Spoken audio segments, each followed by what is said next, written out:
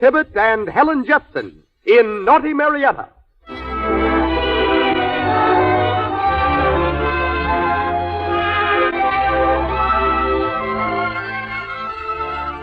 Lux presents Hollywood. I want to say thank you to the thousands and thousands of women who buy Lux toilet soap regularly. This kind of loyalty is what makes this program possible. Late last week, Mr. Lawrence Tibbett and Miss Helen Jepson arrived in Hollywood, making a special trip from the East to star for us tonight in Victor Herbert's romantic musical play, Naughty Marietta. Our guest tonight is the world's champion motion picture fan, Mr. A.B. Oldfield. The Lux Radio Theatre Orchestra is conducted by Louis Silvers. And now, here's our producer. Ladies and gentlemen, Mr. Cecil B. DeMille.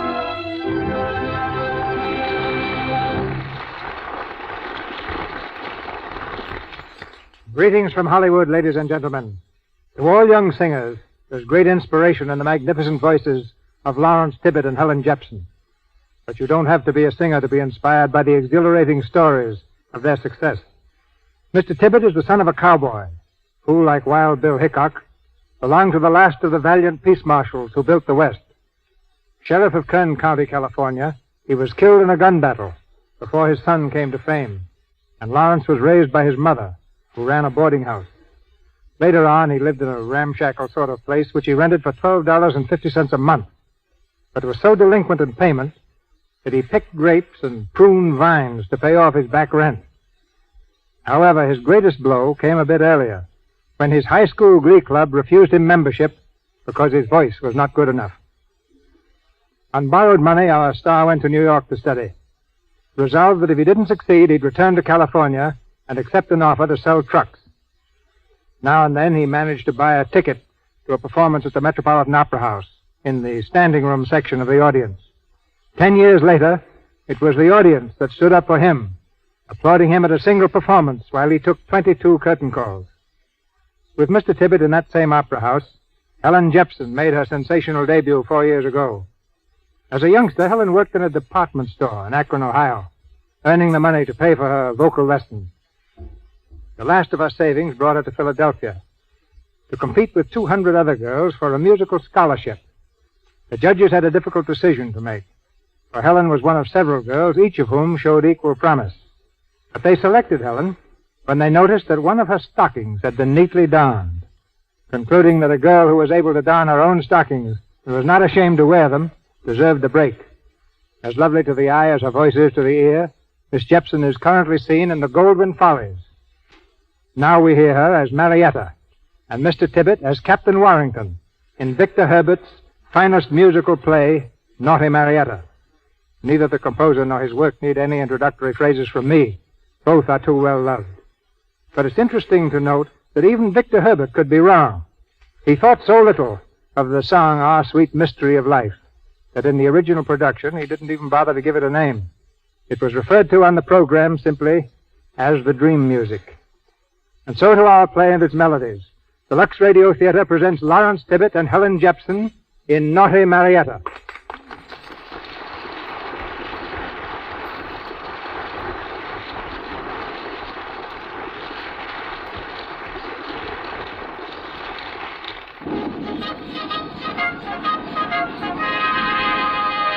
France in the year 1750. In the marketplace of a tiny village near Paris, a gay crowd has gathered to hear the news of the day. The town crier, puffed with importance, stands on the edge of the fountain. His bell rings out sharply in the morning air. Oh, yes, oh, yes, oh, yes. News from Paris. News from the court of King Louis XV. Oh, yes, oh, yes. Out with it. We're listening. What's the news? By the order of our most gracious Majesty, at high noon tomorrow, a boat will sail for the colony of Louisiana. Said boat will carry to Louisiana a shipment of 40 casket maids. Said maids will be provided by our king with caskets containing gold and a free grant of land. Said gold and land will provide for each said maid a husband. Said husbands will bid for wives in the marketplace at Louisiana 1 month from this day. And husbands will be a lot of worthless jacks. Remember, girls, a chance for a fortune and a husband. In the words of the poet, a maid need not be fair to win herself a husband.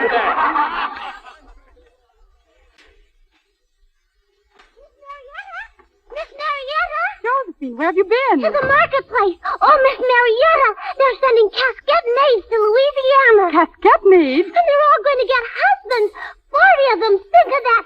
40 of them, isn't it? Oh, Josephine, stop it. What are you so excited about? Well, I'm one of the 40. No. Yes. Oh, Miss Marietta, I'm tired of waiting for Gabrielle to propose to me. And anyway, his knee's knocked together. Oh. In Louisiana, with gold and land, I can find my own husband. Of course, some say there are a lot of worthless jacks. But even a worthless jack is better than no husband at all. And a good deal better than some. What? But Miss Marietta, you're a countess. You have only to choose a husband like picking eggs. And what if I don't want to choose? Then my father chooses for me. And he picks worse than knees that knock together. Oh, Josephine, I wish I were going with you. As a casket Oh, maid? it's anything but what I am. Oh, it's a new life there. New and exciting and adventurous. Oh, countesses are not supposed to be adventurous. But that's the only fun in life, Josephine. Being what you're not supposed to be and doing what you're not supposed to do. Well, I don't know. It always got me into a lot of trouble. I don't think... Who is it? Good morning, Marietta. Oh, good morning, Father. Good morning, Your Grace. You may go. Yes, Your Grace. Well, Marietta, Yes, Father. I hope you've been considering the matter I spoke of last night. Yes, Father. Good. The Duke de Lyon is here now, waiting for your answer, my dear. Is he sitting down, Father? Sitting down? Of course he is. I'm glad, because he's going to have a very long wait. Now, Marietta, I will not marry him. I will not. he has one of the oldest names in Paris. Well, he should have. He's the oldest man in France. He's not. Well, then he's next. And you refuse me then. You absolutely refuse me. No, Father. Huh? I refuse the Duke. Yesterday, today, and every day, I refuse him. Very well. You will not leave this room, please, until you hear from me. And when will that be? When you send me word that you will marry the man I choose for you, the Duke de Lyon. That will be never. Then here you stay, my dear. Here. Or somewhere else.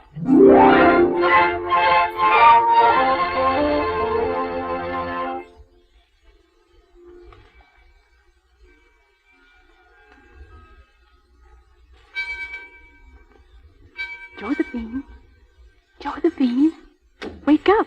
Yes, Wake up, Madam. Josephine. Do you hear? What? Oh, Miss Marietta. Josephine, where is your casket? Casket? The box the king gave you with the gold. Where is it? Oh, it's under the bed. It was too big to fit under the pillow. Josephine, I want you to give it to me. But I can't. What do you want with a casket? I want to use it. I want to take your place on the boat. Take my place. Oh, you must let me, Josephine. You must. Here, look. Here is 1,000 francs.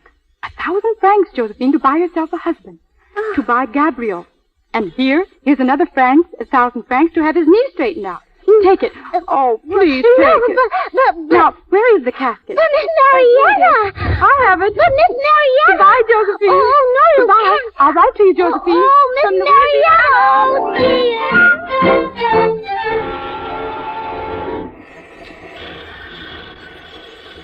Say it's running high, mon capitan. Keep her on the same course. Are all the hatches tight? Oui, monsieur. Yeah. I go below to see the casket girl. Pick a wife for me, mon capitan.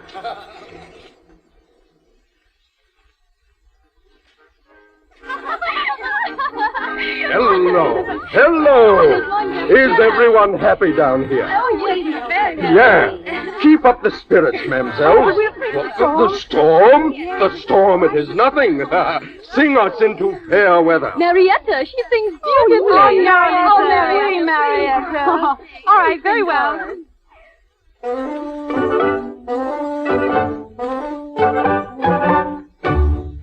There are two little maidens that live in my heart, and one is so good like this. She looks soft and she talks la-la like butter would melt.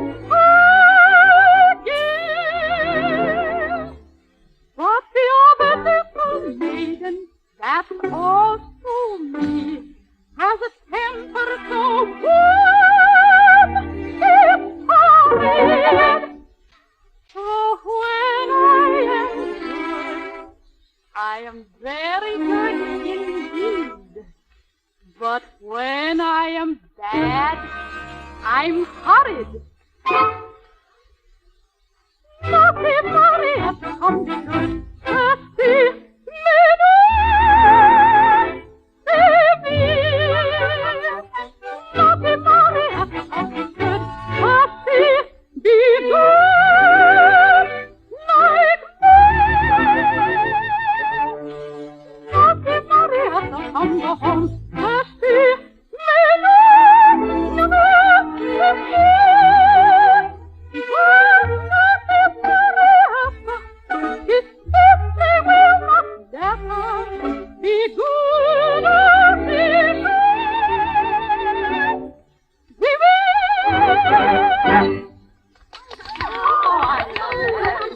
That's the way. Keep the hearts light, mademoiselles. In 2 days at the most, we may camp at Breton. And in 1 day more, the marketplace at New Orleans.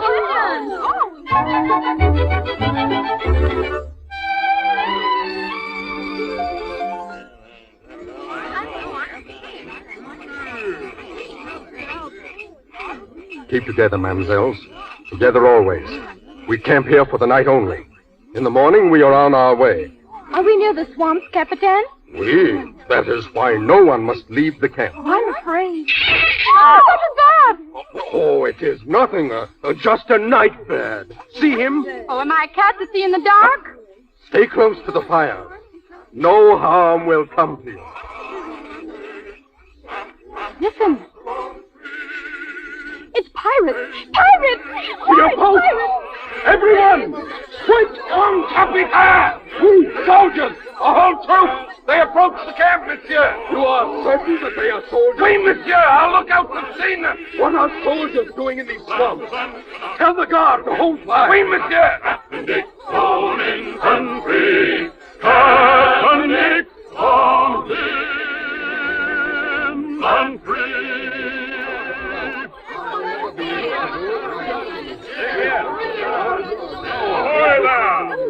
Who are you? Captain Richard Warrington. Who are you? Captain Duval from France. We may camp here for the night. Well, you've certainly picked a nice spot for yourself, Captain Duval. Didn't your mother ever tell you about boogeymen? We needed water. You serve the king, monsieur? We serve ourselves, monsieur. Your king hired us to protect this colony. Well, and who are the ladies? Casquette maids bound for New Orleans. That's enough of that, you smart peasants. Any man who wants a wife can pick one in New Orleans. If he's a smart man, he won't go to New Orleans. Oh, Capitan, I think you are mean. We have come all the way over here just to get married. Oh, don't mind him, Lizette. The captain will probably be in New Orleans himself tomorrow. Well, if it isn't little Saucy Nose. What makes you think I will, Saucy Nose? Well, you said only smart men would stay away. Quiet, you quiet. To your post, everybody. You and your men get some sleep, Captain Duval. We'll stand guard here till morning. Thank you, monsieur. All right, men. To your post.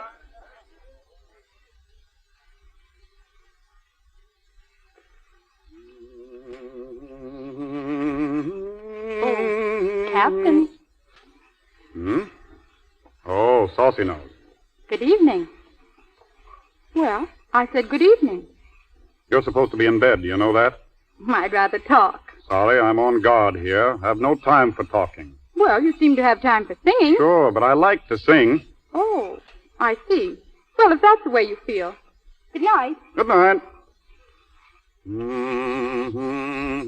How far is it to New Orleans, please? Oh, I thought you went to bed. I came back again. How far is it to New Orleans? What's the matter? Can't you wait to get there? Well, I just asked you a simple question. That's the trouble with you girls. You just can't wait till you get yourself a husband. Then when you catch one, you spend the rest of your life picking on him. I don't understand it. I take it you aren't interested in getting married. Mademoiselle, you have taken correct. Well, you needn't give yourself airs. I'm not interested either. You're not? No, I despise the whole idea. What a lucky catch you're going to be. Well, You'd better start working up a little enthusiasm. You'll be a bride inside of a week. Oh, perhaps. Oh, no, you will.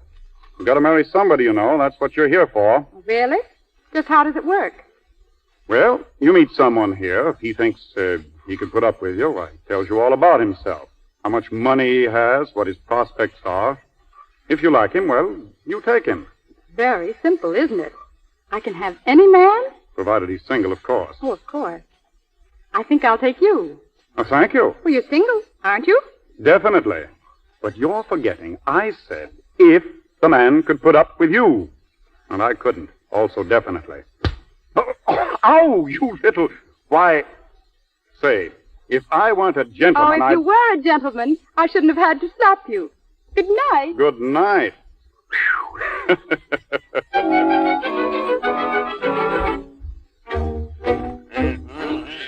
All right, men.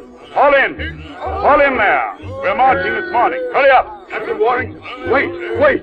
What's the matter? Oh, one of our girls, one of the casket maids, she has escaped. What? Yes, she disappeared during the night. We can't find her anyplace. Which one was it? Oh, the little dark one with the curls. Marietta. Marietta. Marietta's gone? Yes. Good. No, you must find her. Oh, no, I'm hired to fight men, not to hunt she-cats. Oh, please, you must. I am responsible for her safety to the king himself. I am responsible. All right. Come on, men. We're marching to New Orleans. And keep a careful lookout for a short cat with long claws.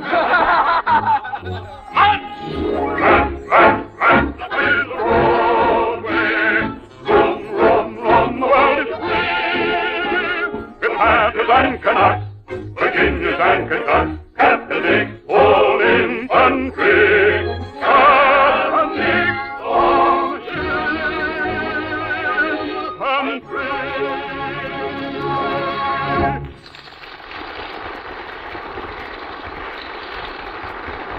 You have just heard Act One of Naughty Marietta, starring Lawrence Tibbett and Helen Jepson. In a moment, we will continue with Act Two. During this short intermission, we invite you all to play a spelling game. Now, you may want to get your pencils and paper ready while I explain it. You probably all remember fondly that tender song about Mother, which begins, M is for the million things she gave me, O means only that she's growing old, and so on. Tonight, we are going to use the pattern of that song to spell two words. Have you got your pencil and paper? Now, listen carefully. They are two important words. Are you ready? Here's the first word. L is for Lucy, whose last name is Quinn. U is her ultra-superlative skin. X is for excellent judgment she's shown, making the screen star's safe skincare her own. Second word. S is the stag line she keeps in a whirl. O is the orchids bestowed on this girl. A is the answer. Men love skin that's nice. P is this poem we wrote in the trice. Of course, you all know by this time that the words we spelled are Lux soap. But that's not all. The little story we told you about Lucy could very well be a true one. There are popular girls everywhere just like her who know that lovely skin wins romance. They know, too, that Lux Toilet Soap's the safe, sure way to keep skin soft and smooth.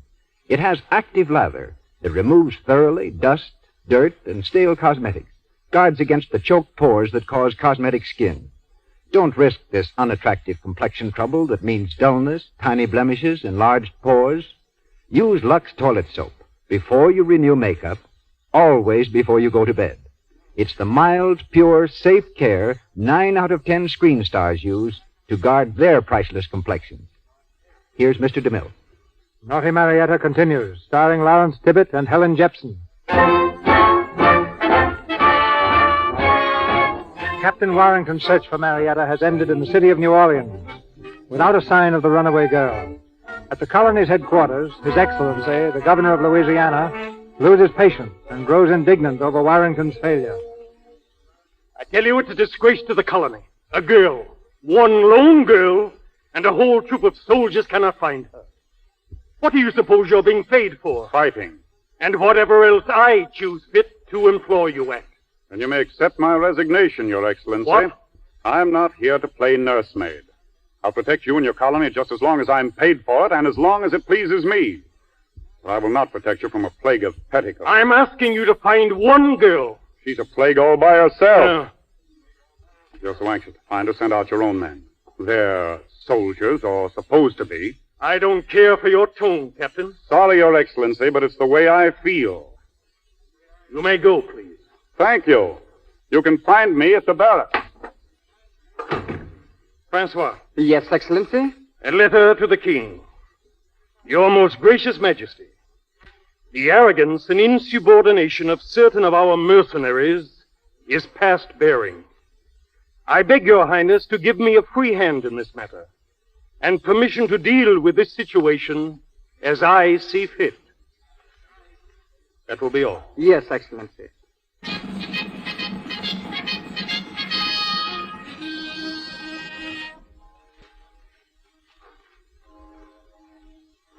10 o'clock and all's well.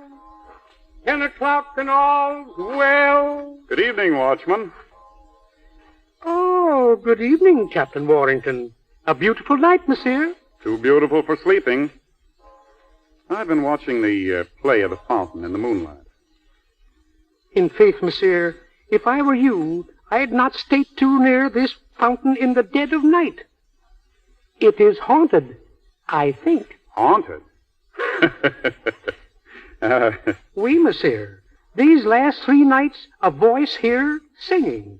Always the same song, and never a finish to the song. It is haunted, monsieur. Oh, Watchman, what of the night? Now, I think you've been dreaming again. I? Dreaming? No, monsieur. I perform my duty faithfully, monsieur. Then go about it now, will you? And if you see any ghosts, let me know. Oui, monsieur, oui. 10 o'clock and all's well. 10 o'clock and all's well.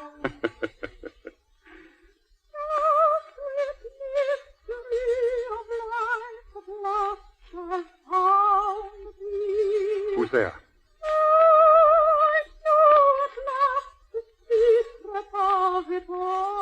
Who's there, I say? Come here. Come back here, you.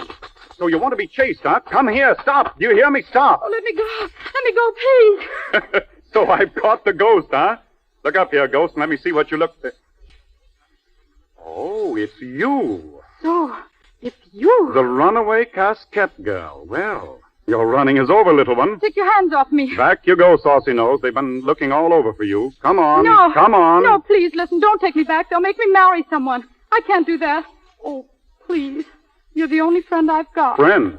Last time I saw you, you slapped me in the face. I didn't mean it. No. Well, if I were a close friend, you'd probably brain me with a tomahawk. How did you get here? I walked. All the way? Through the swamps? Of course. Well, that's all right. You know, any woman who'd do that to avoid getting married is worth knowing. Thank you, sir. I admire that. You're a girl after my own heart. You flatter me. But you're not going to take me back. You're not, are you? Well, I don't know. I suppose if I did take you back, the governor would think I did it to please him. I wouldn't want that. Oh, of course you wouldn't. What do you know about Nothing. it? Then keep quiet. Yes, sir. Let me think now. We've got to find a place for you to live. I've got it. You can stay with my friend Rodolfo. Rodolfo? He runs a Marionette theater. What, I couldn't do that. And he has 8 children. Oh.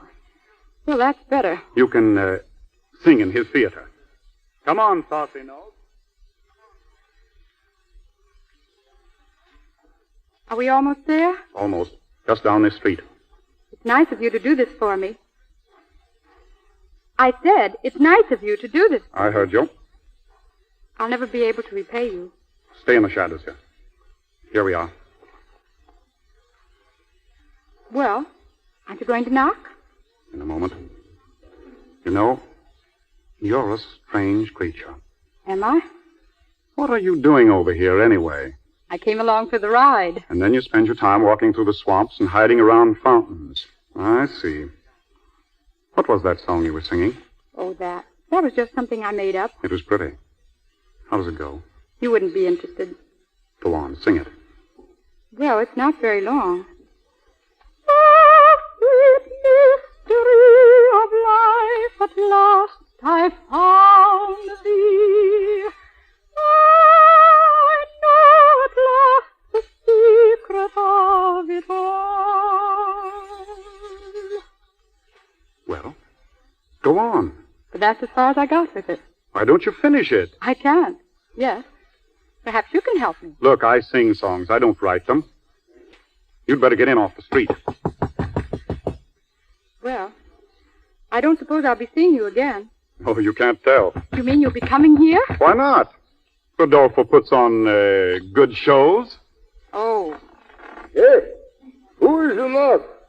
Hello, Rodolfo. Oh, Captain Dick. Hello. Come in. I can't now, Rodolfo.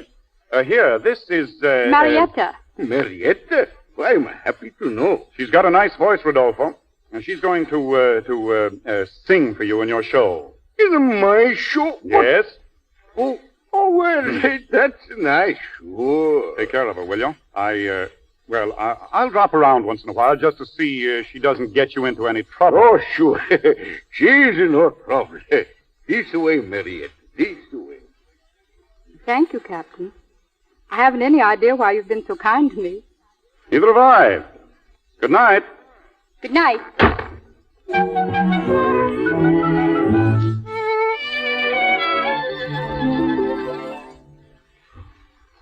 So she sings all the time, huh? She must be happy here, Rodolfo. Oh, she's happy, sure. But sometimes she is sad, too. Then she sing about the mystery of life. Then she stop. No can finish. Then she cry. Maybe I'd better look into this. Oh, I think maybe you got something to do with this mystery song. Me? What do you mean? Well, all the time you come, and then when you go, she sing him all over again. It's crazy, you know. Where is she? Outside in the garden. You want to see? Well, as long as I'm here, I might... See you later, Rodolfo.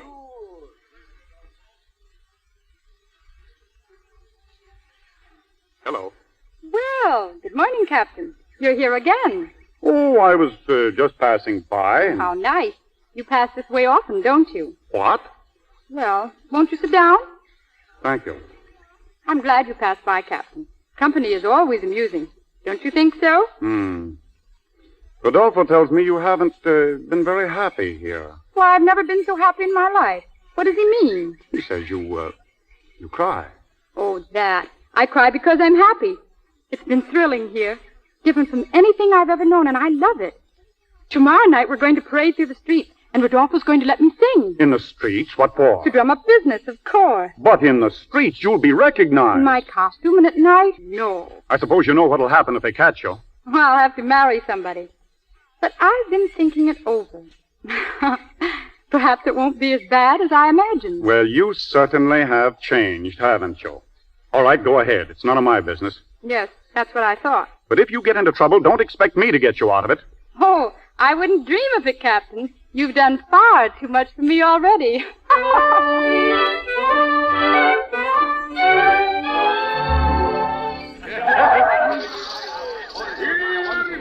The best show in New Orleans. Come see the marionette. Come see the play. Come hear the song.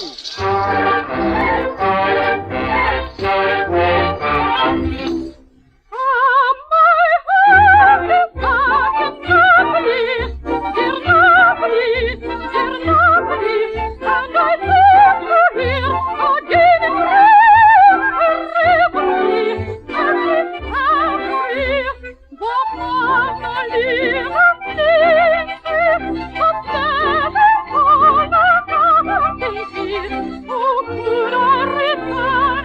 Oh,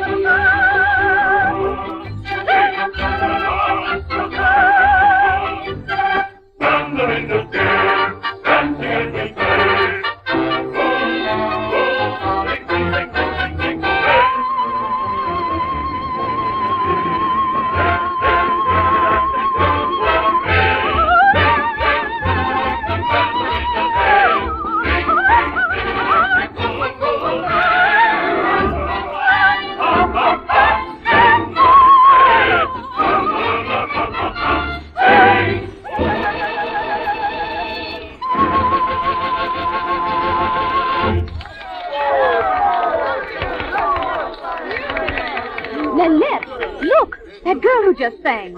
It's Marietta. Marietta?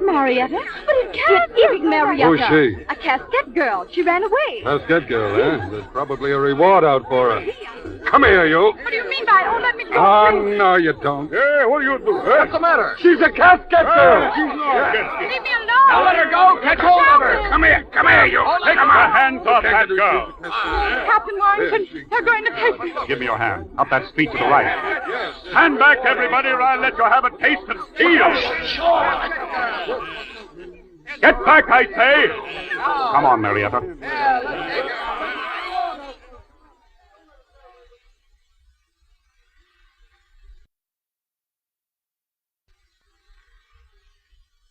Well, I guess this is far enough. Sit down. Will they look for us? Probably. I hope you're satisfied. Oh, I don't know what would have happened if you hadn't come along. You'd have been married off to someone the first thing in the morning and serve you right. Oh, are you angry? Don't you think I ought to be? Yes. Well, I am. Oh, yeah. I see you've changed your mind again about getting married. Well, I thought it over since last night. Now I've decided never to be married. Unless what? Well, unless somebody asks me. Somebody in particular? Or just somebody? Well, I don't know. Well, that's definite anyhow. What are you looking at? You mostly? Do I inspire such interest? Well, it's the tip of your nose. What? The tip of your nose. Doesn't seem so saucy anymore, and much prettier, too. Must be the moonlight. I'm sure it is. Well, what happens now, I wonder? Oh, must something always be happening? You can't stay at Rodolfo's any longer. For that matter, you can't stay in New Orleans. You'll have to leave as soon as possible. For where? Somewhere north would be best. Oh, and you? Well, I've got to stay, of course. Of course. Oh, it's funny, but I think I'm going to miss you. Are you? Why? I don't know. I'll miss you, too. Why? I don't know either. Marietta, look at me. Why are we lying to each other? I'm not. Yes, you are, and so am I. Oh, I'm all mixed up. I don't know what I feel or what I think. I've never been so mixed up before. It's life that's all mixed up. Not you and not I. I've a very strange feeling I never felt before. 'Tis a kind of a grind of depression. My heart's acting strangely, it feels rather sore. At least it gives me that impression. My pulses leap madly without any cause. Believe me, I'm telling you truly. I'm gay without cause, then sad without cause. My spirits are truly unruly. For I'm falling in love with someone, a girl. I'm falling in love with someone, head of well. Yes, I'm falling in love with someone plain to see. I'm sure I could love someone madly if someone would only love me.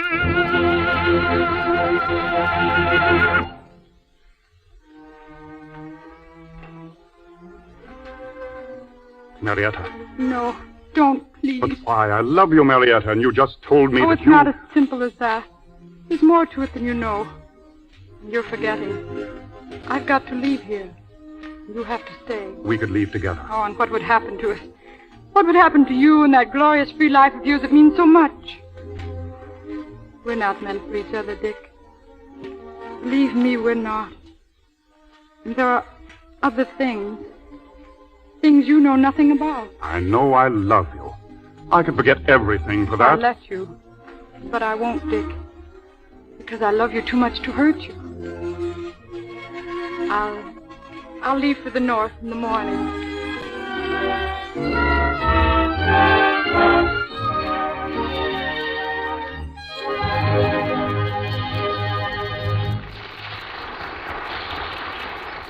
We pause for station identification. This is the Columbia Broadcasting System.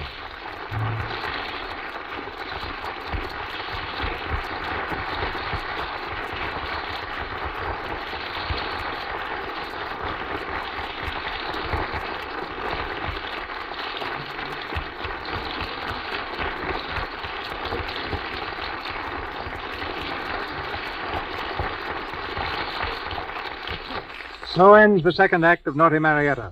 Lawrence Tibbett and Helen Jepson resume with Act 3 in just a few moments. In the meantime, we observe our custom of acquainting you with some of the interesting sidelights of motion pictures. This time we bring you a film critic, Mr. Oldfield of the Nebraska State Journal. In 1936 and 37, he saw every film released in the United States, 944 pictures, which I'm sure is a world's record.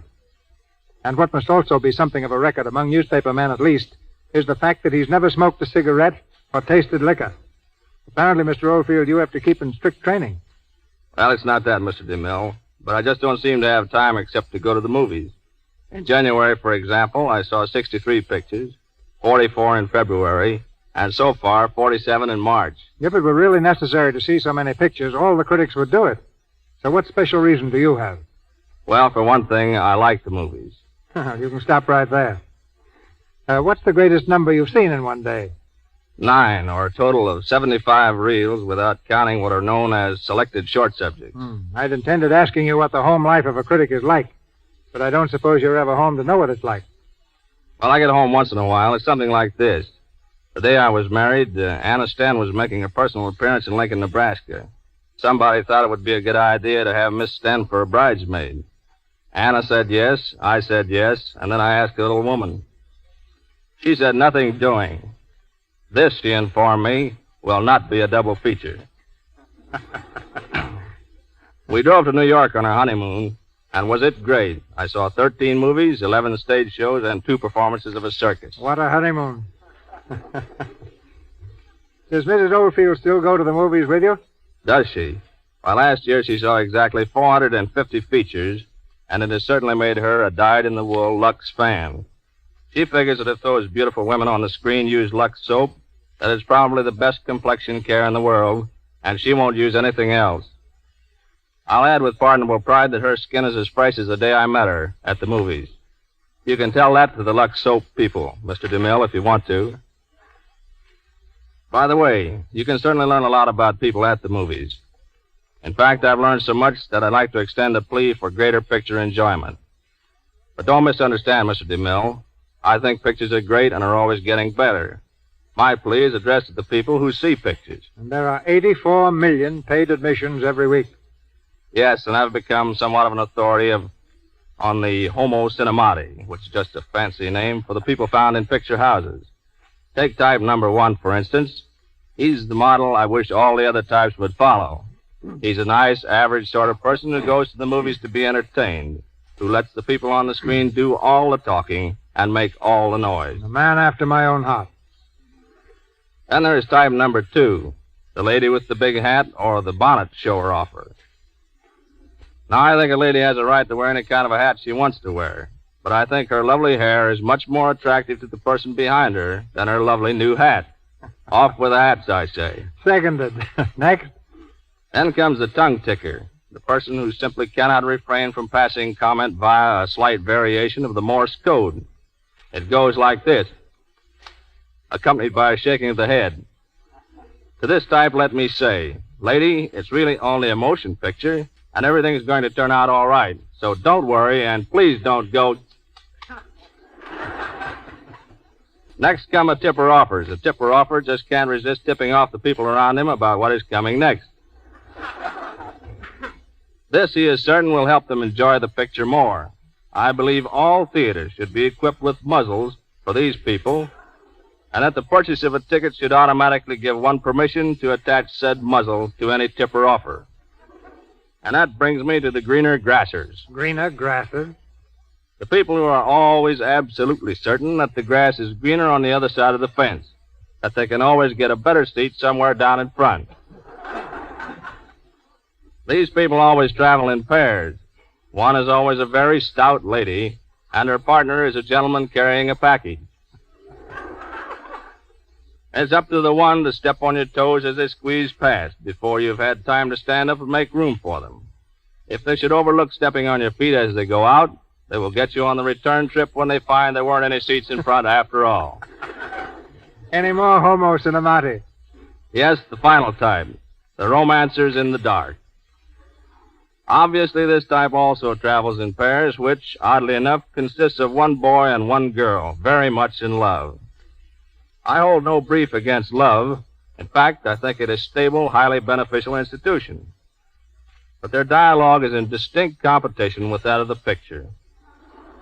At times, I've found it better than the screen conversation, interesting, to the point, and convincing. But there are people who would rather hear what the boy on the screen tells the girl on the screen. So in this case, I have a suggestion rather than an admonition. I think the romancers in the dark, instead of buying tickets, should hire a hall and sell tickets. I'm for greater picture enjoyment, Mr. DeMille, and I offer these few suggestions in the interests of my pals who belong to Type 1, the vast majority whose movie manners are above reproach. And now, Mr. DeMille, let me ask you a question or two. You know, ever since you came to Nebraska and gave us a special showing of The Plainsman, we've been hoping you'd make another picture touching on our state. I don't suppose I have to tell you that the story of the West provides enough drama and color and romance for a dozen great pictures. Then our meeting tonight is evidently well timed, because it was only today that I decided definitely what my next picture will be. The title is Union Pacific. Union Pacific? Obviously a story of the railroads? It must be more than that, Mr. Oldfield. For in Steam and Steel is written one of the most glorious chapters of our nation's background. In the late 60s, when the country had been torn apart with internal strife, there lay beyond the Mississippi a tremendous empire, ruled by nature, and such laws as were contained between the sights of a Winchester rifle. Into this forbidden land rolled the thunder buggy, whose footprints were wooden ties, and whose voice was the challenging whistle, screaming the battle cry of civilization. Mountain savages and outlaws barred the way, but steadily between east and west, a ring of steel rails was forged, the wedding ring of the states. That's the story of Union Pacific, as told through the lives of a man and a woman swept to their destiny on this tide of empire. Thanks for the scoop, Mr. DeMille, and good luck to Union Pacific. Thank you, Mr. Phillips.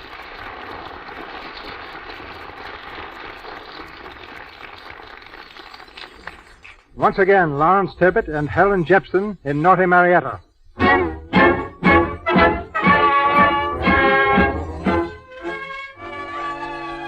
It's early the following morning. On a road leading to the north, Marietta and Dick ride slowly through the morning mist.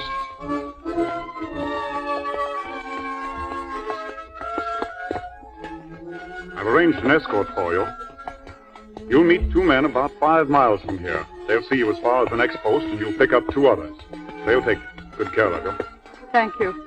You'll be all right in Virginia, too. Unless you take to singing in the streets. I won't, because I don't think I'll ever sing again. I don't suppose you'll ever be going north? No. I didn't think so. I'm sorry. Well, you needn't be. What? Because you're not going either. But, Dick... I've just decided. You're staying right here. We'll go back and face the whole colony. Oh, but we can't. Now, don't argue. It's all settled. I can't let you go, Marietta. I can't.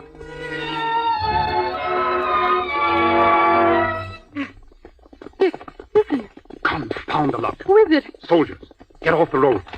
Oh, too late. They've seen us. That doesn't mean they've taken us yet. No, you can't fight, Dick. There are too many. They'll kill you. Stand where you are. Captain Richard Warrington. Well, what do you want? Your sword, please. You're under arrest. By whose order? By the order of His Excellency, the Governor. Your sword, Captain. Oh, Dick, give it to him. There are too many. Will you come peacefully? I will on one condition. That you take me to His Excellency at once. His Excellency has already requested that. Then here's my sword. Oh, Dick, I'm so sorry. Don't worry. There's a way out of this for both of us. We're ready, Sergeant.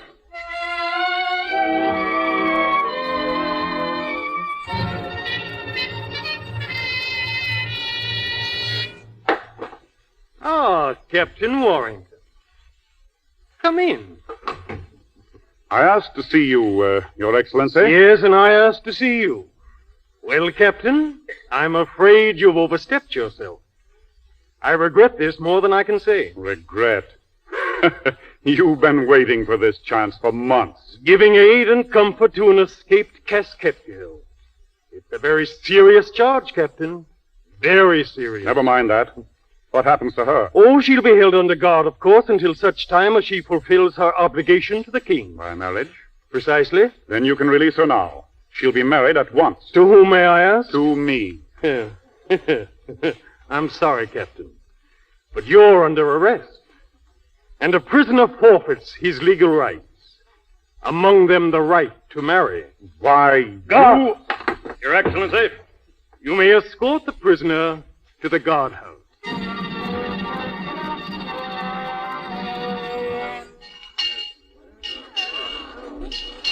Oh, yes, oh, yes, oh, yes, citizens of New Orleans. A reward has been offered for information concerning the Countess Dalkina, who arrived in this colony disguised as a casket girl. Anyone knowing the whereabouts of the Countess Dalkina is to communicate at once with His Excellency, the Governor. Oh, yes, oh, yes, oh, yes.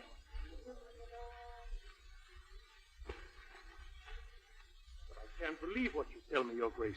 It's incredible. Incredible, I say.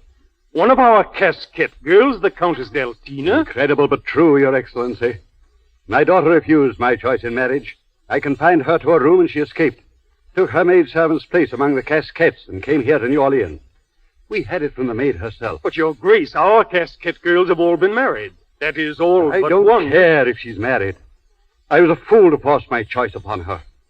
All I want now is to see her safe and in good health. To assure myself that no harm has come to her. Here, I have a picture of her.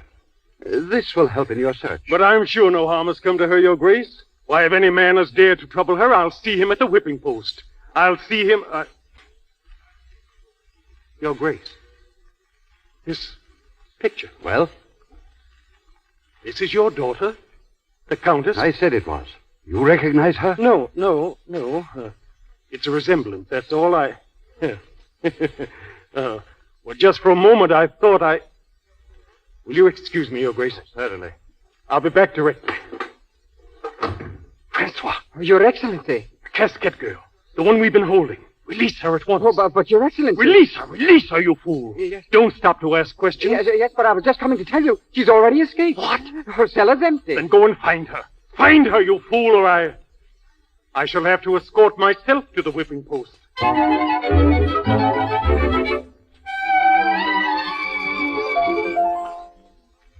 This is the place, mademoiselle.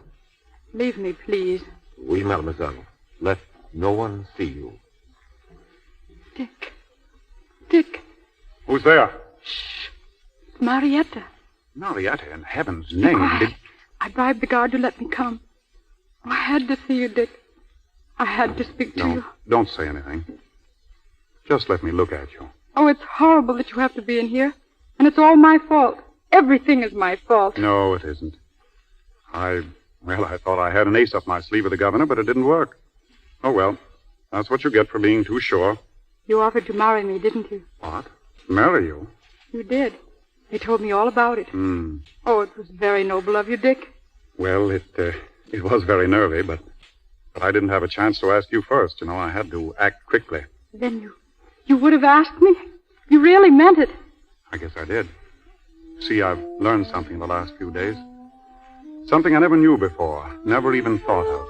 You gave me the beginning, and I discovered the ending for myself.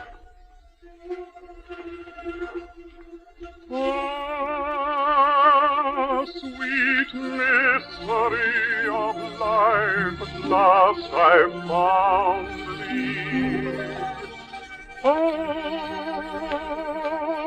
I know at last the secret of it all the longing, seeking, striving, waiting, yearning, the burning hopes, the joy and idle tears that fall. Oh, 'tis love and love alone the world is seeking. And 'tis love and love alone that can repay. 'Tis the answer, 'tis the end, and all of living. For it is love alone that rules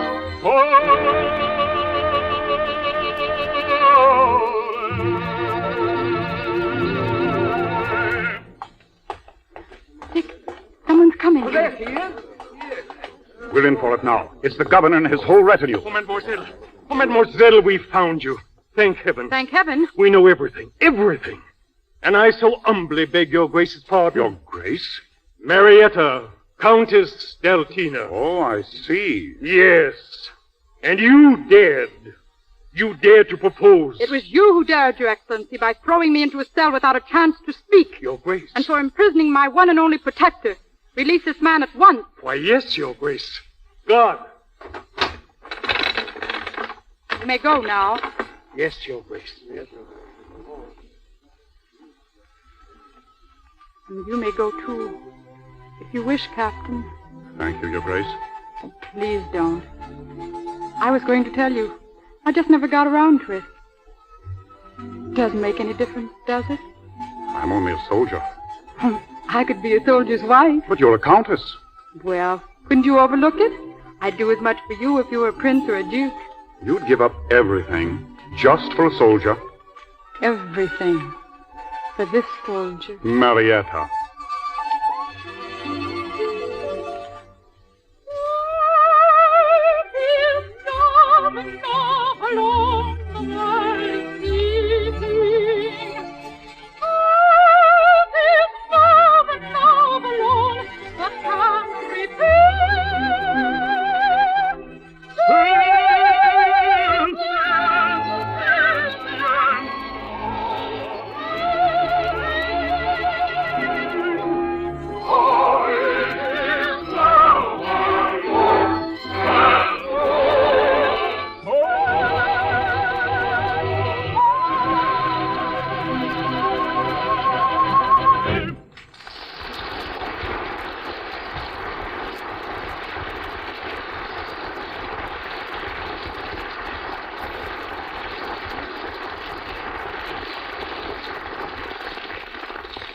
The strains of our sweet mystery of life mark the conclusion of our play.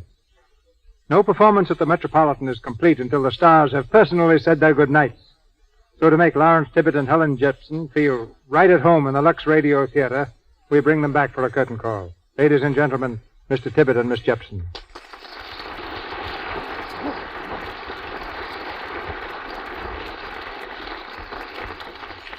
You know, whenever I make a debut, it seems Larry Tibbett is always involved in it one way or another. When I made my debut at the Metropolitan in the Pasha's Garden, Lawrence Tibbett sang with me. When we did Captain Saki for the first time, we were together.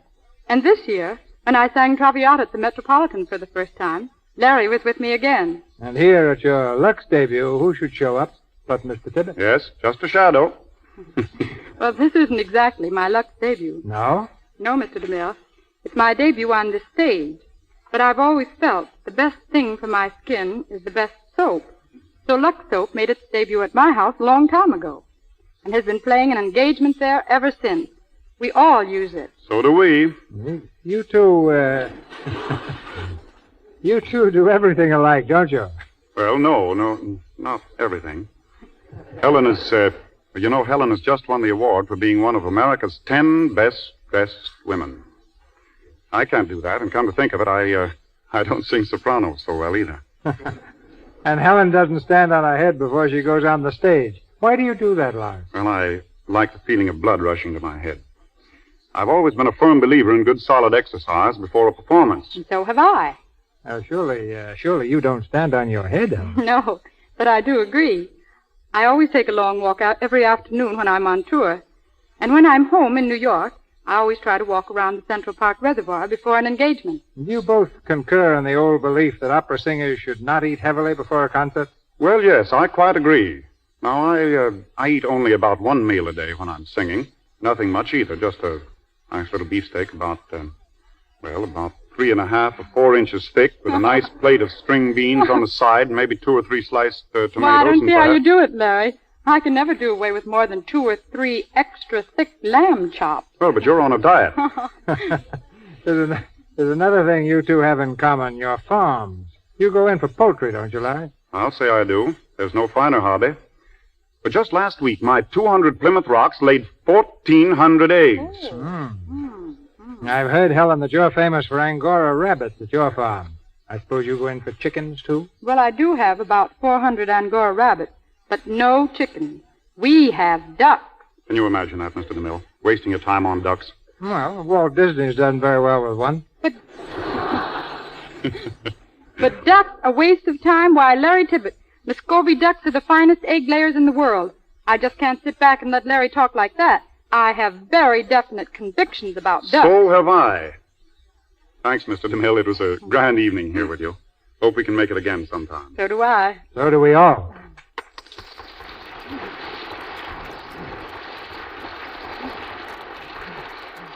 Before Mr. DeMille comes back to tell you about the dramatic treat planned for you next Monday night, may I say that our stars were assisted by Ian McLaren as Count Daltina, Ralph Kellard as Governor of Louisiana, Ferdinand Munier as Rudolfo, Otis Harlan as Watchman, Richard Abbott as Captain, Edwin Max as the Mate, Gay Seabrook as Josephine, Margaret McKay as Lizette, Grace Kern as Nanette, James Eagles as Francois, and Lou Merrill as Town Crier. Louis Silvers appeared through courtesy of 20th Century Fox Studios, where he was in charge of music for the new film, Rebecca of Sunnybrook Farm. Now, our producer. The Bible says there's no new thing under the sun. But our play next Monday night, Dark Victory, certainly presents a new kind of love story. Not long ago, it attained a notable success on Broadway and comes to our stage starring Barbara Stanwyck and Melvyn Douglas. Dark Victory is the romance of a surgeon and a wealthy society girl, faced with a problem such as life seldom presents to a man and woman deeply in love. Their great courage shows the way to a brave solution.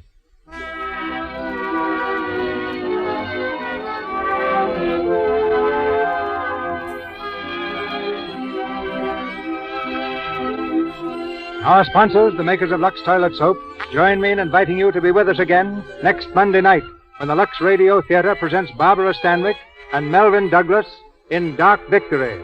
This is Cecil B. DeMille saying good night to you from Hollywood. This is the Columbia Broadcasting System.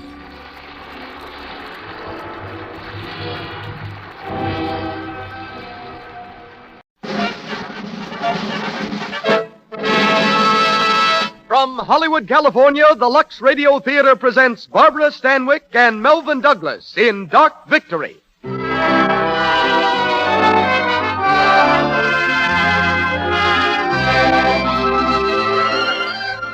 Lux presents Hollywood. Our play for tonight, Dark Victory, an inspiring play of a surgeon and a girl. Fate tried to separate them. Love brought them together forever. We want you to know how sincerely we appreciate your enthusiasm for this program and our products. Your purchases of Lux Toilet Soap and Lux Flakes, which enable us to bring you these productions, tell us in the best way possible that you like the Lux Radio Theatre. Headline tonight are Barbara Stanwyck and Melvyn Douglas in Dark Victory by George Brewer, Jr. and Bertram Block. Our guest is Miss Nina Roberts, hairstylist of Hollywood stars. And Louis Silvers conducts our orchestra. Our producer, Mr. Cecil B. DeMille, is unable to be with us tonight. As guest producer, we're happy to welcome back, through courtesy of B.P. Schulberg, one of the screen's outstanding celebrities. You've heard him before on this program in both this capacity and as a dramatic star. A great actor, a genial host, a splendid gentleman. We're proud to present Mr. Edward Arnold.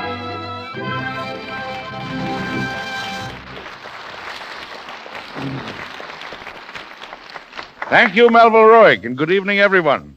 I considered it one of the greatest compliments I ever extended me when last January I was invited to the Lux Radio Theatre to take the place temporarily of Cecil B. DeMille. I feel still more flattered and grateful to have been given that honor again, though I sincerely regret the occasion of Mr. DeMille's absence. But illness overtakes even the best troopers now and then, and while I know my regret is one you all share, you'll be happy to learn that his illness is not serious and that DeMille will be back with us next week or the week after, producing the Lux Radio Theatre as heretofore.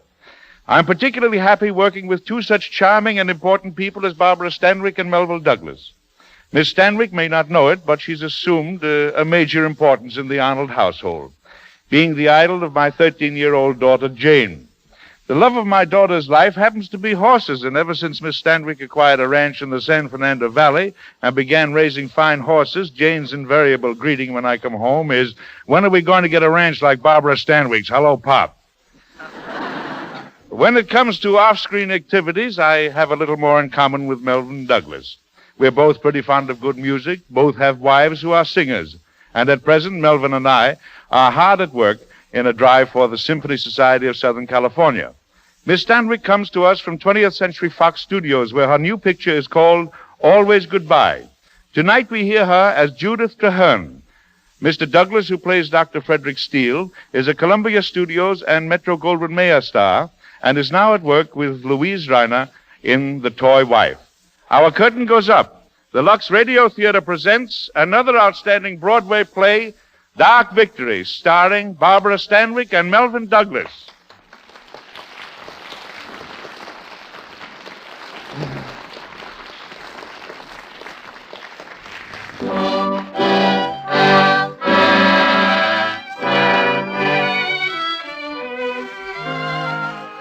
A country cottage on the north shore of Long Island. It's 2 o'clock in the morning. In the darkened living room, a telephone jangles wildly. From the hall comes Dr. Frederick Steele, a robe thrown hastily over his pajamas. He switches on a lamp over the desk and lifts the receiver. Hello? Yes. This is Dr. Steele speaking. Who? But I'm a brain man. Well, I haven't been taking any calls down here. I'm on a vacation. Have you tried Dr. Parsons? Oh, I see. I thought he'd be back by now. Of course, I'll come if you think it's important. What's the name, please? What's the matter with her? She had it long? All right, I'll be there as soon as I can.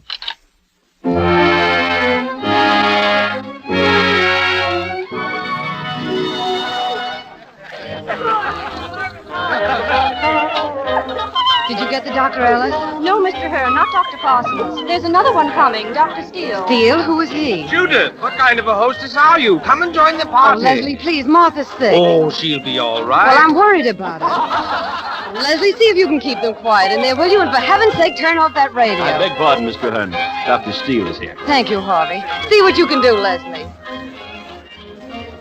Dr. Steele? Good evening. I'm glad you could come, Doctor. Thanks. I've been wondering if I came to the right place. Oh, you mustn't let the noise confuse you. I'll try not to. Where's the patient, please? It's Mrs. Blaine. My maid will show you to her room. This way, Doctor. Thank you. I'll be up in a few minutes. It just came on me all of a sudden, Doctor. I had a pain here. Then I got dizzy just like that. And then I don't know what happened. I feel a little better now, though. But I'd feel terrible if I thought I couldn't ride tomorrow. We're having a hunt, you know. Really? Riding to hounds. Oh, you think I'll be all right, don't you? Yes, I think you'll be all right. Excuse me. But aren't you going to prescribe something? I'll take care of it. Good night. Well, Doctor? Did I leave my hat in here? Are you going already? How is she? Oh, she'll be all right with proper nourishment and care, and if my advice is followed, to the T. I dare say she'll be able to ride to the hounds tomorrow. I see. And what is your advice, Doctor? Don't give her any more to drink. Thank you. I'm sorry to have bothered you, Doctor, but I didn't know. It's all right. She's like a lot of women of your class, stomachache cases. Does your right eye always twitch like that? Only when I'm flirting with someone. Good night, Doctor. Good night. Lots of luck tomorrow. I hope you catch the fox.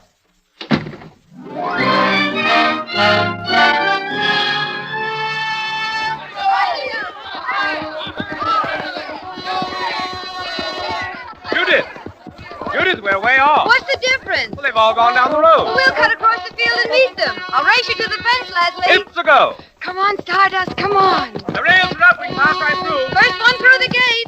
Keep to the left or you'll miss it. Oh, stick to your riding, Leslie. Over this way. Bear to the left. I know where I'm going. You're too far over. You missed the gate. Come on, Stardust, come on. Judith! Judith, for God's sake, you're going right for the fence. Come on, come on. Judith, look out for the fence. Look out, Judith! Judith! Judith, are you all right? Judith.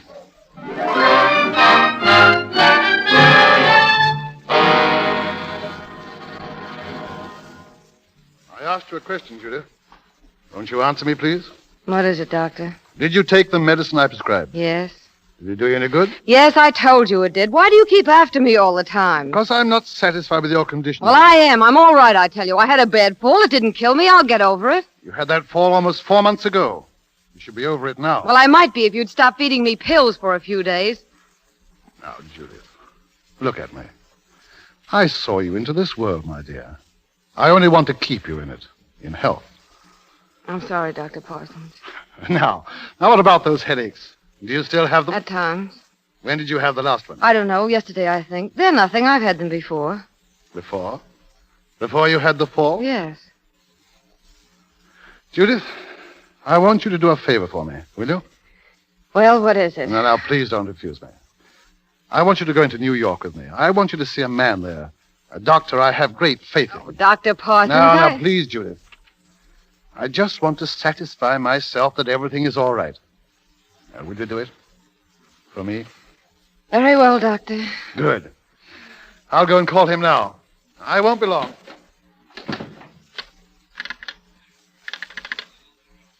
Hello? Hello? I want to put a call through to New York, please. Yes. To Dr. Frederick Steele.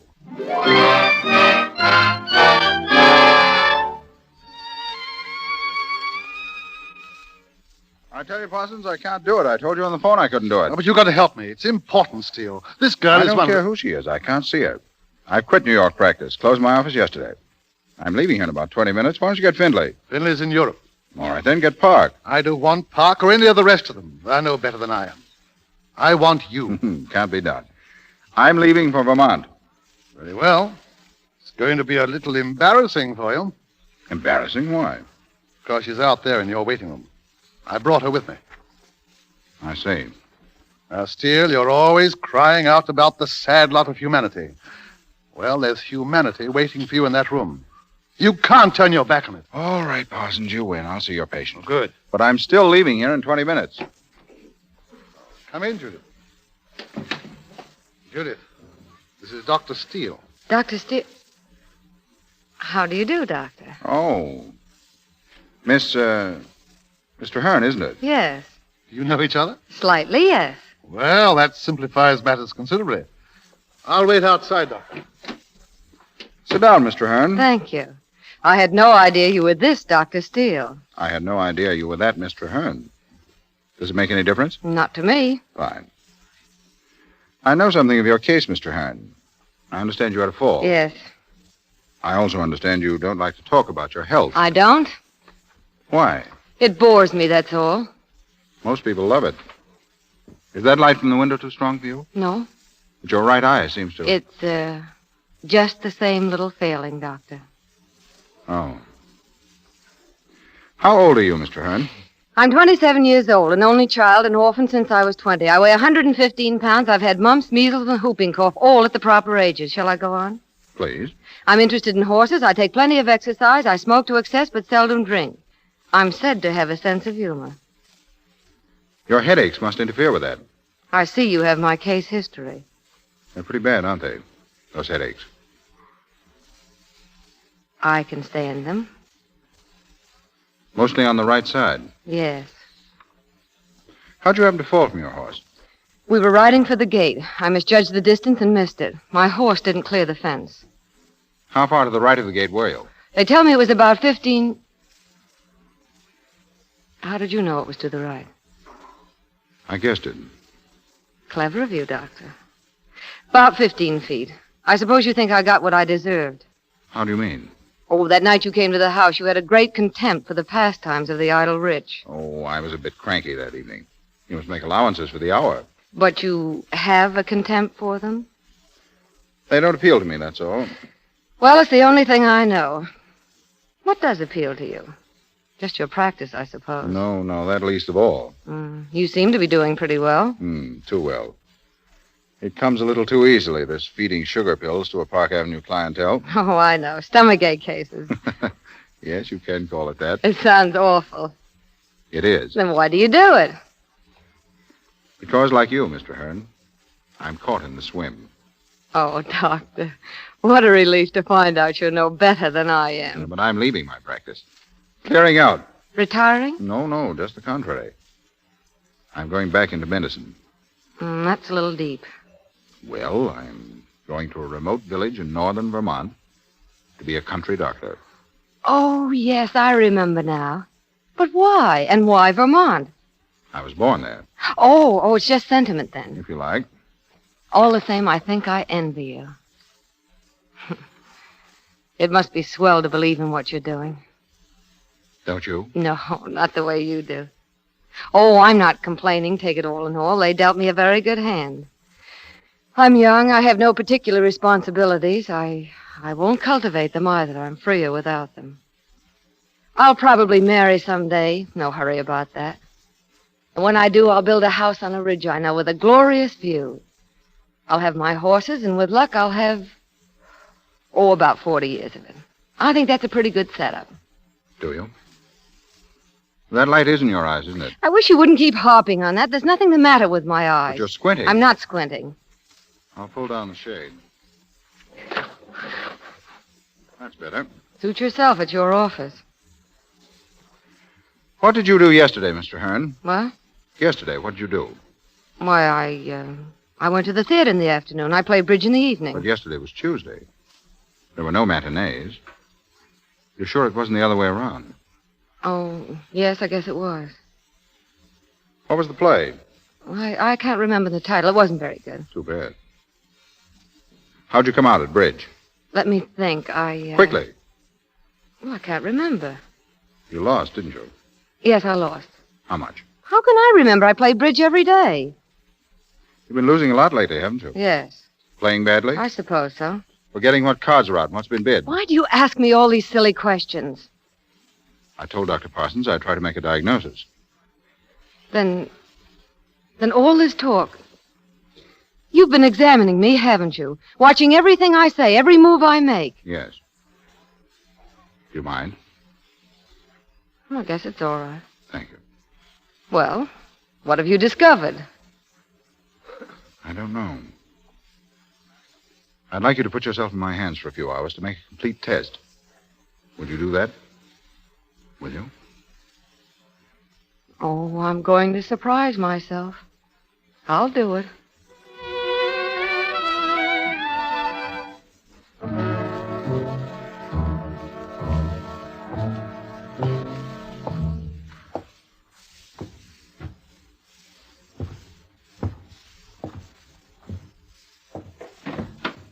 Steele, I thought you'd never finish. It took a little time, Doctor. You've missed your train, of course. Train? Oh, yes. Well, how is she? Did you find anything? She has everything to live for, hasn't she? Money, position, everything. What's the matter? Well, don't stand there looking at me like that. What is it? Glioma. Brain tumor. Good God. Where? Temporal and parietal lobes. She has a right visual defect. Is it, can we operate? Yes. Will you do it? Yes. Probably won't help much. She'll be an invalid? No, there'll be a recurrence in about 10 months. A short period of blindness. That'll be the signal. The signal? For the end. Oh. She'll die within 10 months. So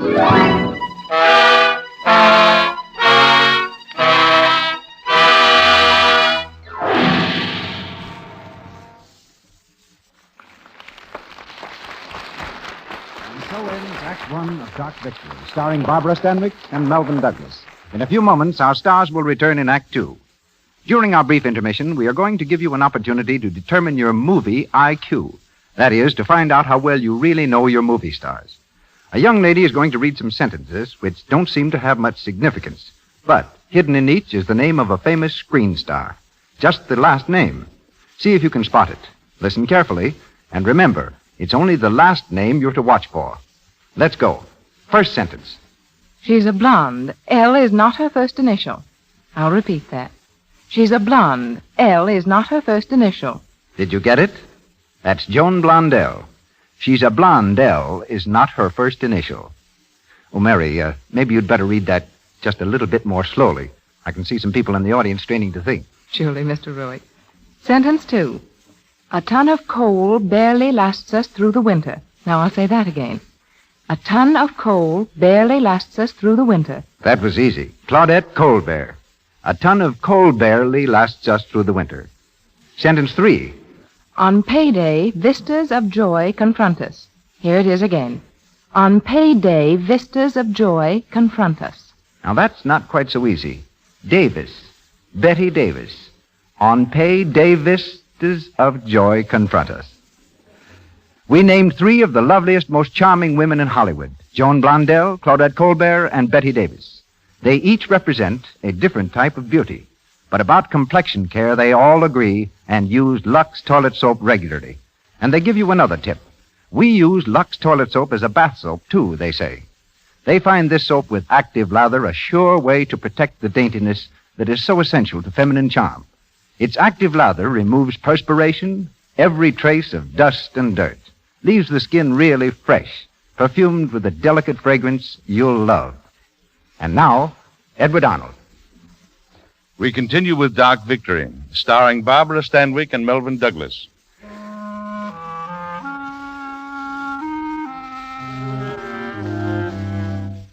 With a strange willingness which she herself did not understand, Judith placed herself in Steele's hands and underwent the difficult operation. But she still doesn't know that her cure is only temporary, that certain death is waiting for her before a year is gone. In her hospital room, she's propped up in a wheelchair by the window, gazing up at Steele, who stands in front of her.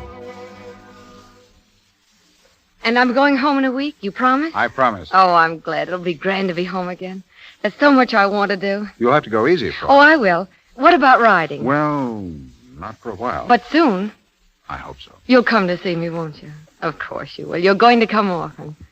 I'm surprised you want me. Oh, I've forgiven you, Doctor. Everything you said. I'm feeling very noble just now. Are you? Mm-hmm. I guess everyone feels that way after flirting with death. Was I brave, Doctor? You were very brave. You'll always be, I think. Thank you. I like to believe I was, anyhow. I'd like you to feel I was worth the trouble. Trouble? Dr. Parsons told me you were planning to leave the morning I came to you. Oh, that was nothing. I just want you to know that I appreciate it, that I'm grateful to you. You know, it's funny, I never had faith in anyone before. Not real faith like I have in you. What have you done to me, Doctor, besides effecting a cure? What are you thinking about? I'm thinking you'd better go back to bed. You've got a lot of resting to do before you leave here. I'll drop in again in the morning. Goodbye. Goodbye, Doctor. Give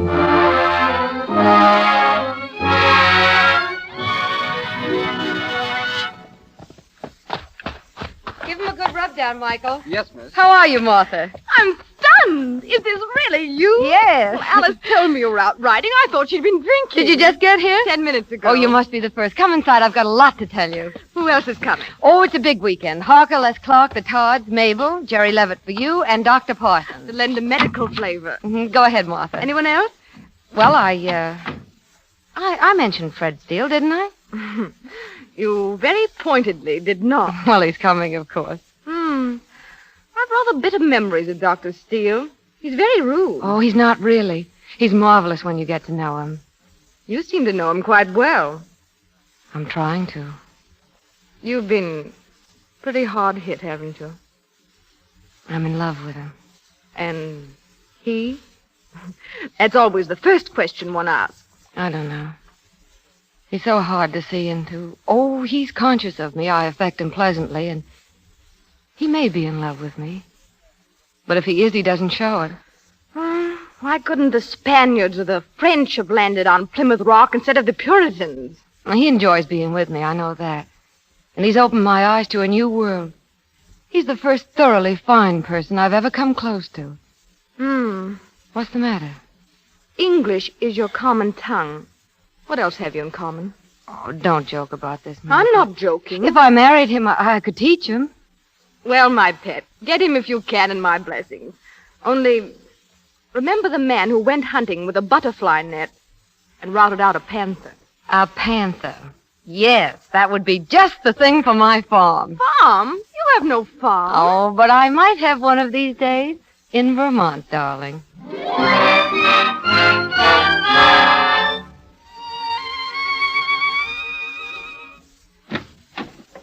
Fred, come in. Oh, I didn't expect you until dinner time. I thought I'd come early if you didn't mind. Oh, I'm glad you did. We can have a talk before the crowd gets here. Sit down. I'd like that. I may not see you again for quite a while. Why, Fred? Oh, you mean you're going to Vermont? I'm leaving tomorrow. So soon? It has to be sometime. Of course. How have you been, Judith?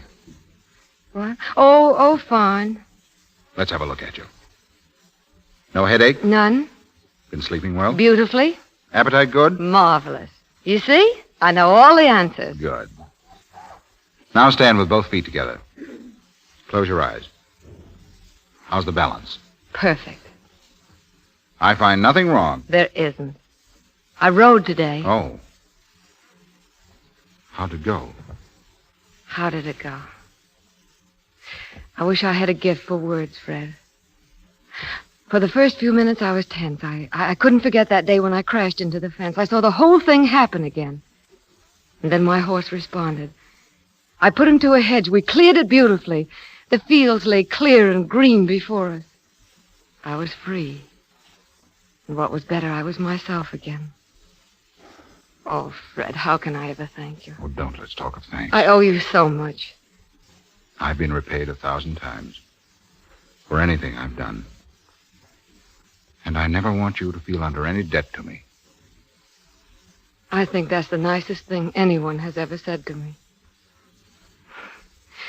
Are you so generous to all your patients, Dr. Steele? Judith, you know what I mean. Oh, perhaps I do, and perhaps I don't. How much of what you say do you ever mean? I mean that I care so much that I'll be ready to come to you halfway across the earth whenever you call me. Is that better? You sound so serious. Well, it was a serious speech. It had such finality to it. Fred, what's disturbing you? Nothing. Yes, there is. Why do you choose just those words whenever you call me? I was trying to fit the role you picked for me. Oh, you're not telling me the truth, but that's your privilege. I'll get it from you sometime. Perhaps later in the summer if I should see you. What? Well, you see, a real estate friend of mine told me last night that I ought to have a place in the mountains. And where do you think he suggested I buy a place? Vermont. No, really? Uh-huh. Maybe I'll buy it. And then I can come up once in a while and stand godmother to the babies you bring.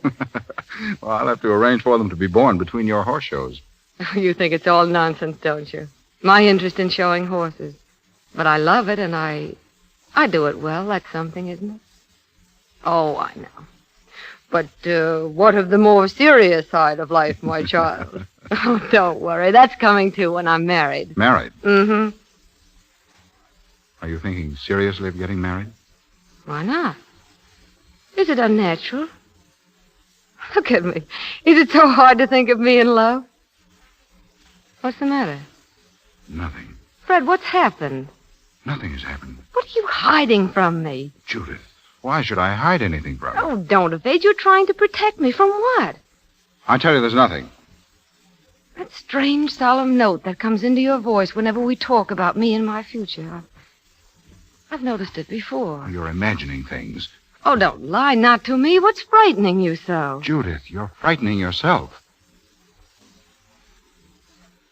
Oh, I see.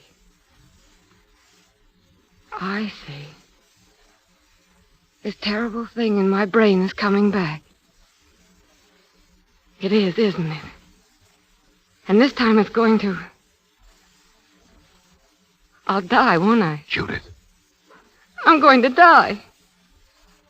That's it, isn't it, Fred? Oh, God, Judith. Please. I'm all right.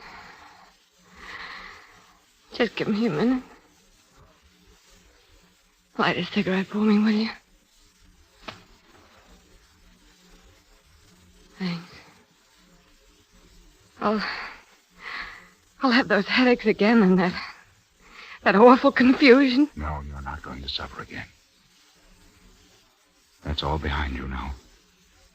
How will it come? Quietly.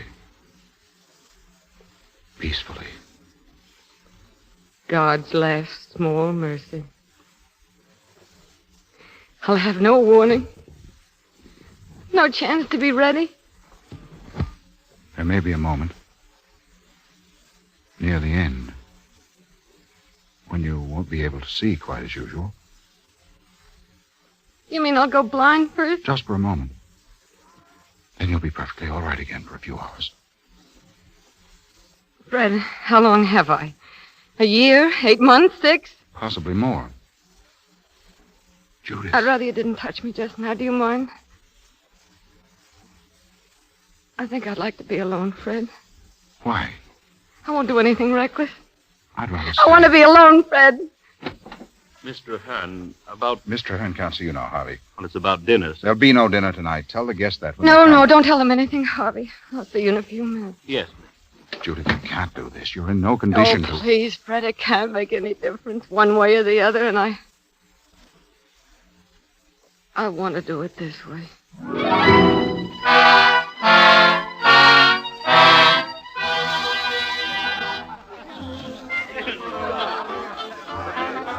Pretty gay, aren't they? What are you doing out here, Steele? You ought to be inside with the young people. I'm doing the same thing you're doing, Parsons. Watching her. Yes. Strange, isn't it? That girl in there, so full of life, so entitled to live, and a contemptible, meaningless organism puts a period to it. It's rather a bitter commentary on advanced medicine. She'd be the first to tell you that. She's found out. What? She knows she's going to die. Good God. How did she find out? I told her this afternoon. You told her? Oh, how could you? We won't go into that. She caught me off guard. She was thanking me for saving her, talking so hopefully of her future. How did she take it? You know how she'd take it. Magnificently. But she's a lonely girl. She'll be lonelier now. She has courage. Thank God for that. She has friends, many of them. Friends? Those chattering fools in there, do you think they can help her? One word from me and they'd run from the house like rats. Steele, you wouldn't. No, I won't tell them. Where are you going? To be entertained, Dr. Parsons. Oh, come in, Dr. Steele. You're just in time to hear the punchline. Mother, stop it. You'll be sent home. Without her supper? Without her supper. Because of one little story. Oh, one of your little stories, yes. Oh, you know, Judith, my suspicions of you are right. You're not sophisticated at all. Actually, you're a woman who's destined to be a mother and who have loads of children. There's Oscar and Judith and Peter and little Frederick. Why don't you shut up? What? Fred. It's all right, Martha. It isn't all right. Judith isn't well. I am. I'm all right, I tell you. Will everyone please get out? No one is getting out. Judith, I want to speak to you. Will you come outside, please? I'll be right back, everyone.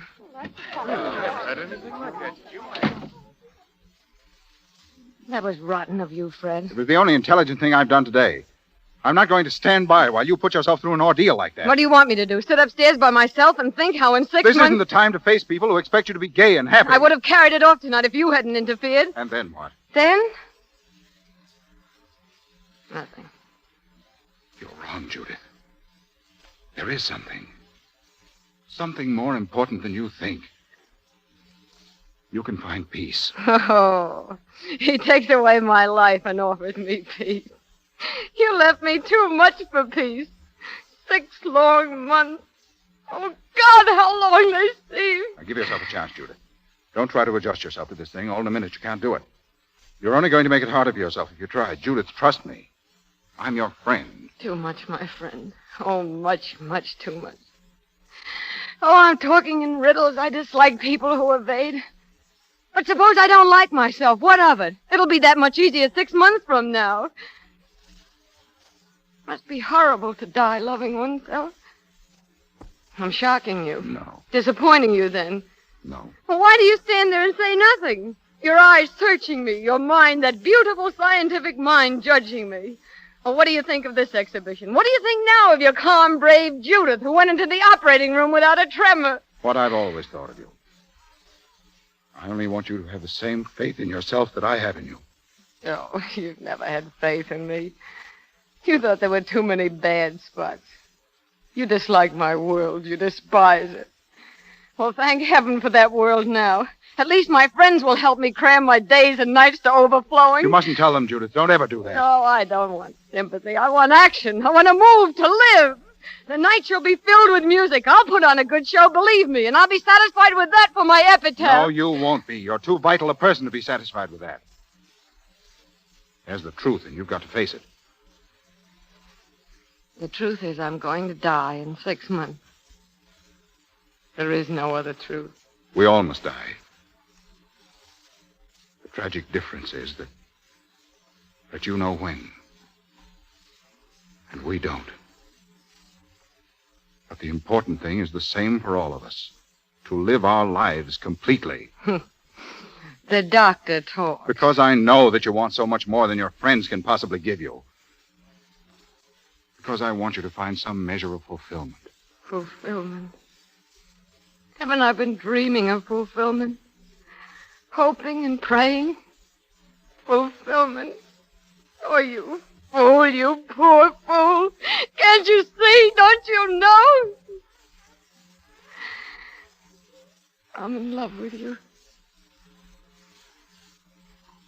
Judith. Oh, I shouldn't have done that. It was unfair of me. Judith. I never dreamt. Oh, it doesn't matter, Fred. It would have been much worse if you'd loved me, too.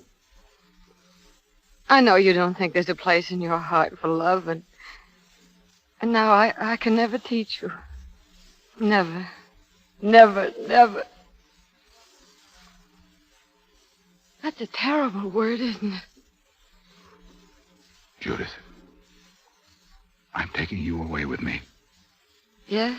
Why? Because you need my help. Still my friend. Oh, go away and leave me alone. I can't rise to your height. I only wanted you to hold my hand. You can't even do that. You're no good to me. You're no good to me at all. Sit down, Judith. No, I'm not in your office now. You can't do that to me. Oh, don't you see? You'll only stop me living the few hours left to me. My friends can lift me out of this, but you mean defeat, futility, and death. Always and always that, and I won't have it. I won't let you spoil what's left. Judith. I want you to go away. I want you to go and stay away. I don't want to see you again. Ever.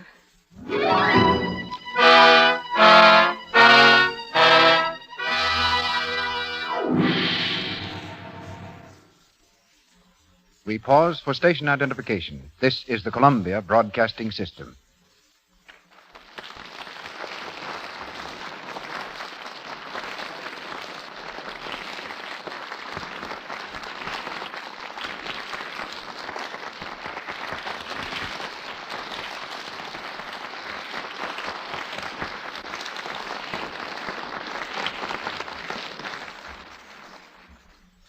With the second act of Dark Victory completed, and with the third act to come in a few moments, we go from the serious mood of our play into a lighter vein. We devote this brief intermission to a meeting with another backstage Hollywood personality who helps make motion pictures what they are. She is Nina Roberts, chief hairstylist of the United Artists Studios. Miss Roberts has been parting the hair of glamorous stars for 12 years, starting with Mary Pickford and Norma Talmadge. At the moment, she's working on the Walter Wanger production, Algiers. And the efforts of her 20 assistants are seen in such recent films as The Adventures of Marco Polo, Stella Dallas, Stand-In, and The Goldwyn Follies. In the latter film, Miss Roberts achieved the distinction of giving Master Charles McCarthy his first shampoo, Finger-Waving Marcel. And I've been picking splinters out of my fingers ever since, Mr. Arnold. Didn't Charlie feel like a sissy getting his hair done? Indeed not. He was a little scared that his scalp might warp. But apart from that, he didn't open his mouth. Well, probably because Edgar Bergen wasn't around. But why, Miss Roberts, was it necessary to operate on Master McCarthy's curls for the movies? Because the picture was done in Technicolor, Mr. Arnold, which demands much more attention to detail than black and white films. And here's a fact that might be particularly appropriate. Each star in a Technicolor picture uses special Technicolor makeup. Before this makeup is put on and when it is taken off, you will find that the stars make generous use of Lux toilet soap. They prefer it because its active lather makes it such a fine complexion soap. A soap that removes stale cosmetics thoroughly. Well, we're glad to hear you say that, Miss Roberts. A fact like that should be interesting to the women in our audience who also use Lux soap. Now about hair. From my casual observations, the present mode seems to have come directly from the history books. The modern girl apparently wants to look more like a page boy. Right you are, but the page boy bob is now at its peak, which means another style will soon replace it. The pompadour. You'll first see it in modified form, with the hair swept up the back of the head and curls on top in the form of paillettes or ringlets. Hair will be worn sleek and tight to the head, so it will really look bobbed, and women will once again reveal the fact that they have ears. Well, there are many types of girls and faces in our audience, Miss Roberts. Would you make an attempt to distribute a little specific advice? You name them and I'll try. Well, let's begin with the general classification of brunettes. Good. Dark hair usually looks best when it's sleek and well-groomed, because dark hair around the face usually shows a definite hairline. Blonde hair doesn't show a definite hairline, and therefore usually looks better curled. Very good. Now, what about the girl with a round face? She should wear her hair drawn smoothly from the forehead and a soft knot in the back. In the evening, a high dress will subdue the roundness of the face. Now, the girl whose nose is a trifle larger than she'd like it to be. She should avoid both the high hairdress and a lot of waves on the top. She should keep a flat hairline in the head and fullness at the sides in the form of curls or waves. And for those who wear glasses? My suggestion is never wear the hair pulled away from the face. A softly waved hairdress with some fluffiness around the temples is most becoming. And speaking of fluffy hair, Mr. Arnold, did you know that Lux toilet soap makes the hair grand as shampoo? And we use it at the studio all the time. But getting back to girls with glasses, they should choose hats with widely flaring brims, never off-the-face hats or turbans. You'll find all these types on the screen, so watch the pictures not only to see specific examples, but also to learn what's new in style. Thank you. Thank you, Miss Roberts.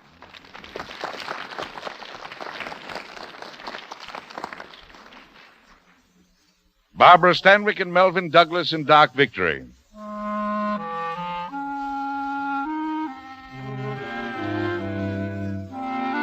It's late October. 4 months have passed, and Judith is living desperately, cramming a lifetime into a few short weeks. But she finds no satisfaction in her mad existence, no relief from the gnawing thought that her days are numbered. She's in a car now, on her way home from a late party.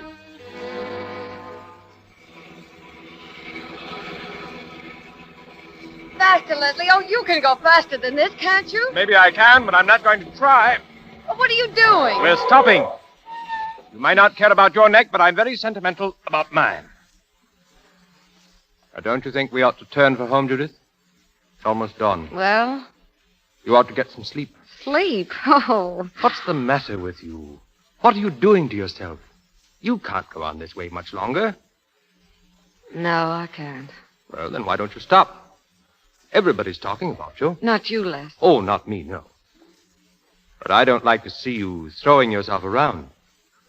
Not unless you throw yourself at me. Would you like that, Les? Judith, What is this? You can kiss me if you want. Judith, I never knew you could be like this.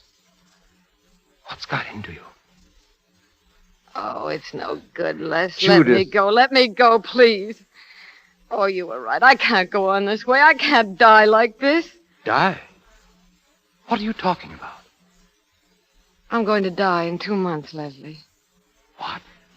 It's as certain as the night is passing now. You're practically holding a dead woman in your arms. Does that frighten you? It is rather repulsive, isn't Judith, it? That's why I've been living as I have, so cheaply, so stupidly. But it's over now. I'm leaving tomorrow. Where, Judith? Oh, away from all this, as far as I can get. The stars are so bright, aren't they? It's been a grand autumn, with all the colors. The old year puts on a fine show near the end. That's what I have to do. I have to learn how to die. I'll go home now, Leslie.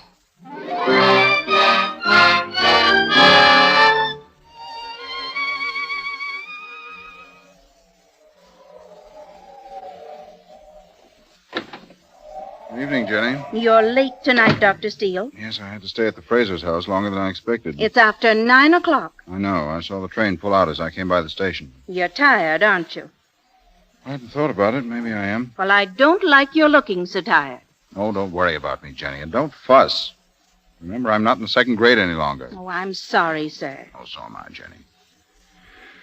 Don't pay any attention to me. I'm all right. Oh, I thought coming back here it'd make everything different. It hasn't. You're not contented here, are you? No, nothing's ever complete, Jenny. There's no such thing as perfection. I've learned that. You didn't used to think so. But I've learned. You see, I came very close to it once, Jenny. Almost to the thing itself. I held it in my hand.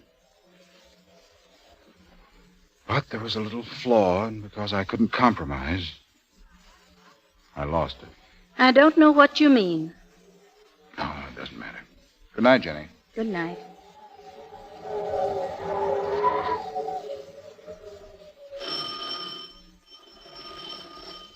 Who is it? Who's there? Judith. Judith, darling. Darling, it's cold. Come in. I came to you, Fred. I came to you after all. Oh, Judith, darling. Here, sit down. Are you all right? Yes. Give me your coat. How'd you get here? I walked. You walked from the station? There wasn't any taxi. Fred, I've got to speak to you. No, not tonight. Let it wait until tomorrow. No, I've got to tell you now. I've come a long way. You'd better hear me. All right, go on. I've done what I said I would, Fred. Yes. Everything was no good. It didn't work, Fred. I was afraid it wouldn't. I should have brought you with me. I failed you, Judith. No, I failed myself. But last night I reached the end, so I've come. I won't demand much. Your strength can help me face myself. Oh, darling, I'll give you so much more than that. I don't want more. I wouldn't know what to do with it. Now. I love you, Judith. I want you to marry me. Fred. I want you to marry me, Judith. You do. You really do. Oh, that's very precious. I'm lonely, too. I need your companionship. And your love. To make me whole again. Oh, darling, be careful. We mustn't make it harder for ourselves. No, you're still afraid that I'm just your friend. No, I'm not. You do love me, and I'm grateful. But it's too late. A shadow's fallen on my earth. It mustn't fall on yours. But, darling, it's been falling since time began. Even as we speak, the earth is shouldering eastward. Come here, darling. Between now and now, there's been birth and the passing of life, sunset and dawn, weariness and answering sleep. And your shadow's mine. And your victory over it. That's That's mine, too. I must never interfere with your being a doctor. Your kind of a doctor. You must promise me that. It must be part of our bargain together. Oh, I want to help you. I must give you something of me that will live on in your work after I've gone. When I've done that, I shall have done everything. I understand. I promise, darling.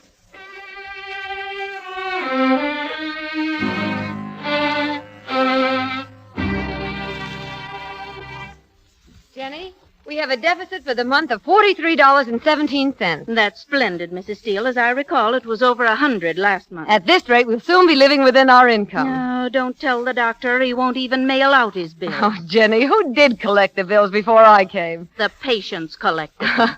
And still doing it, some of them. Here's John Hunter with a bill of $8 rendered 4 months ago. My dear, if John Hunter ever paid a bill, the entire country would rock on its foundation. I know, and he's such a kind man. He looks just like a horse. I'll take it. Hello? Yes? Montreal? Well, Dr. Steele isn't here. Is it person to person? I see. Well, he ought to be home soon. All right. An emergency call. I don't like that. Oh, Jenny, they wouldn't call him to Montreal, would they? It's possible. You mustn't fret every time he goes out of the house. I know. I grudge every minute he's away, every second. Well, then you shouldn't have married a doctor. Oh, please don't say that. I didn't mean it, ma'am. Jenny, what was he like when he was a little boy? Who? Dr. Steele. Was he a nice little boy? He was not. He was nasty. All little boys are nasty. Oh, he wasn't. Oh, very well, then, just as you wish. Oh, dear, I wish it wouldn't cloud up like this. What? I don't like it getting overcast so suddenly. It means a storm. Storm? But the sun's out. Why, it's bright out today. Oh, it was, you mean. It's getting dimmer every second. It's getting so dark,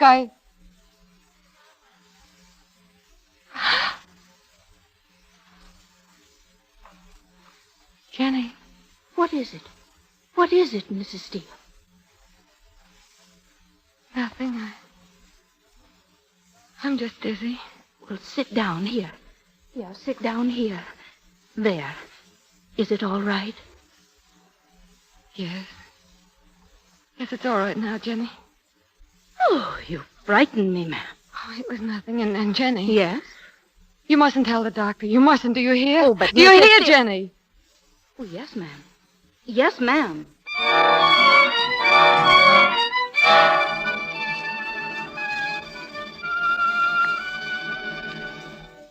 Hello, Montreal? Hello, I'm waiting for a call from Montreal. All right. Hello, Platt? Steele speaking. Do you want me? Oh. Yes. Is the skull fractured? Fred. Shh, Montreal. Well, what are the chances? Well, no one very sick at the moment, but anything might happen. No, not from what you say. No chance unless you operate. Yes, it is. Very delicate. Yes, I've had good results, but I... Oh, you must, Fred. You've got to go. Wait a minute. But, darling, it means at least 3 days. But you must. You can save a life up there, Fred. Tell him you'll go. Hello. How about the trains? Yes, I can make that one. All right. Goodbye. There's a train at 6 in the morning. But I don't like this, Judith. It's all right, Fred. Believe me.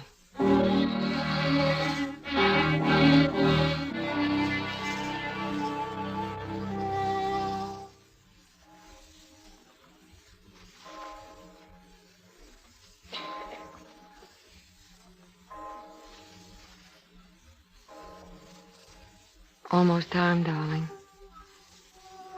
I know. Decent of you to sit up with me. I'll have to leave in a few minutes. Yes. I don't see why Platt can't get someone else up there. There are plenty of doctors in Montreal. But none like you, darling. I was going over your books last night. Yeah. What'd you find? Oh, certain debts owing my husband that cannot be paid. Not one that you haven't repaid 1,000 times. Have I really been a good wife? You've been a wonderful wife. Oh, I've loved it so every minute. How can I make you understand? Fred, look out there. Out of the window. Somehow it's been like that. Shining and quiet. It's deep winter. Deep winter. And behold, snow was upon the earth in silence. And all things had been fulfilled that were to be. And there was no emptiness under heaven. Judith, dear. If anything should happen... Oh, my God, Judith. Shh, darling. I walked to the mill dam yesterday. I haven't been there lately. Oh, we must go soon. Yes? There's snow on the evergreens. Is there? Fred, I found out at last. What? What it means to live up here. Why you wanted to come back. You must never leave here, Fred. You must go on living here. Always. You'd better go now, darling. I'm not going, Judith. I'll call Platt and tell him. Oh, darling, come here. No, I thought I could, but I can't. Fred, remember our bargain. No, words, that's all. I didn't know what they meant. I didn't know what I was to lose. It's my life now. Mine, this little time in all my life, and then to have it taken away from me. My wife, whom I love. I can't stand it. There's a limit to what a man can bear. Fred, we have just 1 minute together. Look at me. I was never to fail you or keep you from your best.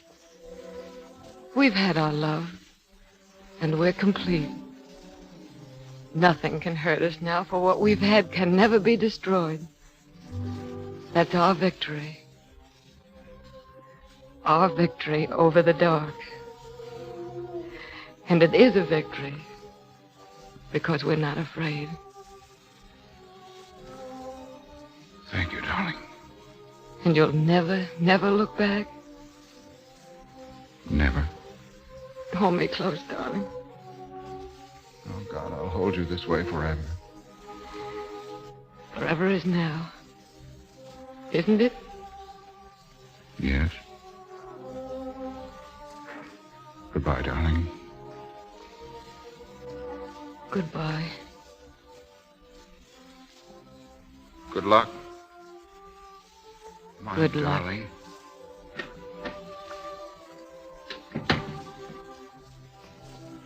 Mrs. Steele, is the doctor gone? Yes. He left this piece of paper with me. It has the address where he's going to be. He said in case you needed him. Give it to me, Jenny. Yes, ma'am. But Mrs. Steele, you're tearing it. I'm not going to need him, Jenny. Because someone else needs him more. Who? Who needs him more? Someone who's going to live.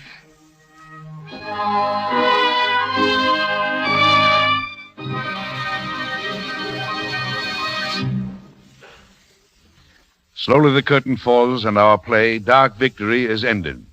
And now let me observe one of the happiest customs of the Lux Radio Theatre by bringing back for a curtain call Barbara Stanwyck and Melvin Douglas as themselves.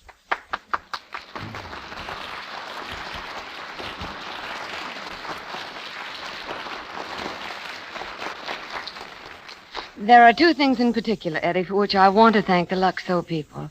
Dark Victory is certainly one of them.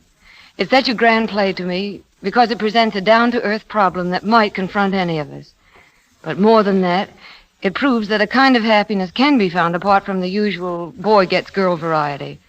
It also shows that when you're faced with a situation which you're helpless to change, that you can be happy through honest acceptance of facts and by making the best of circumstances. That's an admirable philosophy, Barbara. I'd like to add just a little what you've said. A word about doctors. Oh, you should be able to do that, Melvin. You came pretty near to becoming one yourself. Well, the nearest I came at it was to serve for a while in the Army Medical Corps.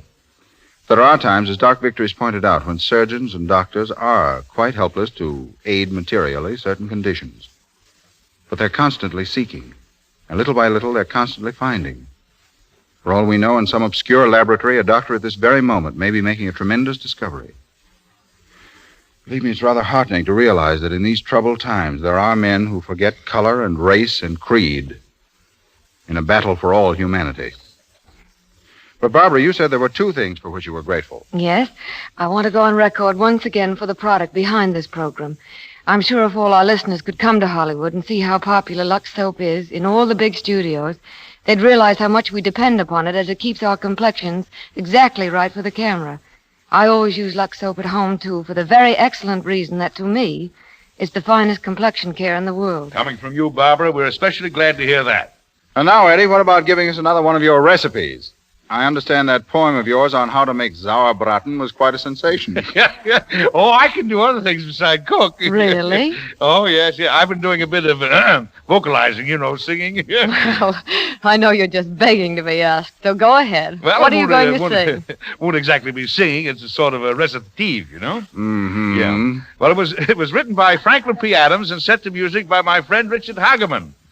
He's the noted musician, composer of Kapensaki, and former conductor of the Metropolitan. It's called Rich Man, and Mr. Hageman was brave enough to come here tonight to play it for me. Are you ready, Maestro? The rich man has his motor car, his country and his town estate. He smokes 50-cent cigars and jeers at fate. He frivels through the livelong day. He knows not poverty, her pinch. His lot seems light. His heart seems gay. He has a cinch. Yet though my lamp burns low and dim, though I must slave for livelihood, think you that I would change with him? Ha! You bet I would.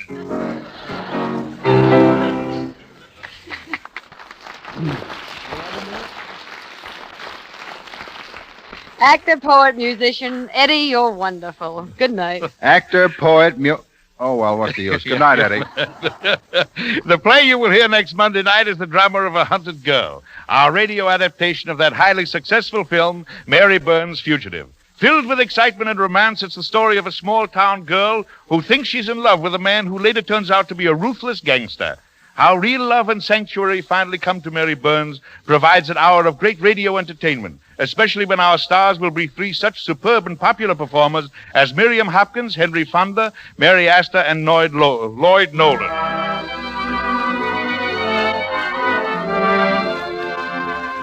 Our sponsors, the makers of Lux Toilet Soap, join me in inviting you to be with us again next Monday night, when the Lux Radio Theatre presents Miriam Hopkins, Henry Fonda, Mary Astor, and Lloyd Nolan in Mary Burns' Fugitive.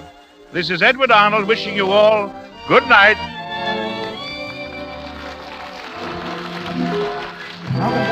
Currently seen in the MGM picture Arsenal of Hand Returns. And in the Columbia film, there's always a woman. Mr. Arnold begins work shortly on the Columbia film You Can't Take It With You. The screenplay, Dark Victory, is owned by Selznick International Studios, producers of the recent Technicolor picture, The Adventures of Tom Sawyer. Louis Silvers is from 20th Century Fox Studios, where he directed music for Shirley Temple's new picture, Rebecca of Sunnybrook Farm. Your announcer has been Melville Ruick. This is the Columbia Broadcasting System.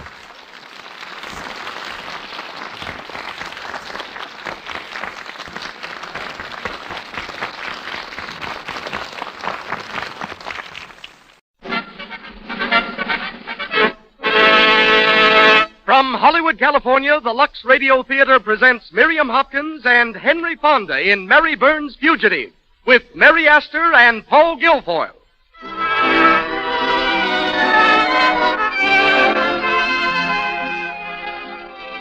Lux presents Hollywood. Our play, the drama of an innocent girl pursued by both a gangster and the law, and how at last true love comes to Mary Burns' Fugitive. Our cordial thanks to you, ladies and gentlemen, who, by your loyalty to our products, Lux Toilet Soap and Lux Flakes, have made these programs possible. For every time you purchase a cake of Lux Toilet Soap or a package of Lux Flakes, you not only are telling us that you appreciate our performances, but you also are enabling us to continue these performances. So again, we say thank you. Tonight, our program stars Miriam Hopkins, Henry Fonda, Mary Astor, and Paul Guilfoyle. Our music is directed by Louis Silvers. And as special guest, we bring you Hollywood's internationally known stylist, Mr. Travis Benton. This evening, we have a special announcement to make to all the women in our audience, and the men, too, for that matter. But we're going to hold this announcement until the end of our program. So don't fail to keep your radio turned on until the very end of this hour, or I know you'll be greatly disappointed if you miss this announcement. I'm very happy to report that our regular producer, Mr. Cecil B. DeMille, is rapidly recovering from his illness and will soon be back in the Lux Radio Theatre. I'm equally pleased to be able to introduce again, as guest producer, the star of so many of your favorite screen classics. Ladies and gentlemen, Mr. Edward Arnold.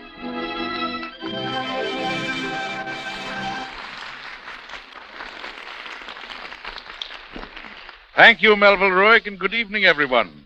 Of the stars on our stage tonight, Mary Astor is the only one whose success on the screen is the fulfillment of childhood ambitions. Miriam Hopkins wanted to be a dancer. Mr. Fonda, a journalist, and Paul Guilfoyle spent the days of his youth concentrating on architecture. It was a broken ankle that led Miss Hopkins to fame. When the fracture put an end to her dancing, she took up the new career of acting. The break proved a lucky one indeed. An immediate hit on Broadway, she starred there last in Jezebel, the screen version of which happens to be Henry Fonda's current success. Miss Hopkins' ability, together with her blonde and blue-eyed beauty, finds her today firmly entrenched among the screen's top-notch favorites as a Samuel Goldwyn star. A chance visit to a little theater in Omaha made Henry Fonda completely forget printer's ink in favor of grease paint, though recognition didn't come until he appeared in New York in The Farmer Takes a Wife. Whisked to Hollywood, his star has ascended without interruption. He's with us this week straight from the set of Walter Ranger's The Adventurous. Mary Astor is in the Metro-Goldwyn-Mayer film Paradise for Three. We want to thank Paramount for tonight's play, which we have adapted from their picture. Right now, they are busy over there starring Sylvia Sidney in You and Me, which is another promising dramatic film.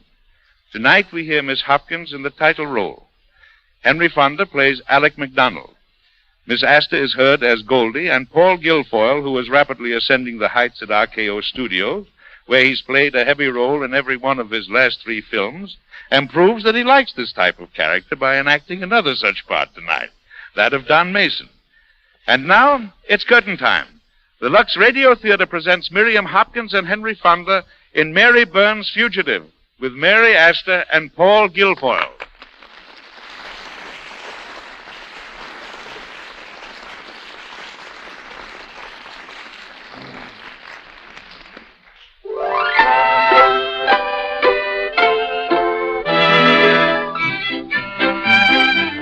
On the outskirts of a quiet little town in Maine, an attractive roadside coffee shop borders the state highway.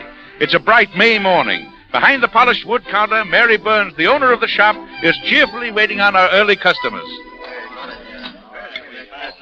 How about another cup of coffee, Mary? Sure, coming up. Say, it smells good. We should learn my wife to make coffee like this. Hern tastes like it was made in a rubber boot. Why don't you teach her? Well, if I did, I'd lose your business. Check, please. It's under your plate, mister. Oh, thanks. Come again. I will. Morning.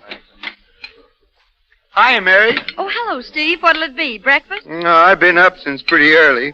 How about that barbecue of beef, pickles and onions? 1 bar beef dressed up. Look mighty pretty today, Mary. Thanks.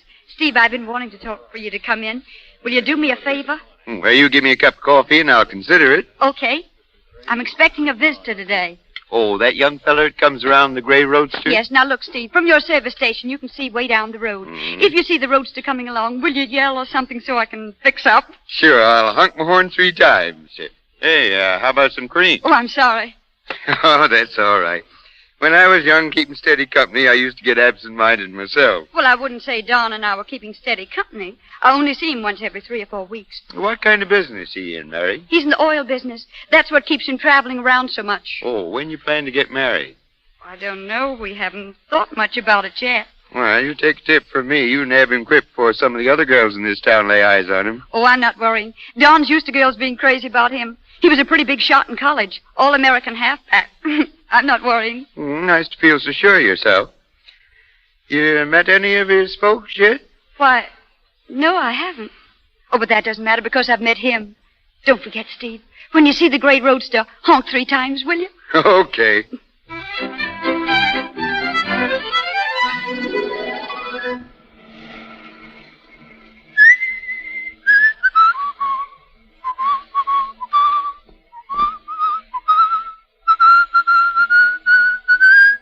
Hey, Don, don't you ever get tired? You've been murdering that thing ever since we left New York. I'm getting fed up. Stick to your driving. That's a love song, Joe. Haven't you ever been in love? No, I ain't. I'm too smart. Wait till you see Mary. I've been hearing enough about her. She's certainly got you hanging on the ropes. You know, you like imagination, Joe. Did you ever hear of Romeo and Juliet? Antony and Cleopatra? Yeah. With all the beautiful dames on Broadway, why do you want to marry a hillbilly that lives 100 miles from no place? Not want to, Joe. Going to. You know, you just don't appreciate girls like Mary. I know enough to leave them alone when I've got more important things to do. Well, I don't. There's nothing more important to me right now than Mary, and this is the last time I'm going to tell you. Okay. Take it easy, Don. I didn't mean Save it. Well, this is the town. Pull into that service station up the road.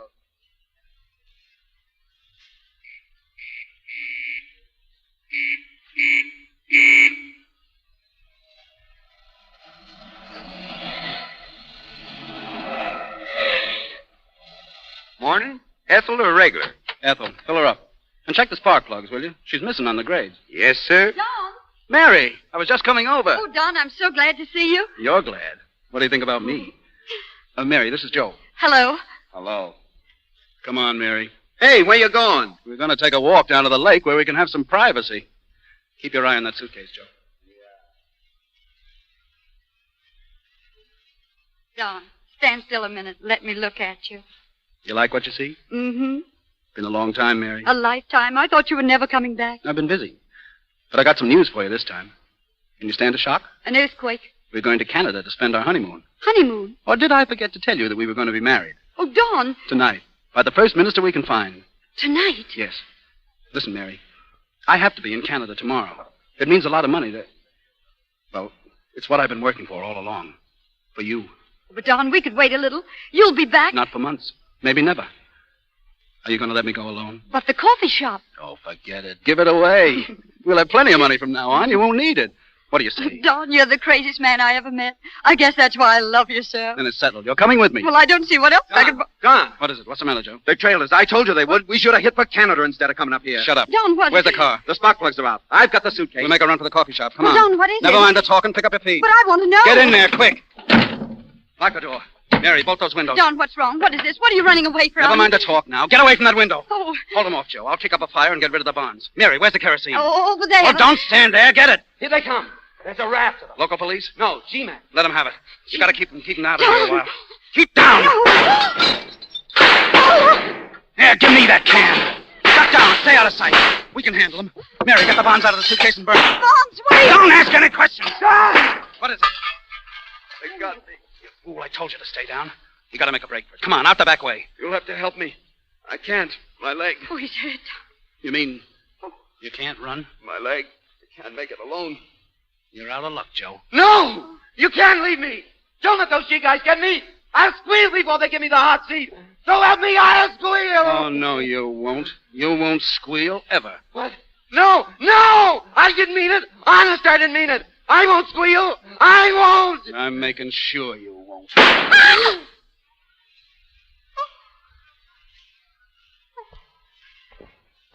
He's dead. You killed him! Oh, God! Mary, get a hold of yourself. Listen to me. I'm beating it, see? I got to. But no matter what happens, don't you double-cross me, Mary. I'll be back for you. You're mine. Nobody else's. Remember that. Goodbye, kid.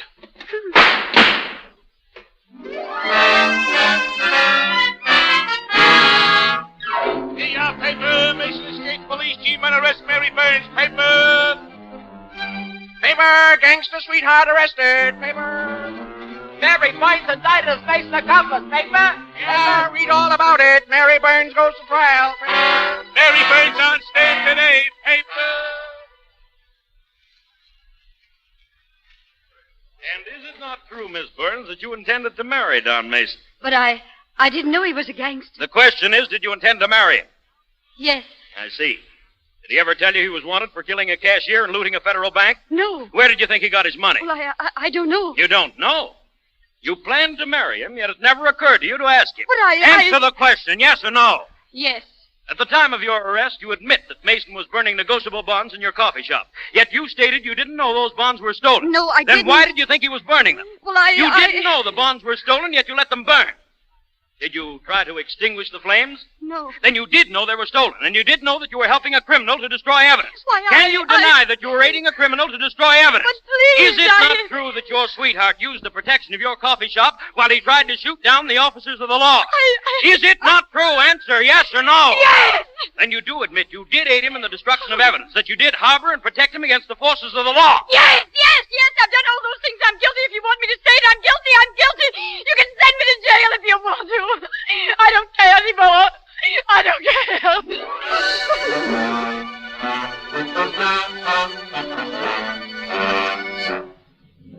This is not merely an indictment against an individual, but against a system. Mary Burns, you have been found guilty of aiding, abetting, and harboring a criminal. And of you, an example must be made once and for all. For you are as much a criminal as the criminal himself, with gun in hand and murder in his heart. This court, having found you guilty, prescribes the maximum penalty provided by law. Mary Burns, I sentence you to the penitentiary for a term of 15 years. 15 years? 15 years!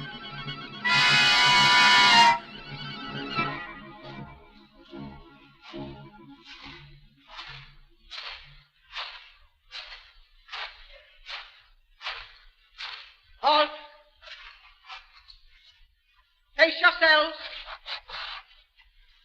Forward!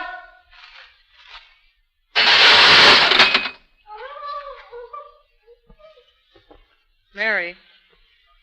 Mary. What? All right, kid, we can talk now. All the little jailbirds are allowed to twitter in their cages until they turn the lights out on us. Yeah, How'd it go today, kid? just like yesterday. And the day before. And the day before that. I wonder how long I've been here. You said about 6 weeks when they first put me in with you. That's 2 months ago. 3.5 months. Seems longer. Oh, you'll get used to it. I'll never get used to seeing women caged up like animals, robbed of everything that belongs to them, everything they were put on earth for, home, children. I'll never get used to that, Goldie. I know how you feel, kid. You know, I've always wondered how a nice country girl like you got mixed up with a tough hombre like Mason. It don't make sense. Made sense enough to bury me alive for 15 years. Number 17255. That's you, Mary. Matron's calling you. Mary Burns? Yes. Oh, why didn't you answer? I've got some news for you, Mary. Mr. Cameron of the Prison Parole Board has taken a personal interest in your case. He'll be here tomorrow to talk to you. I'll take you to the warden's office before breakfast. Thank you. Goldie, did you hear that? It's a great break for you, Mary. Play ball with them. Tell them everything they want to know. It's your one chance of getting out of here before 1953.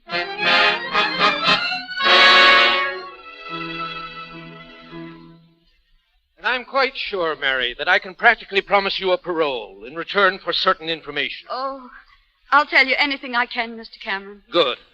Now we want to know where Mason hides out, who his friends are, all about him. But I don't know. I don't know anything about that. Mary, you're lying. Mason was in love with you. You were his girl. He must have given you his entire confidence. But he didn't. Honest, he didn't. Mary, why do you sacrifice your freedom to protect this murderer? He's not worth your love. I don't love him. I hate him. I've hated him ever since that day I saw him kill a man. Don't you understand? I saw him kill a man. Then if you hate him, prove it. Every moment Mason is free, innocent people are endangered. The man's an egomaniac. He'll do anything to get his picture in the papers. He'll rob. He'll kill. He's doing it now, and you can stop him. You! You've no right to put me on trial again. I never knew he was a murderer. He said he loved men. I thought I loved him. But I don't. I don't. And you won't help me. You won't tell. I can't. Because I don't know. Very well. Matron? Yes, sir? Take Miss Burns back to her cell.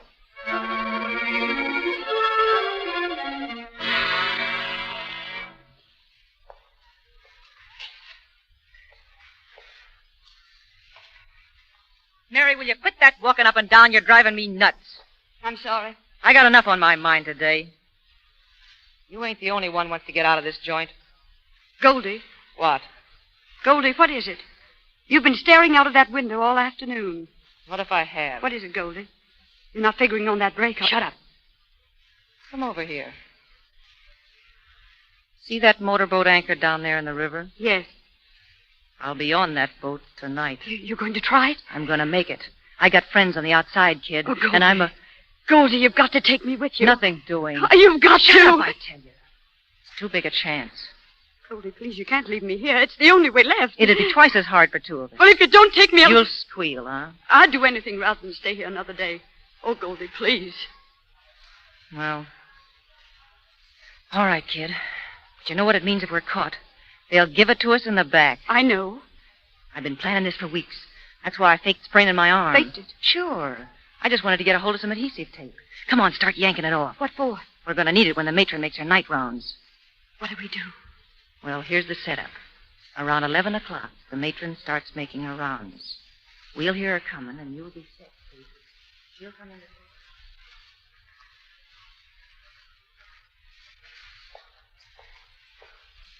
Matron. Who's that? Goldie Gordon. What's the matter? It's Mary, Matron. She's sick. I think she's got a fever. Oh, I'll take a look at her. She's over here. Mary. Why, Mary, what's the... Shh, she's out.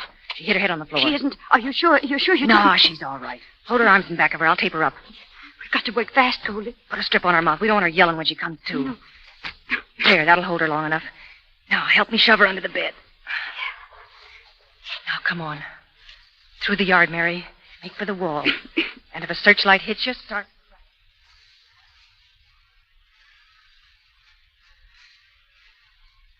Almost there, kid. Keep in the shadow. There goes the gate open. The milk truck's coming through. Here we go, kid. Ready? Ready. Come on. Who's there? Halt! Halt! Keep going, Mary! Don't stop!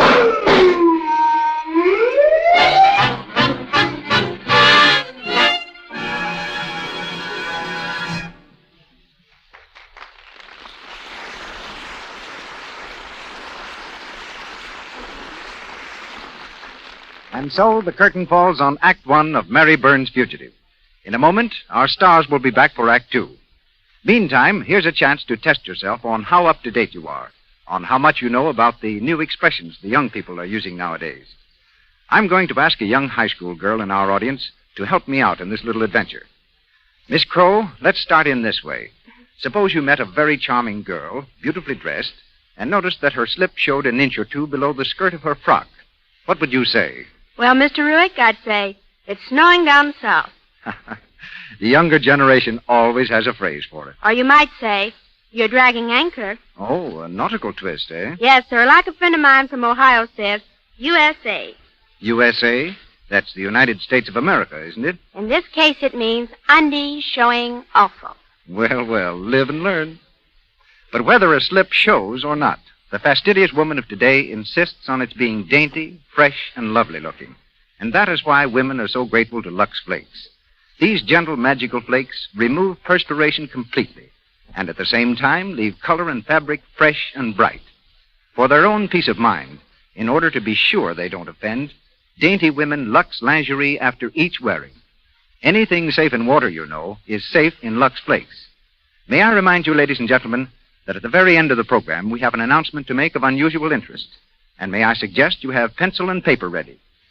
And now, Edward Arnold. Miriam Hopkins, Henry Fonda, Mary Astor, and Paul Guilfoyle continue in Mary Burns' Fugitive.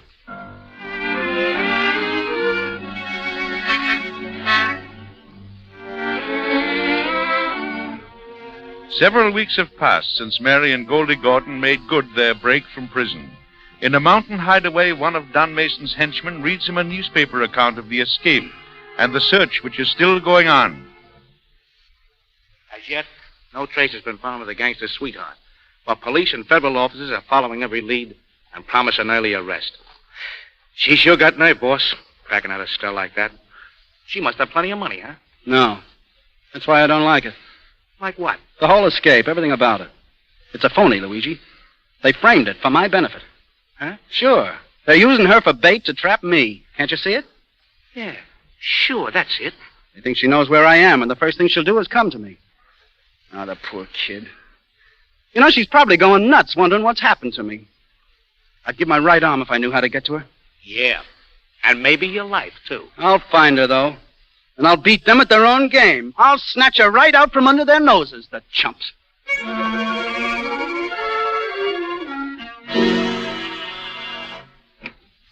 Mary, where you been? I've been worried about you. It's all right, Goldie. I found a job. A job? Yeah, in the kitchen of the Mercy Hospital. I start tonight on the 9 o'clock shift. Well, you must be crazy. You'll be picked up before daylight. But, Goldie, we're broke. I had to take a chance. I'm using the name of Alice Brown. I had to do it, Goldie.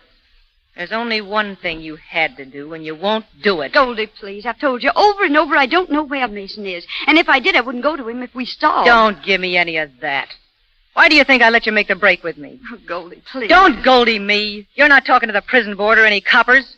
You're talking to the dame that sprung you, the dame that's been keeping you ever since. It's time you do something for me now. Mason's rolling in dough, big dough. And there's nobody he'd rather give it to than you. I'd rather die. Well, I wouldn't. I'm through sneaking along alleys, hiding in this rat hole, eating this garbage when all the time we could be living like human beings. You and all the law can't make a crook out of me. You double-crossing little heel, after all I've done for you. Goldie.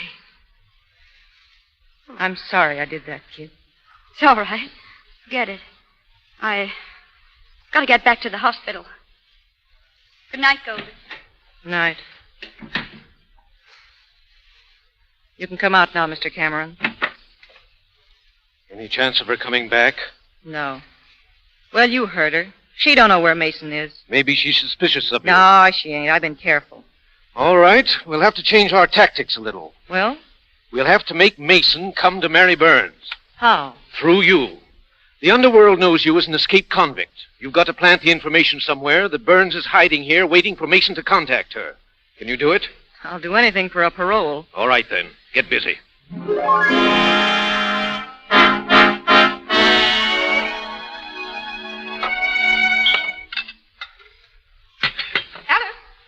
Alice Brown. Oh, I didn't hear you come in, Miss Jennings. You frightened me. I called you loud enough.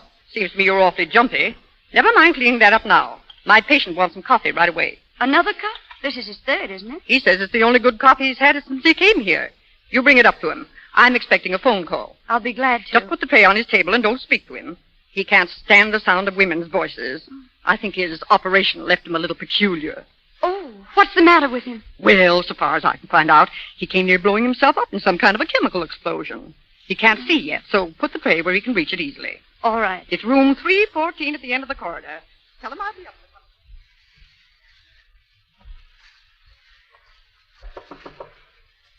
Come in. Who is it? It's your coffee. Oh, thanks. Let's have it, will you? No cream or sugar? No. Good. Smells like coffee. Tastes like coffee, I hope. It is coffee. I'm glad you like it. Say, you're not my nurse. No. Who are you? I'm sorry. Your nurse told me not to talk to you. Why? Why did she say that? Well, she said you didn't like the sound of women's voices. Oh. Did you ever listen to Miss Jennings' voice? Why, yes. Well, there's your answer. I was never conscious of funny noises until they put this bandage on my eyes.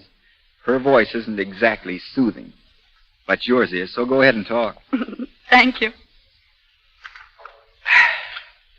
You know, if I ever get married, it'll be to a girl who makes coffee like this. Delicious. What's the matter? What are you laughing at? Oh, I'm sorry. Don't be sorry for a laugh like yours.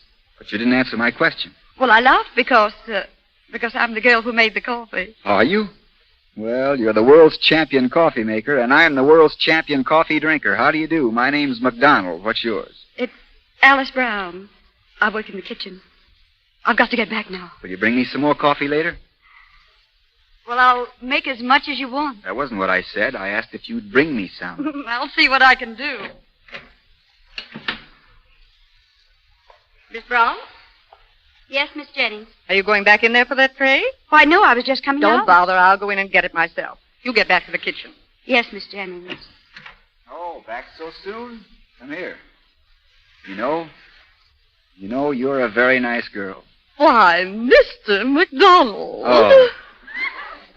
Yes, put down on my chart that my mind wanders at times.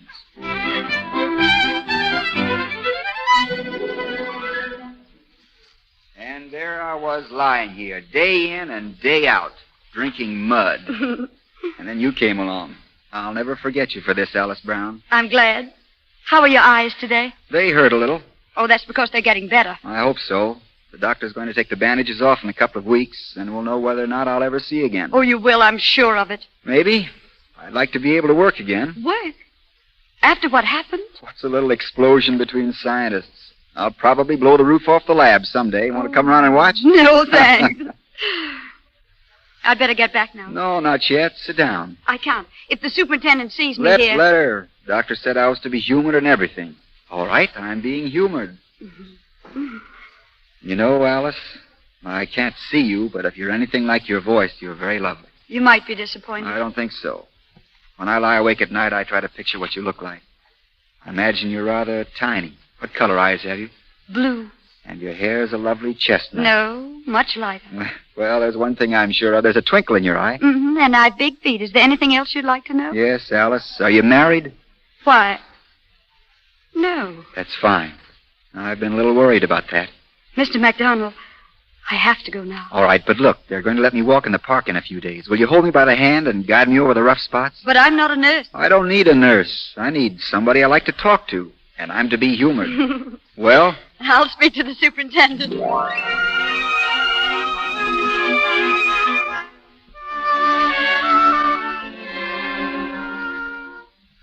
And here's the money for the rent, Goldie. I guess that covers everything. Yeah.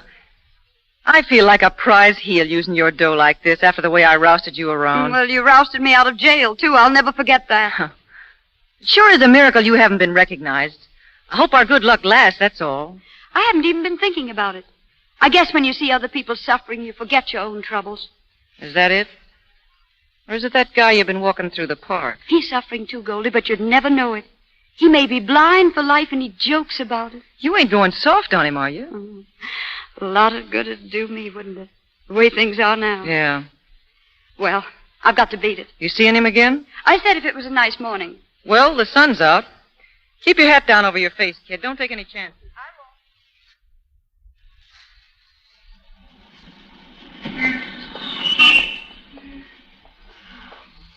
And there are flowers coming out over there by the fountain. Jonquils, I think they are. And the grass is so green and so fresh. Yes, I can smell it. Do you want to sit down now? There's a bench right here. All right. It's almost as good as being able to see having you with me. Better, maybe.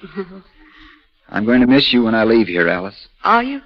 You're supposed to say you'll miss me, too. I will. Isn't there something we could do about it? I don't think so. How about you coming along as my assistant? Oh, I don't even know what a chemist's laboratory looks like. That automatically makes you an expert. Or maybe you could be my secretary, or companion, or I could make you professor of coffee. Don't think that's any small job. A house is never a home without a good cup of coffee. Your home must be lovely. It is. It's a little town called Kent up in Connecticut. My friends call it McDonald's Folly because it's mostly barn. That's the lab.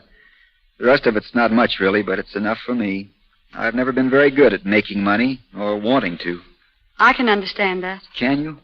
A lot of people can't. Most people lie, others cheat, some even kill for it. But would you sell your happiness, peace of mind, contentment right now for any price? Bet you wouldn't. What's the matter? Alice? It's nothing. You crying? No. Go on talking. Please. Alice, what do you think about coming home with me? Do you really want me to say yes? So much so that I'm afraid. Afraid of what? I have a premonition. I have a feeling that when they take the bandage from my eyes, that you'll have vanished. Oh. Will you, Alice? I don't know. Don't you think it's time we were starting back? All right. Thanks for the walk, madam. It's been grand.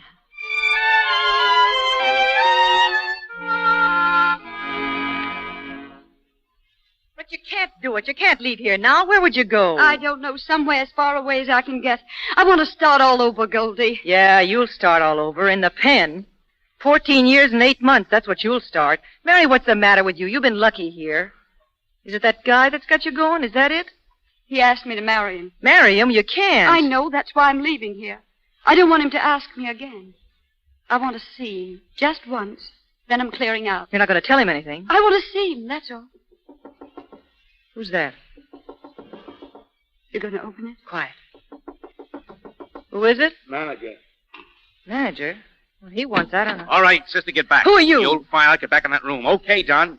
Don. All right, Luigi. Wait outside in the hall. Sure. Hello, Mary. Let me look at you, honey. Don.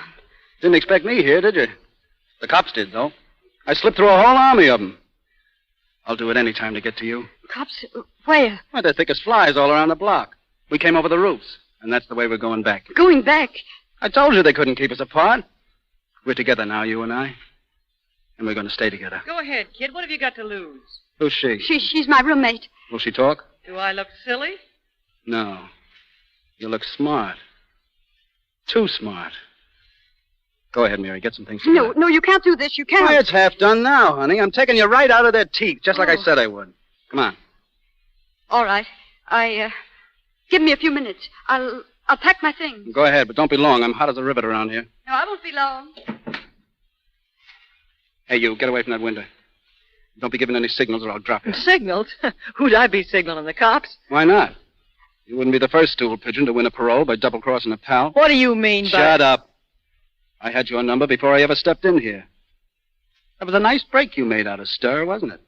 Nice and easy. With the guards shooting over your heads. You're crazy. The cops must think I am, trying to hook me with a stunt like that. But I'm not, Goldie. I'm smart. Hey, boss. What? Boss, a couple of cops heading for the door downstairs. I seen them from the window in the hall. You know we're here? They don't look it, but we better blow. Get Mary out of that room. Tell her to make it fast. Yeah. Hey, the boss says she ain't here. What? She's gone. Look, the window's open. She went down the fire escape. Gone? Oh. You did that, didn't you, Goldie?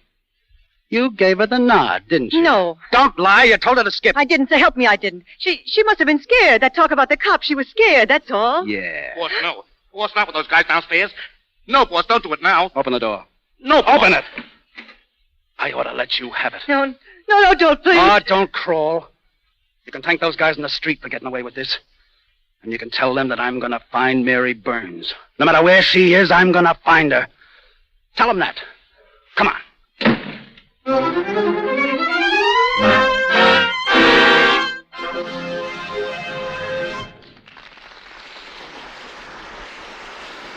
We pause for station identification. This is the Columbia Broadcasting System.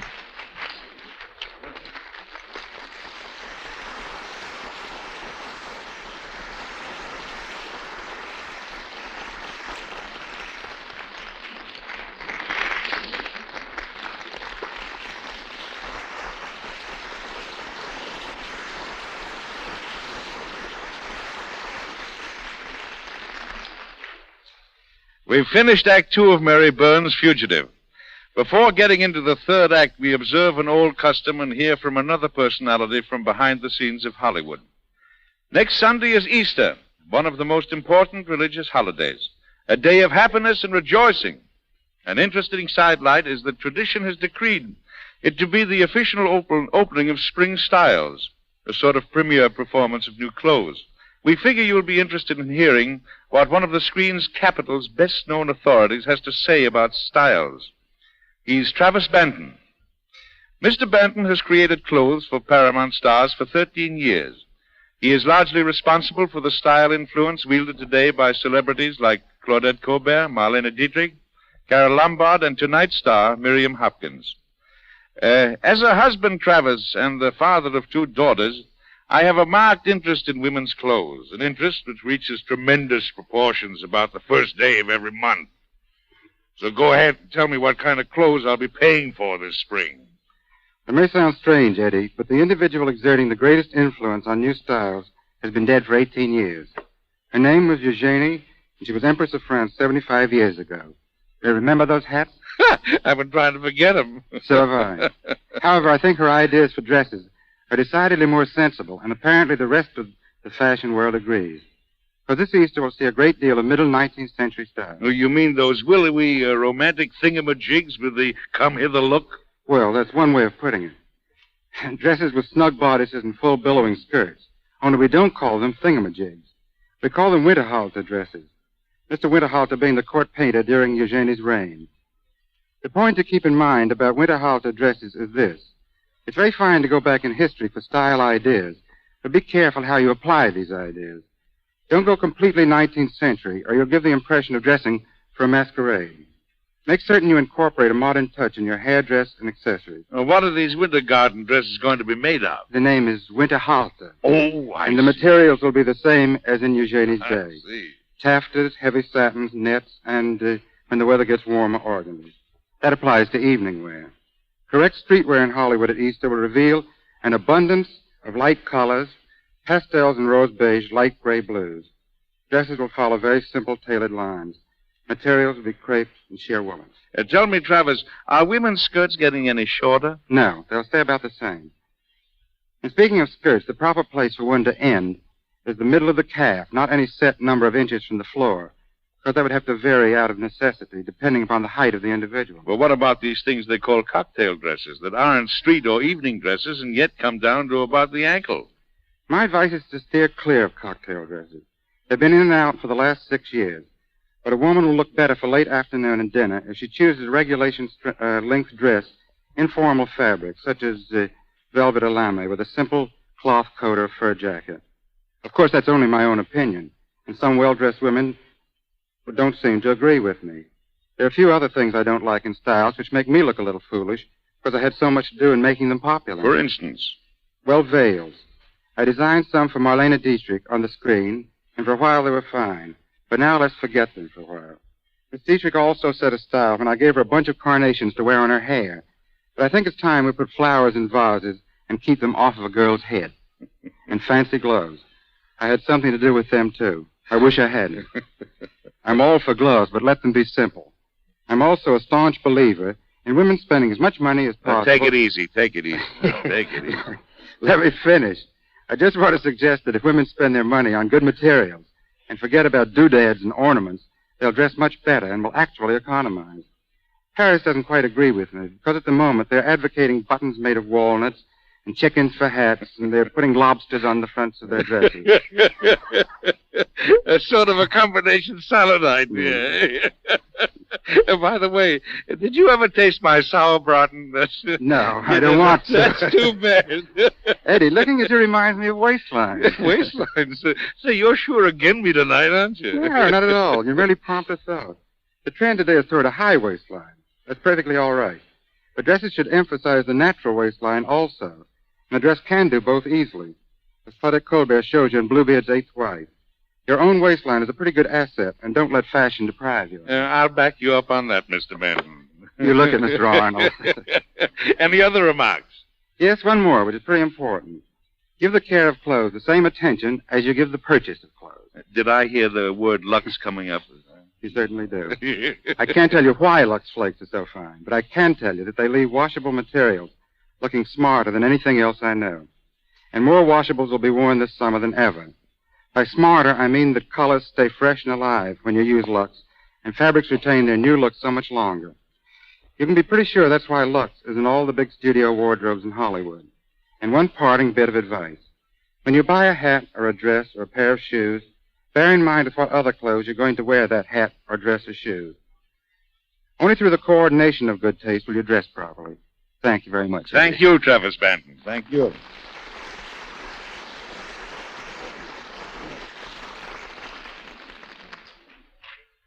Once again, Mary Burns' Fugitive, starring Miriam Hopkins, Henry Fonda, Mary Astor, and Paul Guilfoyle.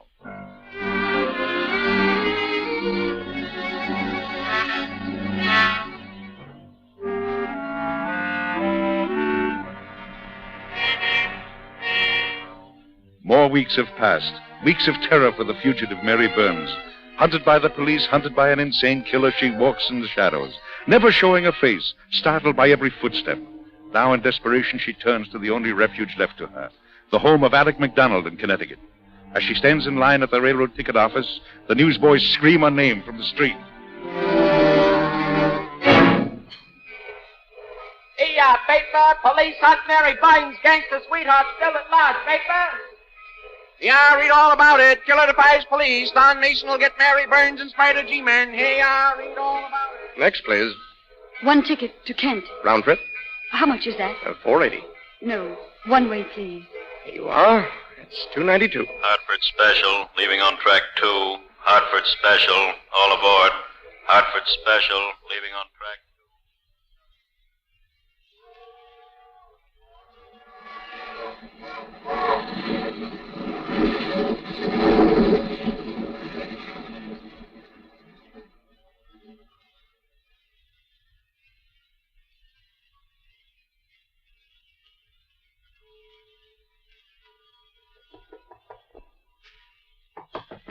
Who is it? Just a minute. Who is it? May I come in, please? What you want? Mr. McDonald, is this his house? Yes, ma'am, but he ain't been well. He just come from the hospital last... Who is that, Jerry? Lady here, sir, says she want to see you. Oh, yes? What is it, please? Don't you know me? No, I don't. You can see me now. Don't you know my voice? Alice, is it really you? Yes. Catch her, Jerry. Yes, sir. What's the matter, Alice? Alice, what is it? Carry her inside, Jerry. Yes.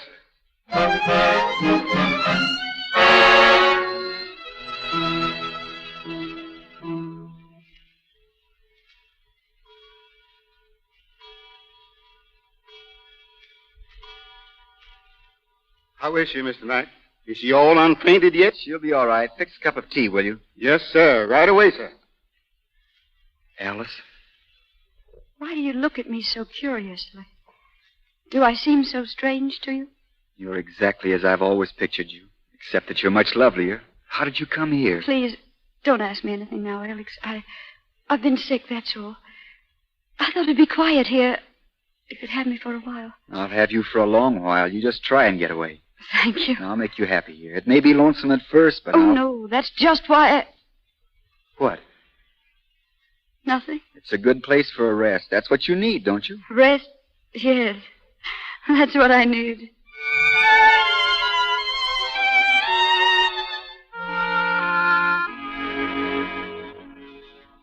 And that's the thing that licked me, Alice. That jar with the tubes. Blew up on me. Well, now I've licked it. It's been worth every minute. I'm glad. Did you finish all the notes? Yes, the ones from last week, too. Good. We can go right ahead now. I've got a lot of ideas on this stuff. May take a little time, but... What's the matter, Alice? What are you thinking about? Well, I can't stay here indefinitely. I've got to leave, Alec. Why? Because I must. Alice, look at me. Is there something you want to tell me? Is there? No. Then I'll tell you. I love you, Alice. You can't leave me now. I love you more than anything in the world. You mustn't say that. I will say It's not right. Why isn't it? Why, Alice? Because you don't love me. You love Alice Brown. And I'm not Alice Brown.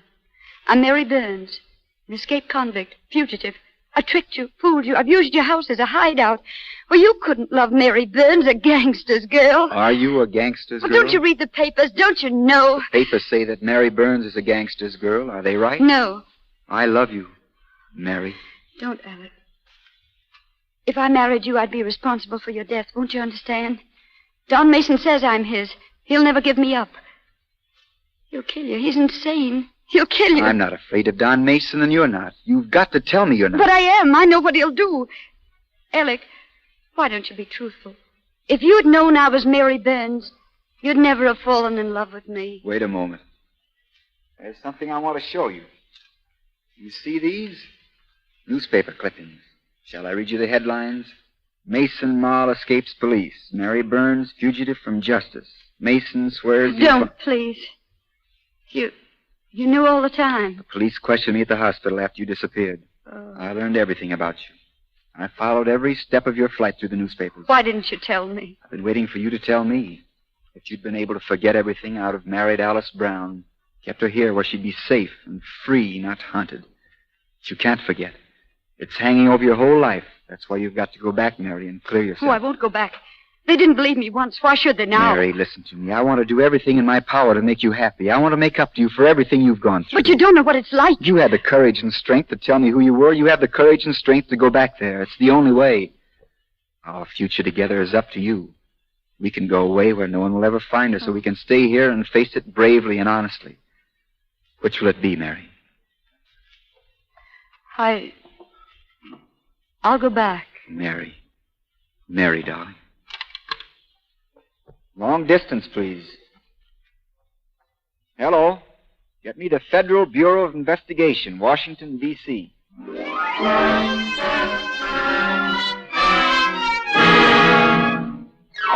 Mary Burns captured. Paper, read on it. Mary Burns gives herself up to wed famous chemist. Paper. Chemist to marry Mary Burns before return to prison. Chemist to wed Mary Burns. Read on paper. Chemist to wed Mary Burns.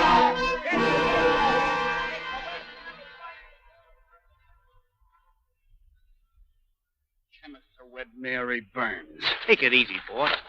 Nobody's ever taken anything from me that I wanted. She doesn't love that guy. The G-Heat panicked her, and she wants security.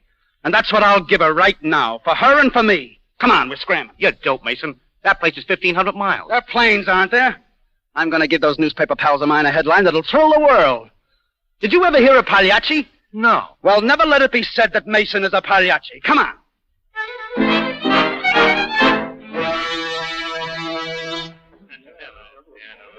Well, I guess you know what you're doing, McDonald. I guess I do. The wedding's to be right in this room. No guards around the place. No outward signs of protection. But why? Psychology, Mr. Cameron. I'm expecting an uninvited guest. All right. You're the boss. Where's Mary? We're almost ready. Upstairs with the matron. I'm not completely... Lots of weddings in my life, Mary, but never one like this. It's too bad you'll have to be separated. Then, as Mr. McDonald says, it'll only be for a little while. He's a fine man. He's the finest man in the world. And you're a brave kid. Have you got everything? You know, every bride should wear something old, something new, something borrowed, and something blue. Well, I've everything but something borrowed. Would you lend me something? Sure. Hand me my bag. I'll let you have my handkerchief. Thanks. Here you are. Hanky matches you. Why, Mary, what's the matter? Nothing. That revolver in your bag. I have to carry it, Mary. Oh, I know. It just made me remember I'm not just a happy girl getting married. I'm Mary Burns, fugitive. Alec. Hello. Nervous? Well, isn't every girl nervous at her wedding? I suppose so. Don't be frightened, dear. I'm not. But, Alec, this marriage is too unfair to you. It's what I want. Thank you, darling. They're waiting. Come on, Mrs. Keller. And do you take this woman for your lawfully wedded wife, to love, honor, and cherish as long as you both shall live? I do. If there be anyone who knows why this man and this woman should not be joined together in wedlock, let him now speak, or forever after... I'll speak. Shut up. Oh! Shut up, everybody. Stand where you are. Mary, come here. Mason, you can't get away with this. You poor sap. Did you think I was going to sit by and let you marry my girl? Mason, you're nothing but a cheap grandstander. Yeah? I'm the most famous guy in the country, that's all. You're insane, Mason. I'll show you how insane I am. Mary, come here. Alec. You'd better go, miss. Yeah, make it snappy, kid. We got to get going. You, McDonald, that crack about my being a cheap grandstander is your last crack. But I'm going to give you a memory to take with you. Mary, show that Sir Galahad you were kidding him. Show him who you really love. Show it to him with a kiss, Angel. All right. Yeah. What do you think of that, Sir Galahad? Come on, kid, let's land. Wait until I get my handbag on the table. I'll make it snappy. Mary, that's my bag. Shut up, you. Hurry up, baby. All right, Don. Are you ready? Yes, Don. Get back. Get away from him. You got him, Mary. He's dead. Dead? I killed him. I killed a man. Oh, my God!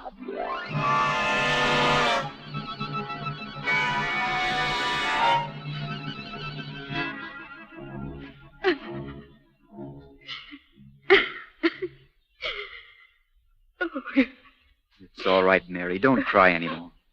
I had to do it, Alec. I had to. He'd have killed you. That's all I could think of. His life against yours. Oh, I don't care what happens to me now. I don't care what... Darling, don't. Look up here. Oh, sorry. Come in, Cameron. I'm leaving for Washington in a little while. I'd like to speak to you, Mary. I know. I'll be ready in a few minutes. Oh, there's no rush for you. What? I just phoned headquarters. They're pretty proud of you, Mary, and they'd like to show their appreciation. The chief cut through a little red tape and had a paper drawn up. It isn't absolutely legal yet, but it will be by tomorrow. What is it? Let me see. This is to certify that the prisoner known as Mary Burns has been granted complete and full pardon. Alec. And has been remanded to the custody of and is responsible. Read it, Mary. To the custody of and responsible to Alec MacDonald, husband.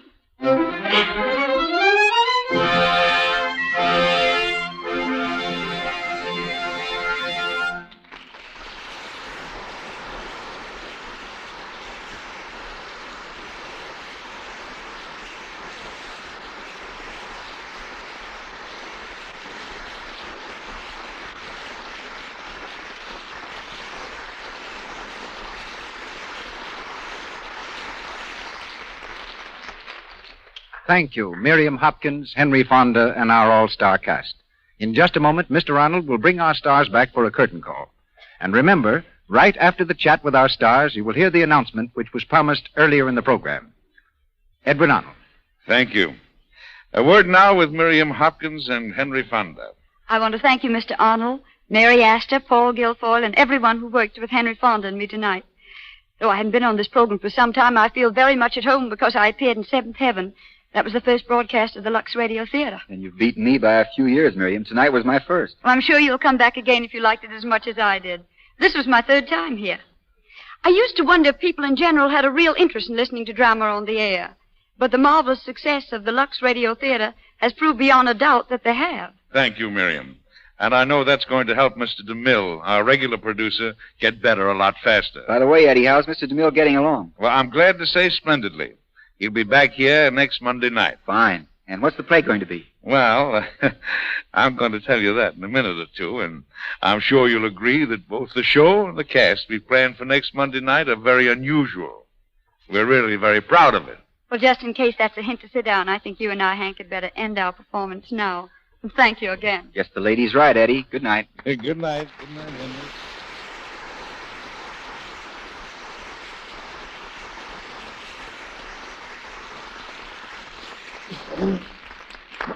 Thank you, Miriam Hopkins and Henry Fonda.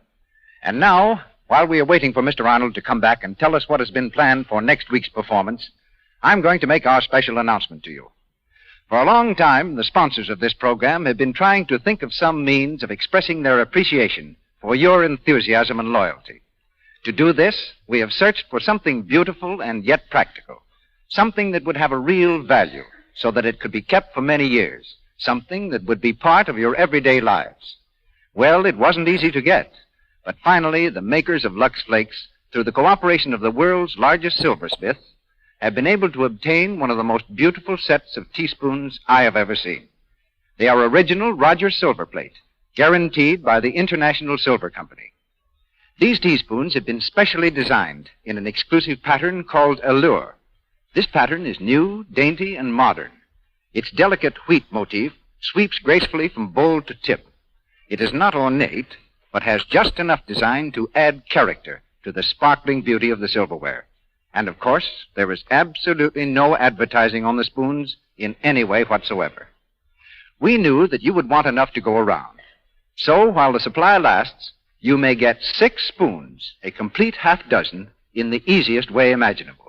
And a written guarantee of satisfaction from the International Silver Company is enclosed with each half dozen spoons. Just let me read you part of what it says on the guarantee.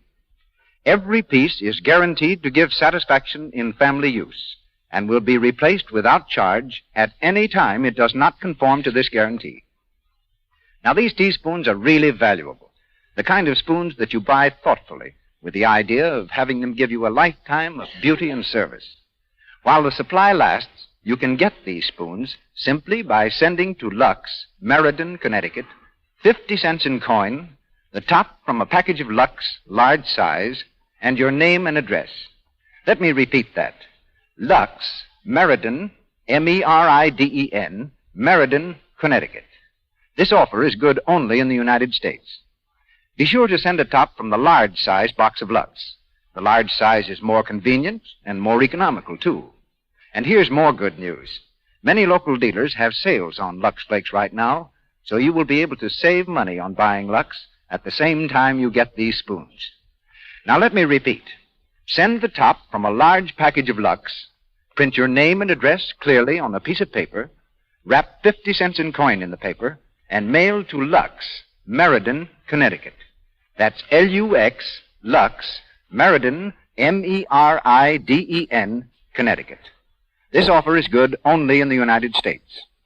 We are so sure you'll be delighted with these spoons that as an extra guarantee, if for any reason you don't like them, just return them and your 50 cents will be promptly refunded. So send in at once, and in no time at all you will have a complete half dozen of these really beautiful, original Rogers silver plate teaspoons, doubly guaranteed. A money-back guarantee by the makers of Lux, and a written guarantee by the International Silver Company, the world's largest silversmith. And now, here is Mr. Edward Arnold with news of next week's show. And here, ladies and gentlemen, is another announcement that I'm sure will delight you all. On this stage next Monday night, you'll hear one of the most popular stars the screen and radio has ever produced. It will be her first appearance in the Lux Radio Theatre, and she comes to you in our air version of her current motion picture, Mad About Music, which is making such a tremendous hit today throughout the country. I refer to Deanna Durbin. And we bring you not only Miss Durbin, but three other stars seen with her in this grand play of song and sentiment: Herbert Marshall, Gail Patrick, and Mr. William Frawley.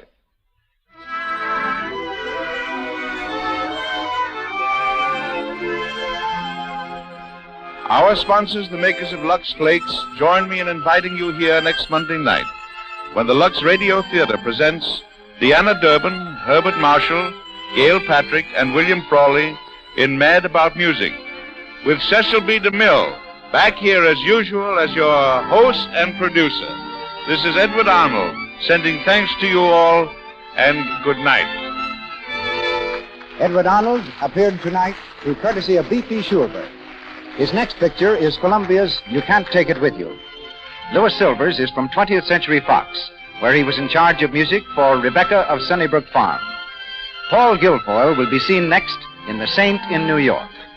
The screenplay, Mary Burns' Fugitive, was written by Gene Town, Graham Baker, and Louis Stevens.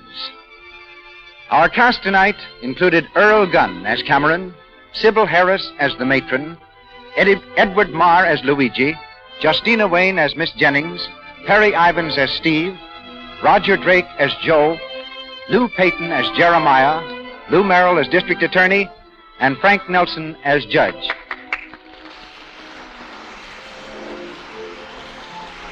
Heard on tonight's program was Thanks for the Memory from the big broadcast of 1938. This is the Columbia Broadcasting System.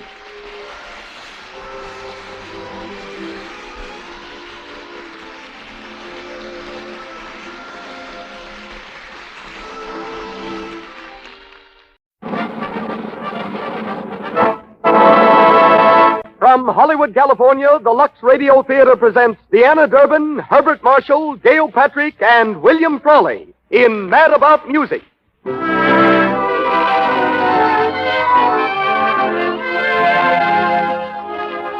Lux presents Hollywood. Our play, the sentimental comedy of a young girl hungry for the love of a father, and what happens when circumstance forces her to adopt one. We are always glad, ladies and gentlemen, to hear how you like our program. We enjoy hearing from you.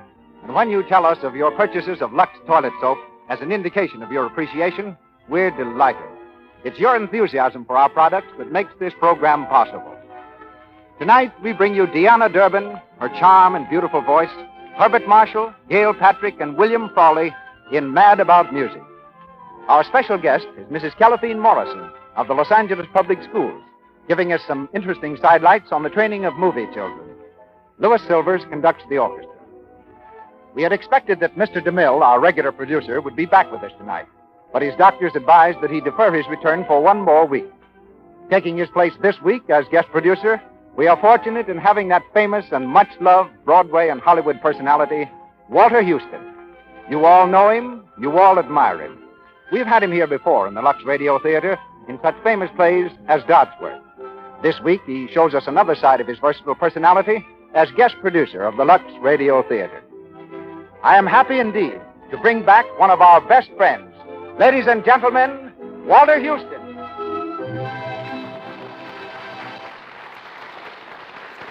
Thank you, Mr. Ruick, and good evening, everyone.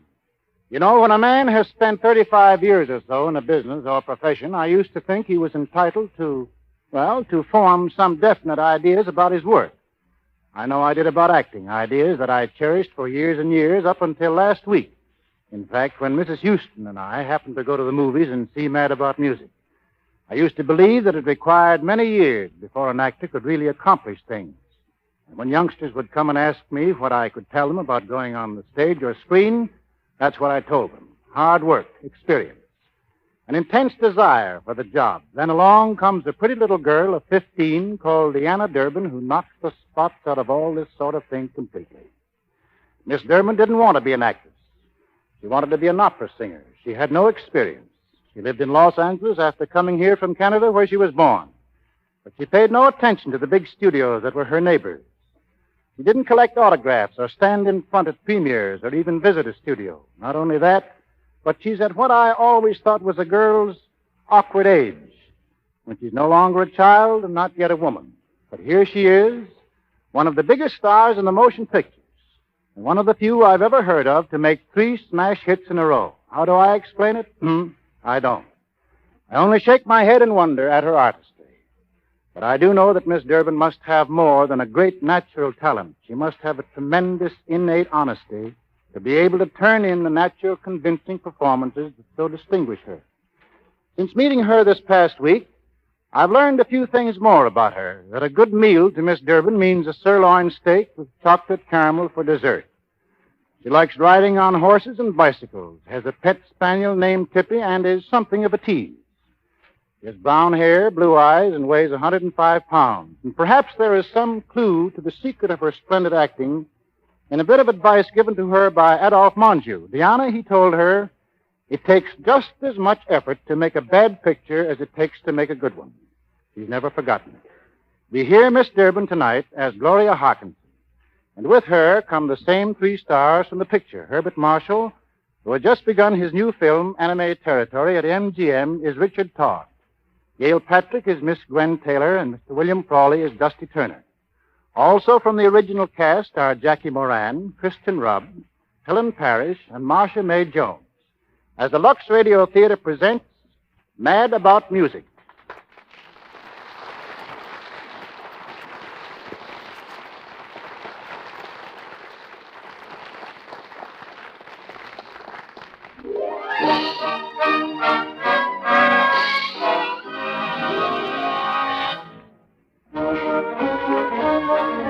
An opening at the Chinese Theater in Hollywood. The picture has just ended, and the crowd filters into the flood-lighted patio, eager to exchange opinions, eager to announce the birth of a new star. Surefire, it can't miss. Gwen Taylor makes it. Gwen Taylor is right. She's They should have started long ago. They'll star her now. She's marvelous. An hour later, the whole town, anxious to toast her name, new star sits alone in her room. There's a letter in her hands, and as she reads, her lips slowly frame the cherished words. Her manager knocks at the door. Hey, Gwen, can I come in? Come in. Say, there's a lot of people waiting for you to start a party. Let me finish this letter, Dusty. Oh, sorry. I forgot it's Tuesday. Well, what does she want now? Just an elephant tusk. Elephant tusk. Last month it was a tiger skin. The month before that, an African voodoo mask. Now an elephant tusk. Well, we're lucky it isn't the whole elephant, I guess. All those funny presents. What kind of a girl is she, Dusty, this daughter of mine? She's just a kid. All kids collect stuff. Dolls, pictures, elephant tusks. But this is different. I don't know anything about her, what she's really like, what's happening. Nothing's happening to her. Why, she's in the best school in Switzerland. But she should be here. She can't be here. You won't even let me write to her. It's too dangerous, Gwen. Now, we've been over this thing 1,000,000 times. You're doing a great job as a mother. You never got married again after her father died. You never stopped working. And now the kid has everything. Everything but a mother. Dusty, I'm going to send for her. Now, wait. Look, Gwen. To the whole world, you're Gwen Taylor, a glamour girl. That's the role that made you a star. Now, if they found out you had a daughter that's almost as big as you are, you'd have to start all over again. All right, I'll start over. But you can't, I tell you. Listen, you go on working, just for a while, and we'll run up a bankroll. The kind of a bankroll so that you and the kid will never have to worry again as long as you live. Then you can go to Switzerland, climb up on the highest Alp they've got over there, and tell the whole world that you're not Gwen Taylor, that you're Mrs. Sarah Harkinson, that you've got a daughter named Gloria, and that she's 14 years old. And if they don't like it, they can... Well, then they don't like it. Come on now, what do you say? All right, Dusty. Good girl. But see what you can do about that elephant tusk.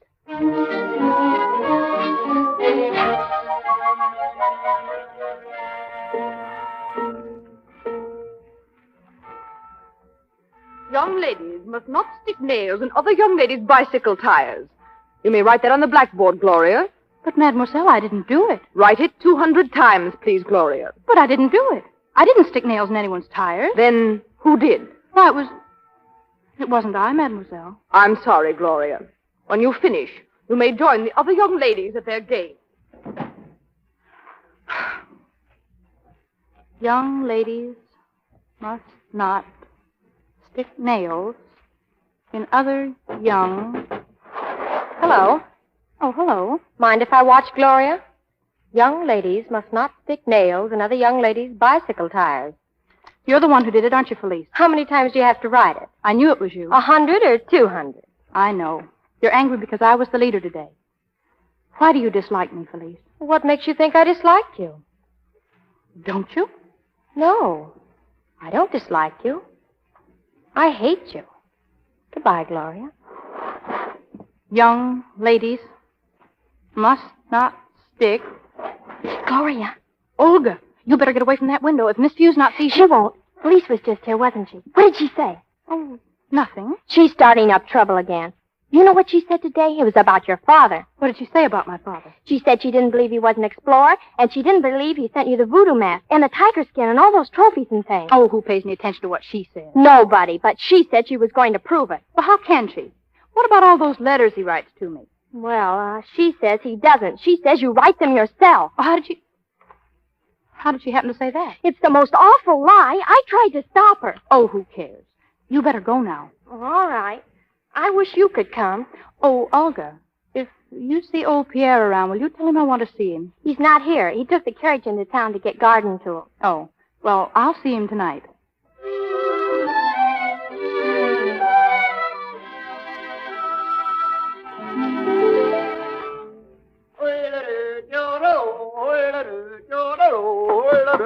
Come in. Good evening, Pierre. Hello, Gloria. How was that? Pretty good? Very good, Pierre. Sit down. Sit down. You want another stamp from my album, yeah? Well, yes. Where is the papa now? He's in Africa.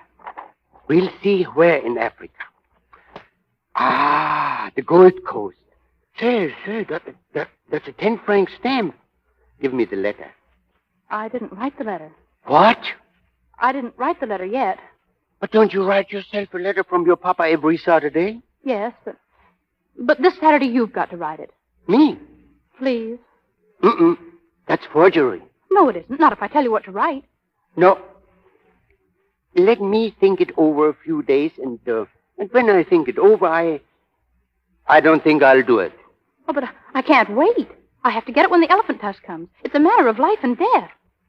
That's a good idea. We send a cable and say he got killed. Oh, no, we can't do that. I need him.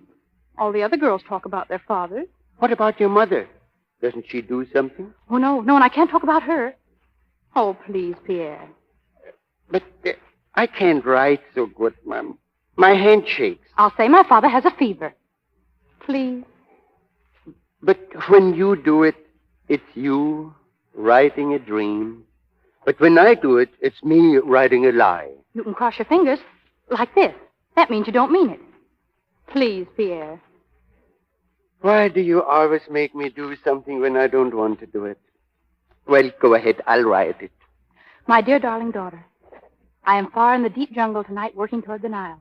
But how I wish I were with my little girl.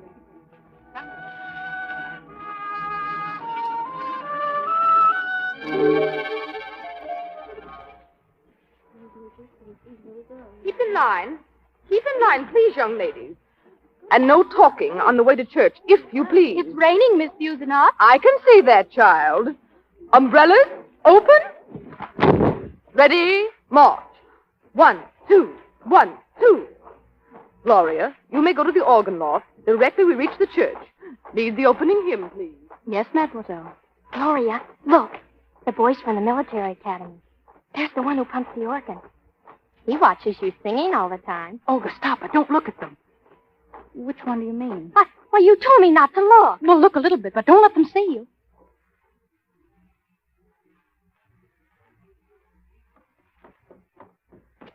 Oh. Oh, hello. Hello. God bless you. Thank you. It's the dust up here. Yes, it is dusty. Very dusty. I guess that's because there's so much... Dust. Yes. Yes. Well, I'm to pump the organ today. Oh, pump the organ? Oh, that's very nice. Yes, it is nice. Yes.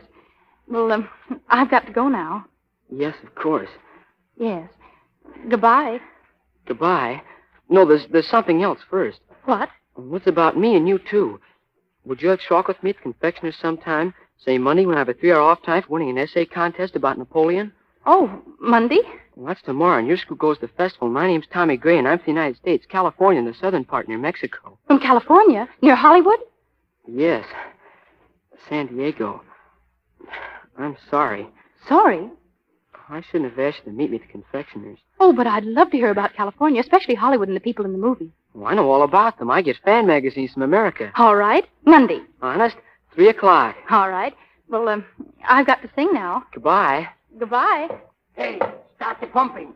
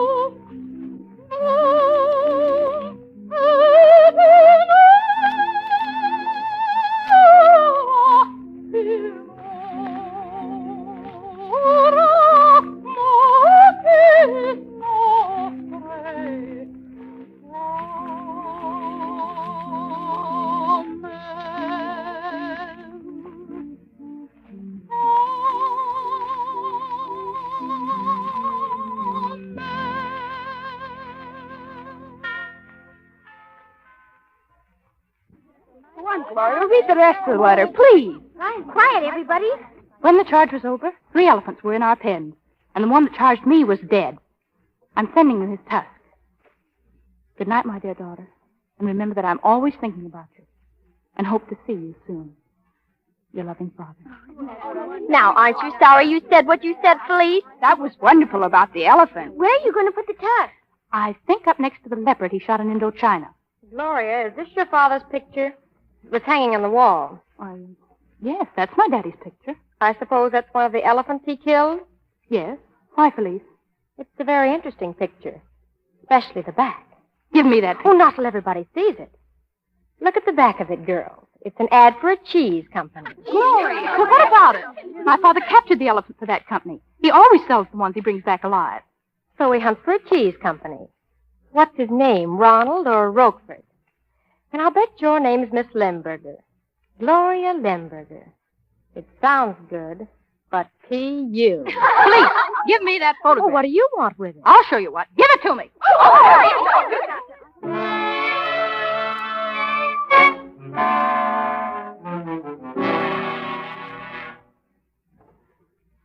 Young ladies must not make other young ladies eat photographs. Oh, Olga, come in. I can't. No one will see you. Where are you going? I'm going to the exposition. Oh, you don't want to go to the exposition, do you? No, but everybody's going. Listen, would you do me a great, great big favor? Would you stay here and write the rest of these for me? Oh, no, I couldn't do that. Oh, I know, but it's a matter of life and death. It really is. You see, I've got to meet him at 3 o'clock, and, well, it's almost 3 now, and... He? Who's he? Oh. Well, it's my father. Your father? In Ethelbert? Well, yes. He's coming here? Yes, but just for an hour, and I'm supposed to meet him at the station. Oh, well, of course I'll stay. Oh, Olga, thank you.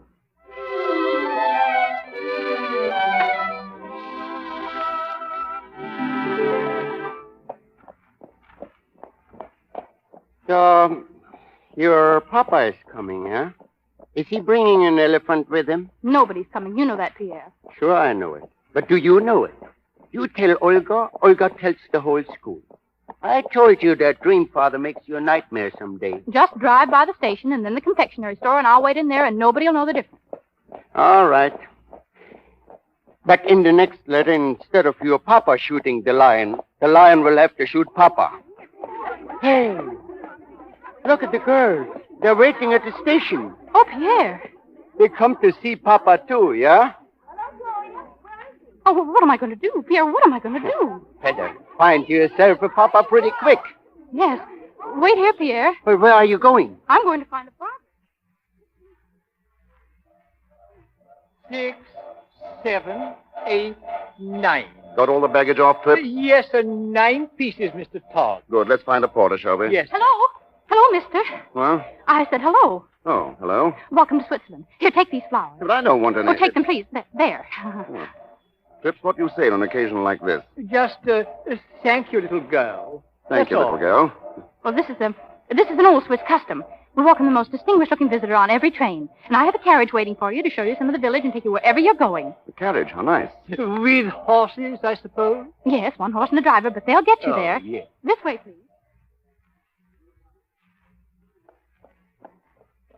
I'm afraid we're putting you to a lot of bother, my child. Oh, no. You don't know what a great pleasure it is to welcome you. Did you say the Grand Hotel? Yes, the Grand Hotel. Oh, it's a lovely place.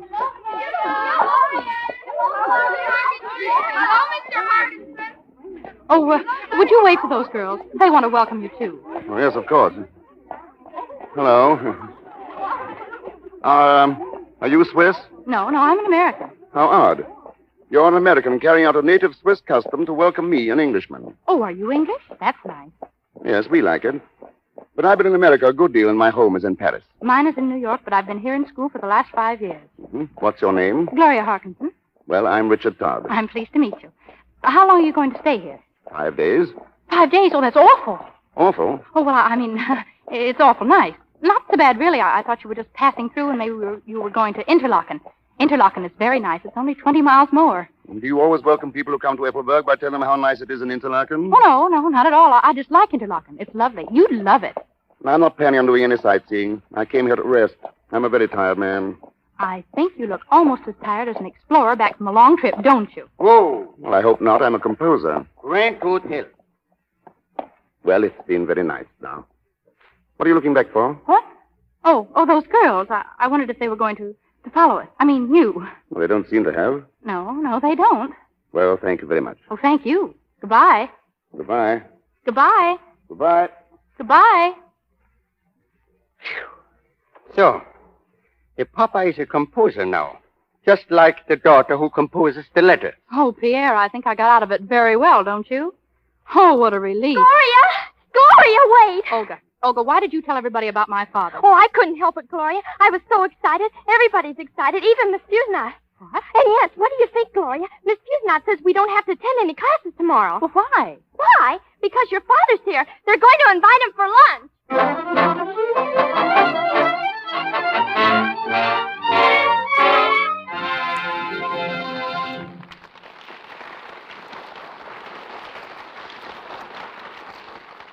Down comes the curtain on the first act of tonight's production, Mad About Music, starring Deanna Durbin and Herbert Marshall with Gail Patrick and William Frawley. We decided that during our intermission tonight, we ought to talk a little bit about Easter. Easter? Yes, Mr. Jones. What's the matter with that? Well, it is Easter Monday, but it's still the Lux Radio Theatre, and I honestly can't see any special connection between Easter and Lux toilet soap. Well, I can. Have you forgotten the thousands of beautiful ladies who sauntered up and down Fifth Avenues and Main Streets all over the country yesterday morning, displaying their new Easter clothes? I have not. I was intrigued by the shoes with all the holes in the toes, and I'm still wondering whether chin straps are meant to hold the ladies' hats down or their chins up. Even so, I can't see where Lux soap comes into this. Well, think of all the really attractive women you saw in the Easter parade. Didn't they all have clear, smooth complexion? Oh, I begin to follow you, Mr. Ruick, and you're absolutely right. A beautiful ensemble, isn't that what they call it? That's right. Loses a lot of its charm if the lady's complexion isn't, well, all it might be. That's exactly what I mean, Mr. Jones. Without a smooth, lovely skin, no other charm counts. And right there, Lux toilet soap comes in. Lovely ladies everywhere find it guards against unattractive cosmetic skin. Gives complexions the kind of beauty care they ought to have. It guards some beautiful complexions right here in Hollywood. Right again. The figures are that actually 9 out of 10 Hollywood screen stars use Lux toilet soap regularly. And, of course, that's very significant, because screen stars must have the best. And when they overwhelmingly favor Lux toilet soap, and have consistently for years, why, that's something. And now let me remind the ladies in our audience that it's Lux toilet soap's active lather that guards against the choked pores that cause dullness, tiny blemishes, and enlarged pores. Cosmetic skin. This active lather removes stale cosmetics, dust, and dirt thoroughly. Preserves the fresh, soft smoothness that never fails to win admiration, romance. And now, our guest producer, Walter Houston. Once again, Mad About Music, starring Deanna Durbin and Herbert Marshall with Gail Patrick and William Frawley.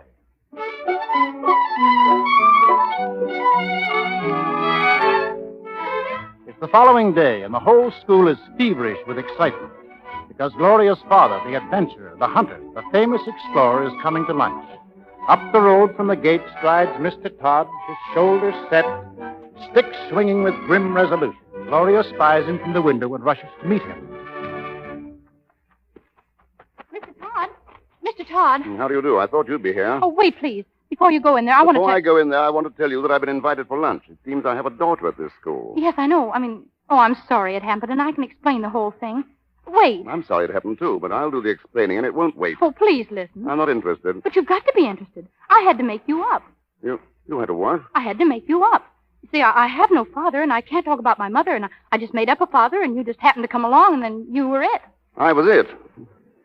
Well, young lady, I don't like to be it. Oh, you don't have to be. You can go away. Please go away. Not until I've straightened this out. Oh, please don't go in there. It's a matter of life and death. I'm sorry. But they'll know all the stories about my father weren't true. Well, you should have thought of that before you told them. Oh, you've got to help me. Afraid I can't. But I'm an American, and you're an Englishman, and England's some other country. Well, that doesn't mean that I have to be your father. Oh, I know, but if you don't go in there, you don't have to be anybody. Please. Oh, welcome to our little institute, Mr. Hawkinson. I wish you wouldn't call me Mr. Hawkinson. Oh, I'm sorry. Gloria said you were incognito. Come in, please. Girls, quiet, please. Now, girls, I want to present you to Gloria's father. How do you do, Mr. Hawkinson? Wait. Before you go any further, I think there's something you want to know. Oh, please wait. When you do me all this honor, You rather embarrass me. Oh, no, please don't. Until I realize that you're really paying honor to my daughter. Oh.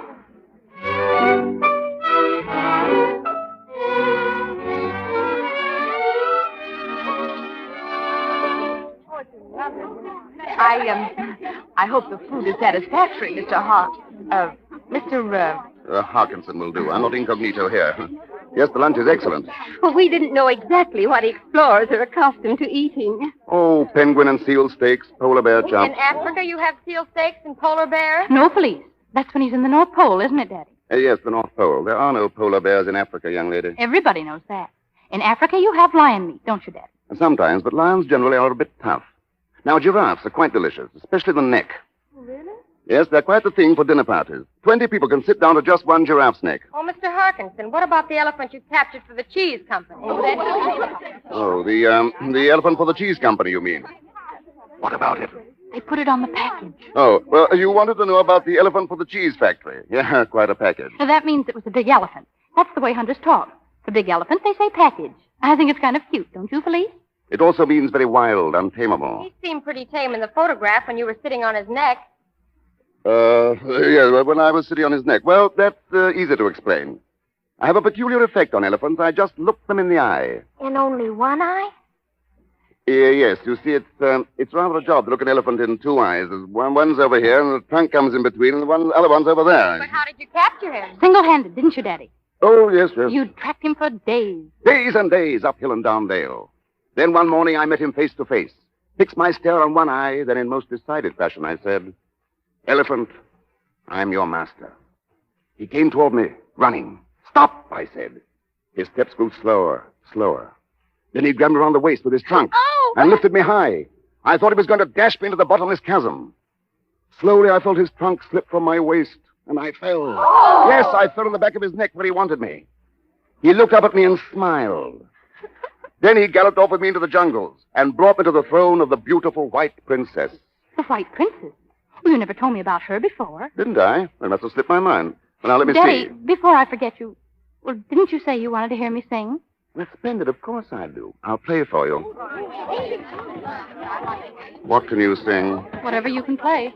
Do you know Chapel Bells? If you can play it, I can sing it.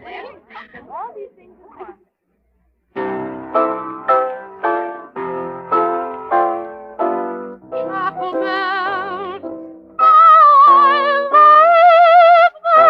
melody they bring. Chapel bells, of you can ring. Through the years, we have chimed this story of romance. Through the years, love has found its charm. Gone is every note of sadness when the music fills the air. When they ring their song of gladness, happy hearts are everywhere. Chapel bells, hear them ringing, let us swing. Chapel bells, making life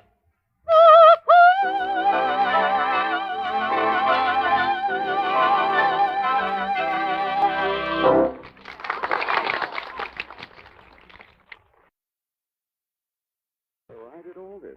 All these pictures and trophies on the wall. Every bit of it. At any rate, I'm proud of myself. But you've told your friends some very tall tales. But I kept my fingers crossed. When you do that, it means you don't mean it. Did I send you that elephant tooth? Tusk. I mean tusk. Where did I get it? Africa. Africa. I get around a good deal, don't I? Wherever Pierre has a stamp from. I'm quite a chap. Hunter, explorer, family man. Oh, by the way, sit down a second. Yes, sir. This is a bit awkward, but yesterday when I came to Switzerland, I was a bachelor. I had no wife and I had no children. Today, of course, I have a daughter and somewhere in the world, a wife. Oh, please don't ask me about my mother. Only what she looks like and where she lives. Those questions come up, it seems. I'll show you a picture of her. I keep it locked in the drawer. I've never let anybody else see this, but I guess it's all right to show it to you. Certainly, I'm a sort of relative now. That was my father. He was a Navy flyer. He died when I was a baby. Oh, I'm sorry. Is this your mother? Yes, and that's me when I was a baby. Oh, you've grown some since then. Yes, I have. And you do look like her. Oh, thank you. What's her name? Parkinson? Oh, it's the same as mine. Well, that's customary.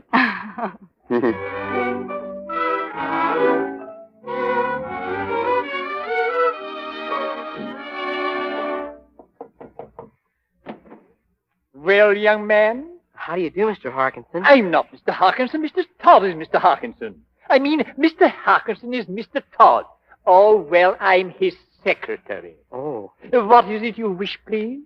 Well, it's kind of a family matter, I guess. Family matter? Oh. This way, please. Mr. Todd. What do you want? It's very important, sir. What's important? Your son, sir. What? Yeah, what's he talking about? He got it all wrong, sir. I'm not your son. I'm Tommy Gray. How do you do? How do you do? And I came to see you about your daughter. My daughter? Gloria. Oh, well, now I'm beginning to see daylight. Sit down. Thank you, sir. That is, Gloria and I talked to her yesterday at the dentist again. We were having our teeth cleaned and we met there. I was... Yes, go on. I don't suppose you smoke, do you? Oh, no, I don't smoke. Uh-huh. Well, could I get you something to drink? Maybe a glass of milk or something? No, thanks. I don't like milk. But I'm very fond of your daughter, Gloria. We're very good friends, and that's what I came up to talk to you about. Whoa, here, not so fast. You and Gloria are good friends. Yes. That is, I'm a good friend of hers, and I'm going away. But I'll be back. That's what I came to talk to you about when I come back. Pardon me, you don't mind if I have a drink, do you? This is a very trying time for a father.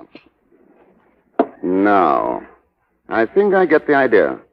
Well, personally, young man, I think Gloria's a little bit too young to be talking about marriage. Oh, I don't want to marry her. You don't? This sounds very serious. Just what do you want? Well, when I get back, you'll be gone away. Yes. When you might get killed. What? Well, a rhinoceros might gore you, or a lion might jump on your back, or even a tiger. Oh, yes. It's nice of you to think of that for me. Oh, you're welcome. And I just want to tell you that if you do get killed, I'll be here. And I want you to tell Gloria that she can turn to me. Now, that's a very comforting thought. And I'll remember it, too, when I'm lying in the jungle with a rhinoceros kneeling on my back. Thank you. Oh, you're welcome. Any little thing I can do to make life pleasant for you, I'm glad to do. I'll tell her that if I get killed, well, that you're to be a father to her. Oh, thanks very much. Thank you. You're welcome. Goodbye.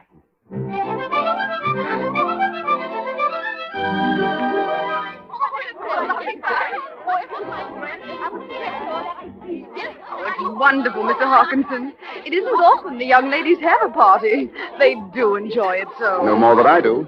Yes, we're all children at heart, aren't we? Aren't we? Telegram for you, sir. Telegram? Oh, excuse me, please. Oh, of course, Mr. Hawkinson. Gloria, you come here a minute? Yes, Daddy. I have to leave for Paris tonight. Tonight? Oh, I'm sorry. I have to. It's business. I think you better tell the girls. Yes, I better. What are you going to tell them? Well, my fingers are crossed. Girls, listen. My daddy just received a cable. Yes, he has to go to La Havre to get a boat. And from Havre, he's going to the North Pole for polar bears.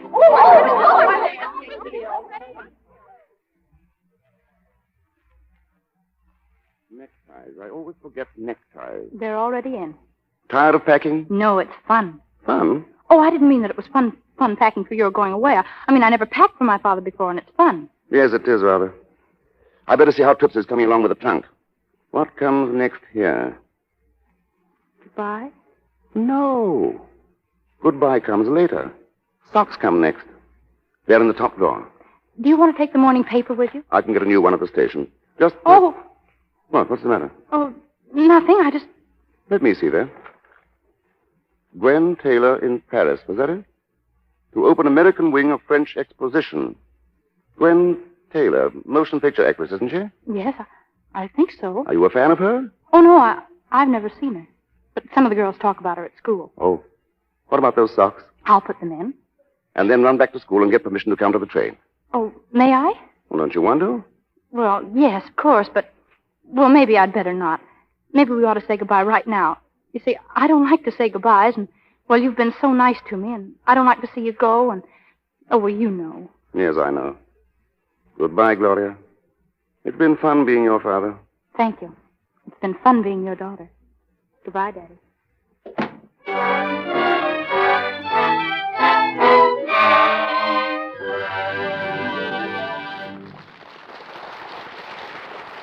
We pause for station identification. This is the Columbia Broadcasting System.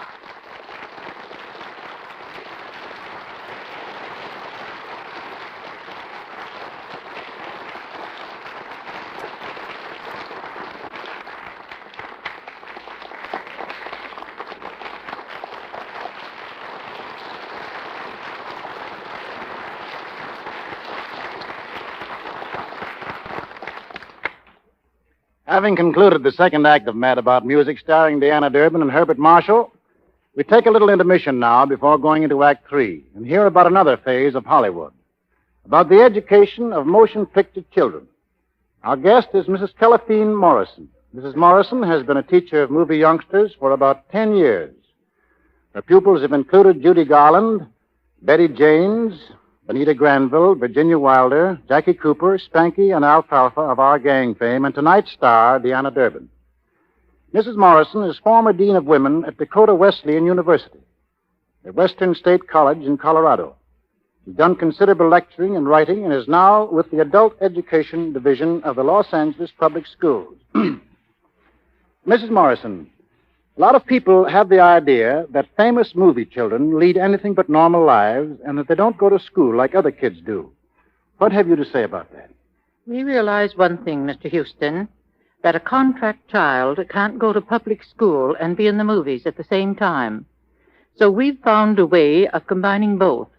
In music work, in the movie work, the children get individual instruction directed at giving them a sound general education. And we think it is more important that we teach them to lead happy, normal lives. After all, that's what really counts. But aren't there certain specific rules that must be followed to obey the law? Now, I've seen many directors call a halt on a scene and tell the children involved in the picture that it's time to go to school. Yes. There are many different legal regulations concerning the education of movie children. For instance, every boy or girl under 18 who has not been graduated from high school must have at least 3 hours of study every school day and 1 hour of recreation. If the boy or girl is a high school graduate and is still under 18, the teacher becomes a welfare worker. And what does welfare work consist of? Has it anything to do with the progress of the child in pictures? Yes.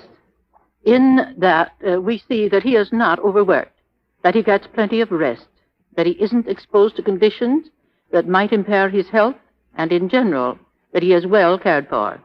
And let me add right here that every major picture studio, without exception, extends to the Board of Education the most complete and sincere cooperation.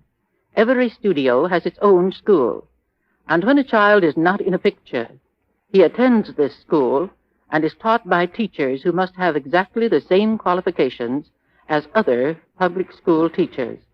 When the child is working in a picture, then his books, his equipment, and teacher follow him just the same to the set or on location. I often wonder how they do it. I have enough trouble memorizing my lines without going to school.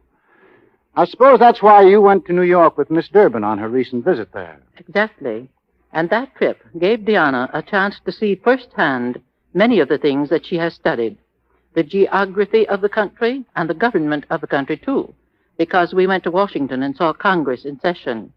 And I might tell you that we brought Lux soap with us on the train and used it wherever we happened to be in the East, just as we do back home. It certainly looks as if Miss Durbin is going to follow in the footsteps of the grown-up stars, doesn't it? But tell me, between us two now, just what kind of a student is Miss Durbin? Between us two, Mr. Houston, she is as willing, as delightful, and as intelligent a pupil as a teacher could wish for. She is happy, and happy pupils learn best. What's she studying these days? United States history, civil government, English, music, and French. She's greatly interested in drama, and in New York, she read quite a bit of Kenneth Roberts' book, The Northwest Passage. But I still think her favorite book is Bambi. Naturally, I'm pleased to see her making such fine progress with her lessons. But what pleases me most is to know that here is a girl at the top of a glamorous profession who has enough common sense to keep both feet squarely on the ground. Like any other girl, she's fond of clothes, but Diana prefers simple clothes.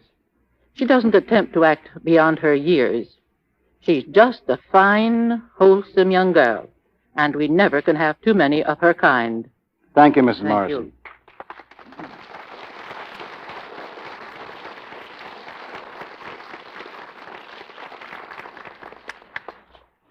Deanna Durbin, Herbert Marshall, Gail Patrick, and William Fawley in Mad About Music.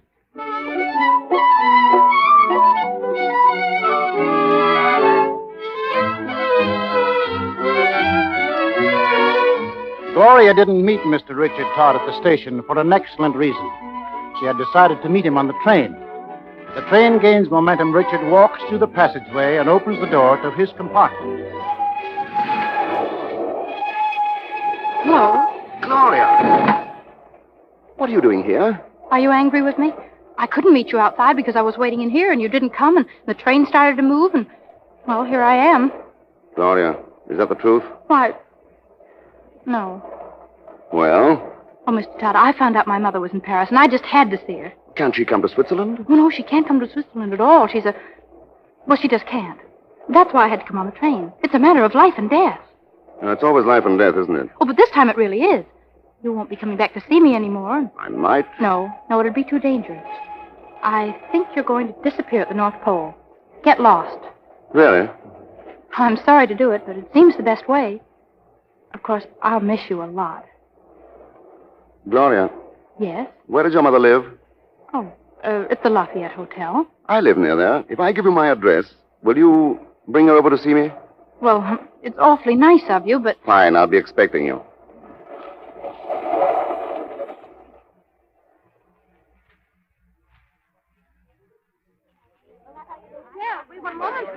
Hello? Lafayette Hotel. Where's that little girl who called me? Here I am. Oh, sure. There you are. Well, come over here, Gloria. I'm Dusty Turner. Yes, I remember you, Mr. Turner. How do you do? I'm fine, thanks. How are you? Very well, thank you. Well, that's fine. Come on now, sit down and tell me just how you got here. I came on the train. Well, how did you get away from the school? Oh, well, it wasn't hard. Well, I'm afraid that's bad business. You should have told me about your plan. Oh, I know, but, well, I was so lonely, and then I saw that my mother... Gwen. Yes, that Gwen was here, and I came. Oh, I just want to see her a minute to say hello and talk, and then I'll go right back. Well, I don't know about that. Gee, but you've grown a lot. I guess I have. Well, I should say so. How's the school? Oh, please, I don't want to talk about me or the school. I want to see Mother... Gwen. Yeah, I know you do. But that's not going to be as easy as you think. You're not going to let me see her? No, I'm not going to stop you. They are. Who? Those people out there in the lobby. Her fans. Why, they're waiting for her now. Oh, I can wait until they go. I don't mind. But that's not it. You see, she sort of belongs to them. But I belong to her. She's my mother. Well, you know. Sure, I know. It's tough on you and tough on Gwen. And me, too, for that matter. But you see, everything a big star does, everything about her, makes people talk. They guess and gossip and watch every move she makes, everything she does. So she's got to be different. Why, she's almost like a princess in a fairy tale. I see. And a princess in a fairy tale can't have a daughter as big as I am, can she? Oh, but next year, she's going to be with you all the time. And Goodbye. Then... Isn't there anything you want, Gloria? Anything that I can do? No, thank you. Goodbye.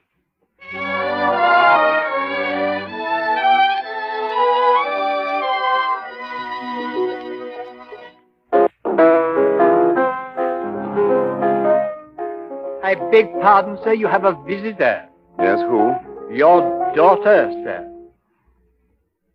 Gloria, how are you? I'm sorry to bother you so much. Bother, it's a very pleasant surprise. Did you find your mother all right? Yes, I saw her. Take off your hat and coat. You have a nice time? Oh, yes, I had a very nice time, thank you. I bet your mother was surprised to see you. Why, yes. That is, at first she was. Is this the song you were playing just now? Yes, that's it. How long is your Would mother you mind going... if I sang this? Well, right now? I'd like to try it. All right.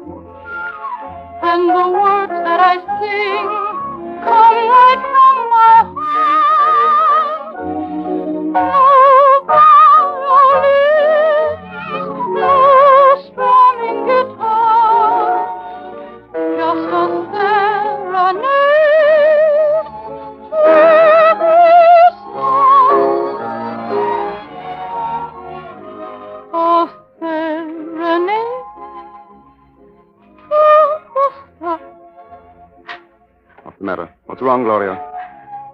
Nothing. Look up here. Remember, I'm your father. You picked me out yourself, you know. Could you send me back to school? Tomorrow? Send you back? Tomorrow? Does your mother know about this? She gave me the money to go, but I lost my handbag. Did you tell her you'd lost it? I didn't think I ought to.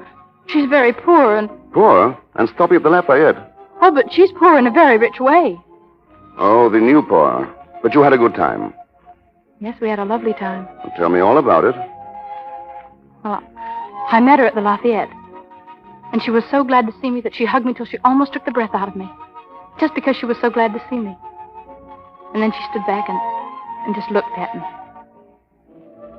And then she started to cry. And I cried. Just because we were both so happy. It's funny how you cry when you're happy, isn't it? And then she laughed. She laughed, and I laughed, and everybody looked. She's so beautiful. And then we just talked. Because I had so much to tell her, and she had so much to tell me, and she told everybody else to go away, and we just stayed there alone together. And then... Go on. And then she had to go to a party, and I told her I better get back to school, and she said I was right and gave me the money, and then I lost it, and then I came here to ask you. I'm glad you did. You can uncross your fingers now, Gloria. What? Uncross your fingers and tell me what happened this afternoon. Oh, but I can't. I mean, I can't. All right, then I'll have to find out for myself. Put your coat on, Gloria. Why, what for? We're going to take a walk, you and I, around the block to the Lafayette Hotel. Oh, no, listen. Where's my hat? No, wait, oh, please. Hello? Hello, operator. I put a call in hours ago to Switzerland. But she must be there. Well, let me speak to Miss Fusnot. Hello, Miss Fusnot? This is Gloria's mother. What? In Paris? Mr. Harkinson? Mr. Richard Todd? Oh, what? Oh, there's some mistake. I'll call you right back. Stay right there. Dusty! Dusty! Hey, Gwen, that press gang is waiting for you. Dusty, listen. Gloria's in Paris. In Paris? Yes, she's here. She left Switzerland last night with a man. He said he was her father. Call the police. Oh, wait a minute. We're not going to call anybody now. Let's take this calmly. How can you talk about taking things calmly? Gloria's in Paris. She's here. I know she's here. You know she's here. Yeah, I saw her this afternoon, and she's all right. Where is she? She's on her way back to school. What? You made her leave? Certainly not. She didn't want to talk to you. She just wanted to see you. She didn't want to talk to me? No, now, don't take it that way. I told her what it would mean if it got out that you had a daughter her age, and... You did that to that baby? She wouldn't have been in this room 5 minutes before all Paris would have known it. Bellboys and maids would have been fighting to get to the phone first to tip off the newspaper. You could have managed it. You managed everything else. Well, what did you want me to do? Present her to the press? Yes. Oh, the press. I forgot they were all over the hotel. Now you're making sense. Come on in and meet them. All right, Dusty. What a trooper you are. Come on now, give him that big smile. And don't let him know that anything's wrong. Say hello Come on, wait a minute, boys. Wait a minute. Will you take it easy? Will you take it easy? One at a time. One at a time, please. Now, there she is. Ask her anything you like. Her life is an open book. Are you going to do a picture in France? Is it true you're buying a villa? Are you going back to the stage? Wait just a minute, boys. I know you want news, and I'm going to give it to you. Atta girl, Gwen. I have a daughter, and she's 14 years old. What? She's here in Paris tonight. No, boys, listen to me. That's not... She's only a baby. She's only so big. She's 14 months, I swear. The small infant this big. Oh, quiet, everybody. Listen, will you? Listen, will you? Now, look, boys, wait a minute.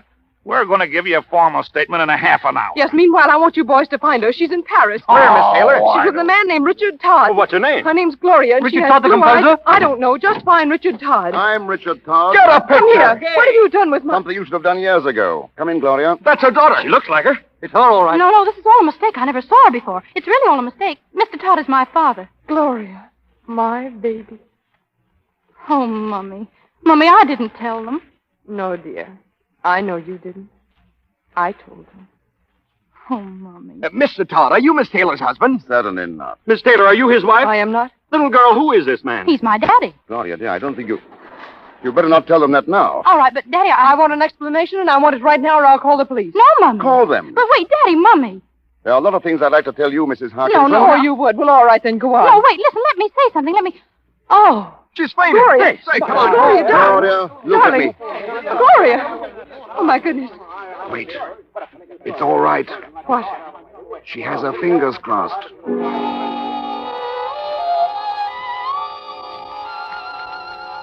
Such a lovely party, Mr. Todd. And to have Gloria's father and mother both at once.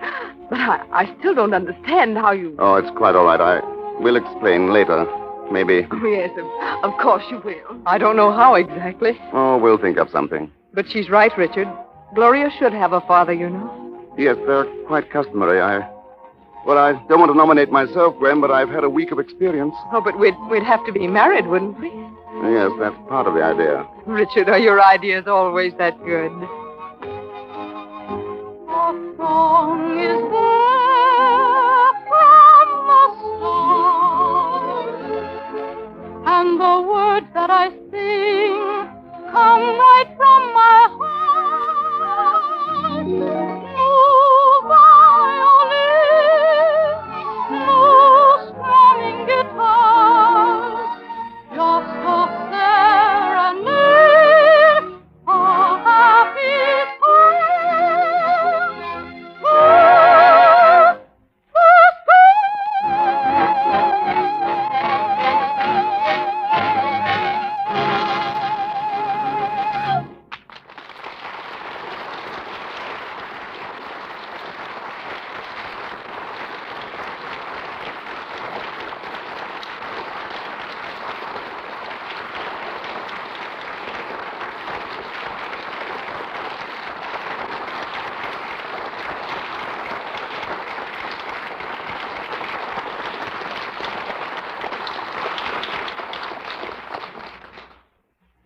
Well, that's the end of Mad About Music.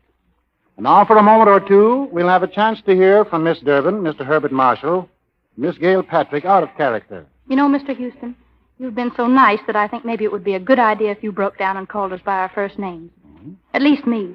I don't feel like Miss Durbin to you. I feel like Deanna. And besides, don't forget, we were both born in Canada. Oh, yeah, then as one old neighbor to another. Thank you, Deanna. Ever since we made Mad About Music on the screen, Deanna, people have been asking me a lot of questions. They want to know what you're planning to do. If you're going to stay in Hollywood or if you're going to be an opera singer. And here's your chance to answer them all at one time. Do you mean what I'd like to do or what I'm going to do? Well, since it's pretty hard to predict the future, what you would like to do. I'd like to do 3 things. I'd like to sing in opera, and I'd like to keep on making pictures, and I'd like to be on the radio, as long as people want to hear me. There's one tip I can give you, Deanna. If you want to keep that lovely complexion of yours as you grow up, just keep on using Lux soap. I'll bet you use it, Miss Patrick. If you mean that for a compliment, Deanna, thank you. I do use it. I think it's the best soap there is. And so do I. It makes the nicest lather, and it smells nice, too. In fact, Lux soap is the favorite with my whole family. Well, thanks, Deanna. And tell me, now that your picture's finished and our radio program is over, I suppose you'll be taking another vacation? Where are you going this time? Right back to Universal City, Mr. Houston, to make another one. It's called That Certain Age. That's all I know about it. Now, I wonder what certain age is that certain age. I can answer that after a fashion. Deanna is going to have a beau. I am? You are?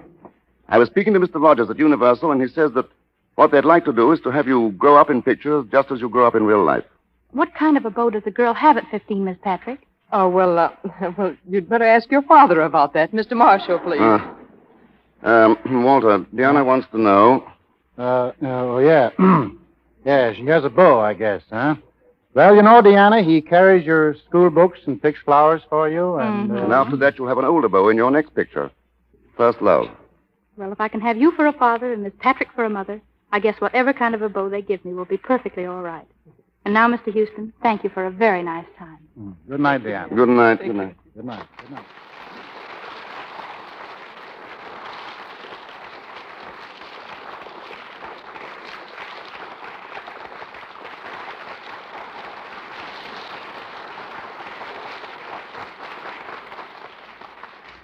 Mr. Houston brings us important news about next week's program in just a moment. Our cast tonight featured Jackie Moran as Tommy Gray, Christian Rubb as Pierre, Helen Parrish as Felice, Marcia May Jones as Olga, Edgar Norton as Cripps, Margaret Brayton as Miss Fusnot, Marie Hammond as Miss Louise, Joanne Ransom as Dorothy, Suzanne Ransom as Catherine, and Jerry Gale as Lizette. Mad About Music was made at New Universal Studios. The original story was written by Marcella Burke and Frederick Kohner, with music by Harold Adamson and Jimmy McHugh. Gail Patrick's new Paramount film is Dangerous to Know, and William Frawley's Professor Beware. Louis Silvers is from 20th Century Fox Studios, where he directed music for 4 Men and a Prayer. And now, ladies and gentlemen, just a reminder. As you know, many localities switch to daylight saving time next Sunday. If your community is one of those changing to daylight saving time, you will hear this program at the usual hour. If your community remains on standard time, tune in 1 hour earlier. And now, here's Walter Houston. Next Monday night, the Lux Radio Theatre presents Madeline Carroll and Don Amici in Dangerous, a great romance drama which many of you rank among your favorite motion pictures. Dangerous is the story of a girl, once a great actress, whose life suddenly becomes an endless series of bad breaks. She's a hard-luck girl, bringing misfortune to all who knew her. How this chain of adversity is broken, how love and happiness finally come to her, you'll learn next Monday night when Madeline Carroll and Don Amici enact this exciting drama on our stage.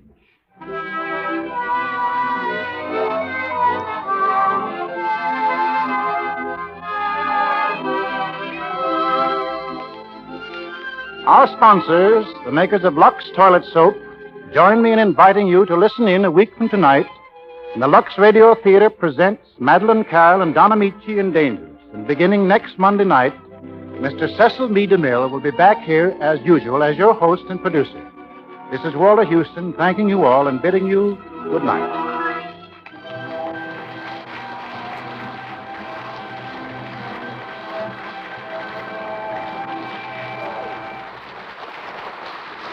This program, ladies and gentlemen, came to you with the good wishes of the makers of Lux Toilet Soap, the fine complexion care preferred by 9 out of 10 of Hollywood's famous actresses. So join us again next Monday night.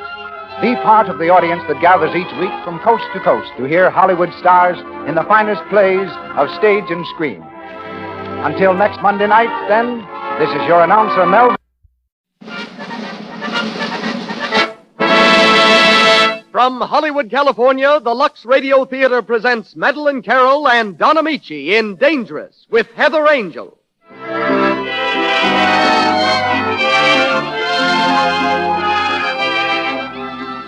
Lux presents Hollywood, and our cordial thanks to you, ladies and gentlemen, who make these programs possible by your loyalty to Lux Flakes. 2 weeks ago, we made an announcement at the end of our program. By popular request, we are making that announcement again at the end of our program tonight. So please listen carefully and have your pencils ready at the close of this performance. Starred tonight are Madeline Carroll and Don Amici with Heather Angel in Dangerous, the gripping drama of a hard-luck girl, a girl who unintentionally brings misfortune to those who know her, and how romance and happiness finally find a place in her life. Our guest is Miss Thelma Saxton, who has one of Hollywood's oldest odd jobs, and conducting our orchestra is Louis Silvers. Tonight, we welcome back to our stage our regular producer and host. Completely recovered from his illness, he'll be with us now as heretofore every Monday night. And now, ladies and gentlemen, Hollywood's pioneer, star maker, and director, Mr. Cecil B. DeMille.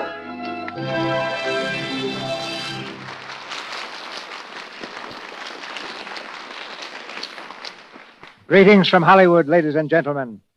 And after nearly 4 weeks in the hospital, there's a new thrill in saying that old phrase. With these greetings, my sincere thanks go out to the hundreds of you whose thoughtful letters came like the voices of friends to brighten the long days. I know now what radio really means to the thousands of people imprisoned by illness.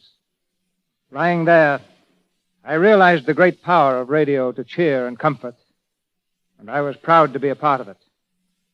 And I thought, too, of the importance of 1938 as a milestone in motion picture progress. For this is the 35th anniversary of that historic film, The Great Train Robbery, which created the first screen star, Bronco Billy Anderson. Today, Bronco Billy's almost forgotten. And stars like Madeleine Carroll and Don Amici have inherited the royal ermine of international popularity.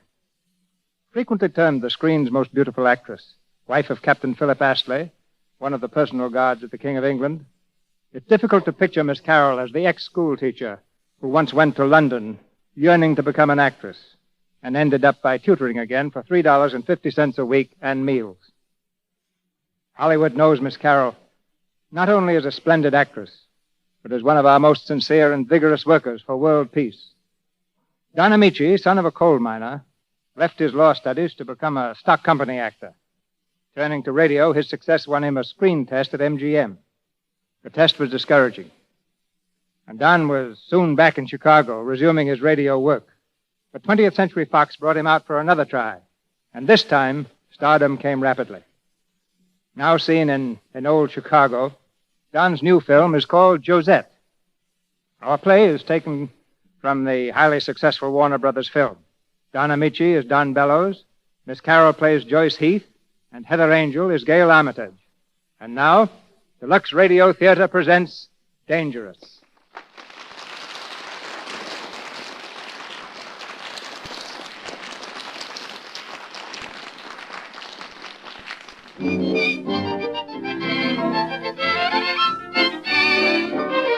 A bachelor apartment in New York City.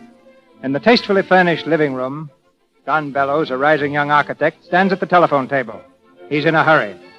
With the receiver propped between his shoulder and his ear, he wriggles out of his coat and hands it to his Filipino houseboy. Yes, of course, Miss Linda. Here, take my coat, Carlos. Yes, sir. Oh, we'll be there, all right, Mrs. Linda. Yes, I'm stopping by to pick up Gail. All right, goodbye, Miss Linda.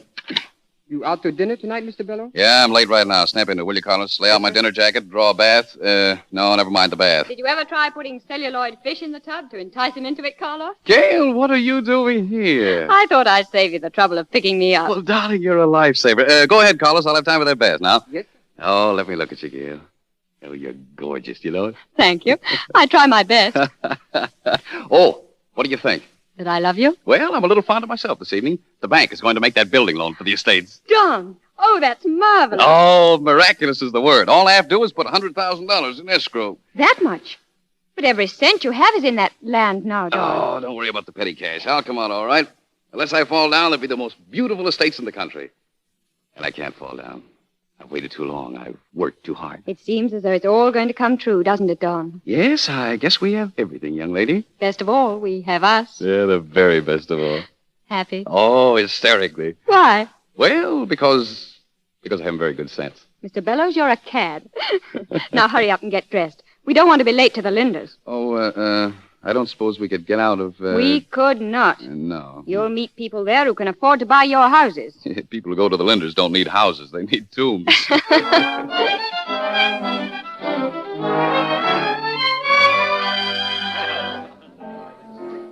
and it's really been so nice to have you. Thank you, Miss Linden. Good night, Mr. Good night. Linder. Good night, my Good dear. night. Good night. Well, that's over. Being the extra man at a Linder dinner party is like being the spare corpse at a wake. I could kiss you for getting us out, Ted. Well, now that we're out, what happens? You know what I'd like to do? I'd like to go down and do the shooting galleries and honky-tonks and things. Oh, slumming. Say, that's an idea. Of a sort. Say, I know a swell little dive over near the tracks on 10th Avenue. Sawdust on the floor? Up to your knees. Come on.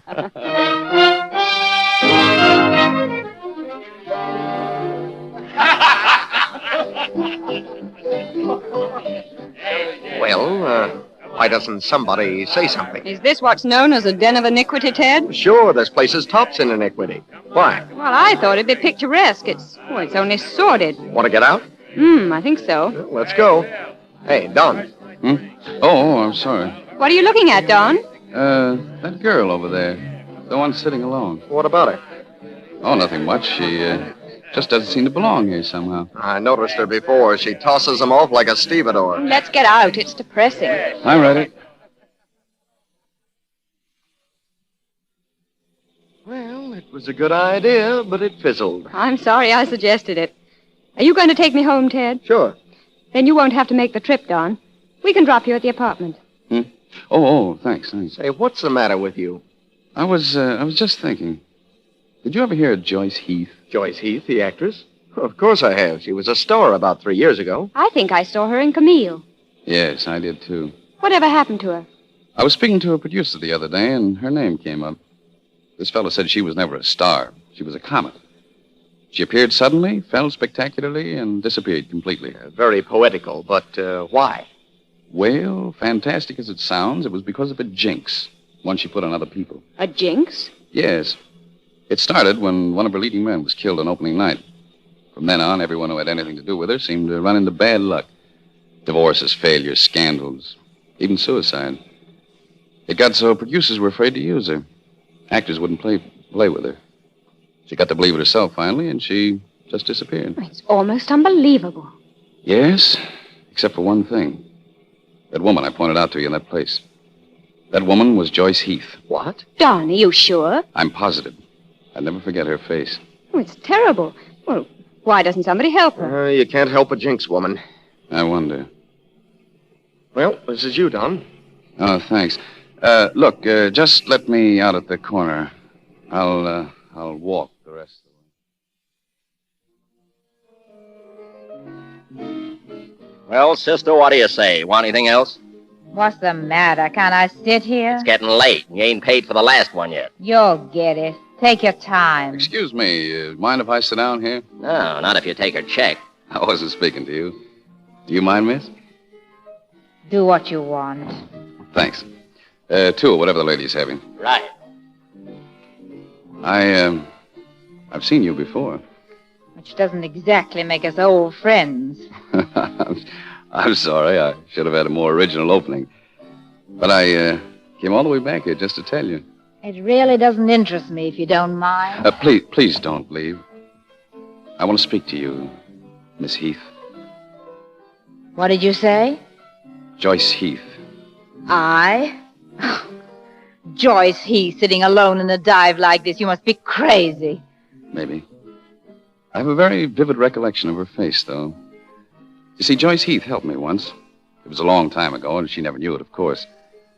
I was just getting my start in architecture, and things were going pretty badly. I was discouraged, ready to quit. And then one night, I went alone to the theater. Joyce Heath was playing in Camille. I'll never know exactly what happened to me that night, but somehow it gave me strength, gave me the courage to go on. She was a magnificent artist. I'll always be grateful to her. Now you're a success, I suppose. Oh, fair one. Well, you don't have to thank me. No. There isn't much similarity, except in appearance. Lots of people look alike.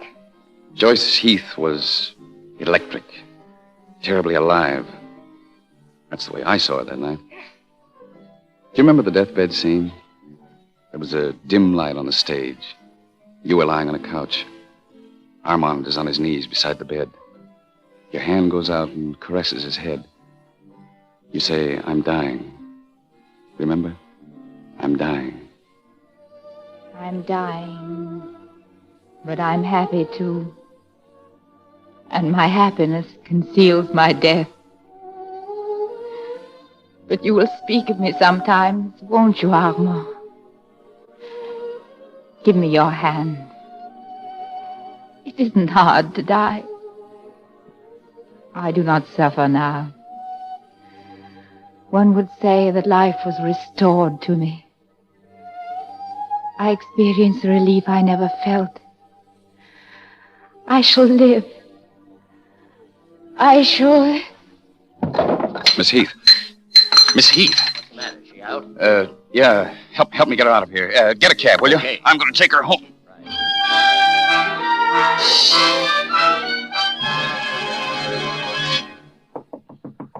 Yes? Who is it? Good morning. Still in bed, miss? You look very poorly. Do I? It won't surprise you to be told that I feel very poorly. Nope, it won't.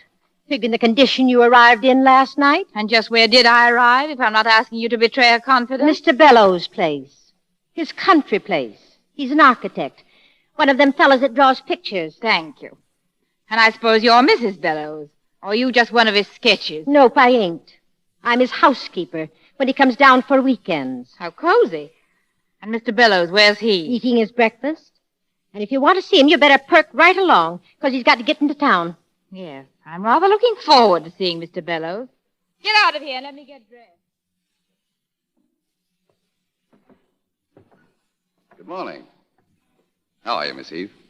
Feeling better? No. I'm sorry. How did I get here? I brought you. I looked in your purse for your address, and there wasn't any. You had to have someplace to go. Oh, don't bother with an alibi. It really doesn't matter. If I were looking for an alibi, I think you'd supply it. Look at yourself in the mirror. Take a good look. The only feeling you could arouse in a man is pity. Pity? You have the nerve to feel sorry for me. You, with your fat little soul and smug face, picking your way so cautiously through a pastel existence. Why, I've lived more in a day than you'll ever dare live. Pity for me. That's very funny, because I've never had any for men like you. I've never... Oh, what's the difference? Just now, you were as I'd imagined you'd be. Yes, playing a second-act speech at a third-act curtain. There might be a fourth act, you know. Not for me. And when you boast to your friends about how you brought me here, I wouldn't mention it was after I'd become a has-been. It might detract from the glamour of your adventure. Look, Miss Heath, I brought you here because you were sorry for me. You already said that. It was more than that. Let's just say I brought you here because you're an actress whom I've always admired and to whom I'm grateful for some of the finest performances I've ever seen. I'm humiliated to the point where I must thank you. Well, now what? That depends upon you. Here. Take a look out that window. It's a nice country up here, isn't it? It's quiet and restful. A person could find peace here. You can only find peace in yourself. And when you do, you might as well be dead. Rest in peace. It's for tombstones. And for the living? Desire. To want something. To work for it and get it. To live up every moment of it and then go on, leaving yesterday behind. On and on. Higher and higher. Frustrated actress reads lines for small audience. Oh, no. You'll go on. Talent like yours doesn't die. You were a star once and you can be again. Yes, an evil star, a jinx. You better run for your life. Oh, you can't possibly believe that superstition. 2 men who loved me are dead. Some have been ruined financially. Successful shows are folded. How can I ignore it when everyone else believes it? When no producer in the country will risk giving me a part. Breakfast is ready. In a minute, Miss Williams. You'll have some breakfast, won't you? No, thank you. If you're going into town, you can take me with you. Won't you stay out the week? No one's going to be using the house, and I can come down and bring you in Saturday.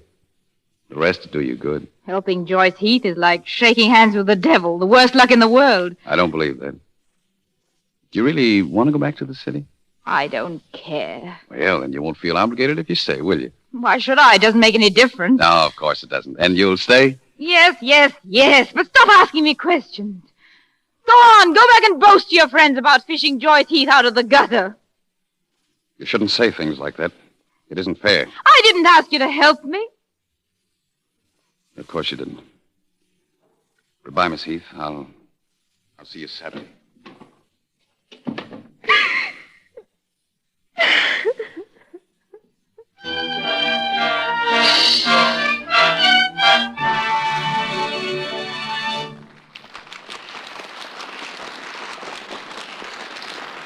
And so ends Act One of Dangerous. In a moment, Madeline Carroll and Don Amici will be back to continue with Act Two.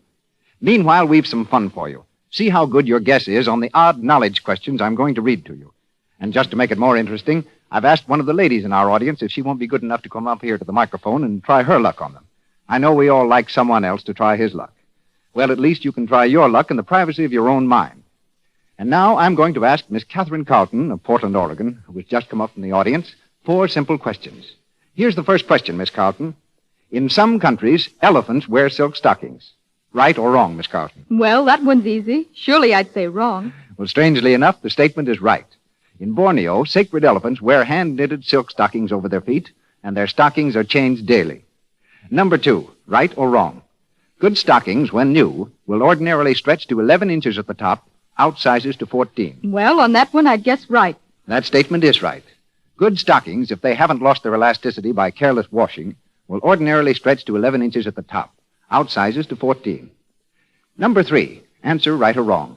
Nobody wears stockings made of wire. Right. The statement is wrong. If you ever go to the Congo, look up Princess Watutsi. She wears a knee-length skirt, and her hosiery is made of wire. Number 4, for many women, stockings are the greatest single item of expense in their wardrobe. You said it. With a great many women I know, that's certainly right. Yes, that statement is correct.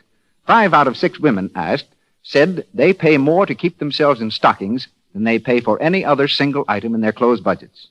But more and more women are reducing stocking expense by caring for stockings with Lux Flakes. Lux saves stocking elasticity, keeps stockings live and stretchable, so they give instead of breaking so easily into runs. Get a big package of Lux Flakes tomorrow. Lux your stockings after every wearing. Then they'll look lovelier, fit better, wear longer. Please listen carefully for the announcement which will come at the end of our program. Mr. DeMille. We continue with Dangerous, starring Madeline Carroll and Don Amici. A few days have passed since Don left Joyce Heath at his cottage in the country. It's early Saturday afternoon, and he's returned to drive her back to the city. In the spacious kitchen, Mrs. Williams goes about her preparations for dinner as Don questions her concerning Joyce. Was that all you've got to tell me? She ate and she slept. Didn't she say anything? Well, she ain't what you call a chatty body. You could get more folksy conversation out of a snowman. Well, where is she now? Went walking toward the hill on the north meadow. I guess I better find her. Kind of looks like rain to Yes, me. it's going to rain right enough. When you fetching her home? Whenever she wants to go. Why? Lands, I was just talking, but I sort of wish she was gone. Why? Because it's different with a man like you. But a woman can tell a lot about another woman. She's dangerous, Mr. Don. A bad woman's got something that a good one ain't. Good women are jealous of that something and afraid of it. You can't say exactly what it is, but she's got it, and I'm afraid of her. For your sake. Sounds to me as if you've been reading some trashy novels, Mrs. Williams. In the first place, I don't find Miss Heath particularly charming off the stage. And in the second place, it's no concern of yours. I'll go and find her. She'll be out of your way by this evening. Miss Heath? Where are you? Miss Heath? Oh, there you are. Miss Heath, wake up. Hey, come on, wake up. Oh, it's you. Yes, it is. It's you, and it's Saturday, and I went to sleep in a haystack. It all comes back to me now. It's also going to rain, and it's supposed to show very good sense to come in out of it. That's merely hearsay. Gosh, you look much better. I feel it. I've enjoyed it here. Going barefooted, sleeping in the sun, and playing naiad in general. Now, just what is a naiad? Some sort of a wood nymph, I think, but I'm a little mixed up on my sprites. Well, even at that, a naiad becomes you more than a maenad. Fancy, and just what is a maenad? Well, maenads were mythical women renowned for their beauty and charm. They attended the Dionysian revels and were always so carried away by the wild madness that they ended up by dancing hysterically over the edge of a cliff to destruction. Sorry. I'm too tired to be hysterical, and my feet are much too sore from going barefooted to stand the job dancing off cliffs. By the way, I got the sermon. Thank you. I didn't mean to preach. I probably deserve it. Oh, here it comes. Come on, we'll have to run for it. Woo! Naiad, Maenad, nothing, mermaid! Come on!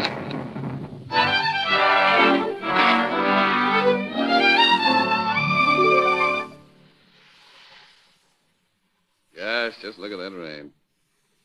You know, I'm afraid we won't make it tonight. I don't mind. I don't mind anything. I've had a good dinner, the fire's warm, and don't be surprised if you hear me purr. Did I tell you I saw you the opening night of Hedda Gabler? No. I think it was one of your best things. Do you? Which play would you prefer to do above all others? One I've never done. It's called But to Die. I wouldn't have to act it. I could live it. Why hasn't someone produced it with you? Well, the Jinx Woman of the theater? I noticed another play on your bookshelf. I'd like to play that sometime, too. Which one was it? A thing called Forever Ends at Dawn. Forever Ends at Dawn. I don't think I've ever read it. It has a beautiful last act. Wouldn't read it to me, would you? Sure you want to hear it? Oh, it'd be a treat. Well, just the last scene, then. All right. The locale is behind the front lines of an aviation post during the war. The principal characters are an aviator and a woman. She's not a nice person, but fascinating. The man has a wife, or a fiancée, I've forgotten which, with whom he's very much in love. However, he's intrigued by the woman, but quite nobly resists her charms. The second act ends with him receiving orders to leave at dawn. That's where the title line comes from. Here it is. Here. You may find some of the dialogue a little awkward in spots, but I'll try and make it convincing. I've never heard you yet when you weren't. Thank you. Here we are. It's midnight. The room is illuminated by a floor lamp. Joan sits reading. There's a knock at the door center. She opens it to Richard. Joan. You at this hour? Richard, it was my last chance. You see, we're moving up at dawn. I've come to say goodbye and tell you what grand fun it was knowing you. It was, wasn't it? Joan, yes. Yes, of course.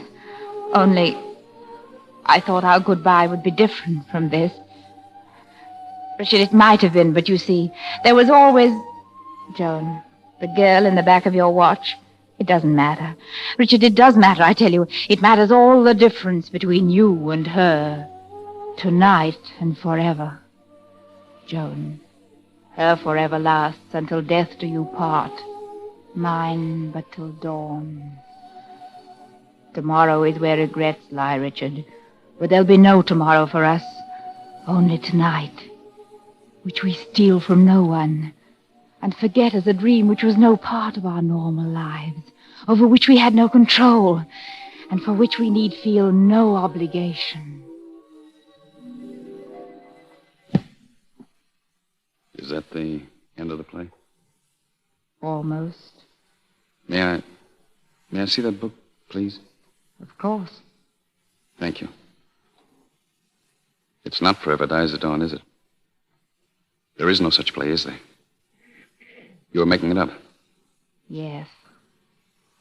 You should be a writer, too. Where are you going, Don?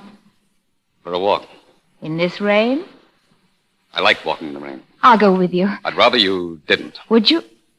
Would you like me to leave here now? Would you like never to see me again? I'll go if you say so. You can't go. Because of the rain? No, because I want you to stay. Oh, Don. Joyce, what's happened to us? I don't understand. Must we understand? It's happened. That's enough. Kiss me, Don. Don. Joyce, I'm going to take that walk by myself. I've got to think. I'll be back later.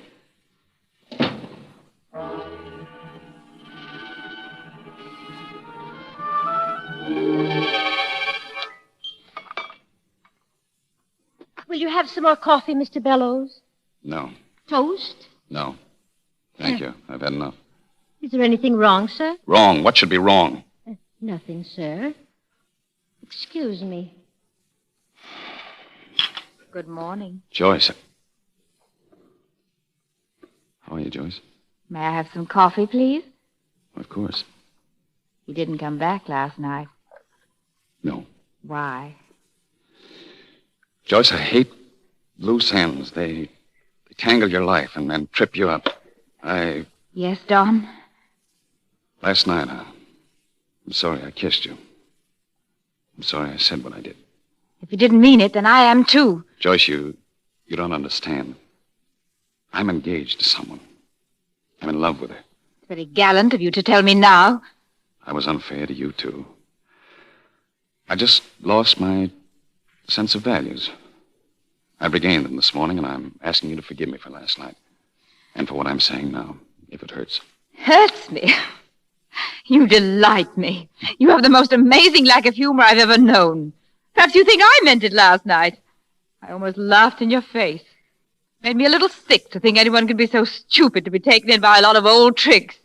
I thought you at least might be amusing. Instead, you turned out to be dull, stupid, and so afraid. But you needn't be. I won't upset your Sunday school romance or your oh-so-nice career. Hurt me. Get out before you give me hysterics. Get out! Get out!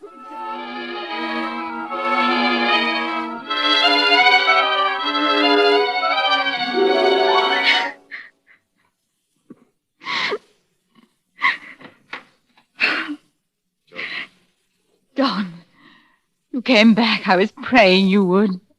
I tried to leave. I drove halfway into town. They stopped me on the road. The bridge was out. I had to turn around and come back. I was glad, Joyce. You didn't believe what I said. Please tell me you didn't. Perhaps I had it coming. No, you didn't, Don. No, it was a lie. Shall we forget it? Yes. But there's something I want you to remember. I know you belong to somebody else. And I don't want you, Don. But last night was mine, and I made it ugly this morning. I don't want you to think of it that way. I won't. You will unless you know the truth. That night I came here. You took me in out of pity. That hurt my pride. And because I'm a good deal of a shrew, I wanted to hurt yours. I was going to tease you with all the tawdry tricks I knew until you tried to kiss me. And then I was going to laugh in your face. I was an actress playing a part, but I played it too well. Because when you took me in your arms, I didn't want to laugh. I wanted to cry. Oh, Joyce, darling, I'm sorry. I'm not. I'm glad. Last night was beautiful. It'll always be beautiful. And now that it's over... It isn't over, Joyce. It's got to be over. You've got everything ahead of you. Someone you love who can help you. I couldn't do that. I'm the kind of a woman who destroys, not builds. I'm Joyce Heath-Don, a Maynard who doesn't want to dance over the cliff with anybody as fine as you. Mr. Bellows, Yes? they just sent word up from town. You can get through now. Oh, thank you. You're welcome. You're going to go? Oh, I don't know. You've got to, because if you stay, it'll be too late. I'm bad for people. I'm a jinx. I don't want to be, but I am. So I'm being generous, Don. Kinder than I've ever been. And I can't be much longer. So go. Get away. Leave me. You can leave me, can't you? I don't know. I've got to find out.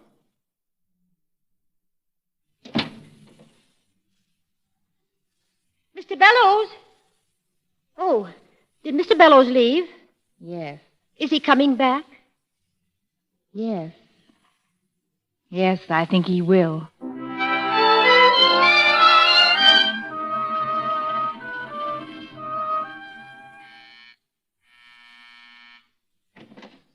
Oh, good evening, Mr. Bellows. Good evening, Anna. Is Miss Gale in? Oh, yes, sir. In the living room, sir. Thank you. Well, hello there, Mr. B. It was about time you were getting back. Yes, I know. I'm sorry, Gale. I was delayed. Well, at least I know what to expect when we're married. Sit down. Gale, I want to speak to you. It's going to be a little difficult, but... Has something happened? Yes, something's happened. Go on.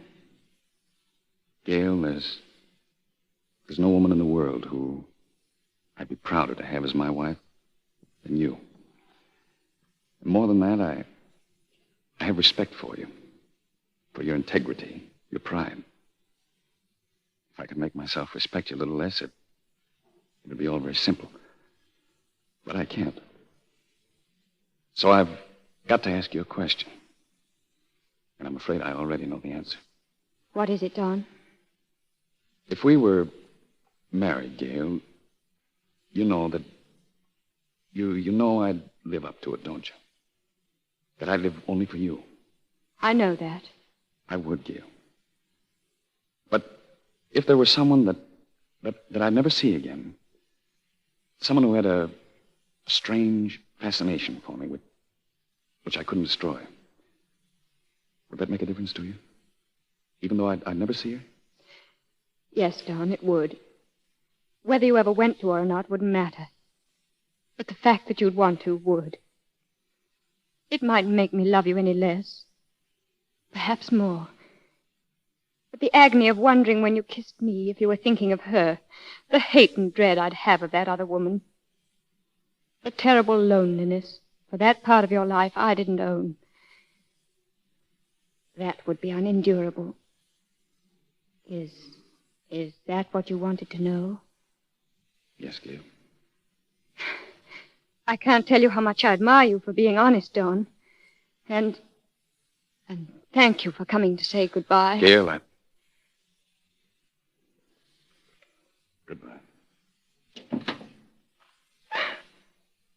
Oh, Don.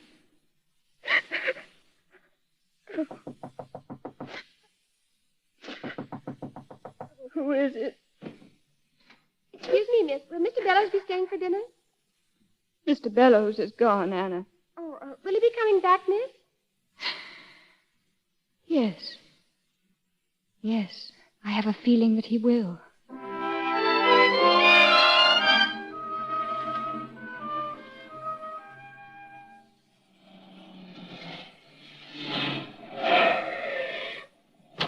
Dawn, is that you?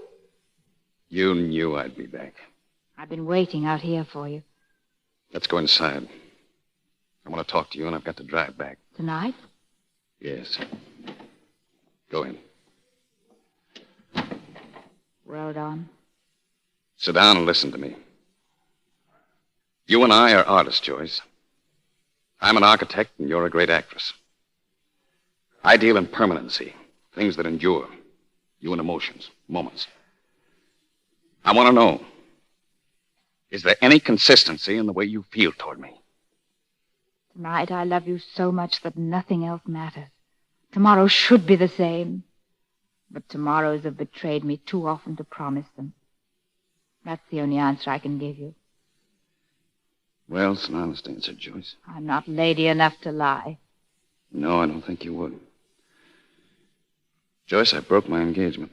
Why? Because of you. What about her? You'll never mention her again. Except that I want you to know that she's finer and stronger than either of us. If she weren't, I wouldn't be here. Then I'm glad I'm weaker. And you are too, aren't you? Say you are. No. But I'm here. That's all I care about. Well, there are other things that are important to me. First, your career. Why should you concern yourself with that? They won't let me in a theater for fear it'll fall down. I've killed that superstition. You start rehearsing But to Die for George Sheffield Monday morning. I? You're mad. Sheffield wouldn't risk it. You're to get the script from him tomorrow. Don, how did you do it? You didn't put your money in it. Yes. You fool, you crazy fool. Something will happen. I won't let you. I'm a jinx, I tell you. You're no such thing. You're a great actress. I'm so sure of it that I'm risking the money that was going to realize the one dream I've ever had. You're going to be greater than you ever were. Because if I'm going to marry Joyce Heath, it's going to be the Joyce Heath. Marry? As soon as the play opens, maybe even before. We can't. Why not? Because I won't let you. Not so soon. Don't tempt fate, Don. You don't know the chance you're taking. I don't believe in fate. I do. It was fate that brought us together. Then it'll keep us together. Oh, I hope so. Darling, I hope so.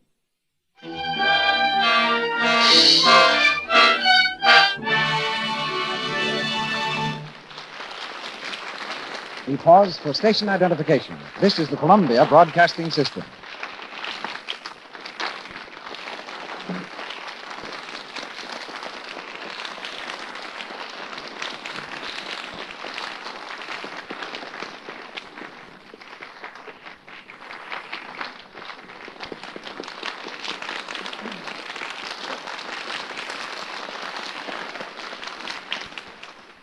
Curtain comes down on the second act of Dangerous.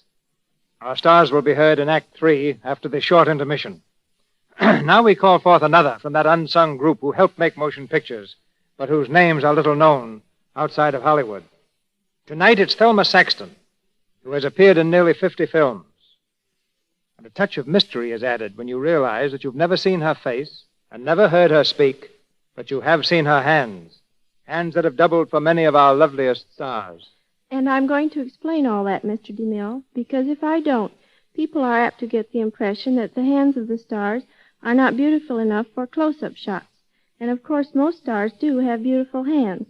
First, Mr. DeMille, how much money is represented in a single scene of a big picture? Anywhere from a few hundred to many thousands of dollars, depending upon who and how many are involved in the making of it. And now will you tell us about how many minutes of a picture can be shot in an average 8-hour day? Well, yes, but who's interviewing whom, Miss Saxton? If we shoot 5 minutes of the final film, we're doing remarkably well. And that's where I come in. Now, suppose there's a scene in a picture involving, let's say, a letter. And suppose that the audience is first going to see that letter from a distance, and then in a close-up in which the star holds it in her hands. For the first shot, the set would have to be arranged so the camera could shoot the letter from a distance. Then to take the close-up, the stars and all the people would have to wait around until the lights and the camera were rearranged.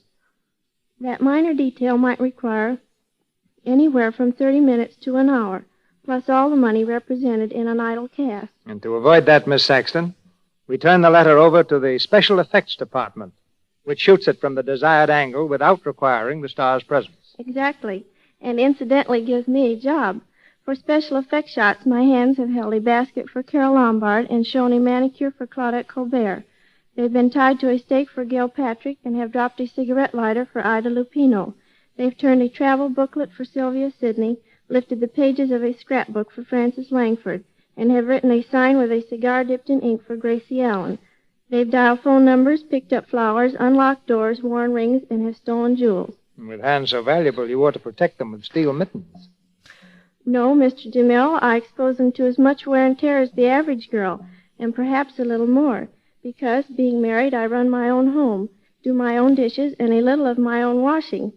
Naturally, though, I'm very careful of my hands, and when it comes to washing dishes, I wouldn't think of using anything except Lux Flakes. All you say about Lux on this program is absolutely true. When you wash dishes in Lux Flakes, you're really giving your hands a beauty treatment. They don't get a bit red and rough-looking. I'm very happy to say a word for Lux because it's such a real help to me. I'm sure every woman will value your advice about Lux for beautiful hands, Miss Saxton. Have you any other suggestions? The only other thing I can remember doing to develop nice hands was a long time ago when I was a little girl. My father said that if I didn't stop biting my nails, the boys wouldn't like me, so believe me, I stopped. You've never had more than a finger in the motion picture pie, have you? Well, I played in Bulldog Drummond Strikes Back, but the girl was dead, so they covered me up with a sheet, and all you could really see was my hand holding a piece of evidence. The most work I ever did in a single picture was for Carole Lombard in Hands Across the Table. She was a manicurist, you know, and I held hands with so many nice-looking actors that I was almost ashamed to take my paycheck. Thank you, Mr. DeMille. Thanks for a helping hand, Miss Saxton.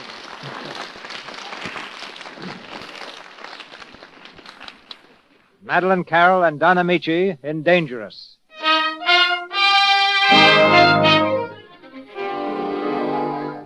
Months have passed, and the play which Don backed for Joyce Heath is nearly ready to open. In the back of the darkened theater, Don sits alone watching the dress rehearsal. Suddenly, Sheffield, the producer, calls a halt and walks up the aisle. That's 4 o'clock tomorrow. Everybody on time, please. All right, 4 o'clock. Oh, hello, Don. Got a cigarette? Sure. Well, what do you think, Sheffield? I think it's terrific. You know, Don, I've spent a fortune and misspent a life in the theater. But this is the only time that on the night of a dress rehearsal I've had nerve enough to say I had a hit. You're pretty positive. So positive, I'll buy your piece of it for $100,000. There's one angel who isn't afraid to tread. Gosh, she's magnificent, isn't she? Even in rehearsal. It's the greatest performance I've ever seen. She'll be a sensation Monday night. Oh, say, what about the jinx? Oh, nothing could jinx a talent like that. Hello, Don. Well, Chef, how does it look? Huh? Oh, all right, I guess. Needs a lot of work, though. You know, Don, if I got away down to the country and went over the script tomorrow, I think I could get a better perspective. Would you run me down tonight? Why, of course. Shall we go? I want to stop at my apartment for some clothes. Right. Night, Chef. Night. And Don, keep her out of the poison ivy and the fresh air. I don't want her to open on a whisper.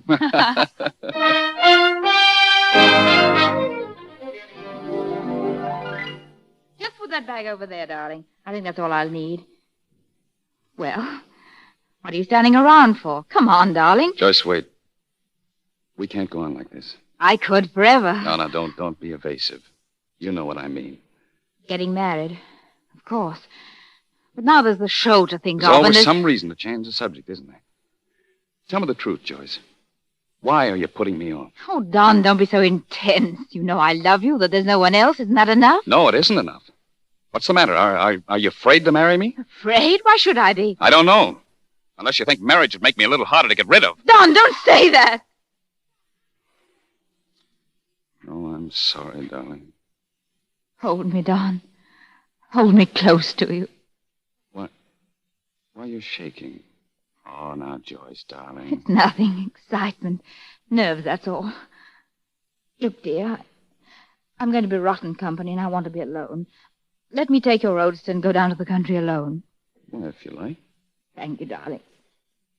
Now get out of here like a good boy, or you'll see me cry. What's the matter? Nothing, I tell you. Stage fright. Go on now. There's always a taxi out front. All right. Good night, dear. Drive carefully. And when you come back, leave the jitters behind you, will you? I will, darling. Good night. Good night.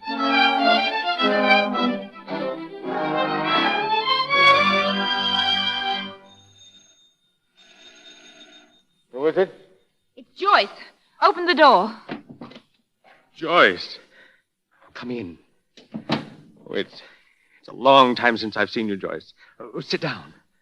I haven't much of a place here, but I guess I don't have to tell you that. Gordon, Let me look at you. I've hoped you'd come like this so many times. I've come on business, Gordon. Oh, I've got to go down to the country tonight. I haven't much time. you still hate me, don't you, Joyce? I never hated you. And you never loved me either. Did you ever love me, Gordon? Really love me? When a man ruins his life because of something, it must be pretty real. I'm a bookkeeper now in that company I used to own, Joyce. And the worst part of it all is, I can't hate you.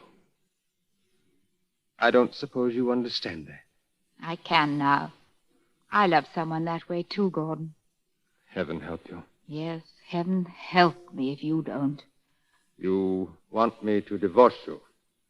Is that it? Yes, Gordon. I've told you time and time again I won't. You're my wife, understand?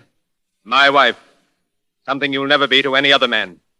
Being your husband is the only thing I have left, and I won't lose it. You'll be my wife till the day I die. Then I'll divorce you. You can't, Joyce. You haven't any grounds, and you never will have. Gordon, I know I've ruined your happiness. Don't ruin mine. If it's revenge you want, I'll give it to you. I'll beg, I'll crawl, I'll do anything. Look at me, Gordon. If you want to humiliate me, you know how. But set me free. Give me one chance at happiness. Please, Gordon, please. No, no. Gordon, will you do one thing for me? I want you to come with me. Where? To the country. I want you to meet him, speak to him. He has to know sometime. If I meet him, you think I'll take pity on you, don't you? You think I'll let you go? Yes, Gordon. Are you driving down? Yes. I'll be ready in a few minutes.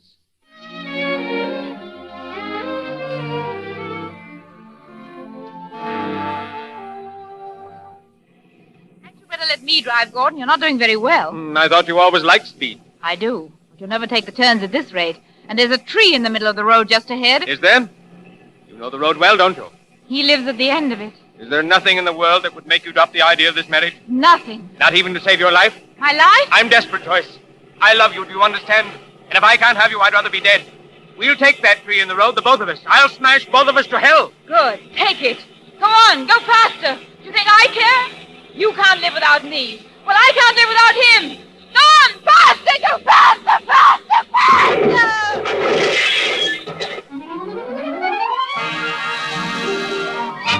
Paper, Joyce Heath and Smash Up. Actress and Smash Up. Man identified as husband. Paper. Read all about it. Actress and husband will live. Accident reveals triangle. Triangle. John Bellows is scandal. Scandal. Scandal. And the board thinks it would be best, Mr. Bellows, if you'd resign from the club. Resign? But why do I have to... Sorry, Mr. Bellows. It's tough, Don, but that dough you sunk in the show is all red ink now. A total loss. Yes, I expected that. Too bad, fella. The bank just can't see its way clear to making that loan. We're sorry, Bellows, but we've got to be pretty conservative. But you can't do this. I put every cent I have in those estates. I need that loan or I'll lose everything. I'm afraid you'll have to lose it then. Sorry, Mr. Bellows. Dr. Halloway. Calling Dr. Halloway. Dr. Jarvis. You'll find Miss Heath in room 1006, Mr. Bellows. Thank you. Dr. Gray. Dawn. Hello, Joyce. Oh, Dawn. You waited so long to come. Did you expect anything else? You blame me for what's happened, don't you? I knew you would. That's why you didn't come. Yes, I blame you. Dawn, don't say that. Don't. It's the jinx. I warned you. I can't help it. I can't. You mean you can't help being mean and selfish? You do anything to gain your own desire and go on, leaving someone else to pay the bill. That's the jinx you put on people. I was willing to give my life for you. Is that selfishness? Yes, because you're afraid to risk losing me by saying you had a husband. So instead you lied and ruined me. And your husband, what's it cost him to love you? You've never bought any happiness in your life. You owe for it. It cost everybody else but you. Well, I can't afford any more. But there's one thing I know. If you're ever going to be anything but a jinx, you'd better start paying off. Because you're in debt for the rest of your life. Dawn. Goodbye, Joyce. Dawn! Don't leave me like this. I'll die if you do. I'll kill myself. I mean it. You don't mean it. If you did, you'd be more of a coward than I think you are. Dawn. A coward. I'll be a coward, then. I'll be one. Vicky! Vicky, what are you doing out of bed? Get away from that window. You'll catch cold. Leave me alone. Get out. Oh, no. Now behave yourself. Get back there. I was just in to see your husband. He was asking for you. My husband? Yes. My husband. Nurse, I've got to get up today. Oh, you can't. It's much too soon. I must. I've some debts to pay.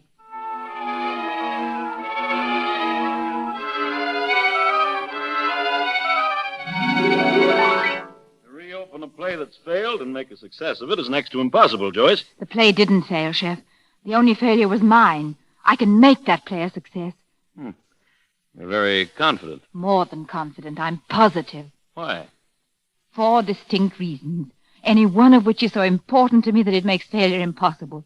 First, because I'm a good actress. Second, because Don must get his money back. Third, because I have an injured husband to support. He may not be able to walk for a year. And the last and the most important is that I found out how to break my jinx by paying my debt. You know, it's a pity you're an actress, Miss Heath, because you're most convincing when you don't act. You're strong enough to start rehearsing Monday? Yes. Monday morning at 10, then. Monday morning at 10. Goodbye, Chef. You can go in now, Mr. Bellows. Thank you. Oh. Pardon the coincidence. Joyce, what are you doing out of the hospital? I'm much better. I've quite recovered. I was coming to see you tonight. I was pretty rotten to you this afternoon. You were frank. You've got to forgive me, Joyce. You mustn't let it make any difference. Things will turn out right. We'll make them turn out right. We can't. I'm going to be just as honest and frank as you were. You're no longer important to me, Don. Your importance ended when the show folded. You mean that I was only the means to an end? Yes?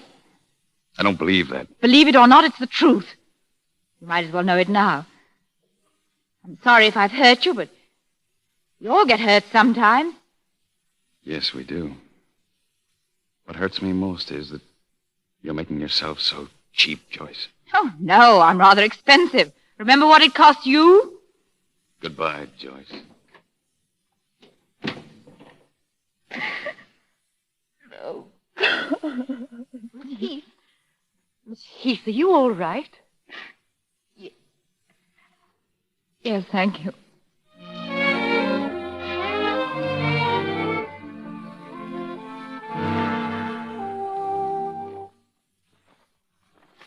But to die in 39th week. Never before has a theater audience paid such tribute to an actress, both in acclaim and in attendance, as has been paid to Joyce Heath in her performance in But to Die. That's very flattering. There's something else in the paper, Joyce. On the society page. Oh, is there? Don Bellows weds Gail Armitage at noon today. That's just as it should be, isn't it, Gordon? It's too late for the divorce to do any good. I'm sorry, Joyce. There's not going to be any divorce. We're going to stay married, Gordon. How else can I take care of you?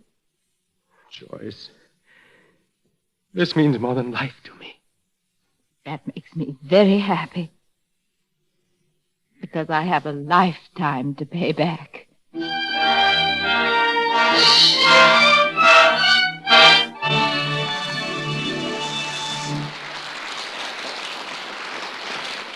Our producer brings our stars back for a curtain call, and then we will make the announcement we mentioned earlier. Mr. DeMille. At this point, ladies and gentlemen, Madeline Carroll and Don Amici.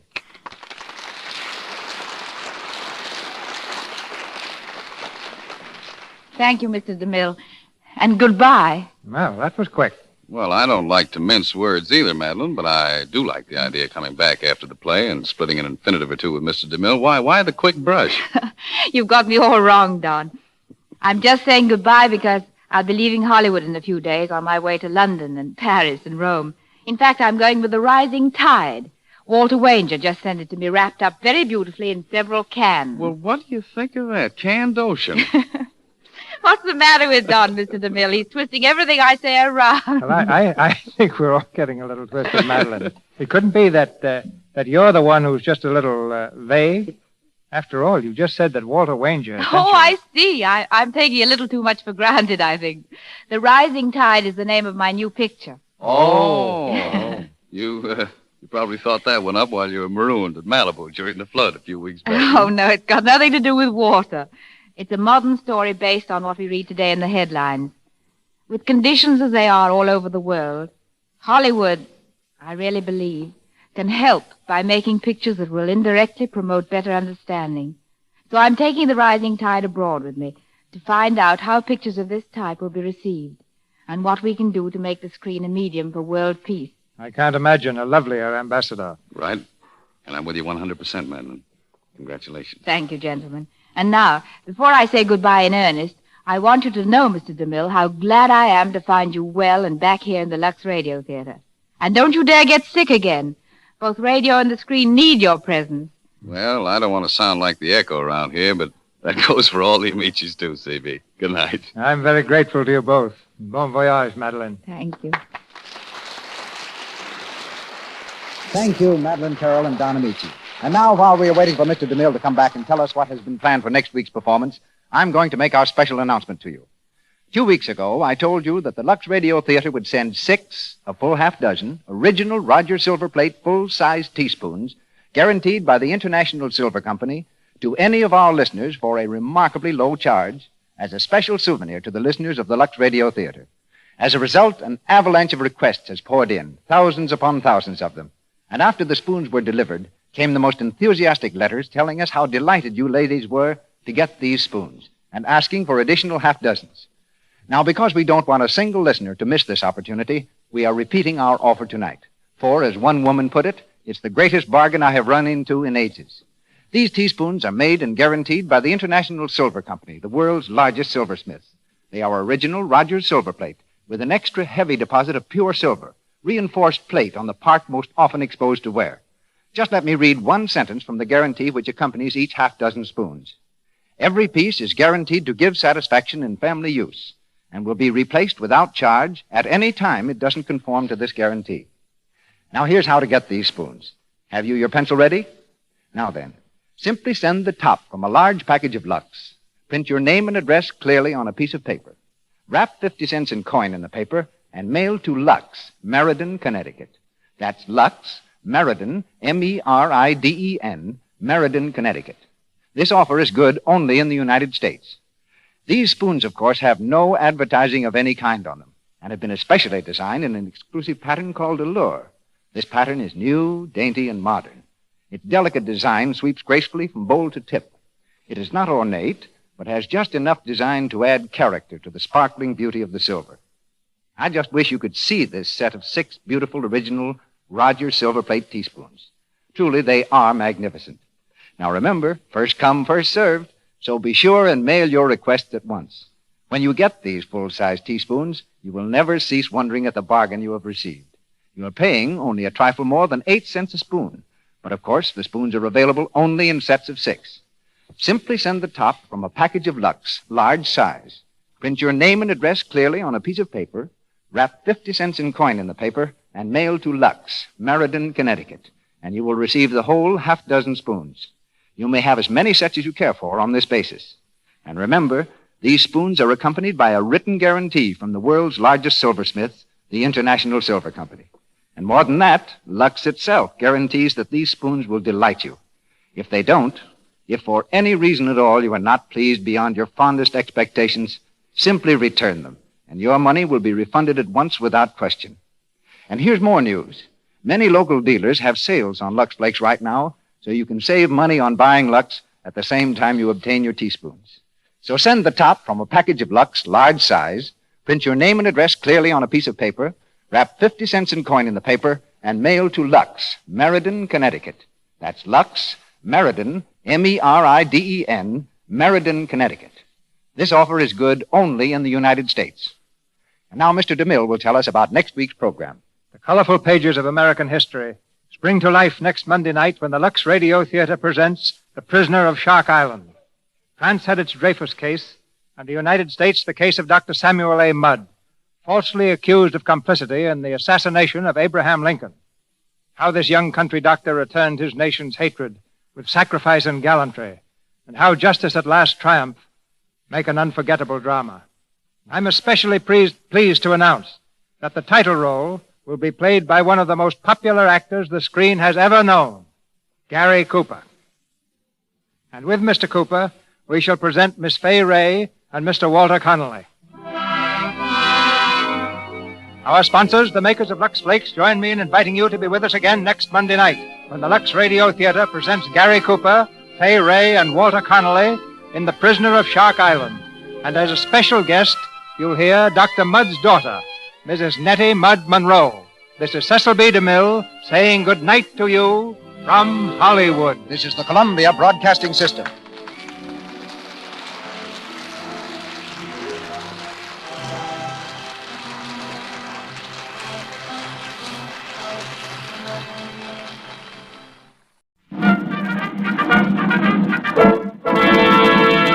From Hollywood, California, the Lux Radio Theatre presents Gary Cooper, Fay Ray, and Walter Connolly in The Prisoner of Shark Island.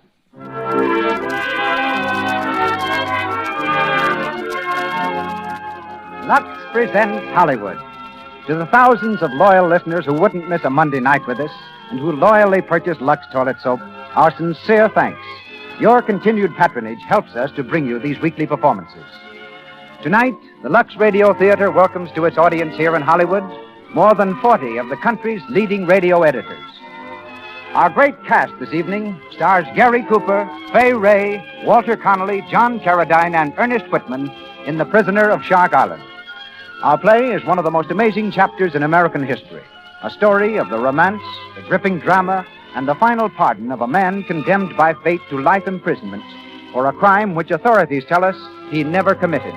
As special guest, you'll hear Mrs. Nettie Mudd Monroe, daughter of the man about whom this play was written. Louis Silvers conducts our orchestra. And now, here's our producer. Ladies and gentlemen, Mr. Cecil B. DeMille.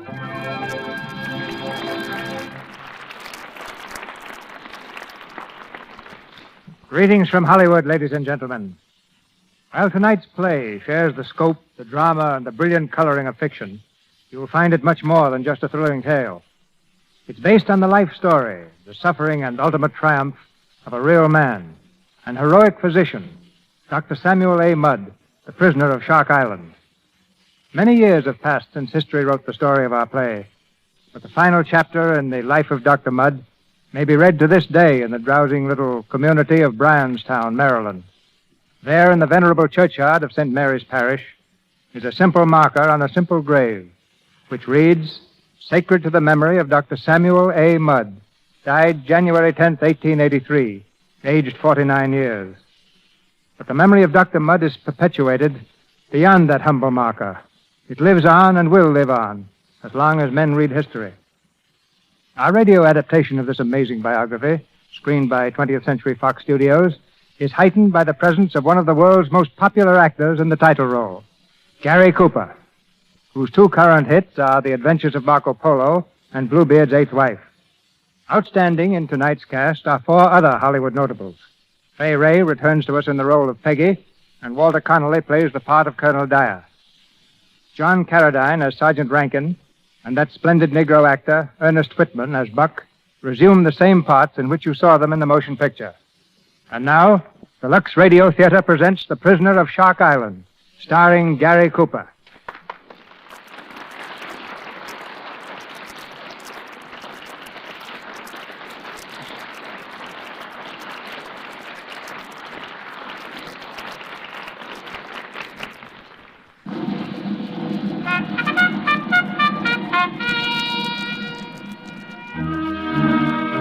On April 9th, 1865, the great armies of the North and South put aside their arms, and the war between the states was over.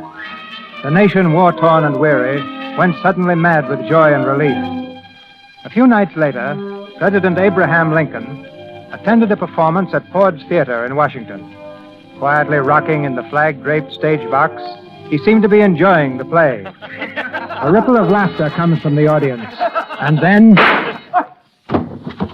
Empire tyranny! President Lincoln has been shot!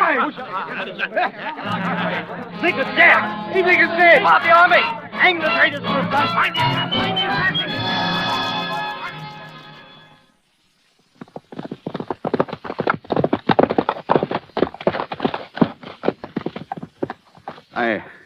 I can't make it, Harold. My leg, it's broken. The bone's ramming through the skin. But we've got to get across the Potomac. We won't be safe until we're in Virginia. I can't do it. I can't. Wait a moment. There's a boy coming along the road. Boy. Boy, come here. Yes, sir? Do you know any doctor living around here? Doctor? Oh, yes, I knows one. Dr. Mudd, Dr. Samuel Mudd. He lives just a little piece around the bend. Oh. Can I help you, boss? No. Go on about your business. Yes, Get away. Yes, sir. We've got to get to that doctor. I'll help you, sir. We'll make it. Somehow.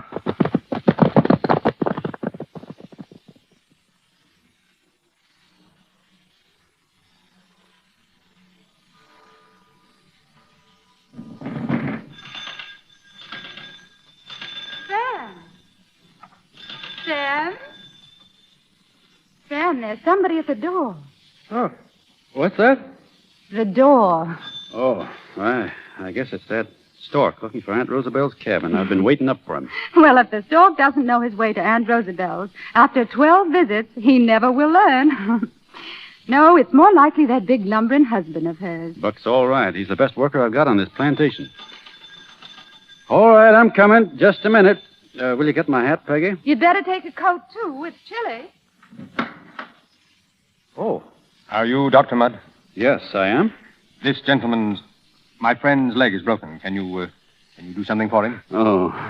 Well, let's get him inside first. What happened? His horse threw him. Oh. Down on this chair. Easy. You can get my satchel in the hall. Peggy, Yes, Sam? get some hot water and towels, and you might bring some coffee, too. Oh. Wait a minute, friend. I'll get that boot off. Oh. I guess we'll have to cut it off. There we are.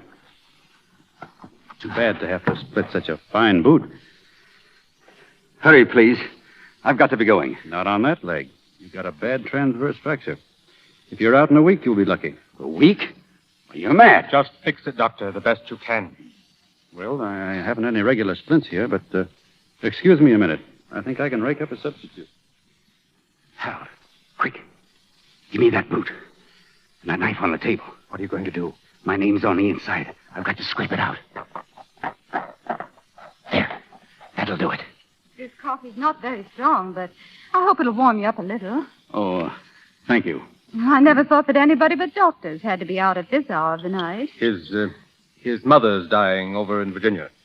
Oh, I'm sorry.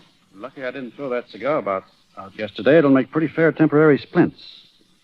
Well, friend, I've got to set this leg. But I'm going to give you a stiff drink of brandy first. Peggy, will you bring the brandy in from the dining room? Yes, Sam. And you might as well take that boot out with you. Wait. It's no good now, friend. No, it isn't. Will you hurry, please? I've got to go. I can't stay here all night. Now, don't be impatient. I know you're in pain. Let's see that leg. Where were you? Were you coming down from Washington? No, from Baltimore. I'd certainly like to have been at the White House last Monday when old Abe asked the band to play Dixie. I guess old Abe's all right after all. Looks to me like he might be the only salvation we Southerners can look for. Him and God's mercy. Here's the brandy, Sam. Good. Drink it down, sir. It'll help you bear the pain.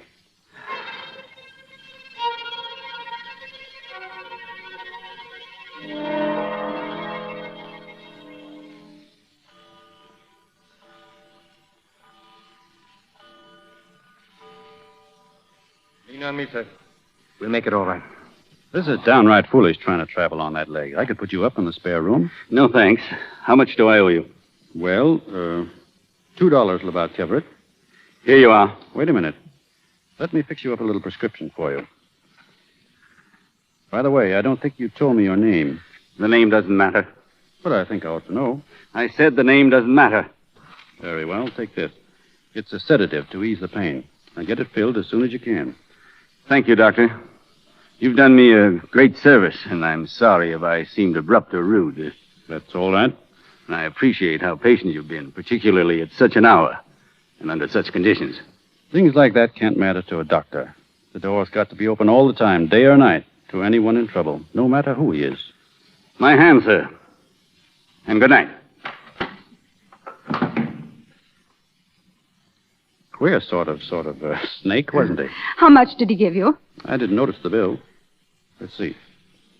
Gosh, $50. $50? No name. Oh. $50 instead of $2. The whole affair's queer. Oh, they've discovered their mistake. They've come back. Master Sam. Well, hello, Buck. Master Sam, she's ready for you. Roosevelt sure ready for you now. The stalk arriving at last, huh? All right, Buck, let's go. Goodbye, Peggy. Goodbye, darling. It's going to be a lucky day after all.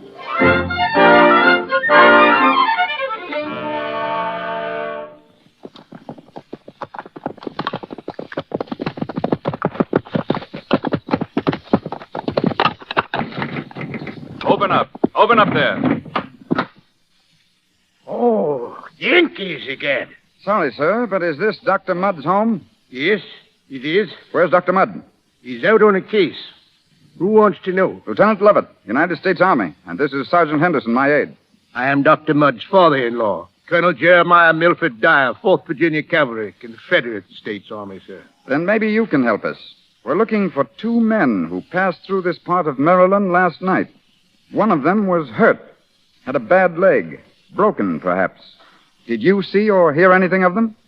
I've seen or heard of no such men. Were you here last night? I live here. And nobody came or knocked? I've told you, sir. Nobody.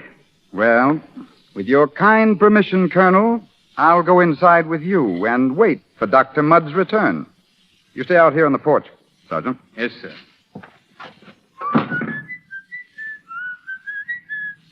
Hello, sir. Howdy, little Johnny Reb. What's your name? Martha. Martha what? Martha Mudd. And this is my dolly, Samantha. Howdy, Samantha. What's that thing your dolly's in? That's my dolly's carriage. Well, well.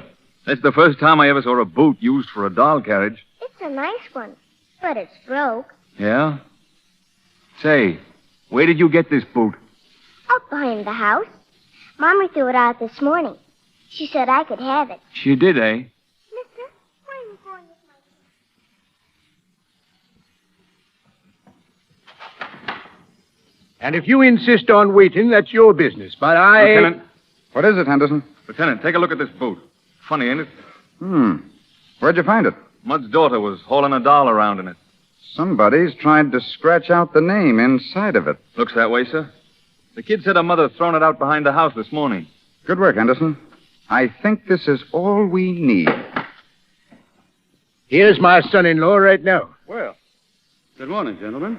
Good morning, nothing. Don't even speak to him. They dared to come busting into a man's house, asking a lot of dead, bloom, fool questions. Keep quiet, Grandpa. Are you Dr. Mudd? Yes. I'd like to ask you just one question. Did a man come here last night? Why, yes. Who was he? I don't know. His leg was broken. Ever seen him before? No. Sergeant Henderson, go and get Mrs. Mudd. Yes, sir. What is the meaning of all this? You can't even guess, I suppose. I can't. You'll be telling me next that you never saw this slip boot before. Oh, that? Why, certainly. Sam, what does this mean? What are these soldiers doing here? That's just what I've been trying to find out. Would you be good enough to tell us, Lieutenant? Certainly. I'm here on duty, and it isn't a pleasant duty. Dr. Mudd, you are under arrest for conspiracy in the assassination of President Lincoln. He was murdered in Ford's Theater last night by the man you aided to escape. That man was John Wilkes Booth.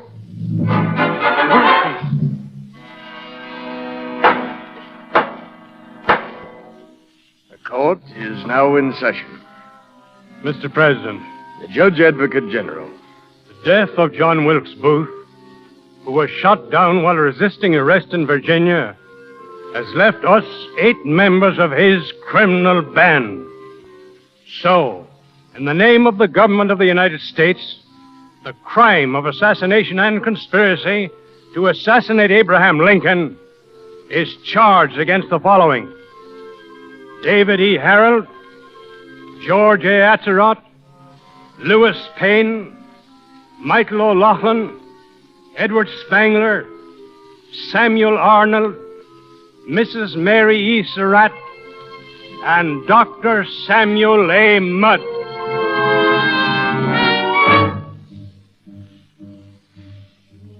Dr. Mudd was a dyed-in-the-wool slaver. Dr. Mudd served in the Confederate Army. Dr. Mudd denied he'd ever seen Booth. Dr. Mudd's name was on the prescription, I feel. When I examined Dr. Mudd in prison, he confessed to me he'd set Booth's broken leg, then aided him with directions how to reach the Potomac and Virginia.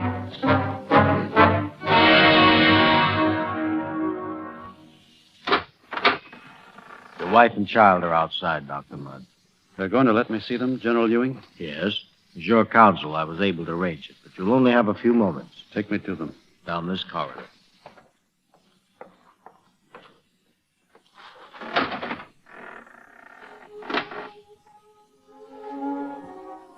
Sam.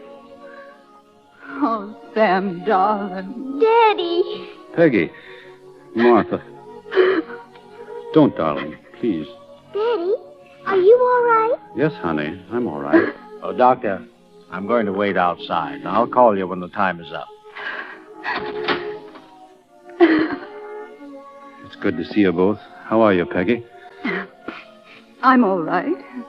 Dad is here in Washington with us. And the plantation? Oh, Buck and Rosabelle are looking after things. They've been so loyal, especially Buck. He'd do anything for you, Sam. You can count on Buck. Have you heard anything of the trial? Only what I've read in the papers. Sam, what are they going to do to you? I don't know. They can't find you guilty. They found the others guilty. But you only did what any doctor would have done. You didn't know who Booth was. You didn't even know that President Lincoln had been assassinated. They don't know that, Peggy. They believe the evidence, and the evidence is against me. They can't help themselves any more than I can. Something's got to be done. It's just like a nightmare. You can't fight. You can't run. You can't do anything. And all the time it's coming toward you, closer and closer. Daddy! We haven't given up yet. We're not through yet.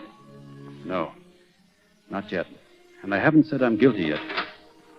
I'm sorry, but you'll have to leave. Be brave, Peggy. It's got to come out all right. Are you coming with us, Daddy? No, not now, honey, but it won't be long, and we'll all be back together again. I pray for you every night. Goodbye, Peggy. Sam.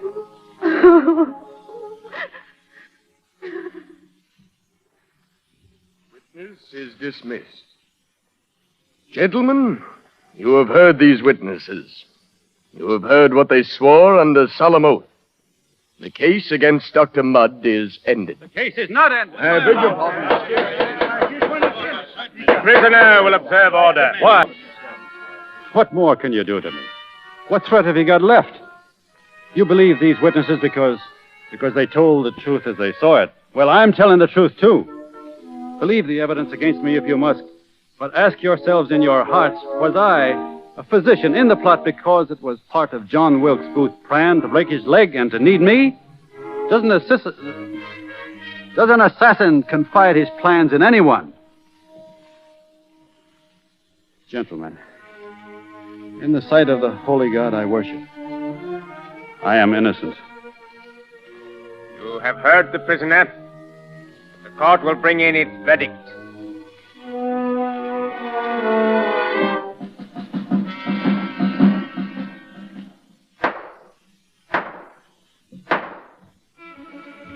You have reached the verdict, gentlemen. We have, Mr. Secretary. What is your verdict?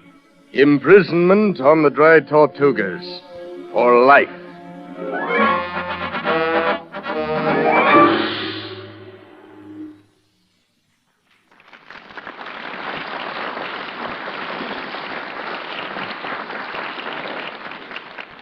We have just heard Act One of The Prisoner of Shark Island. In a moment, we will continue with Act Two of our play with Gary Cooper and an all-star cast. During this brief intermission, I want you to turn with me for a moment to something in a whimsical vein, to just a bit of springtime nonsense. I find that there is a fad here in Hollywood. Imagine it, grown-ups writing parodies on favorite Mother Goose rhymes. I thought it might be fun to round up a few of our own studio poets. So I'll introduce to you now a young lady from our script department. Step up to the microphone, please, Miss Bennett. Now, which one of the nursery rhymes have you parodied? Mistress Mary, quite contrary. All right, let's hear it. Mistress Mary, quite contrary. What makes your skin so sweet? I use Lux soap for beauty bath. I'm dainty from head to feet. Thank you, Miss Bennett. That was very nice. Now for our Mother Goose of the reception department. What's your name, and what will your deathless words be about? Well, my name is Helen Crow. My verse is about Bo Peep. All right, give it to the world. Little Bo Peep fell fast asleep and dreamed of a bad complexion. But when the day dawned, she sat up and yawned. Lux toilet soap is my protection. Now, our next poet is a charming young lady who plays bit parts. Here she is, Miss Ransom. Well, Mr. Ruick, I've got to tell you something. You're going to think I came here under false pretenses. I haven't got a poem. You mean you came unprepared? You haven't got a poem? Yes, I'm afraid that's it. But I have got a riddle. A riddle? A riddle? Well, let's have it. The riddle is, what is it that's just like a poem, only there are no words to it? What is it that's just like a poem, but there are no words to it? I guess you'll have to tell us. Well, the answer is when it's a captivating, devastating, enchanting Lux toilet soap complexion. By Jove, you're right. A lovely complexion is like a poem. And with Lux toilet soap, it's easy to guard that complexion of yours. Truly, a beautiful skin does make men think of fresh spring blossoms.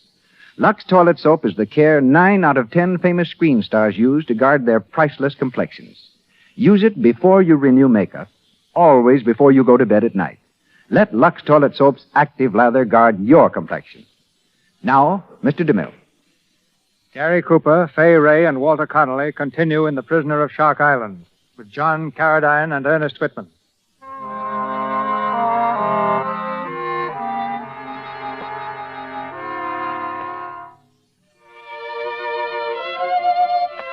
Dr. Mudd was sentenced to imprisonment for life on the Dry Tortugas.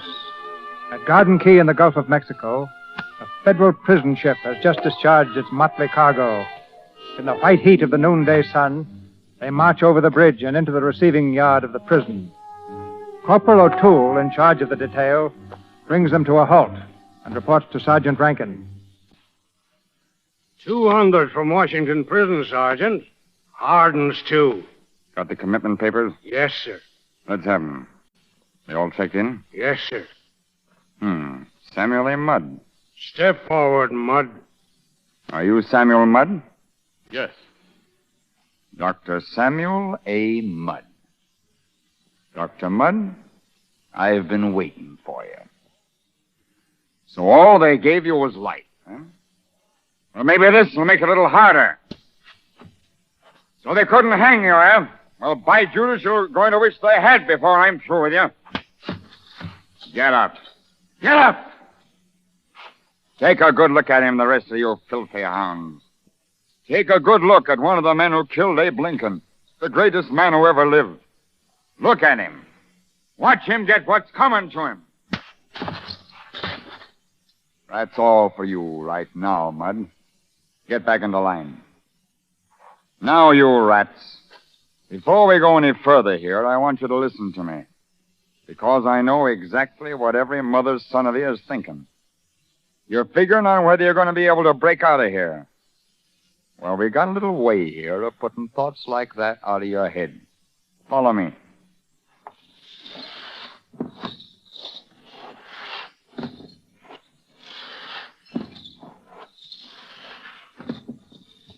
Well,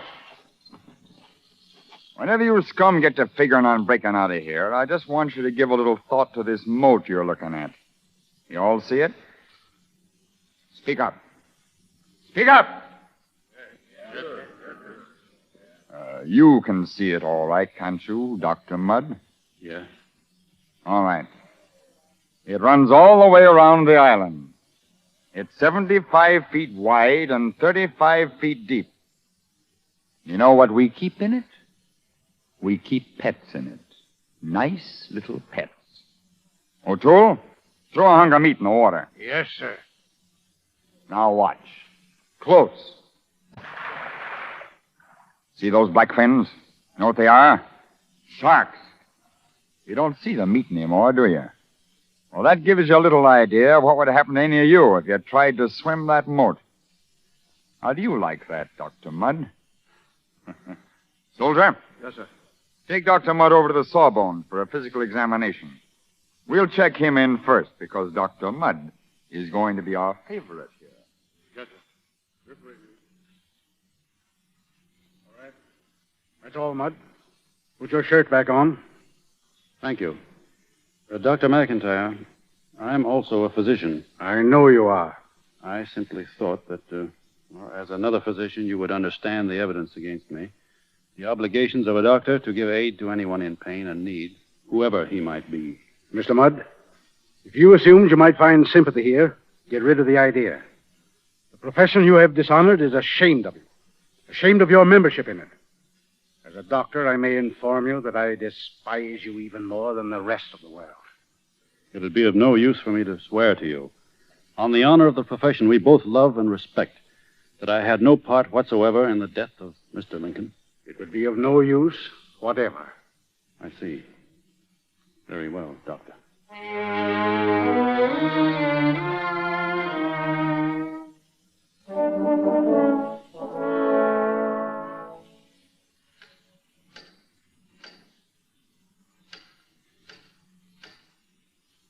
Master Sam. Who's that? It's me, Master Sam. It's Buck. Buck, what are you doing here? I was soldiering down here, Master Sam. When did you get here? I've been here a month waiting for you, sir. They say they need big, husky-colored boys for soldiers, and they took me right off. But why? Why did you do it? Miss Mudd, she said, get down on that island, Buck. Get down there and look after Master Sam. So here I is, sir. Buck, my wife, Martha, how are they? Oh, they's all right, Master Sam. Roosevelt and the Colonel taking care of them. God bless you, Buck. You've given me the first gleam of hope I've had since this nightmare started. Yes, sir. Thank you, sir. Buck, what's up? Does Mrs. Mudd think she can get me out of here? I don't know, Master Sam. Miss Mudd and the colonel are fixing to do something. They wanted me down here. They're going to write to me when they're ready, and I'll give you the letter. It's all in Washington now, and there goes Taps, Master Sam. And I gotta go. But don't you worry. Me and the good Lord and Miss Mudd and the colonel going to get you out of here, sure.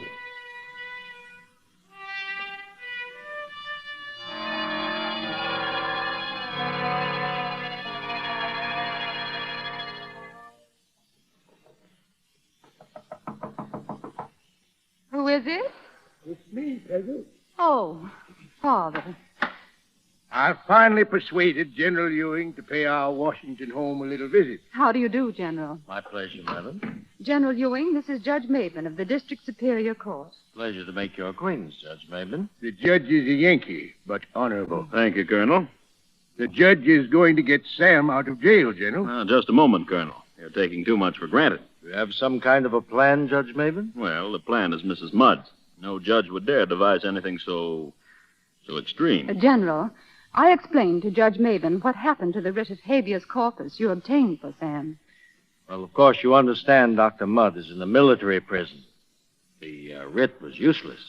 But if a writ were served on him in, say, Key West, a civil municipality, it would be honored, wouldn't it? Of course, but Dr. Mudd is not in Key West. No, I know he isn't yet. But suppose, just suppose, that we could get him there. Great Scott, Mrs. Mudd, you surely wouldn't dare I'd to dare do so. anything for my husband.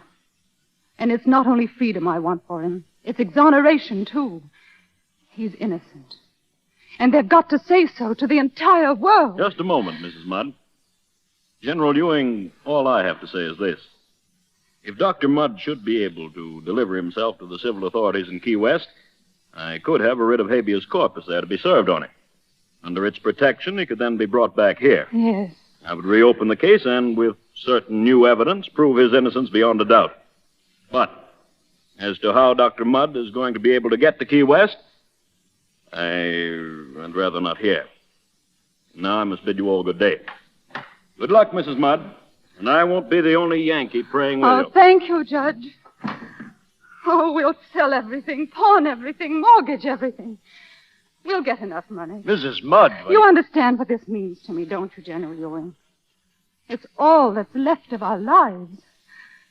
Sam's and Martha's and mine.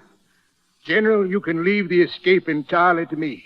Within 24 hours, I'll have 5,000 of my whole brigade under my command.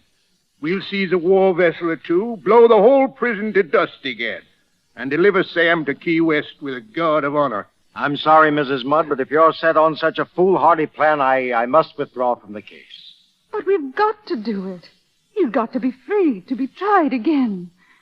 It's the only way, don't you see? Yes, but I'm sorry, but I cannot sanction such a plan. I can only believe that you're not serious, that you're simply overwrought. Egad, sir. Never mind, Dad. Mrs. Mudd, if you'll take my advice, you'll abandon this mad scheme. Goodbye to you both. Dad, what do you think? Egad, sugar, we'll show 'em. I'm sick and tired of this fiddling around. I'm a man of action, egad. We'll get Sam out of that prison, and we'll raise enough money to do it. This sword here on the wall. Stonewall Jackson gave me this blade. Pure Toledo. This will be the starter to raise money to hire a ship. And if I don't get $150 for it, I'll have the pleasure of splitting the heart of the swine who dares to offer me less.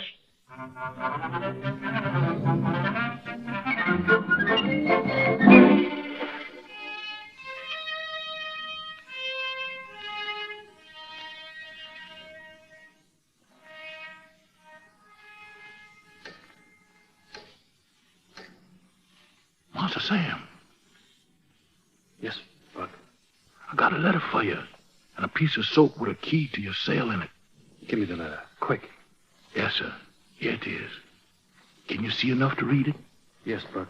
It's from my wife. Yes, sir. I thought it was. Listen. We are now in Key West, and everything is ready, if you can only get there. The boat we have hired will be anchored off the island. You will know it by its black sails and 2 riding lights at night. Massa Sam, I seen that boat today. She got black sails and she's anchored about half a mile out. Are you sure, Buck? Yes, sir. All right, Buck. I'm ready to go. Tonight? Tonight. But how about the moat? I'll have to try the bridge. There's got a guard on it, Massa Sam. Yes. If I could go with you, Yes. I can arrange to be the guard that's on the bridge. That's it, Buck. You arrange to be on the bridge and we'll go together. Now, listen carefully. I'll be out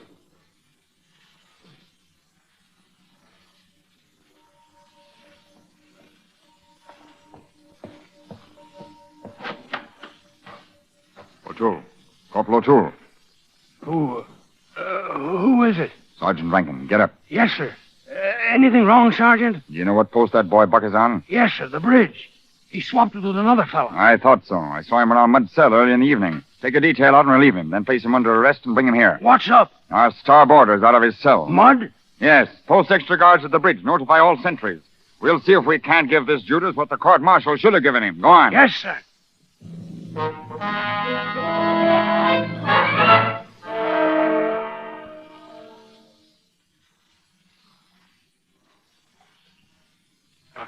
Halt! It's Dr. Mudd, Buck. Halt down there. Halt, or I'll shoot. Halt! You get him, sentry? No, there he is on that ledge on the wall, just above the moat. Hurry, Judas! He must have over the moat. Find the bridge, man. Right up. There he is, down in the water. What's the matter with you fools? Can't you hit him? He's swimming underwater. Keep shooting just the same. He'll never make it. If we don't get him, the sharks will. What sharks? Why, what sharks do you think, Dr. McIntyre? That barrage of bullets on the water, you're lucky if you've got a shark left in 100 yards of that stuff. Huh? You scum and let him escape. There's the sharks. They're coming back. Don't fire, I tell you. Just leave him to the fish. They'll get him. I don't see him. Look, out yonder. There he is. Where? He's outside the moat, swimming out to sea. Why, Judas, he must have gotten through the drain pipe from the seawall. There's a schooner out there with 2 riding lights putting in toward him. They're going to pick him up. I'll fix that. O'Toole. Yes, Sergeant. Detail men for 3 8-odd cutters and get them launched on the double. Yes, sir. I want that man back. And I want him back alive, understand? Alive.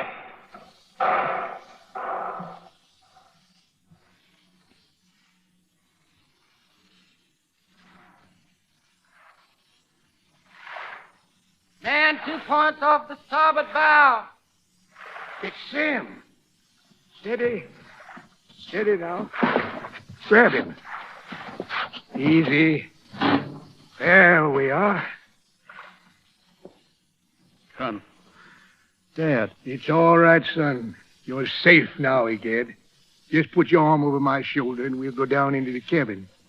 Captain. Aye, sir. Head her back to Key West. Here he is, Peggy. Sam. Oh, Sam, my darling. Peggy, Oh, I was afraid I couldn't make it. oh, Sam, you're wounded. Lie down here on this bunk, son. It's nothing. A bullet nicked my arm. It's all arranged, darling. Everything. You're going to have a new trial. You'll be freed. And you're going to see Martha. Where is she? In Key West. She's waiting for you, darling. She hasn't forgotten me. Oh, no. Not for 1 minute. What was that? It couldn't be from the fort. Egad, if it's the dead blamed Yankees, I'll show 'em a thing or two. I'm going on deck. You stay here with Sam, Peggy. Yes. Stand by to the starboard. They can't take you back. They can't.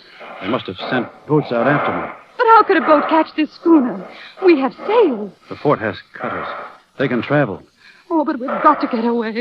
We've got to. Safety and freedom are so near. You can't. They'll never take me back to that hellhole alive. Oh, Sam. The firing stopped. What's happened out there? Oh, dear God, help us. Help us. Well, now, ain't that a touching little scene? Hiya, Judas. Rankin. Very flattering, Dr. Mudd. I didn't think you'd remember me being away so long. Who's that old man out there on deck? He's my father. You can't do anything to him. Not anymore, ma'am. He's dead. No. No! Yeah. And where Dr. Mudd's going now, he'll wish he was dead, too.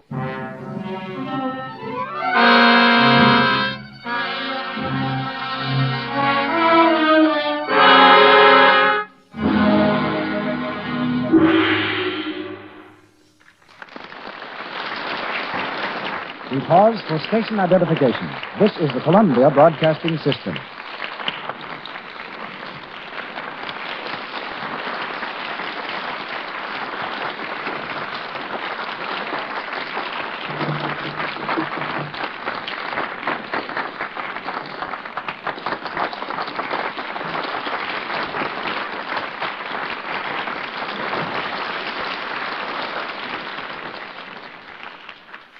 We've completed the second act of The Prisoner of Shark Island. In this intermission, before Gary Cooper and our all-star cast return in Act 3, a remarkable privilege is ours. The tragic circumstances which gave us the story of tonight's play seem to belong to a dim and distant past. This is a new world, and for our reflections on the 1860s, we're accustomed to rely upon ancient records and books of history. Yet tonight, a human link binds us to the time and to the hero of our play. For with us in the Lux Radio Theatre is the daughter of the prisoner of Shark Island. She is Mrs. Nettie Mudd Monroe of Baltimore, Maryland. Better than any other person, she can tell us of that noble American who was her father. I'm honored to introduce the daughter of Dr. Samuel A. Mudd, who speaks to us from New York City, Mrs. Nettie Mudd Monroe. Thank you, Mr. DeMille. I wish to extend to the Lux Radio Theatre both my gratitude and congratulations for devoting this splendid hour to my father's memory. I am amazed by your play, for with most exceptions, The Prisoner of Shark Island is proving to be a most accurate portrayal. In my possession are many letters which my father wrote to my mother from Fort Jefferson. They tell of how, upon his arrival there in 1865, he served for a time on the wharf, carrying the bricks. There is one letter I want to read to you that tells better than all others what my father was like. He says, I endure the severest privations, for the most part patiently, and can stand anything, my dear wife, but the thought of your dependent position, your ills and privations. This thought undoubtedly drove him to attempt his escape. He hoped to reach some spot where he could surrender and get a civil trial. He was certain that a civil court would prove his innocence. But, as the play points out, he was caught, chained hand and put in a dungeon. My father had magnificent courage. He survived not only the ordeal of imprisonment, but the ordeal of being freed. As far as I know, my father never referred to his 4 years on the dry Tortugas, and my mother, too, was always silent on this subject. The world will never know what she felt. All of these details, I suppose, are best forgotten. For after all, justice did triumph. Furthermore, my father felt no malice. For if he had, the events that you will hear in the next act of your play could never have come to pass. Father's unfortunate life, strangely enough, taught me a very beautiful lesson. It made me realize that out of great suffering can come something glorious. Through injustice, the world becomes more just. Through cruelty, the world gains kindness. Through inhumanity, we find mercy. Thank you, Mr. DeMille, for asking me to be a guest tonight in your Lux Radio Theatre.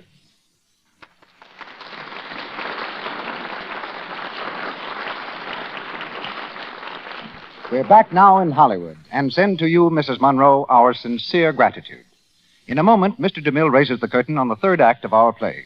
But first, I would like to remind you that Lux Toilet Soap not only safeguards the complexions of the lovely screen stars and guards against unattractive skin, but that it makes a grand beauty bath as well. Lux Toilet Soap's active lather frees the pores of perspiration, every trace of dust and dirt. It's a grand way to protect daintiness. Now, our producer. We continue with The Prisoner of Shark Island, starring Gary Cooper with Fay Ray, Walter Connolly, John Carradine, and Ernest Whitman.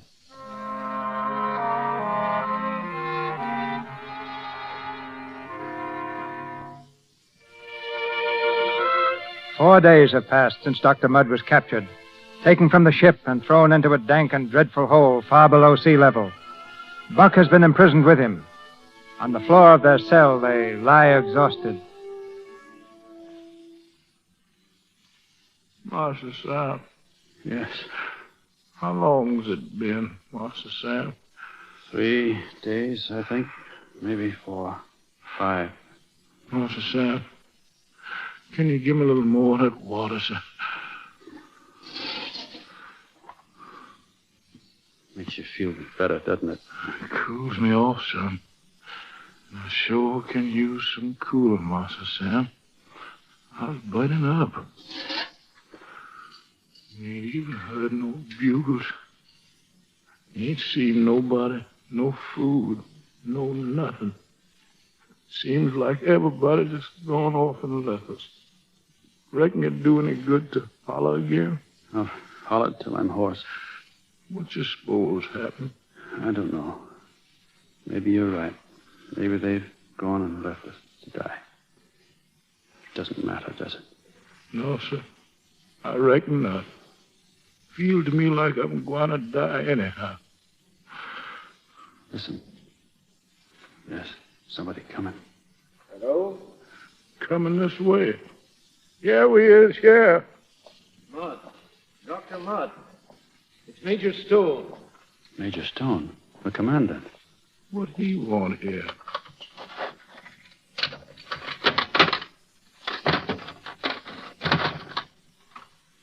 Are you all right, Mudd? Well, we're alive. My colored boy here is pretty sick. Why didn't you send someone? Doctor, I'm here on a curious mission. I want your help. My help? Yes, I need it desperately. Doctor, this island is a pest hole. It's steaming with yellow fever. Yellow fever? The worst epidemic we've ever had. I've got 3,000 men here, soldiers and prisoners. And those that aren't dead or dying are crazy with terror. There's a supply boat lying off the island, but they're afraid to put in. Afraid of the fever. And what's this to do with me? That's what you must decide for yourself. All that I can do is to tell you that I'm helpless. There's 1,000 yellowjack cases jammed in that cheese box of a hospital, and as good as dead already if I can't get a man to do something for them. And what about the good Dr. McIntyre? The good Dr. McIntyre is dead. That's unfortunate. Even the just die. I know what you're thinking, Mudd. And you're quite right. Everything you are thinking is true. And still, in spite of that, in spite of the fact that I can't even promise you a reward, that I can offer you nothing but exposure to death and possibly a better cell if you live. In spite of it all, I ask you, will you help me? One night, a long time ago, Major, I was a doctor. And I'm still a doctor.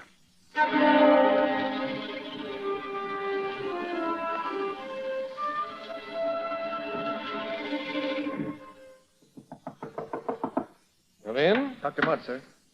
Come in, Doctor. How's it going? Badly, sir. When the soldiers heard about Dr. McIntyre dying, they all quit. Where are they now? They're in the mess hall, barricaded. Guards and all. But we've got to get somebody to help. The patients are all alone, deserted. Have I any authority? You give the orders, and I'll take the responsibility. Then you wait here. Where are you going? To the mess hall. You come with me, orderly. You aren't afraid, orderly? Doctor, I'm scared out of my pants. That's all right. So am I. Look, Doctor, they've got a guard posted in the window there with a rifle. Don't you come no closer, white man. Keep going, orderly. Don't stop. Steady. Stay where you is, or I'll shoot again. Put that gun down. Put it down, I said. Better put it down, Zach. That ain't no Yankee talking. Well, ain't going to come out from nobody. I'm not going to ask you to come out, but you're going to listen to me. I'm just going to tell you what you're going to get if you don't come out. You're going to get hanged, all of you.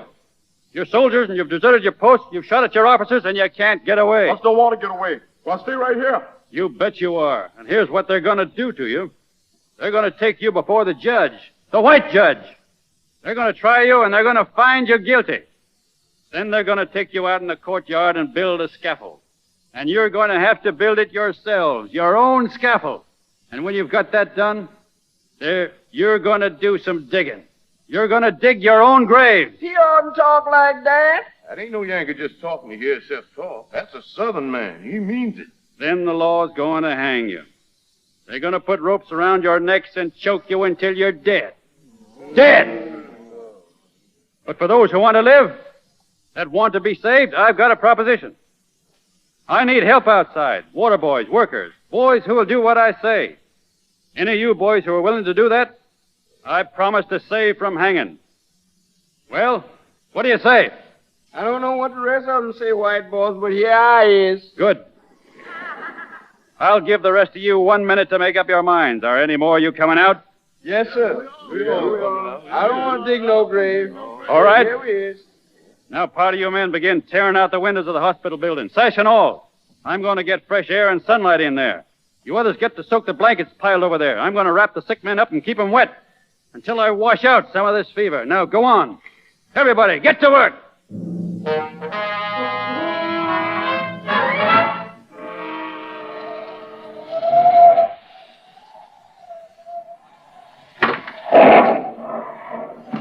Well, how do things look, Doctor? All right, I guess. No new cases today. Temperatures are down. No deaths? No. But wait till tomorrow. And the next day. And the next. What do you mean? How long do you think these supplies are going to last? Where's the medicine coming from? 2 days from now. Out of the air? Steady, Mud. And how long do you think I'm going to last? I'm human, too. You've got to get some sleep, Doctor.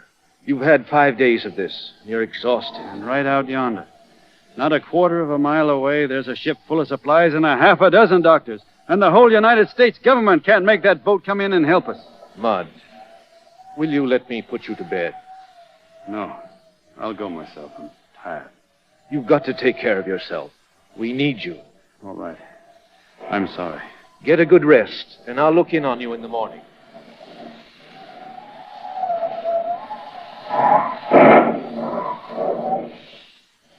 Orderly, orderly. Get up, orderly. What is it, sir? Get up and come with me. But sir, Do what I say and don't make any noise.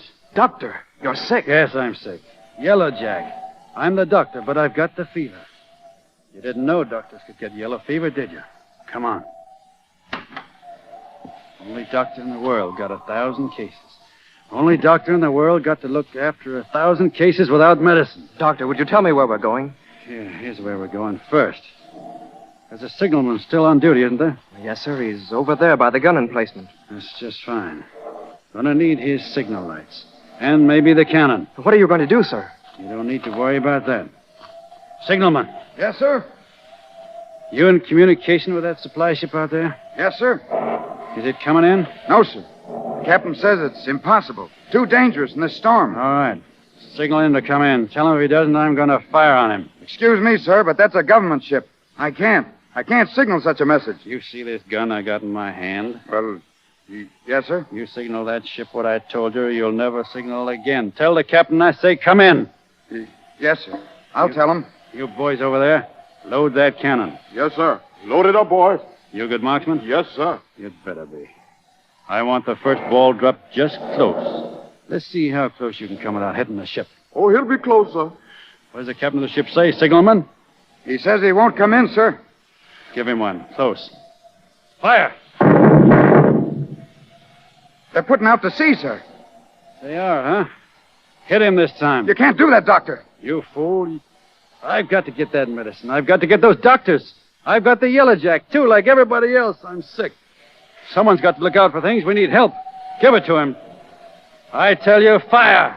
That one hit the mast. He's turning. He's coming into the wharf. But, Doctor, what are you doing?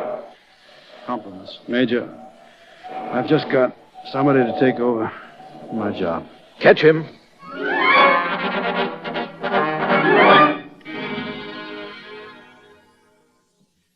Well, how's our patient this morning, Mud? Still all right? Looks like I'm going to live. That other doctor said Master Sam be up and around in 3 days, Major. 3 days. Well, that'll give you time enough to get a cell ready for me, Rankin. Dr. Mudd. Wait, Rankin. Dr. Mudd, I have a paper here I'm preparing to send to Washington by special messenger today. I'm in no position, of course, to speak for our government, yours and mine. But because I love the flag I serve, and because I'm jealous of its honor, I'd like to read this letter to you. Please, sir. This is to the President of the United States.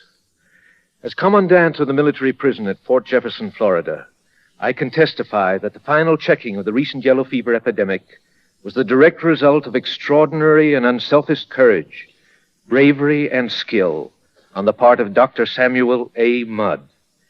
On behalf of the personnel of the post, including officers, enlisted men, civilians, and prisoners, I take this means of urging executive clemency for Dr. Mudd as a reward for heroism far above and beyond the demands of duty.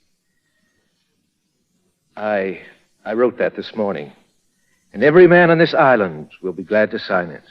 I promise you. Major Stone. Yes, Rankin? If it's all right with Dr. Mudd here,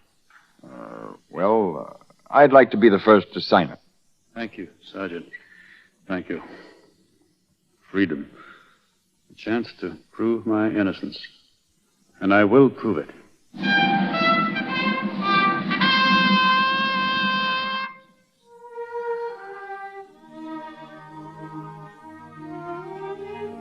Mama, is he coming home today, Mama? Is Daddy coming home? Yes, dear. He sure is, honey. And the President of the whole United States is sending him home just special for you. But where is he, Mama? Why doesn't he come? Oh, he'll be here, darling, very soon. And when he comes, he may not look like he did when you saw him last. But don't say so, dear. Just kiss him. Kiss his cheeks and his eyes and his hand and... Listen, there he is. He coming now, Miss Moore. He coming right now. Welcome home, Uncle Daddy! Daddy! My baby. Peggy. Oh, Sam. Sam, darling.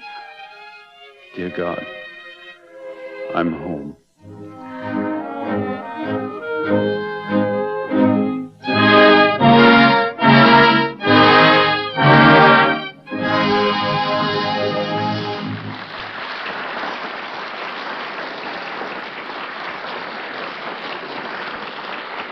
So ends The Prisoner of Shark Island. And now our stars return for a brief chat with us.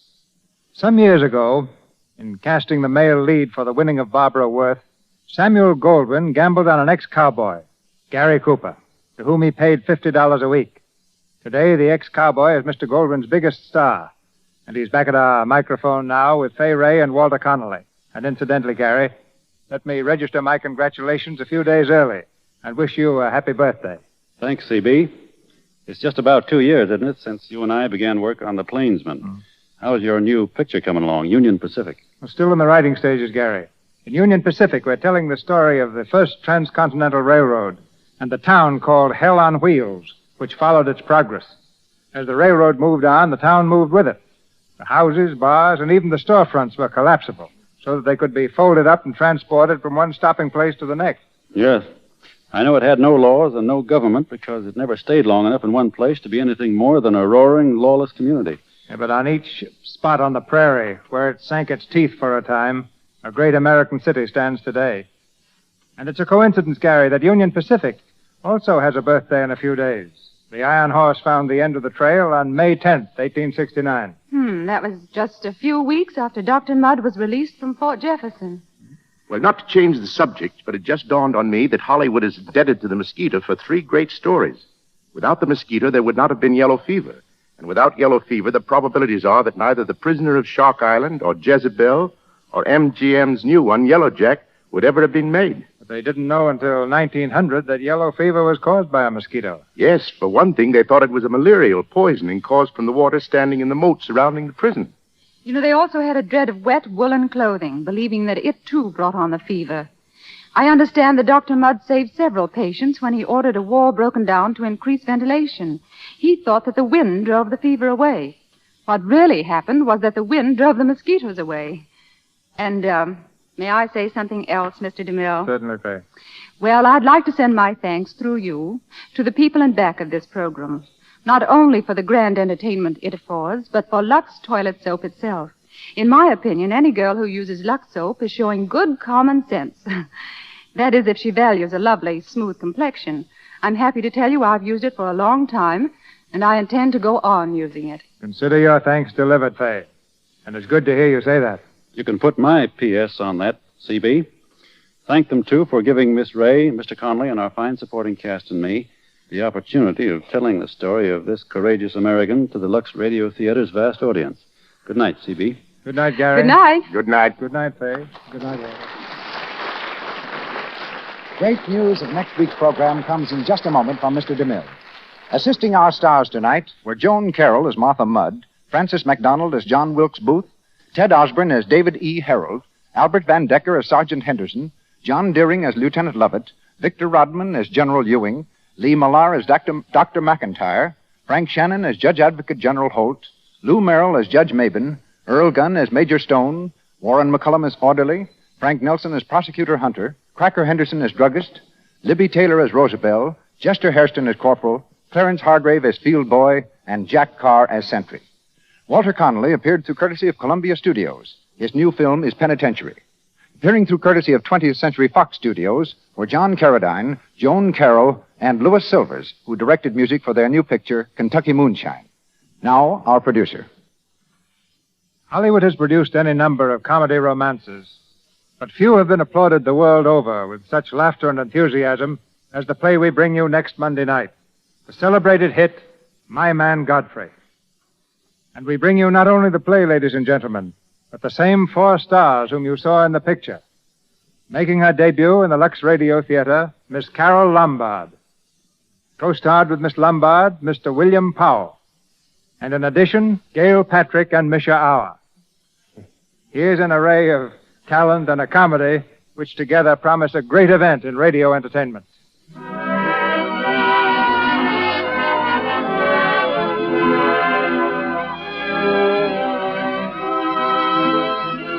Our sponsors, the makers of Lux Toilet Soap, join me in inviting you to be with us again next Monday night when the Lux Radio Theatre presents William Powell and Carol Lombard in My Man Godfrey with Gail Patrick and Misha Auer. This is Cecil B. DeMille saying good night to you from Hollywood.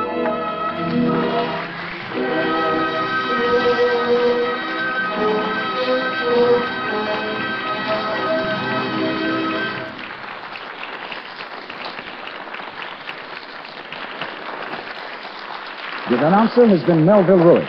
This is the Columbia Broadcasting System.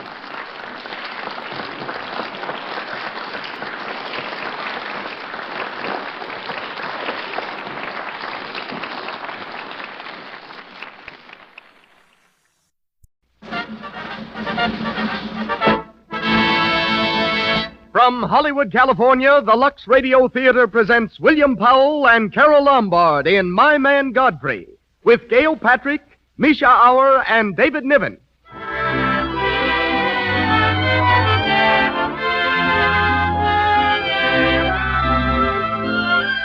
Lux presents Hollywood. First, a word of thanks to you, our loyal listeners. It's because of your continued purchases of our products, Lux Toilet Soap and Lux Flakes, that we're able to bring you these programs every Monday night. Twice in recent weeks, we have made a special announcement at the end of our performance. The response to this announcement has been so enthusiastic that we are making it again tonight. You will hear it at the end of this program. Listen for it carefully, please. Our guests tonight include Miss Madeline Fields, Carol Lombard's close friend and personal business manager, and Mr. Eric Hatch, author of the novel and co-author of the picture script on which our play is based. Louis Silvers conducts our orchestra. We take this opportunity to express our gratitude to the Women's National Radio Committee which, representing 2 million members of women's clubs the country over, has just voted the Lux Radio Theatre the best dramatic program on the air. And now, your host and producer. Ladies and gentlemen, Mr. Cecil B. DeMille.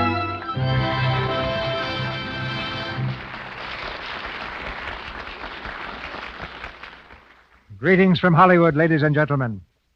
A few years ago, I selected 2 Mack Sennett bathing beauties for my first talking picture, Dynamite. One of the girls was Madeline Fields, whom I thought had a future in pictures. The other was Jane Peters, whom I discharged for lack of talent.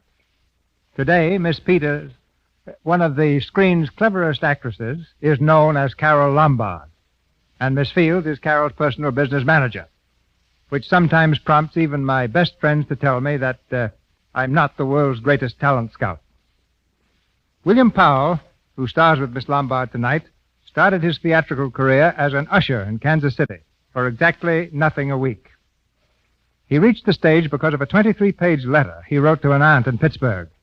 It must have been a remarkable letter because it obtained a $700 loan, which took young Mr. Powell to New York and dramatic school. Celebrated for his debonair drolleries, a master of the lifted eyebrow and the screen's #1 Beau Brummel, we hear him shortly in his great screen characterization, the title role in My Man Godfrey. Miss Lombard, our First Lady of Lunacy, is active again as that moonstruck maiden Irene Bullock. 3 more celebrities round out our star-studded cast. Miss Gail Patrick as Cornelia, Misha Auer as Carlo, and David Niven as Tommy Gray. It's curtain time, and the Lux Radio Theatre presents Carol Lombard and William Powell in My Man Godfrey with Gail Patrick, Misha Auer, and David Niven.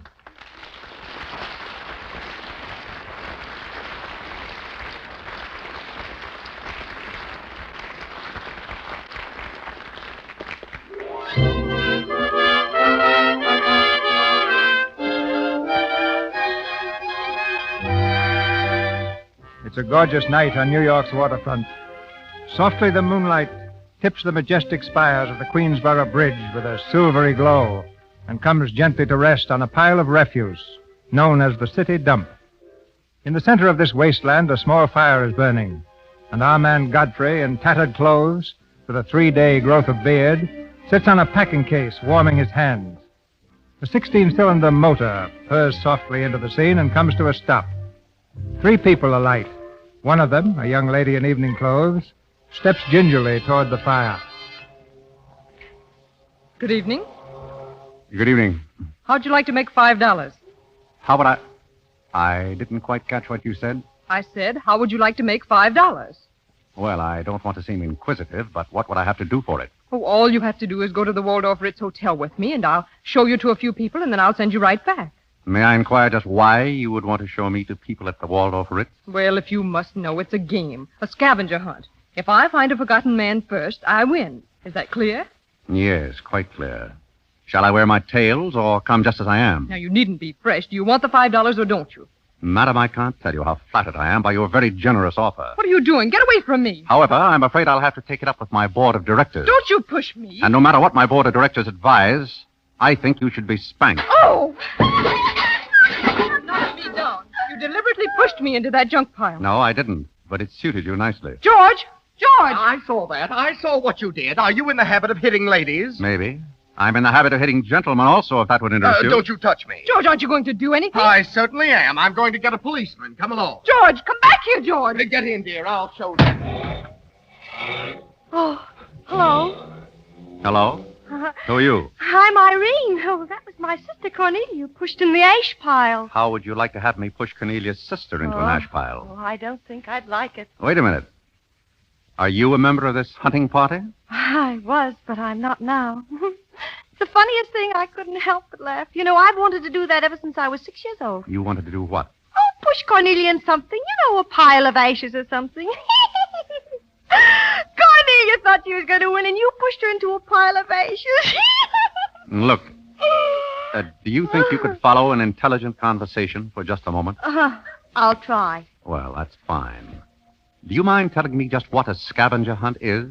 Well, a scavenger hunt is exactly like a treasure hunt, except that in a treasure hunt you find something you want, and in a scavenger hunt you try to find something that nobody wants. And the one that wins gets a prize, only there really isn't a prize, because all the money goes to charity. That is, if there's any money left over, but then there never is. Well, that clears up the whole matter beautifully. Oh, thank you. Well, I suppose I should be going, shouldn't I? That's a good idea. Oh, I want to see who won the game. I suppose it was Cornelia again. She's probably got another forgotten man by now. You mean if you took me along with you, that you'd win the game? Is that the idea? Well, I might if I got there first. Let's beat Cornelia. It wouldn't be asking too much? Not at all. I'm very curious.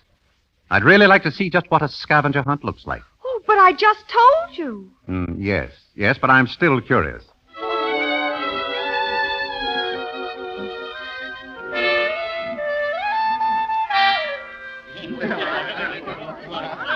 Ladies and gentlemen, please, ladies and gentlemen, quiet. Quiet, please. Your attention, please. Miss Bullock has the forgotten man. Well, here he is. Would you mind stepping up on the platform, Yes, please? get right up on the platform, Godfrey. Doesn't he look funny? Just stand over there, between the monkey and the goat.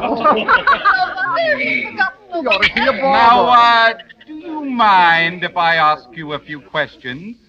Fire away. What is your address? City Dump 32, East River. Sutton Place. Quiet, please, ladies and gentlemen. Is that your permanent address? Well, the permanency is rather questionable. You see, the place is being rapidly filled in. Do you mind? May I ask you a personal question? If it isn't too personal. Are those whiskers your own? No one else has claimed them. Thank you. Now, one more question. Are you wanted by the police? That's just the trouble. Nobody wants me. Oh! A very good answer. Oh, splendid, Godfrey. The committee is satisfied. Miss Irene Bullock wins the scavenger hunt for the forgotten man. Turn around, Godfrey. Shush. He's going to speak. My purpose in coming here tonight was twofold. First, I wanted to aid this young lady. Second, I was curious to see how a bunch of empty-headed nitwits conducted themselves. My curiosity is satisfied. I assure you it will be a pleasure for me to go back to a society of really important people. Good night, ladies and gentlemen. Godfrey, wait. Oh, Godfrey, I'm terribly sorry. Oh, that's all right. Oh, I'd never brought you in there if I thought they were going to humiliate you. You know, I'm terribly grateful. It's the first time I've ever beaten Cornelia at anything, and you helped me do it. Oh, I wish I could do something for you. Why? Because you've done something for me, don't you see? Well, I could use a job if you've got one lying around loose. Can you buttle? Buttle? Yes, we're fresh out of Butler's, the one we had left this morning. I'm afraid I wouldn't be much good at that. Oh, yes, you would. You're going to make the best butler we ever had. You really think so? Oh, I do. Well, all right. Thank you. Good night, Godfrey. Good night, Miss Bullock. Good night.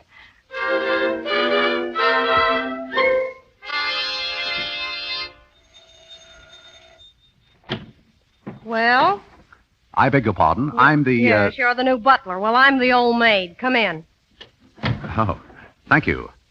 How did you know I was the new butler? Oh, there's one every morning at this hour. They're dropping in and out all the time. Is the family that exacting? No, they're that nutty. I see. Does the butler have quarters here in the house, or isn't it necessary? You won't need any quarters. Just hang your hat near the door so you can get it quickly on your way out. What's that? That's the old battle axe. She usually rings about this time. The old battle axe. Yeah, Mrs. Bullock. She's the mother type. If she has the jitters, and she usually does, she'll ring again in a minute in no uncertain terms. Then, brother, you better grab her tomato juice and get going. Well, there she goes. Well, Cupid, this is your big opportunity. Shall I take it to her? Yeah, but you might as well know the worst, but I want to warn you. She, sees pixies. Pixies? Mm-hmm. You know, the little men. Oh, those. Uh-huh. Yes. Where do I find her? Upstairs. She's in the first cage on the right. Well, wish me luck. Happy landing.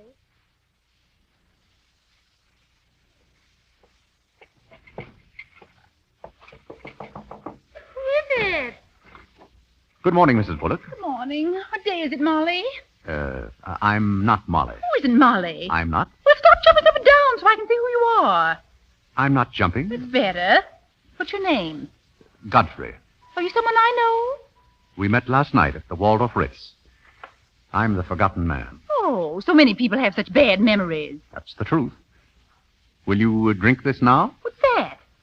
Pixie remover. Oh, and you see them, too. Yes, we're old friends. Yes. But you mustn't step on them. I don't like them, but I don't like to see them stepped on. I'll be very careful. I wouldn't hurt them for the world. Thank you. Oh, you're a great help. Go away. Go away, little man. Go away. Shoo, shoo, shoo. Oh, there they go.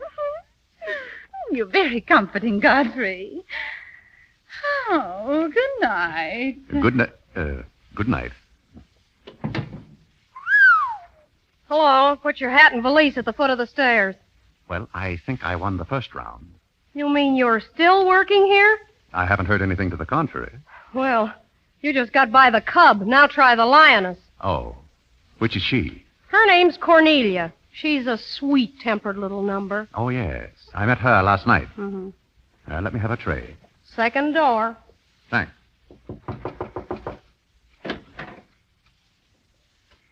Who is that? Good morning, Miss... What do you mean by barging into my room? You... But I... Get out! Get out, you! Oh, wait. You don't... Get out! Get out, I said, and don't come back! Hello? Hello. I'm afraid I lost the second round. Hey, Molly, cut out all the noise and bring me some breakfast. Opportunity never stops knocking in this house. That's Irene. You want to try again? Here goes. Lots of luck. Good morning. I brought you breakfast. Oh, are you the new butler? Don't you remember last night? Well, what happened to Godfrey?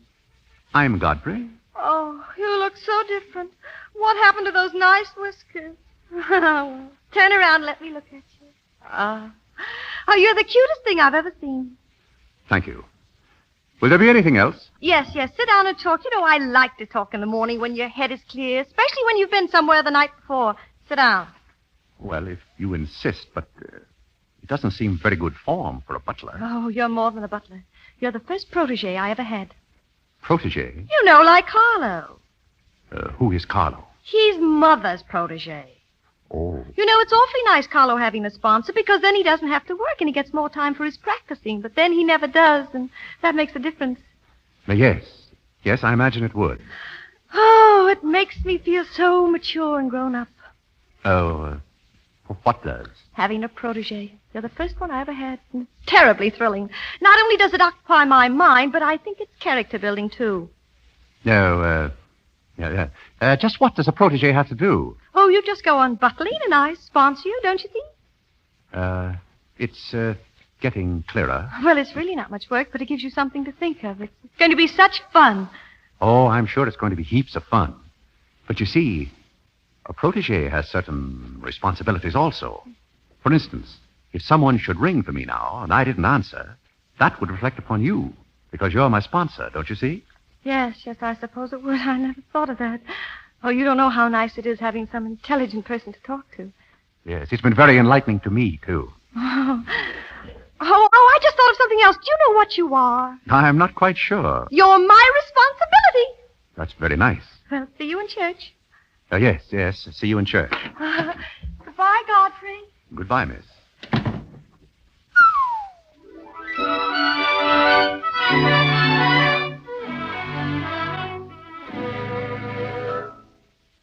Oh, Godfrey.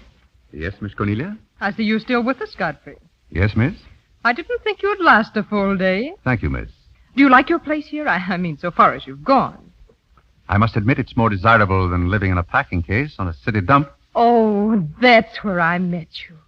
Yes, I remember now. You were very amusing. I'm very sorry, miss. Oh, I didn't mind at all. Have you a handkerchief? There's a spot on my shoe. Will you see what you can do about it? Of course, miss. I could have you fired, you know, but I like to see things wriggle. When I get through with you, you'll go back to your packing case on the city dump and relish it. I'll make your life so miserable Hello, that... Godfrey. Good evening, Miss Irene. Oh, I like your new monkey suit. Thank you for picking it out. Oh, how do you like my new lounging pajamas? I think they're very nice. Thank you. I heard what you said to Godfrey. So what? So what? You leave him alone. So who's going to make me leave him alone? If you don't, you'll get a good sock from me. Oh, the physical type. What I say goes. May I come in? You're in, aren't you? Good evening, Irene. Hello, Carlo. I've just been reading a very interesting book, The Greeks of the Middle Ages. Irene would like that. You love the Middle Ages, don't you, dear? Shut up. Well, here we are. Ah, Mrs. Bullock. Как вы поживаете? Carlo, you're so continental. Oh, it's so nice to see you two girls having a pleasant chat. Or is it a pleasant chat? Well, well, well. Imagine the Bullocks gathered together all in one room. Don't forget Carlo, Alexander. Oh, I'm not going to forget Carlo. Oh, don't bother about me, Mr. Bullock. I feel one of the family.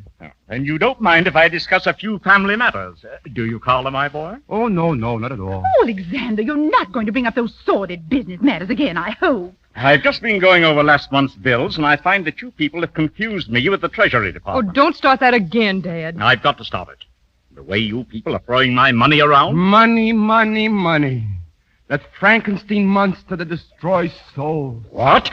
Say, listen. Don't say anything more about it. You're upsetting Carlo. Carlo. Who's the head of this house, Carlo or me? Here's Godfrey. The cocktails, sir? Huh? What?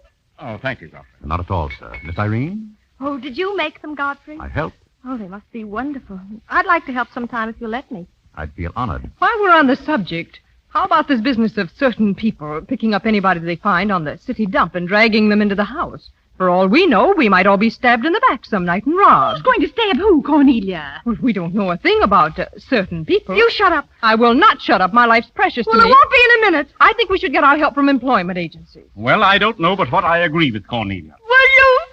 Oh, Alexander, you've upset Carlo, and now you're upsetting Irene. Don't you remember her breakdown last summer? I do. That's why I'm not paying any attention to this. Well, if Mother can sponsor Carlo, why can't I sponsor Godfrey? Oh, Godfrey knows I'm not being personal, but after all, none of us would like to wake up some morning stabbed to death. Now, Cornelia, you mustn't come between Irene and Godfrey. He's the only thing she's shown any affection for since her Pomeranian died last summer.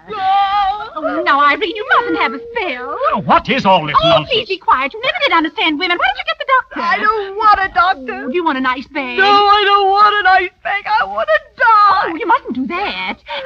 Carlo, do the gorilla for Irene. It always amuses her. I'm not in the mood. Well, stop eating those hors d'oeuvres and get in the mood. All right, I'll do it, but my heart won't be in it. Irene, be a good girl, Miss Darling. Carlo's going to imitate a gorilla for you. A gorilla? I'd rather see him imitate a man. Alexander. This is too much. Too much. It certainly is. I'm getting out of this madhouse. I'll be at the club if you want me, and I hope you don't. Well, I'm off for dinner. We must all get together again sometime. Goodbye, Irene. Irene, are you feeling all right? Irene! Where's Godfrey? He's right here. Don't go away, Godfrey. Angelica will be late for the concert. I'll put my things. I'll be right with you. Godfrey's right here, darling. Where? Right here. Look, see, darling? Godfrey, say hello to Irene so she'll know who you are. Hello? Oh, hello, Godfrey. And he's promised to stay on, haven't you, Godfrey? If I'm wanted. Oh, of course you want it, isn't he, Irene? Yes, go away. Yes, darling, I'm going. Goodbye, darling. Come along, Carlo. Hurry. Hurry, always hurry. Oh, Godfrey? Yes, miss? Oh, sit down, Godfrey. No, over here by me. Oh, yes, thank you, miss. Godfrey, would you mind kissing me? Miss Irene, I hardly think... Oh, Godfrey. Here, now, wait. Please, miss, Miss Irene, you mustn't. Oh, there. Excuse me. Oh, Godfrey, come back here. Where are you going? I'm going to my room. Oh, Godfrey, wait for me. Godfrey. Open this door. Godfrey.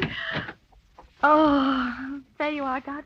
Please, Miss Irene, you can't come in here. Why not? It's our house, isn't it? And after all, one room is just like any other room. Besides, I want to talk. I'm terribly sorry, but we can't talk here. Well, don't you think it's rather indecent of you to order me out after you kissed me? After I kissed you. Of course, Godfrey, don't you remember? Miss Irene, hasn't anyone ever told you about certain proprieties? Oh, you use such lovely big words. I like big words. What does it mean? Well, you want me to remain on here as butler, don't you? Oh, of course. And I want to justify your faith in me by being a very good butler.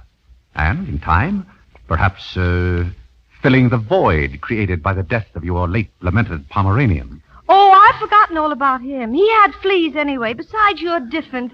You use big words and you're much cuter. May I tell you a story? I'd love it. Well, once there was a very sentimental little girl with a very kind heart. And she helped a man who was very grateful. But then she became a nuisance and undid all the fine work she had done. Oh, is it someone you know?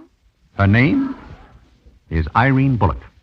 And if she were a smart little girl, she'd pick out some nice young chap in her own social set and marry him and live happily ever after. And never, never, never enter the butler's room again. You mean I can never come in here again? Never. Now, out you go. Oh, Godfrey, stop. This way, please. No, I want to stay. Let me go. Outside, please. Will you be sorry? And don't ever come in here again. Will you be sorry?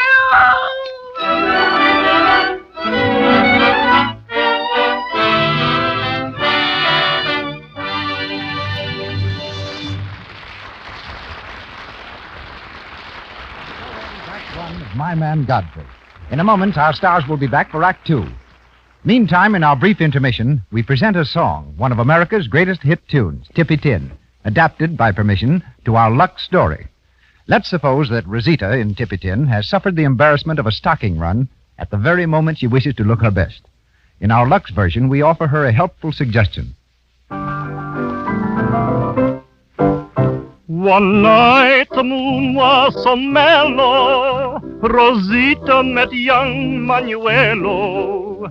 He begged for a kiss and heard a hiss from the young miss, this fellow. He said, why, what is so shocking? She hid the run in her stocking. The date was no go, she suffered so, she had not luxed her stockings. Dip it in, dip it in, dip it in, dip it in. Avoid the cake soap rubbing, stockings take a drubbing, you're not satisfied.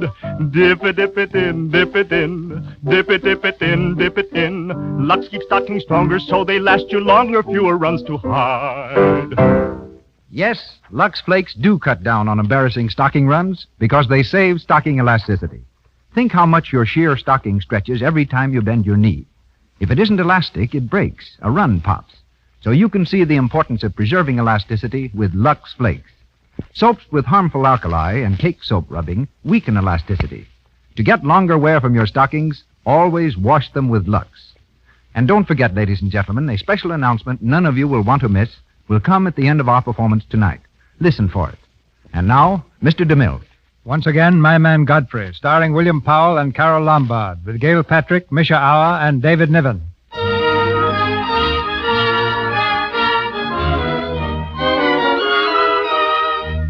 2 days have passed, during which Irene has shown an all too evident affection for her man Godfrey.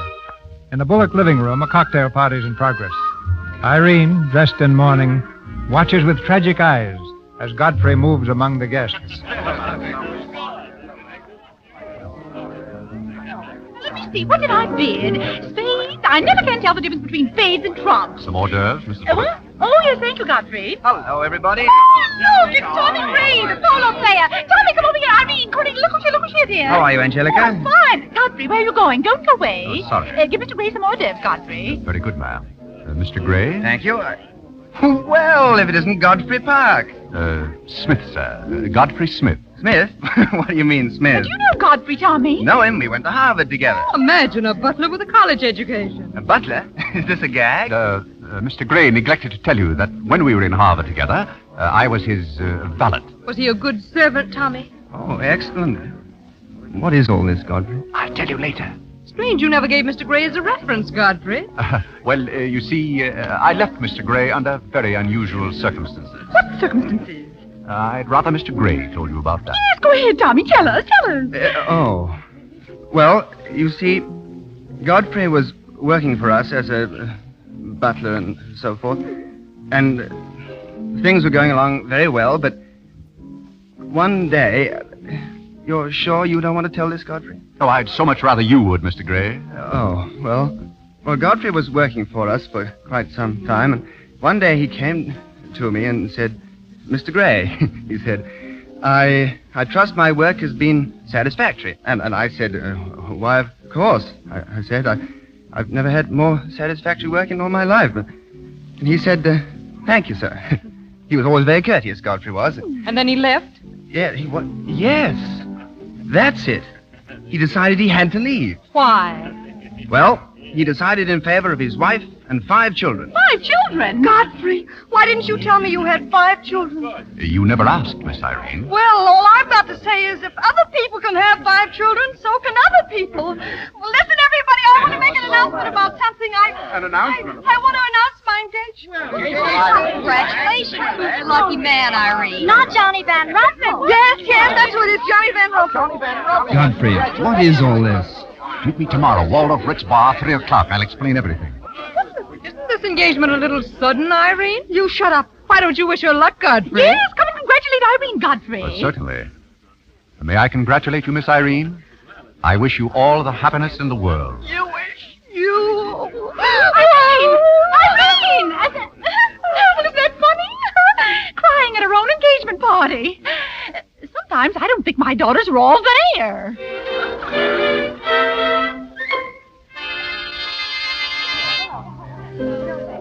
Godfrey, over here. Oh. Hello, Tommy. I thought you said you'd meet me here at 3. Sorry. It took me a little longer than usual to make the bed. Oh, well, what are you drinking? I'll have a rousing lemonade. Are you sure you can handle it? 1 lemonade, 1 stinger, Joe. Yes. Well, let's have it. What? The story. When I wander into a Fifth Avenue asylum and see one of the parks of Boston serving hors d'oeuvres, there must be a story. Yes, there is. Tommy, you remember that little incident up in Boston? Oh, you still have that woman on your mind? No, not anymore.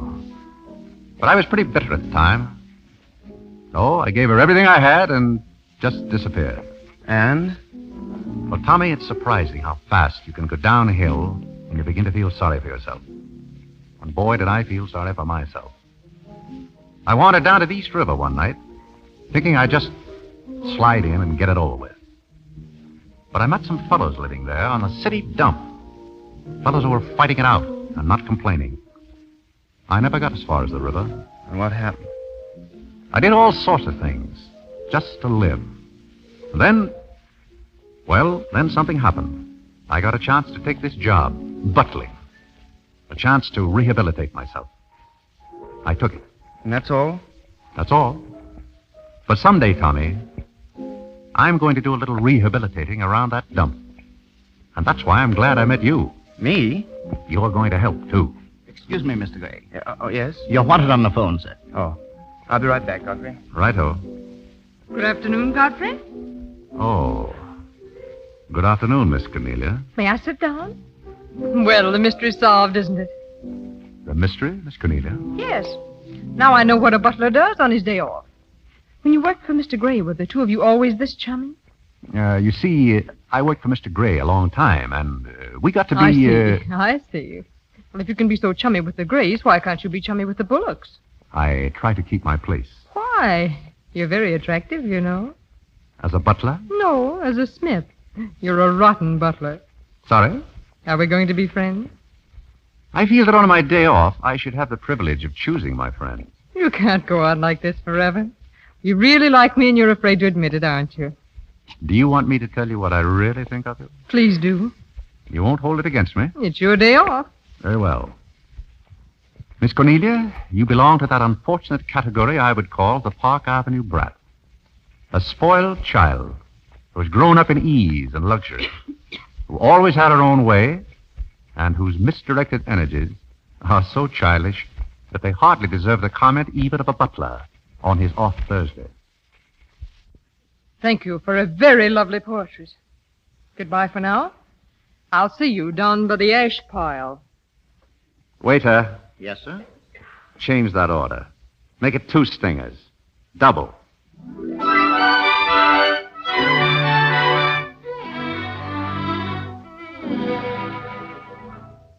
Molly. Yes, Miss Irene? What are you doing? Sewing. Some buttons on a coat. Oh, is it his coat? Yes. The coat is his. Oh, I'd like to sew on buttons sometime when they come off. I wouldn't mind at all. I could do it right down here in the kitchen. He doesn't lose very many. He's very tidy, isn't he? Yes, he's very tidy. Oh, what does he do on his day off? He never tells me. Oh, he's probably sitting somewhere with some woman on his lap. He's the meanest man I know. I think he's very mean. I suppose he's sitting somewhere with somebody in his lap that doesn't care for him at all. As far as I know, maybe his children are there too, calling him. Oh, I can't bear it. Oh, please don't. You too? Yes. Oh, Molly, I know exactly how you feel. Good evening. Godfrey. How about a quartet? For tomorrow may bring sorrow, so tonight let us be gay. Hi, Toots. Godfrey, look at you. Where have you been? A friend of mine, drinking rousing lemonade. Mother, Irene, everybody, come here quick. What's the matter, Miss Cornelia? Mother. Yeah, what's the matter? What's going on around here now? Father, my pearls. What about your pearls? They've been stolen. Oh, that's terrible. What do we do? Well, we'll call the police. That's what we'll That's do. the idea. Call the police. G-men. Give me the phone. You don't have to bother. I've already called them. And I think I know who did it. In fact, I'm almost sure. What do you say, Godfrey? Hi, Toots.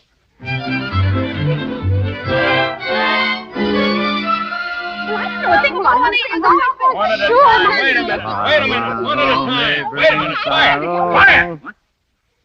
When did you miss the pearls, Miss Bullock? This afternoon when I came home. I had put them in my jewel case this morning after breakfast. She probably lost them. Last year she left them in a taxi. Did anyone see you put the pearls in the case? No. Oh, yes. Yes, Godfrey did. He was taking the tray out of my room. He saw me. Godfrey, eh? Well, who's Godfrey? That's me. Me. Butler? Yes, he's the best butler we ever Oh, had. I'm sure Godfrey didn't do it. Although we don't know very much about him. My sister picked him up on the city dump. Oh, I see. Are you accusing Godfrey? I'm not accusing anyone. I want my necklace. Oh, it's silly to think of Godfrey wearing a pearl necklace. Yeah? You mind if we search your quarters, Godfrey? Not at all. This way, everybody.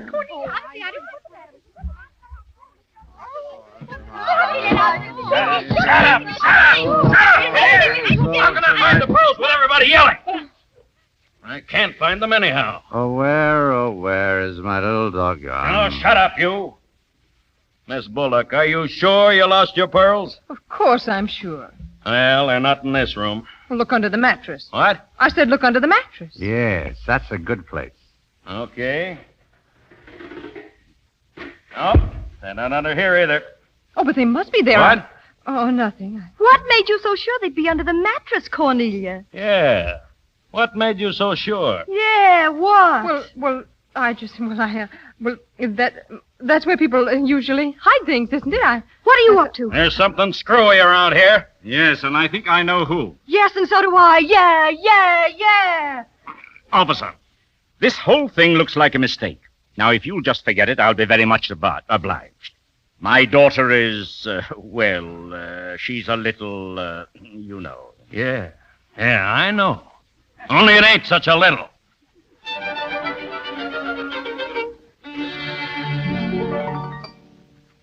Your coffee, sir?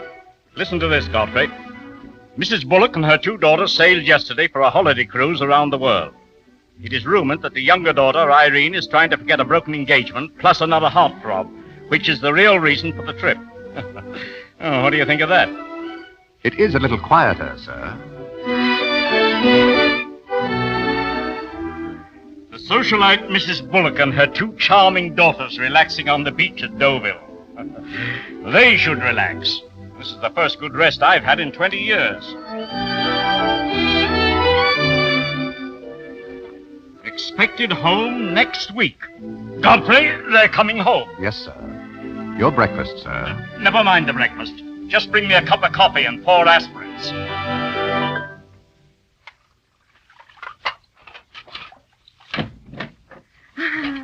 Hello, Godfrey. Good evening, miss. Doing the dishes? Yes, it's the usual procedure after dinner. It's nice to be home again, Godfrey. It's nice to have you. Did you mean it this afternoon when you said you missed me? Yes, of course I did. I mean, did you miss Cornelia or me or just me? Oh, I may have missed you a little more than I did Cornelia. Why? Oh, I'm glad, because if you missed Cornelia more, you probably would have missed me less. Oh, you look so cute in your apron. Will you let me do something if I ask you? Well, what do you want to do? Wipe. Oh, all right.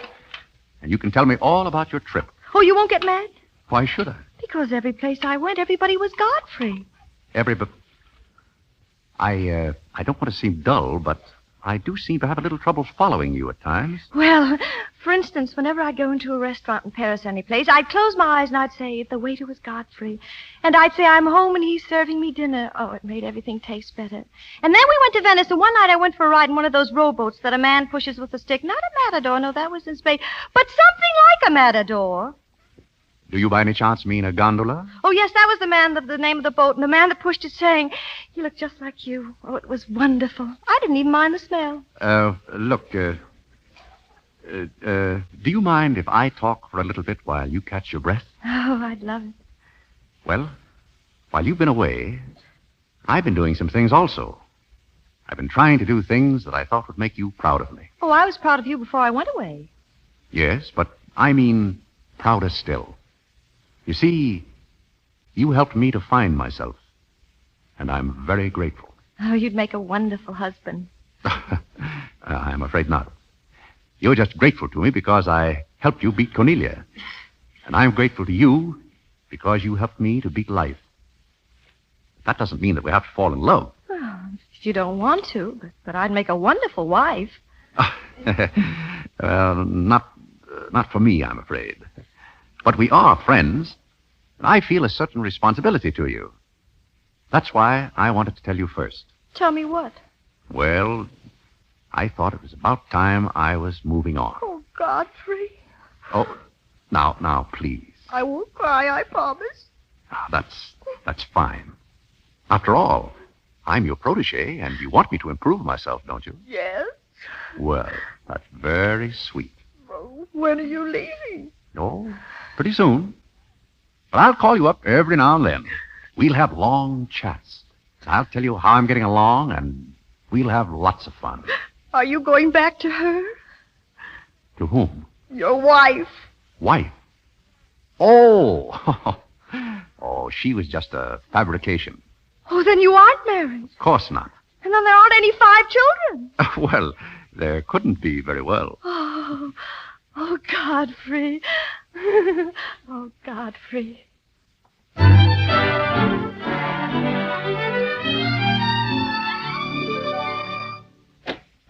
Did you ring, Miss Cornelia? Come in, Godfrey. You needn't be so formal when we're alone. Yes, miss? There's a little matter I'd like to talk over with you. I met some people on the boat coming over, a Boston family.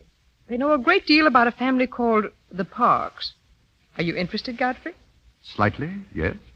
Well, we can't talk here very well. Let's you and I take a long taxi ride out Van Cortlandt way. I heard what you said. Did you? He's not going out with you. Oh, yes, he is, if he knows what's good for him. I'll be waiting, Godfrey. Well, he's not going. He's not Godfrey. You can't go with Cornelia. But I didn't say I was going anyplace with Miss Cornelia. I know, but you will. She always gets her own way. She makes everybody do just as she likes. Why should you care whether or not I meet her? I do care. That's why Cornelia's the one who doesn't care. But I think I should decide those things for myself. Oh, Godfrey, I don't want to be annoying, but Oh, Miss Irene. Here, now, get up. Get up. Open your eyes. Do you hear me? Open your eyes. Now, if you're faking another spell, you're on the wrong track. Are you faking? Oh, you're not, huh? All right. We'll soon find out. Now, up she goes. That's the girl. Now, I'll just carry her inside. Godfrey knows how to take care of little Irene when she faints. Godfrey will take care of everything. Right in here we go. Does Irene know where she is now? No, Irene has her eyes closed. She's fainted. But Godfrey will soon fix Irene. Just sit right there. That's the girl. Now, everything will be fine in just a moment. The best thing for the faints is a nice, cold shower bath. There, now, you'll feel fine in a minute. Oh, Godfrey, come back here. Godfrey, where are you,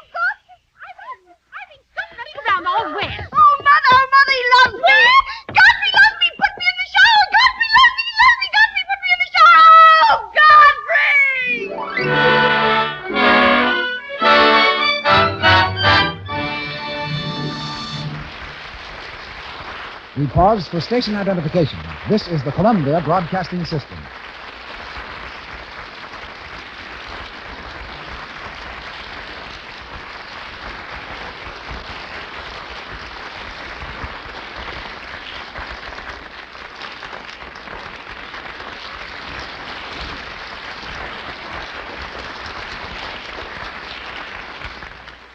The curtain falls on the second act of My Man Godfrey. Before Carol Lombard, William Powell, and our all-star cast return for Act 3, we bring you the young lady I mentioned earlier in this program, Madeline Fields, who made good in a DeMille picture when I failed to recognize Miss Lombard's talents. Miss Fields has also made good as Carol's personal business manager and best friend. To Miss Lombard, she's Fieldsy. Obviously, Fieldsy, you and Miss Lombard have never allowed business to interfere with friendship. We settled that a long time ago, Mr. DeMille, by a very simple agreement. Carol can never write a check, and I can never sign one. It's strictly a collaboration. Are you also in collaboration on that new home Carol's going to build out in the San Fernando Valley? No, that's going to be entirely a Lombard production. She's designing it herself. A nice, rambling farmhouse. 10 acres, chickens, barn, milk house, smokehouse, and a swell barbecue pit. Well, tell me confidentially, is Carol off the screen anything like the Irene of our play? Oh, far from it. Carol always goes around telling people she'd be lost without me. Well, I'm glad she thinks so, but she wouldn't be. She's got those 2 feet of hers planted squarely on the ground. She runs the house, does her own ordering, and a big time to Carol is having in a few friends for an evening of bridge. However, she did give me a real scare when we had that flood a few weeks back. She left bright and early one morning before I awakened and didn't come home until late that afternoon, covered with mud. When I asked her where she'd been, she said, oh, just out. Later, I learned that she'd taken her car, filled it with food and clothes, and rushed out to the flood area to do what she could. Carol's like that. What can you tell our lady listeners about the Lombard wardrobe? Well, only that she likes simple clothes, particularly sport things. And if she has a favorite color, it's white. She takes very good care of her clothes, too. Come up to the house sometime, Mr. DeMille, and I'll show you what we think of Lux Flakes. That big blue box is busy every day keeping her things fresh as a daisy. That's an invitation I won't forget. And if you want to make an impression, bring a tree. A tree? Couldn't we compromise on an acorn? Not very well, Mr. DeMille. Carol, you see, is going to landscape the farm herself, and at the moment, any tree that will help make a good windbreak will be gratefully received. I'll remember that at Christmas time. Oh, but I can't wait that long. So from this point on, Carol will have to speak for herself. Thanks for having me. Good night, Miss Fields.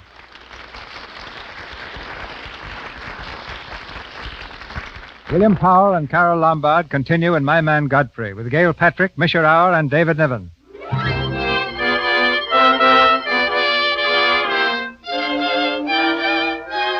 It's the following afternoon.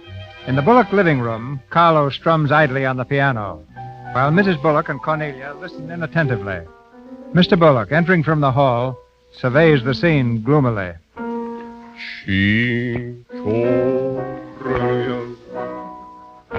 Shut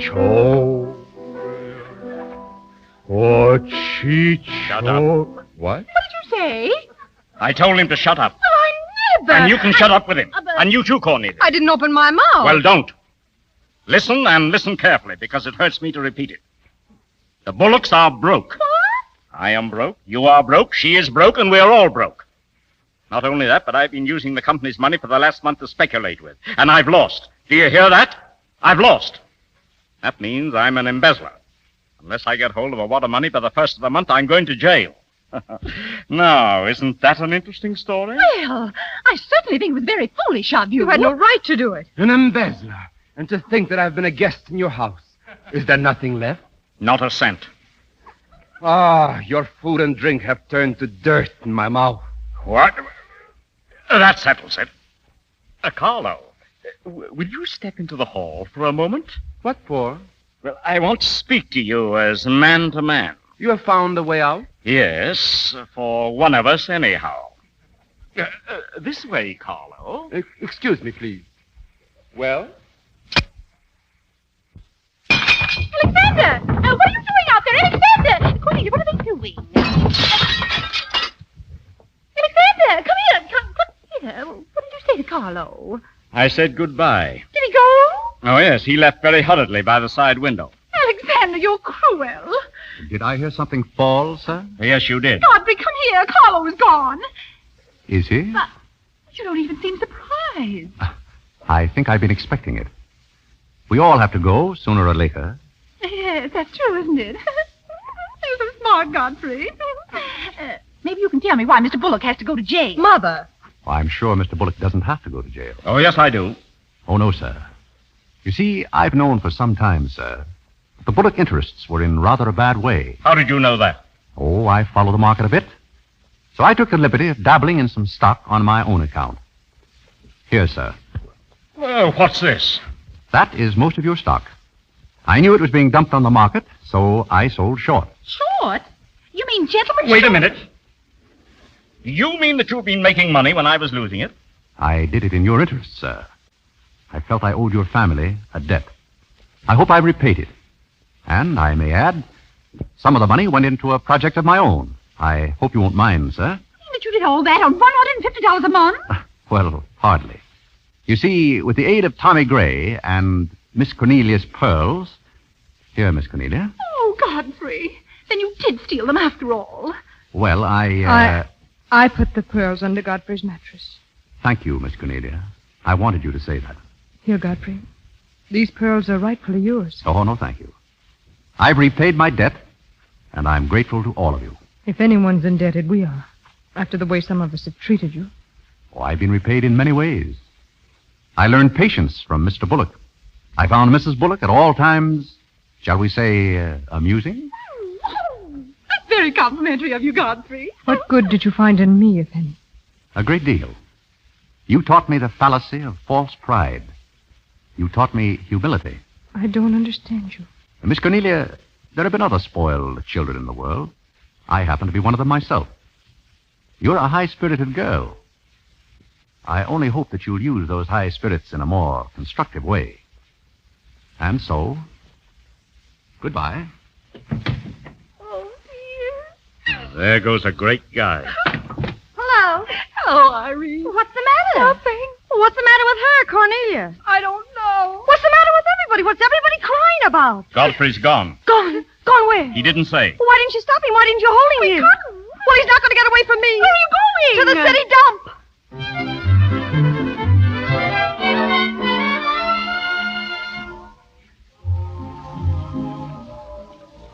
Well, this is it, Tommy. Tramp Inn, we call it. A palace of pleasure built on a foundation of tin cans and ashes. How do you like it? Just a minute, Godfrey. Is this where my money went? Into a nightclub? Some of yours, all of mine. Come into my office. By the way, what happens to the profits from this place? Well, we're giving food and shelter to 50 people in the winter and giving them employment in the summer. What more do you want? Nothing. But you're the most peculiar butler that I've ever met. Ex-butler. Fired? No, I quit. I felt that foolish feeling coming on again. Oh, you mean Irene? Why don't you marry her? Oh, no, thank you. Being her butler was tough enough. Well, here. Hello. Well, Godfrey, you have company. Irene, what are you doing here? Yes, what are you doing here? Don't let him off the hook, Irene. I won't. So long, Godfrey. Oh, my, how you fixed this place up, Godfrey. It's much nicer than when I was here before. Oh, you noticed that? Are the Forgotten Men having a party? Yes, it's their annual reunion. Well, I saw the mayor out there. Is he one of them, too? He's the guest of honor. Oh, it's a lovely view, the bridge and everything. Is the bridge always there? Most always. Oh, you have a kitchen. You know, I'm going to like this place. Oh, what's over here?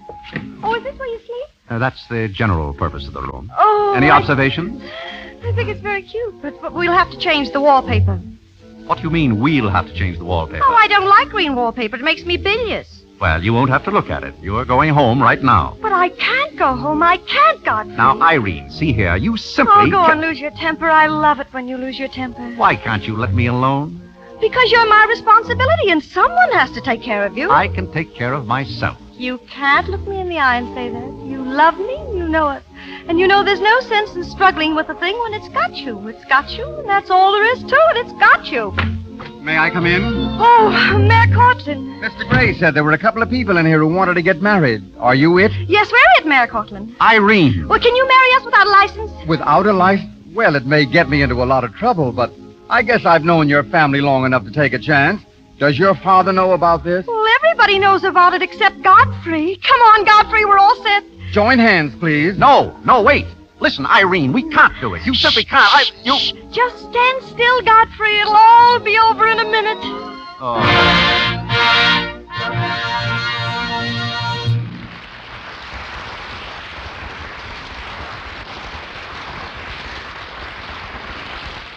So ends My Man Godfrey.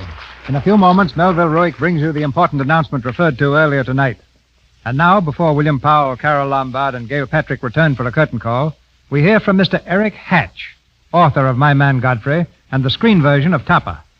Tonight's story was turned down by nearly every studio in Hollywood.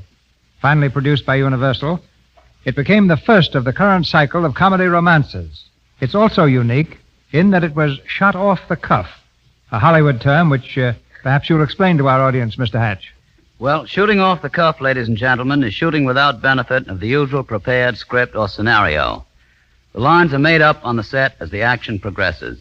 The most eminent disciple of this system is Mr. Gregory LaCava, the terrific director with whom I was fortunate to work on My Man Godfrey.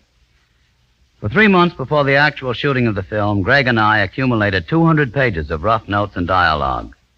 These unassorted notes constituted all the script we had. I've heard it said, Mr. Hatch, that the characters in My Man Godfrey were taken from life. Is that true? Well, the only one taken from life was Mr. Bullock. I patterned him after a friend of mine, a banker. Lots of people have confided that they know exactly who he is, but oddly enough, no two persons have named the same man. As one of those responsible for the current deluge of so-called crazy comedies, how long do you think their popularity is going to last? Well, this may sound strange, Mr. DeMille, but Godfrey to me was never a crazy picture. Godfrey was a pretty serious man.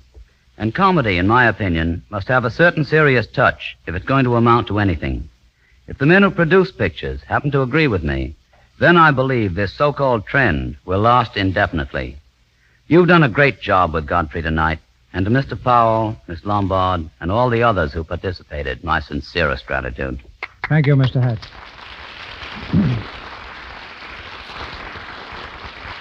And here, ladies and gentlemen, are William Powell, Carol Lombard, and Gail Patrick. And I'd like to know, Carol, what's all this talk about you and a farm? I can't quite picture the glamorous Lombard hoeing the potato patch. Well, in the first place... Yes, and Fieldsy said something about a smokehouse. You mean every time you want to light a cigarette, you've got to... But, Gail, you don't understand. Now, a smoke... Carol, are you going to have chickens? Yes. What kind are you going to raise? Jersey, Holstein, or Guernsey? Well, whatever best, Father. Probably Holstein chickens. Oh, splendid. What about some nice Plymouth Rock cows? Look, I admit I don't know anything about farming, and I don't care what people think. I think it's a swell idea. What's more, I'm studying farming, and I'm taking a correspondence course from the University of California. Carol, when you write for your next lesson, I wish you'd ask those college professors a question that's been puzzling me for some time. So tell me you're turning farmer, too, Bill. Oh, no. My question has nothing to do with farming, Gail. What I'd like to know is this. Now, in our play, Godfrey marries Irene. Yes. Now, do they or do they not live happily ever after? Does he change her? Does she change him? Or do they both stay as they are and make a go of it? As the celebrated detective of the Thin Man films, what's your own deduction, Bill? An absolute zero. I don't know. Well, there's one way of finding out. What's that, C.B.? Make another picture. Let's ask our audience right now to drop a line to the Lux Radio Theatre telling us whether they'd like to see more of Godfrey and Irene as Mr. and Mrs. Godfrey. If the answer is yes, I feel pretty certain that those letters will help bring another Godfrey film to the screen. A grand idea, Mr. DeMille, and I hope you get lots of letters. And good night. Good night. Good night. Good night, Carol. Good night, Joe. Good night, Joe. In a moment, Mr. DeMille returns with news of next Monday's show. Now comes the announcement I told you about earlier. Well, we certainly started something 2 weeks ago when we repeated our remarkable teaspoon offer. We have literally been swamped with requests, but we want to make good our promise of giving everybody a chance to get in on our souvenir offer. A half dozen extremely beautiful and serviceable, full-sized, original Rogers silver plate teaspoons, which, as you know, are guaranteed by the International Silver Company, the world's largest silversmith. To show you the kind of receptions the spoons are meeting with the country over, I want you to hear a few excerpts from typical letters that women are writing to us. Miss Mary Toomey of 25 Revere Street, Bridgeport, Connecticut, writes, "They are very beautiful, and I like the first 6 so well, I sent for another and showed them to my friends, who also sent for some." And Mrs. Alder Nord at 511 Lakeview Avenue, Jamestown, New York, says, "I received my spoons today and want to tell you how pleased I am with them. They're perfectly lovely and worth so much more than I paid for them. Truly, these spoons are very attractive and such a bargain. They have an extra heavy deposit of pure silver reinforced plate on the part most often exposed to wear, and they are guaranteed in writing by the International Silver Company, the world's largest silversmith. Just let me read one sentence from the guarantee you will receive with your spoons. Every piece is guaranteed to give satisfaction in family use and will be replaced without charge at any time it doesn't conform to this guarantee. It is not hard to understand the enthusiasm of those who receive these spoons when you realize that you pay only a little over 8 cents apiece for them. But of course they are available only in half-dozen lots, 6 spoons for 50 cents. Now here is the easy way to get these spoons. Simply send the top from a large package of Lux. Print your name and address clearly on a piece of paper. Wrap 50 cents in coin in the paper, don't send stamps, and mail to Lux, Meriden, Connecticut. This offer is good only in the United States. Oh, Mr. Ruick, would you mind repeating that address, please? Not at all, Miss Creighton. Simply send to Lux, Meriden, Connecticut. Oh, I have it now. Lux, Meriden, Meriden, Meriden, Connecticut. I am sure that you will agree, once you have seen the spoons, that never before have you gotten a bargain like this. Of course, there is no advertising on the spoons in any way whatever, and they are not to be confused with inexpensive ordinary spoons. They are the kind of spoons that you buy carefully and thoughtfully, the sort of spoons that you intend to keep a lifetime. You really have to see these teaspoons to fully appreciate them. Be sure and mail your request promptly. You can have as many half-dozens as you want, but for each half-dozen spoons, send the top from a large-sized package of Lux and 50 cents in coin. Print your name and address clearly on a piece of paper, wrap the coin in the paper, and then mail to Lux, Meriden, Meriden, Meriden, Connecticut, and you will receive your spoons promptly, postpaid. This offer is good only in the United States. And now, Mr. DeMille. Park Avenue and 10th Avenue never meet in New York, but they cross next Monday night in the Lux Radio Theatre when we bring you a romance successful on stage and screen, The Girl from 10th Avenue. In the title role, you'll hear the charming Loretta Young, and co-starred the popular George Brent.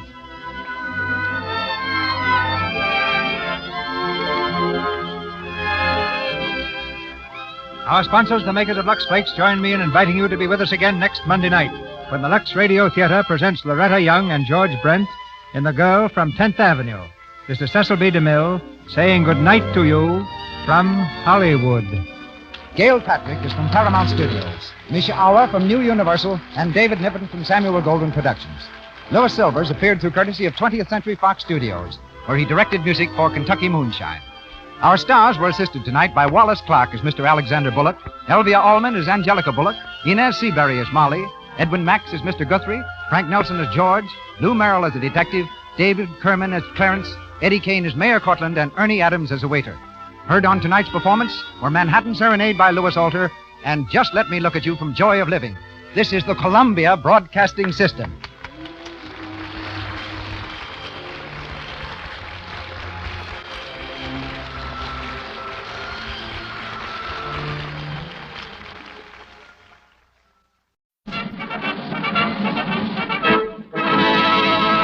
From Hollywood, California, the Lux Radio Theatre presents Loretta Young and George Brent in The Girl from 10th Avenue.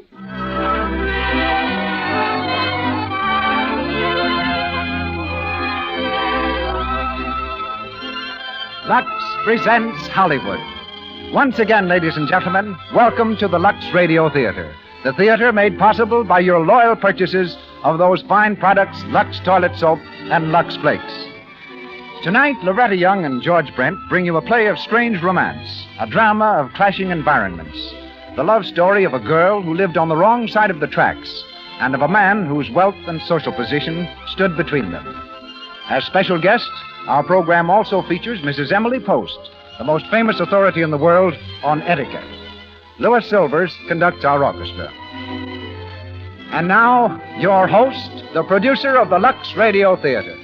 Ladies and gentlemen, Mr. Cecil B. DeMille.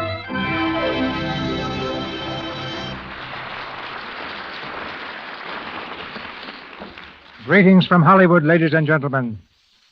3 years ago, when I made The Crusades, Loretta Young was starred as Berengaria, not the ocean liner, but Berengaria, wife of Richard the Lionheart, the only queen of England who never set foot on English soil. When the day to start the film arrived, there was no Miss Young. Marooned by a blizzard on the 14,000-foot heights of Mount Rainier, where she was making the call of the wild, her Hollywood arrival was delayed for weeks. I had hundreds of players on salary, so was forced to proceed without her and made the giant battle scenes. When Loretta finally arrived, I started back at the beginning of the picture. But unfortunately for me, the warfare had been so realistic that nearly all the players' costumes were ruined, so tattered and torn that not even Lux Flakes could restore them. And the call of the wild was a lullaby compared to the howl I made when I learned what Miss Young had unintentionally cost me. But all's well tonight, as she becomes Miriam Brady in The Girl from 10th Avenue.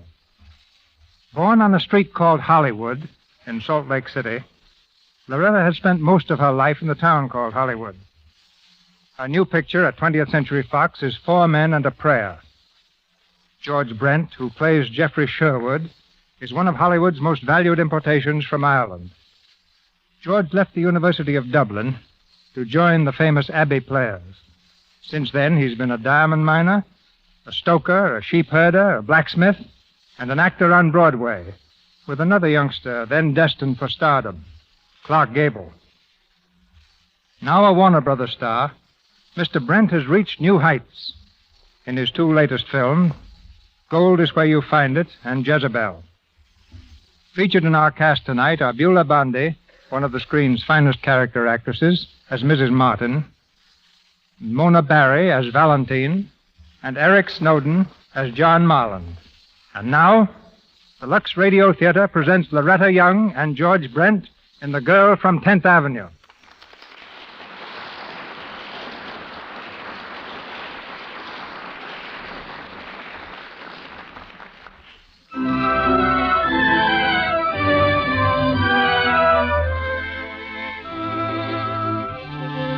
An invitation has been issued to the socially prominent of New York City. It reads, Mr. and Mrs. Martin French request the honor of your presence at the marriage of their daughter, Valentine, to Mr. John Marland, at high noon, Tuesday, the 5th of April, at St. Thomas Church. Are we almost ready, girls? Get in line. Let me look at you, Valentine. Oh, you make a lovely bride, my dear. Thank you, Father. I'll second that motion. So will I. Oh, Tony, you... How are you, Val? What are you two doing back here? We're going to start in a We minute. wouldn't miss a word of it. Best wishes, Val, and a lot of happiness. John Marland's a lucky guy. Oh, thank you, Tony. By the way, where's Geoffrey? I haven't seen him yet. Well, Geoffrey's not coming. Not coming? Why not? Well, that's a long story. It begins way back in 1804. Shut up. He can't come, Val. He has a pretty important case in court. In fact, it's the biggest case he's ever handled. Oh, I see. Of course, that's much more important than my wedding. We're ready, dear. Oh, I'm coming, Father. You can start any time you want now. I think Miss French is sore about something. Yeah, wouldn't she just love to have Jeff here? Then she could twist that knife she put in his back. Well, he isn't the first guy to get jilted. Did you try to reach him? I've been trying for a week. His butler doesn't know where he is. His office hasn't seen him for a month. He's on a case, all right. Bottle number 12. Open the door.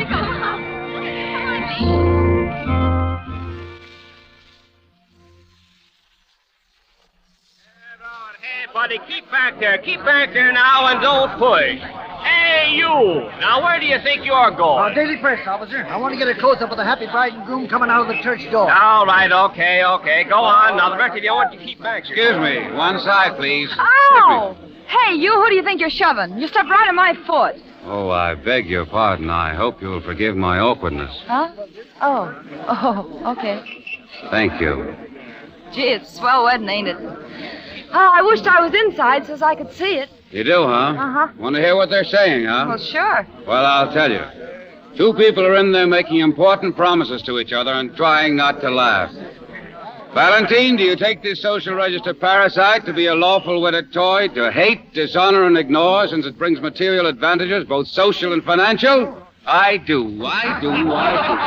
Say, listen, mister, you better pipe down. Everybody's looking. Shut up! And I pronounce you man and wife, and a cockeyed credit to the country. Here comes the bride. Boom, boom, de boom. Oh, why don't you get out of here? You're only going to get yourself in a jam. They'll run you in there. Well, let him book me in a charge. Disorderly conduct. Name, please? Jeffrey Sherwood, Your Honor. Jeffrey Sherwood, the second, the third, the fourth, Jeffrey Sherwood? Well, just call me Jeff. Jeff the Jilter, that's me. Say, listen, Mr. Sherwood. There's a reporter over there. They'll take a couple of nice pictures of you like this, and then they'll ship you off to Bellevue. Huh? Yeah. Oh, am I being conspicuous? Well, a little. You better skid around the corner. Very well. Come on, young lady. Never mind about me. You go along by yourself. Oh, ditched again, huh? All right, then. I'll go with you. Come on.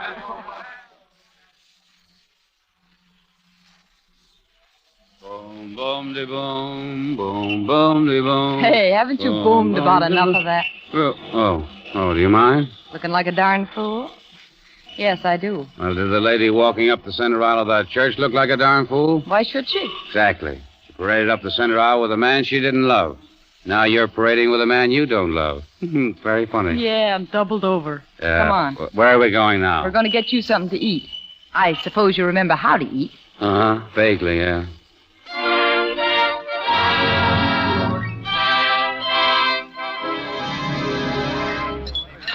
Bacon and eggs, French fries on the side. Well, how do you feel now? I feel thirsty. Waiter. Yep, uh-huh. 1 quart champagne and 2 glasses. Champagne? Say, where do you think you are, buddy? We ain't got that stuff. All right. Send out and get it. Huh? Oh, waiter, forget it, will you? Listen, Mr. Sherwood, I'm not celebrating with you. Why not? I'm going to drop you at a Turkish bath. You need to steam and sleep. Fine, so I can wake up around midnight and think. Oh, you got to snap out of it sometime. Sure, I'm going to snap out of it right now. You and I are going places, Mary. Well, I am. I'm going to work. Work? Believe it or not, I do. This is my lunch hour. You're using it up. Say, I think I'll let you buy my lunch. Oh, you're a model, huh? Don't be funny. I sew on labels at $3 a day. Well, you need a vacation. I'll get plenty starting Saturday. They're laying a bunch of us off then. All right, starting right now, you're sewing labels on me until Saturday. Here, wait a minute. Here's $100 for a beginner, and there's plenty more where that came from. I was waiting for something like that. Well, you can keep your money, Mr. Sherwood, and I'll buy my own lunch. Here, now, wait a minute, please. Please, I didn't mean anything by it. Now, please, sit down.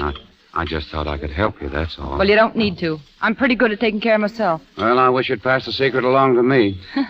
You could use it, all right. Say, how could you let a girl get you down like this, anyway? I only know it can be done. Yeah. But you'll stick with me, won't you? You see, I don't want to be alone for a while, anyway. Okay, I'll stick. Good girl.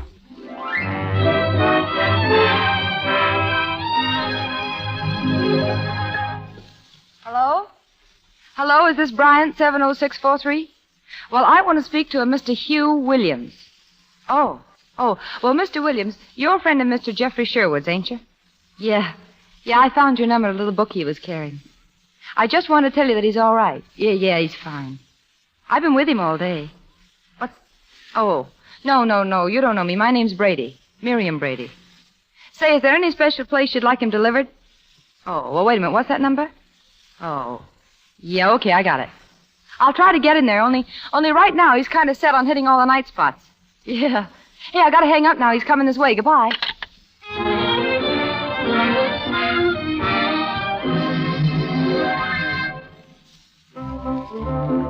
The circus, the Black Cat, the Half Moon Club, and the Hotsy Totsy Club. 4 more and we'll set a record. 1 more and I'm taking you home. Deserter, eh? You can't take it, huh? Oh, sure I can, but don't you see it's... Hello, Jeff. What? Say, listen. I'm your old friend Hugh, remember? And this is Tony. We all used to go to school together. Evening, Jeffrey. What a nice, depressing sight you are. Go away. Is that a nice way to treat the head of the 4th form? We're going to join the party. How'd you find me? Oh, that was easy. We just went into every nightclub in New York, and there you were. Well, I guess you don't need me any longer, so I'll beat it. No, you don't. Sit down. This is Miss... How do you do? Hello. Well, what do you say, Jeff? Let's get out of here. What do you mean, let's get out of here? We're going home. Home? Oh, no. Oh, yes. Get a grip on him, Tony. Right. Yeah, hey, let go. All right. Hey, now watch your step, boys. I haven't been in a fight in the restaurant since I cleaned out that place in New Haven. Oh, it's no good, Hugh. You can't move him. All right. Let him go. Thanks. Hello, boys. Hi, Jeff. Sit down. We'll all sit down. Not me. I gotta get going. Oh, no. Where you go, I go. Jeff, do you mind if I speak to the lady for a while? How long a while? Oh, just for a minute. Will you come out here, miss? Bring her right back, yeah? Oh, sure. Come over here, please. Well? I suppose you're the girl who called me earlier this evening. Yeah, that's right. I've been with him since around lunchtime. He's okay if you humor him a little. You seem to be pretty successful at that. Well, I guess I... Say, what's that supposed to mean? Nothing. Where'd you meet him? Outside of a church, and if you think it's been any picnic, you're crazy.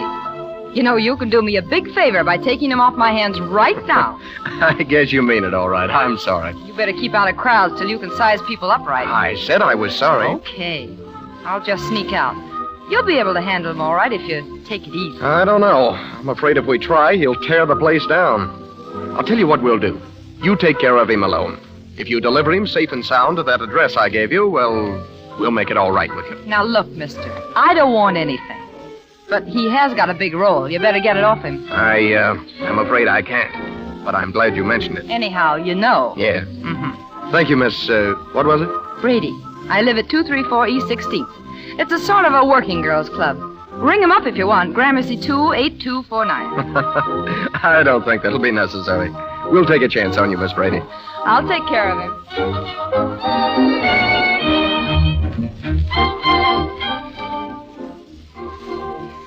Well, what do you say now? Ain't it about time we was leaving? Now, why don't you stop? You're getting to talk like my friends. Oh, I was only thinking of you, mister. I'm having a grand time. That's the girl. Gee, I never expected to find myself in a joint like this.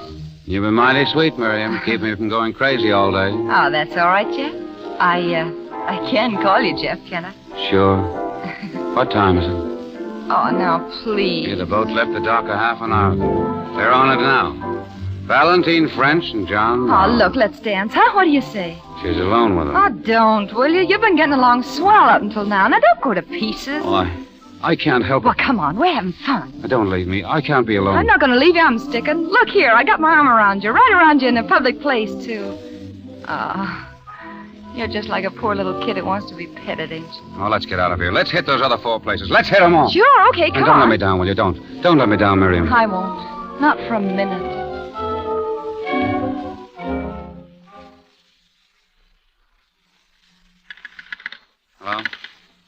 Hello? Good morning, sir. Desk clerk. Yeah, well, what I want to know is what desk clerk? Where am I? You're in the Lakewood Hotel, sir. Well, that's very interesting. I don't suppose you could tell me how I got here, could you? Yes, sir. You came late last night. Your wife brought you, sir. Did you say my wife? Yes, sir. She brought you about 3 o'clock. Good morning. Come in, please. Come over here. What happened last night? Did I marry you? Yes. Oh, the end of a perfect day. Oh, I tried to talk you out of it. Honest, I did. But you kept insisting, and, well, I guess I was sort of crazy last night, too. Well, that's fine. Oh, I'm sorry. But you'll find the marriage license on the dresser, and there's a note I wrote to you this morning. Note? Yeah, it just says that last night when you married me, you didn't know what you was doing, and so I give up all claims to you. Gee, you're a lawyer. You can get an annulment, can't you? Yeah, I guess so. And your money's under the pillow. We didn't blow so much. I let you hand the court clerk $25 because you got him up at 2 a.m. You wanted to give him $100. And the taxi driver got 10 for being a witness, and the taxi bill was $16.50, and... Oh, well, here, you better count. Yeah, well, let's avoid mathematics for a while, shall we? Oh, I'm sorry, Mr. Sherwood. And if you'll study our marriage license, you'll discover that my first name is Jeffrey. Oh, well, I brought you some orange juice. Here, you better drink it. Oh, thank you. You've certainly been taking excellent care of me, Miriam. Well, you needn't rub it in. Get rid of me any way you like. I don't want anything. Here, I don't even want this thing. Did I buy you a wedding ring? Yeah, from the court clerk. He keeps them for suckers like you. Oh. Well, would you mind saving it? It's valuable as evidence. No, I don't want any hold on you. Well, then why did you go to all the trouble of marrying me? I told you I was crazy. I felt sorry for you. Yeah, I'm beginning to remember. Gee, you were getting awful, brooding about those 2 on the boat. You said only I could keep it off your mind. And you kept begging me to stick to you, and, well, I got the dumb idea that you really needed me. So when you asked me to marry you, it sounded swell. And when we got here, you You fell asleep crying in my arms. Well, I guess all I can say is I'm sorry. Why, you probably kept me out of the river last night. Not that it makes much difference. Well, you don't have to talk like that. This'll all be washed up in a few weeks. You'll have forgotten her, and me, too. I won't bother you. You better go back to New York where your friends can look after you. You go if you like. I'll be quite comfortable here. Oh, I get it. You want to stay here alone so you can carry on the way you did yesterday. Oh, I'd be delighted to have Yeah. you with me, but you'd be better off not. The day after tomorrow, you call on Mr. Howard Case, New York City Bank. He'll have something for you. I told you I didn't want anything. This is the first time I've seen you as yourself, Mr. Sherwood, and now I can tell you. You can't take it. I'm afraid I can't, so why bother? Oh, no, I didn't mean that. Your nerves are all shot. You'd see it different. Get yourself into some kind of shape, and you'll realize you never really loved that Valentine dame. Now, take Why, it easy. listen, you were crying on my shoulder last night, but you didn't know what you were crying about, and that's straight. Well, you didn't know what you were crying for. You'd forgotten her. So what? Well, keep on crying if it makes you feel better. You'll come out of it. Cry all you want to. On your shoulder? Sure, if you like. Oh, I'll stay with you till you get normal again. Well, what makes you think I ever want to be normal again? Well, you can give yourself a chance, can't you? Listen, I'll tell you what. Let's get on a bus or something and go up to the Adirondacks. Oh, gee, it'd be swell up there now. We could get a cabin somewhere. Maybe on a lake. We could cook our own meals, and I wouldn't bother you. And in a few weeks, you'd be a new man. Then what? Well, then goodbye, same as here. Oh, I couldn't do that. But why not? Well, because it isn't fair to you. Well, don't worry about me. Tell me honestly. Huh? Do you like me? I suppose I like you a little, or I wouldn't want to help you. Well, you're my wife, remember? Yeah. For a while, anyway. I'll stay with you while you need me, and then we quit. Friends. All right, I'll do it. And I think it's pretty swell of you, too. And you won't regret it, Miriam. No, I won't. I'm sure I won't.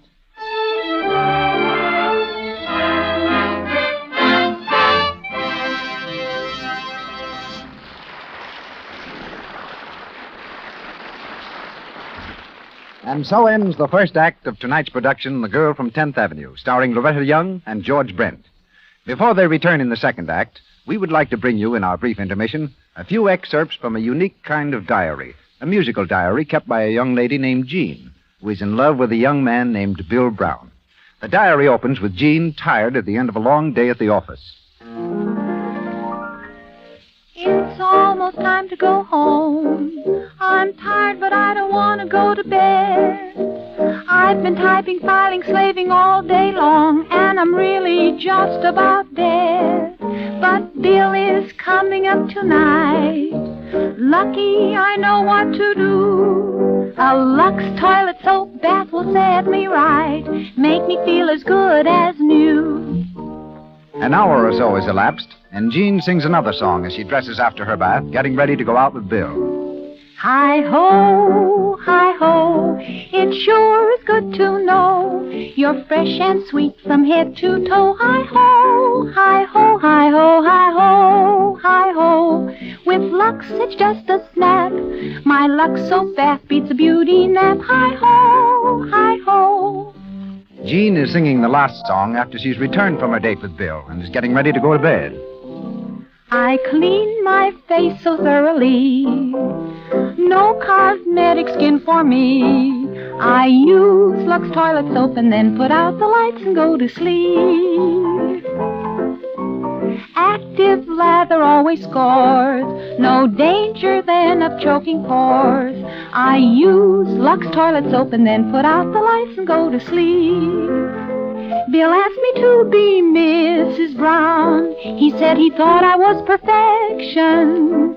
I laughed but did not turn him down. I owe my thanks to my complexion, so Mrs. Brown will also be careful of her skin, and she will use Lux toilet soap and then put out the lights and go to sleep. Well, you've all guessed by this time that Jean is one of those clever girls who follow the lead of 9 out of 10 Hollywood stars. These smart girls use Lux toilet soap to protect their complexion, to guard against the choked pores that cause dullness, tiny blemishes, enlarged pores, cosmetic skin. They use this fine complexion soap as a bath soap, too, because its active lather ensures daintiness, leaves skin really fresh, delicately fragrant. Our producer, Mr. DeMille. We continue with The Girl from 10th Avenue, starring Loretta Young and George Brent, with Beulah Bundy and Mona Barry.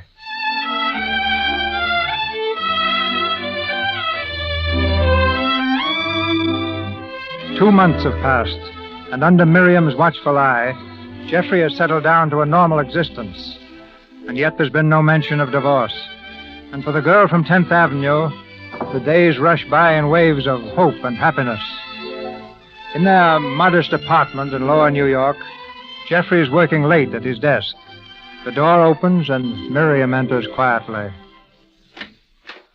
Jeff. Oh, come in. Jeff, I didn't want to disturb you, but there's somebody here to see you. Who? Two friends of yours. I think they said Tony and Hugh. They've been looking for you. Oh, yes, I've been expecting them to show up. Why didn't you tell them I wasn't here? Well, what good would that have done? You can't go on hiding from your friends forever. The only way is to go out and meet them and keep quiet about me.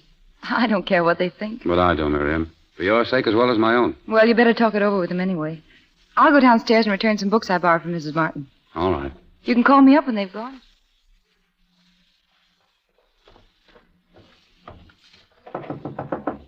Come in. Good evening, Mrs. Martin. Well, hello, darling. Mrs. Martin, I was wondering, can I visit with you while Jeffrey sees his friends? May you? Oh, of course you may. That's right, may I. I always forget. Sit down, Miriam. Thanks. Oh, and I brought the check for the rent, too. Oh, there wasn't any hurry about that. And here's some books you lent me. Gee, they were swell. Swell? Oh, I mean splendid. That's better, dear. Much better. Ah, you are sweet, Mrs. Martin. Lending me books and watching my speech for me. Gee, it can't be much fun for you. Oh, I'll have my fun, all right. I'll have it the day that husband of yours wakes up and realizes that he can take you anywhere without diluting that blue blood of his. I guess that'll be never. It'll be sooner than you think. You're very pretty, Miriam, and you can wear clothes. That's one thing I learned in the theater, clothes. I'll never forget that little third act ensemble I wore in the last show. It was a green, or was it blue? Well, anyway, it had a little, Miriam, dear. Oh, I'm sorry. What'd you say? What's the matter? Oh, I was just thinking. Here I am, 10th Avenue, trying to learn how to be Park. I wonder if you can do it. I wonder if anyone can learn how to be a lady. Of course you can, dear. If you think it's important enough. Oh, it is. It's very important to be like him, like his friends up there now. And I wonder what they're saying. I wouldn't worry about that, my dear. Anyway, got me on my feet, and, well, here I am. That's the whole fantastic story. Oh, it's fantastic, all right. So what happens now? Oh, I suppose we'll go on as we are for a while. Falling for her? Oh, my falling days are over. But she's amusing. She keeps my feet on the ground.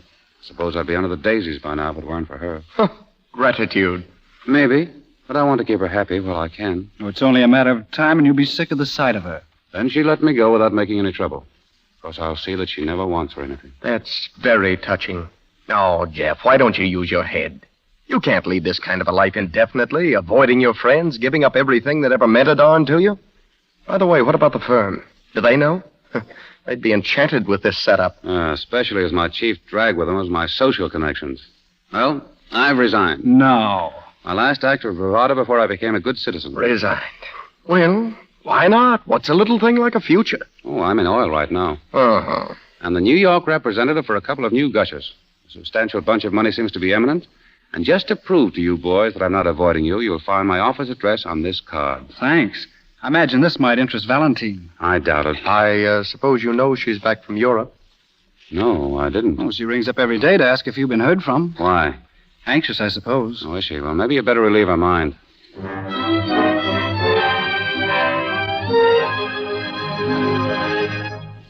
You can get those letters off this afternoon, Miss Mansfield. Yes, sir. Well, Miriam, you won't step out to lunch with me? Nope.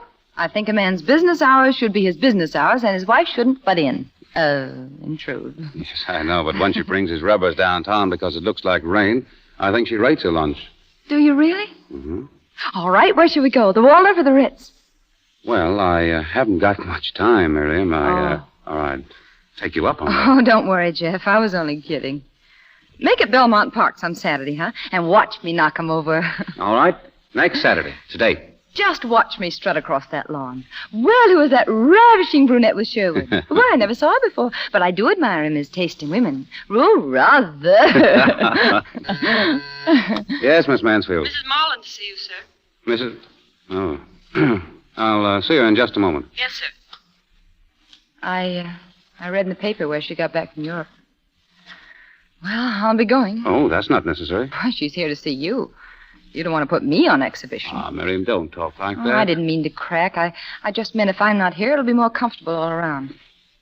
I'll go out through the other office. Goodbye, Jeff. Yes, Mr. Sherwood? Show Mrs. Marland in. Yes, sir. Come in, Valentine. How are you, Jeff? Surprised to see me? Yes. Well, I knew we were bound to meet somewhere, sooner or later. I thought it best to do it this way. I don't see why we're bound to meet. Well, we have so many mutual friends. I never see them now. Did you drop them all? Most of them, completely. Oh, I'm sorry. They were so fond of you. I heard of your marriage. Is that why you dropped us? Not altogether, although my wife isn't a society girl. No, so I heard. But that's no reason why you shouldn't see us. It's a pity to lose one's friends. Valentine, I wish you hadn't come here. It's no satisfaction to either of us to meet like this. You're very practical. Well, so are you when you married Marland. You're bitter, aren't you, Jeff? I don't suppose it would do any good to tell you I've been unhappy, too. I made a mistake, Jeff. A horrible mistake. Oh, do you want my sympathy? No, I want your friendship. Is that so much to ask after what we were to each other? No, I can't help you. You've gone out of my world. You're Marland's wife now. And after what we've been to each other, I'm certainly not going to sink to being your confidant. I wish you hadn't come here. Well, you've told me that already, Geoffrey. Well, it's time I was getting home anyway. Goodbye, Jeff. And if ever you think you could forgive me, you know where to find me, Jeff.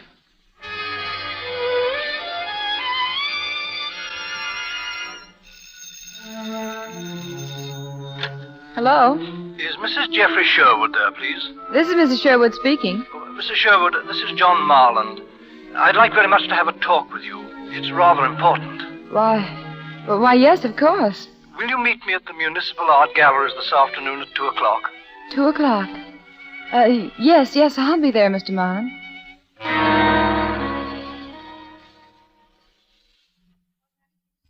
I'm sorry, Mr. Marlin. I didn't know that you and your wife were separated. But I don't see We've how been that living apart for a month. That's why I wanted to see you. Oh. Well, Geoffrey has nothing to do with it, if that's what you're getting at. Not a thing. Not deliberately, no. But indirectly, yes. How do you get that way? Mrs. Sherwood, I'm not looked upon as particularly brilliant, but I happen to know that Valentine is after your husband. Now, listen, Mr. Marlin. Nothing gets by me. I know Jeff's only seen her once since you married her. She came to his office once about 3 months ago. I don't know what Jeff told her, but I can guess. Because she's never come back. You don't know Valentine. Geoffrey's quick recovery was a harsh disappointment. And he means to stay recovered. Why, what do you suppose he stays away from all the places that he and she used to go to for? On account of me? Don't be silly. I begged him to go without me. But he won't. It's so he won't meet her. Oh, he's on to her, all right. Is he? Yes. Do you ever read the scandal column, Mrs. Sherwood? Well, sure, sometimes. Well, you must have missed this. Read it, please. Why is a certain young social registrite who belongs to America's swankiest country clubs playing around the municipal golf links, and with whom? Your husband has taken to playing on the municipal links, hasn't he? Well, if Jeff had met her, he'd have told me. She's only been at it for a week. Give her time. Well, there's nothing I can do about it. It's entirely up to you, Mrs. Sherwood. Yeah, I'd let her have him if I thought he'd be happy. He wouldn't be, any more than I've been. But somehow I can't bear the thought of losing her. I know how it is. Well, good luck.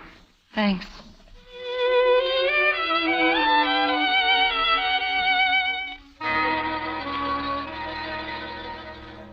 Want some more coffee, Jeff?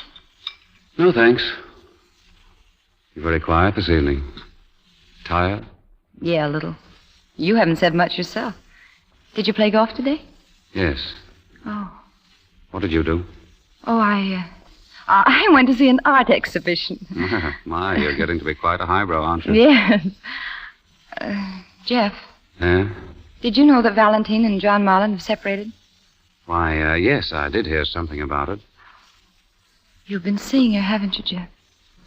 Yes, as a matter of fact, I happened to run into her on the golf course the other day. She told me all about herself and Marlon. Oh. It's almost out of her mind. You know, she had to talk to someone. Yeah, and you were that someone. Well, why not? After all, I'm one of Valentine's oldest friends. Well, she certainly treated you like one. Now, look here, let's not get onto a dangerous subject. Oh, you're right. Your friends are none of my business.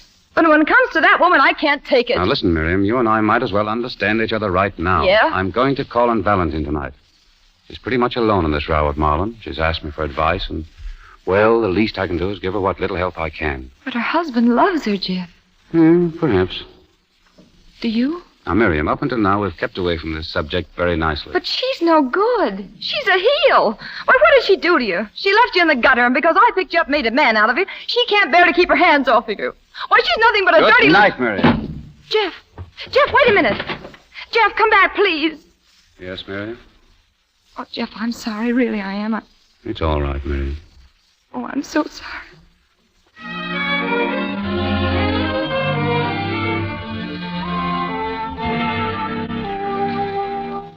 Hello? Hello, is this Mrs. Marlin's house? Yes, this is the Marlin residence. Well, I'd like to speak to Mrs. Marlin, please. Who is calling, please? This is Mrs. Geoffrey Sherwood. One moment, please. Hello, dear. Oh, come in, Mrs. Martin. I'm calling that woman. She'd been trying to see Jeff. My dear, you... Hello? Wait a minute. Yes?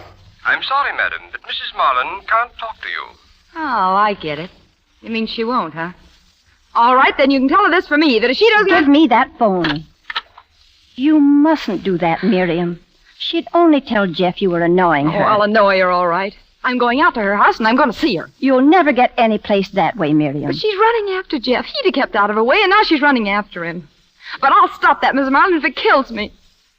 If you let yourself go haywire now, Miriam, you'll spoil everything. I can't help it. I'm nearly crazy. Jeff's going to see her. She asked him to. Very well. You want to frighten her out, but you can't do it, making a scene outside of her house. And that's just as far as you'd get. Yeah, that's right. She'd love to throw it up to Jeff that he married a gutter snipe. All right, I'm learning. I've learned a lot, thanks to you. I can walk into the Waldorf and conduct myself like a lady just as good as she can. The Waldorf? Yeah, and why not? I'll give that dame a shock. Did you see tonight's papers? Oh, this is good. Wait a minute. What are you up Well, to? wait till I find something. I saw it a while ago. She's giving a luncheon at the Waldorf for about 10 of her lady friends. Some swell club or something. Here it is. And it's tomorrow. Miriam, you won't make a scene there, I hope. Scene? Nothing. Why, I'm going in there and get a table right next to hers. And I'm going to have a bellhop paging Mrs. Geoffrey Sherwood until it makes her ears ache. And maybe when she gets an eyeful of Mrs. Geoffrey Sherwood, she'll come to realize I'll show up better in a divorce scandal than she expects. As a matter of fact, Mrs. Martin, when she and her friends are good and interested, I might go over and introduce myself. Oh, good heavens. You better come along, darling, and see the show. Oh, my dear, I wouldn't miss it for the world.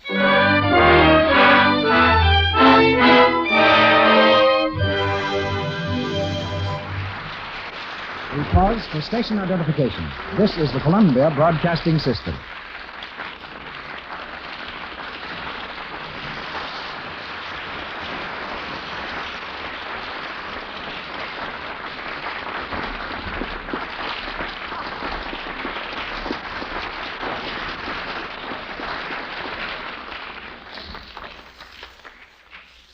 Loretta Young, George Brent, and our all-star cast have concluded the second act of The Girl from 10th Avenue.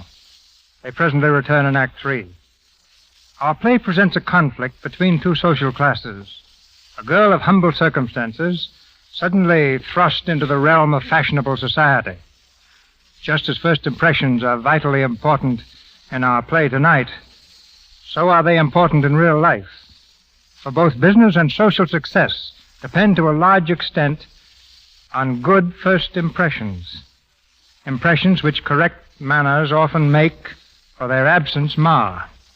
And so, as special guest, we bring you the country's most famous authority on manners and etiquette.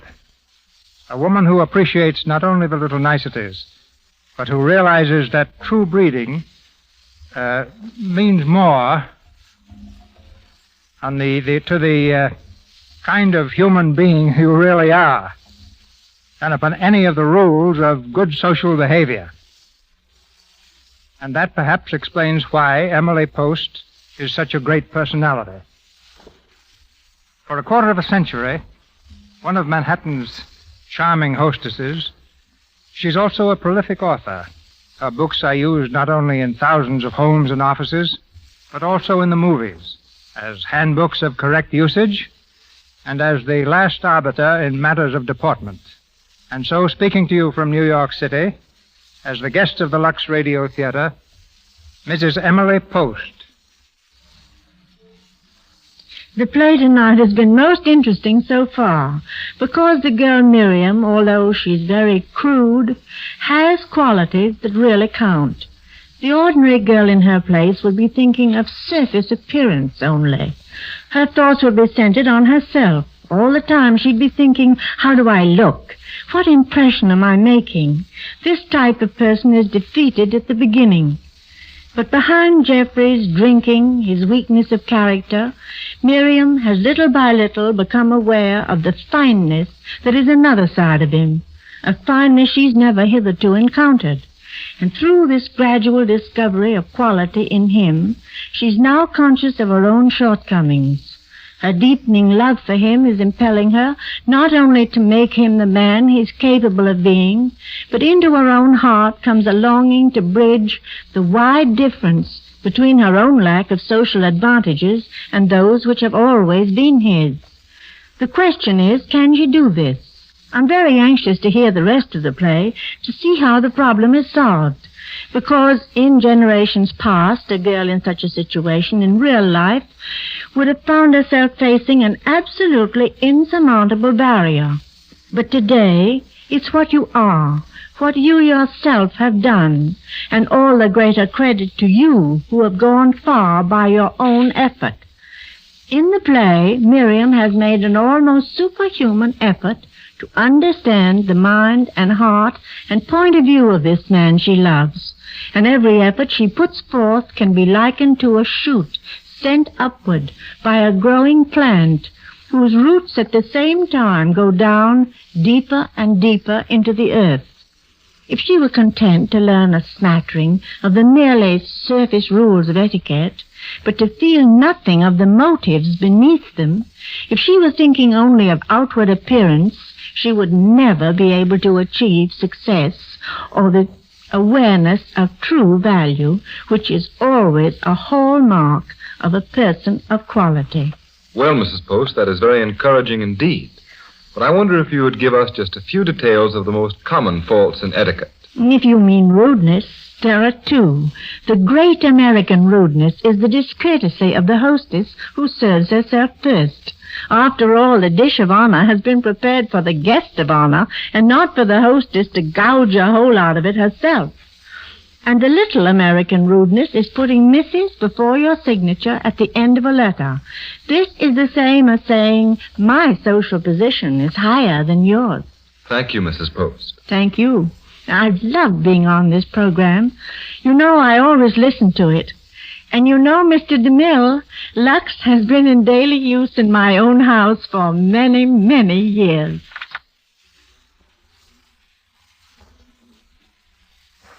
We're grateful, Mrs. Post, for your contributions to more gracious living.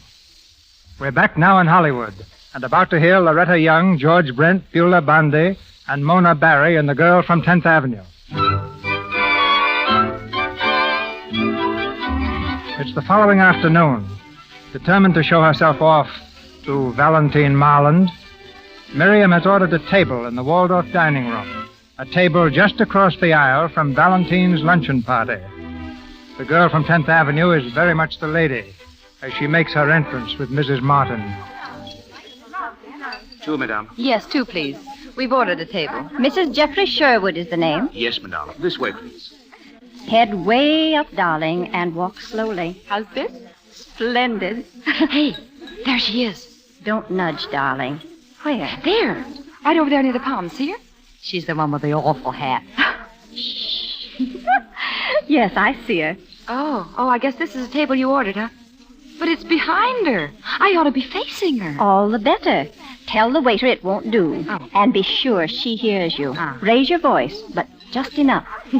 And watch your grammar. A couple of them are looking at us now. What an entrance. Halfway across the room. Why, Mrs. Martin, there's a man who wants to bow to you. Where? Oh, just a Belmont tout. Ritz him. Right here, madame.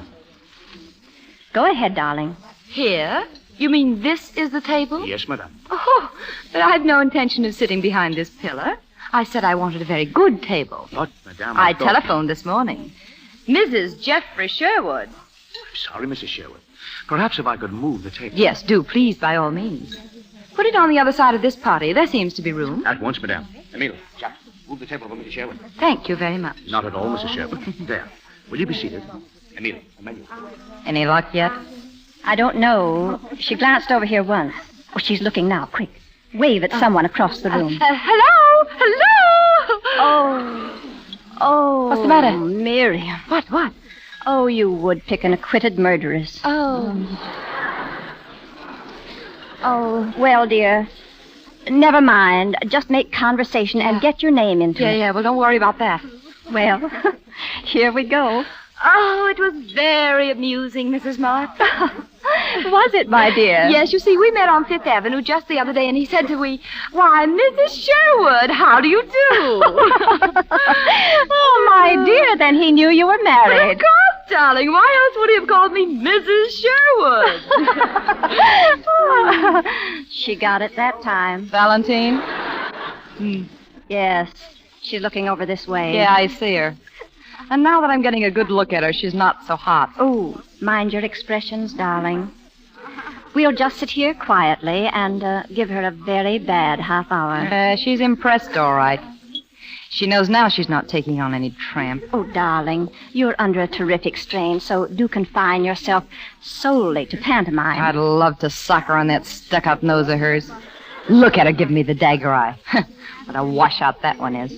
Stop glaring at her like that. I can't help it when I think of Jeff going to see her. You're to frighten her off by appearing superior to it all. Isn't that the idea? Well, I'm not feeling like that. Well, you must feel it to look it. You must submerge yourself in the pot. Now, remember, you're a lady well-bred and refined. Yes, I'll remember. And since I've listened to those dames chatter, I think I can mix in all right. Oh, no, you couldn't. Listen, I can crack back at anything she could say to me. I'm going over and introduce myself. Oh, Miriam, for heaven's sake, don't make a scene. Now, listen, I can be just as Park Avenue as the rest of them. Well, my husband has dieted and exercised until it's pathetic, but it hasn't made the slightest effect, so of course it must be glandular. How do you do, Mrs. Marland? Oh, I beg your pardon. I don't think we've met. No, we haven't. I'm introducing myself. I'm Mrs. Geoffrey Sherwood. Oh, are you really? I thought since you and Jeff were such good friends, we ought to know each other. Indeed? Yes. Well, perhaps you are not aware this is a private party, Mrs. Sherwood. I think it's delightful. Wait to bring me a chair, will you? Will you go away, please? Here you are, madam. Thank you. This is the most preposterous thing I've ever heard If of. you'd talked to me on the phone last night, I wouldn't have come here. But I'm curious to know what you want of my husband after you threw him in the gutter for a richer man. Would you mind telling me? Well, I'll have to go, I'm afraid. If you do, my dear, I'll put this grapefruit smack in your face. Oh! You know, I'm awfully sorry I had to say that to you, but you're not sport enough to talk to me, and so I've got to make you. You know, when you got through with Jeff, he was ready to jump in the river. You'd probably have felt flattered if he had. Well, I put him on his feet again. Now, is there any reason why you can't leave him alone? Perhaps he feels he belongs amongst his own kind of people, my dear. When Jeff feels that way, he can go, and he knows it. But I don't intend to have him stolen from me, and especially by you. You haven't the slightest idea of what you're talking about. Oh, yes, I have. He wouldn't have gone near you of his own accord. You looked him up, and then you played on his sympathy. Why, you miserable little street You need his help, do you? Because that good-natured husband of yours, whose money you're spending, abuses you? Why, you horrid little blackmailing... You wouldn't like to throw grapefruit, would you? You miss me, darling. You know, sometimes I do that, but I have a much better aim. Good afternoon, ladies.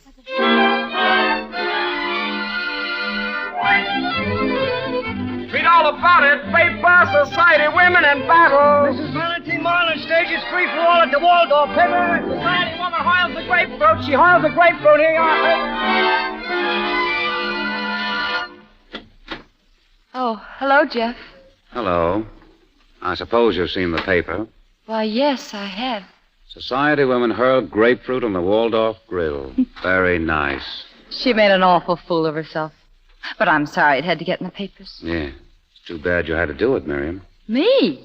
Say, I didn't throw that grapefruit. Well, does it make any difference? What do you mean, does it make any difference? Well, you went there to make a scene, didn't you? I went there to ask her to leave my husband alone. Well, you certainly picked a fine place. Oh, I suppose I had no right in the Waldorf.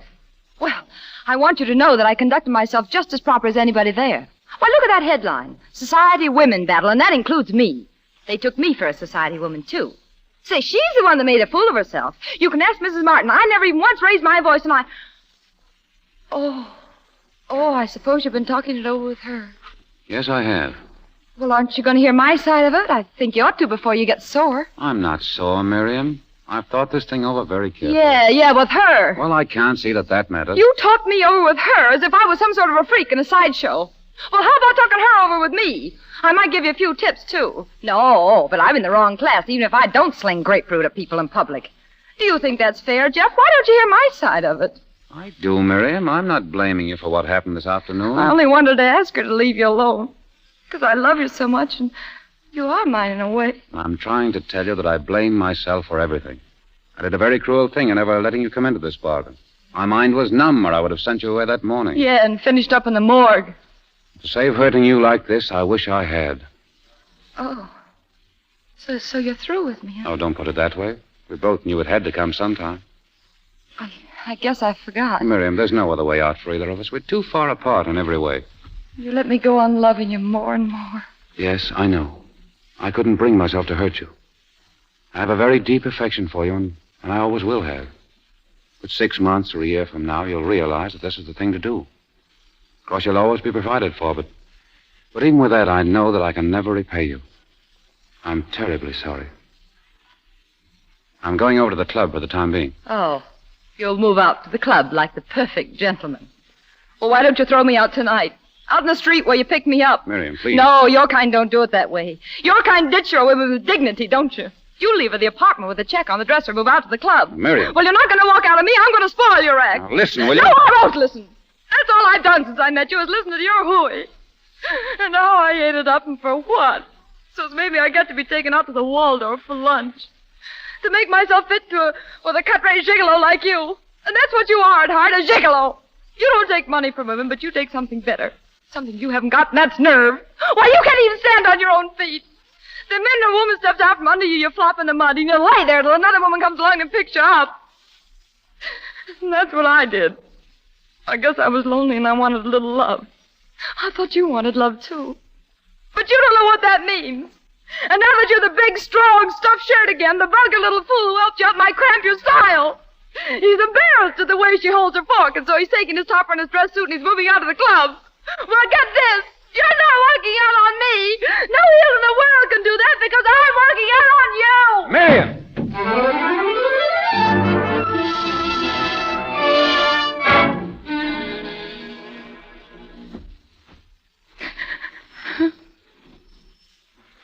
Well, I don't know, Mr. Sherwood. Right now, she's packing her grip. Well, I'll ask her. It's Jeffrey on the phone. He's at the club. He wants to speak to you. No. You really ought to, you know. It's only fair. I said no. I don't want to talk with him. All right, you little idiot.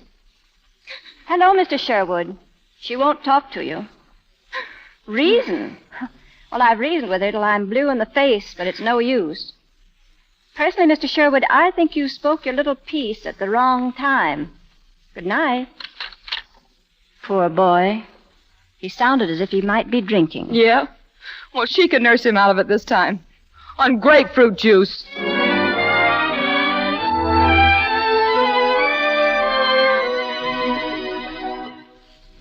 Well, for heaven's sake, Jeffrey, sit down. Pull your chin up, darling. What's the matter with you? Oh, I've been trying to reach her all night. She won't even speak to me. Well, I think that settles the whole thing beautifully, don't you? As a matter of fact, I don't see what you have to speak to her about anyway. What did you want to speak to her about? What? Oh, well, I don't know. I just want to speak to her. That's all. After all, I do owe her something, you know. Do you? Well, pay her off, darling, and consider yourself well out of it. I'm sorry, Valentine, but it's not quite as casual as that. We're married. Maybe you don't think that's very important. Well, you needn't raise your voice, Jeffrey. Oh, I'm sorry. Oh, darling, what's the matter with us? Why are you letting this thing annoy us? Come here. We're going to be happy, Geoffrey. After all this mix-up, things are going to straighten out at last. She'll get a divorce, and John's going to give me one. He's coming here this evening. He's, what for? Well, talk things over. We have to make a few arrangements. Well, did you tell him I was going to be here? Of course not. Why should I? Well, you knew I was going to be here. Oh, darling, don't be so naive.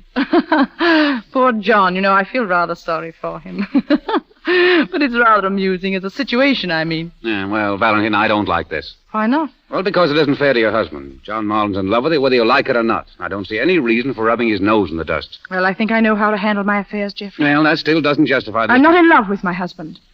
We're making plans to separate. It's no different from what you're doing, from that street gammon. It's all the difference in the world. And don't call her a street gammon. Are you defending her? Yes, I am. You sound as if you're in love with her. Well, I am. What? Well, I said it, didn't I? I mean, you heard me, didn't you? And, I didn't know it. Well, I am in love with her. Oh, all right, then. Go back to her, and I hope she throws you out again. Well, thanks. I'm getting used to it by now. Oh. Oh, sorry, Sherwood. Hello, Marlin. Are you in love with your wife? Why, yes. Sorry, old man. Goodbye. Valentine, what? Oh, what John. Is he? Valentine, look at me. Oh, John, darling.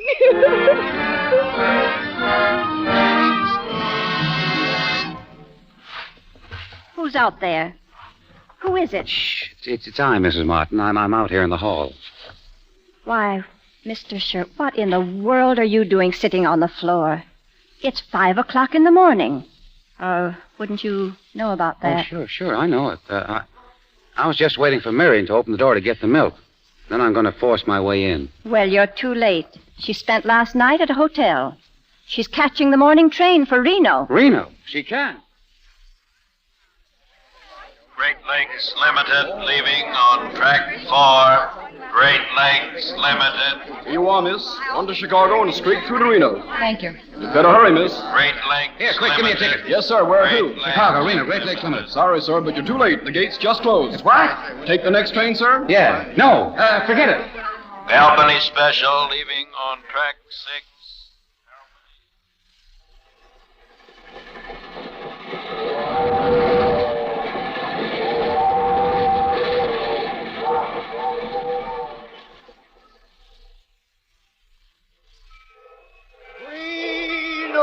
Reno. There your grip, miss? Yes, Hotel Reno, please. And where can I send a wire? Right over there, miss. Thanks.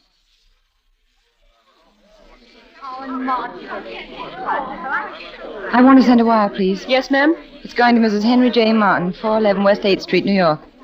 Arrive Reno. We'll write tonight. Have you seen Jeff? Yes, and he's looking splendid. Why, Geoffrey. Hello, Miriam. Well, how did you get here? I flew. I've been waiting for you. Well, what for? Oh, just to say hello. Well, hello, now goodbye. Yeah, well, I've got a lot more than that to say. I've got so much to say it'll take the whole trip back. But I'm not going back. Oh, now, Miriam, look, you can't do this to me. I need you, Miriam. But you've got Valentine now, Jeff, and I... Yeah, but I haven't. Oh, I suppose she threw you over, huh? Huh? Yeah, that's it. Yeah, she walked out on me again. Gone back to her husband. Oh, it's awful. I don't know which way to turn, Miriam. It's awful. Yes, it is. Yeah. Oh, poor Jeff. Yeah, now, you helped me once. Yeah. You've got to help me again, or I'll go right into the gutter if you don't. Now, say you'll help me. Oh, yes, I'll help you. Oh, darling, you're such a terrible liar, but I'll help you. Oh, Miriam. Oh, darling.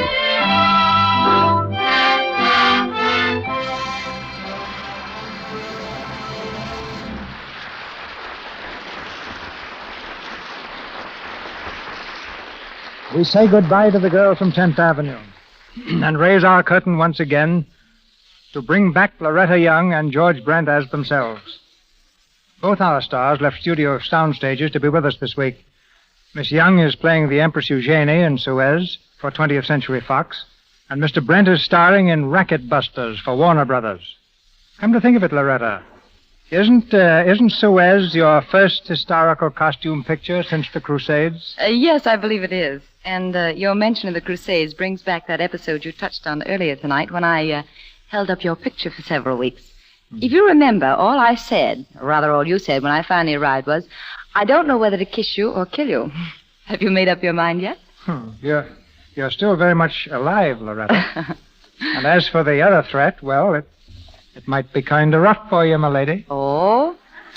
I see you still remember that famous line from the Crusades. Well, what's so famous about that? In the picture, Loretta was keeping a midnight vigil on a battlefield when a sentry put his cloak around her, saying, "It's kind of rough for you, my lady." He was probably right. Well, his intentions were. But kinda hardly fitted the 12th century. We didn't mind it so much in America, but when we showed the film in England, that speech brought such a laugh we had to cut it out. They tell me the English have adopted the phrase as a slang expression. And rapidly switching the subject, George, tell us, how are you and the airplanes doing these days? Well, we've practically severed relations, Mr. DeMille. I haven't done any flying in months. Seems the studio would much prefer to see Brent on the ground.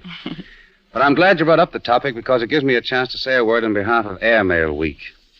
Oh, go ahead. A word very appropriate, George, right now. Well, yesterday was the 20th anniversary of the first airmail route in the world.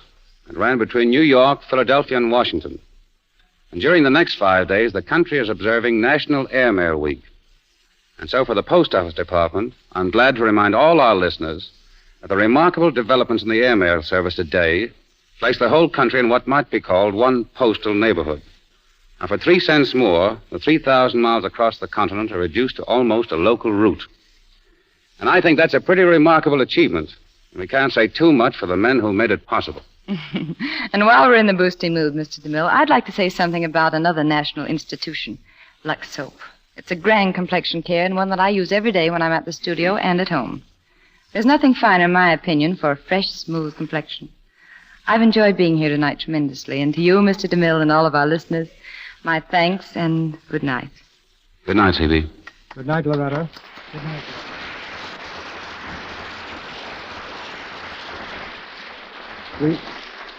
We steer our course next Monday night toward the rising sun, to Singapore, that distant island lying off the tip of the Malay Peninsula. Against this exotic background, in a land of steaming jungle and riotous color, our play is set. Backed by a distinguished record on stage and screen, its title is The Letter. Its author, W. Somerset Maugham. And starring in The Letter, making her first appearance since her return from England, you'll hear that beautiful and brilliant actress, Merle Oberon.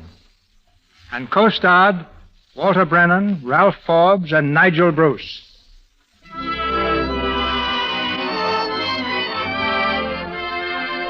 Our sponsors, the makers of Lux Toilet Soap, join me in inviting you to be with us again next Monday night when the Lux Radio Theatre presents Merle Oberon, Walter Houston, Ralph Forbes, and Nigel Bruce in The Letter. This is Cecil B. DeMille saying good night to you from Hollywood. Louis Silvers appeared through courtesy of 20th Century Fox Studios, where he directed music for the new Jane Weathers film, Rascals. Heard during tonight's performance was High Ho from Snow White and the Seven Dwarfs. This is the Columbia Broadcasting System.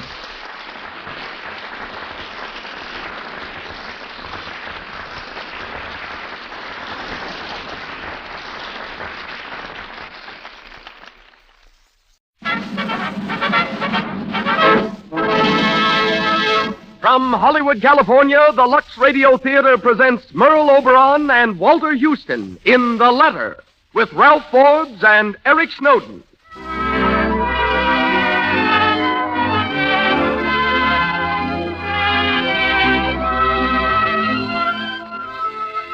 Lux presents Hollywood. Our sincere thanks, ladies and gentlemen, for your loyal purchases of the products which make this program possible. Lux Flakes and Lux Toilet Soap. Tonight, we bring you Merle Oberon, Walter Houston, Ralph Forbes, and Eric Snowden in The Letter, a grand love story, a thrilling melodrama set against the background of far-off Malay.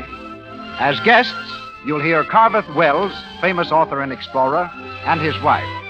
Our orchestra is conducted by Louis Silvers. And now, the producer of the Lux Radio Theatre. Ladies and gentlemen, Mr. Cecil B. DeMille.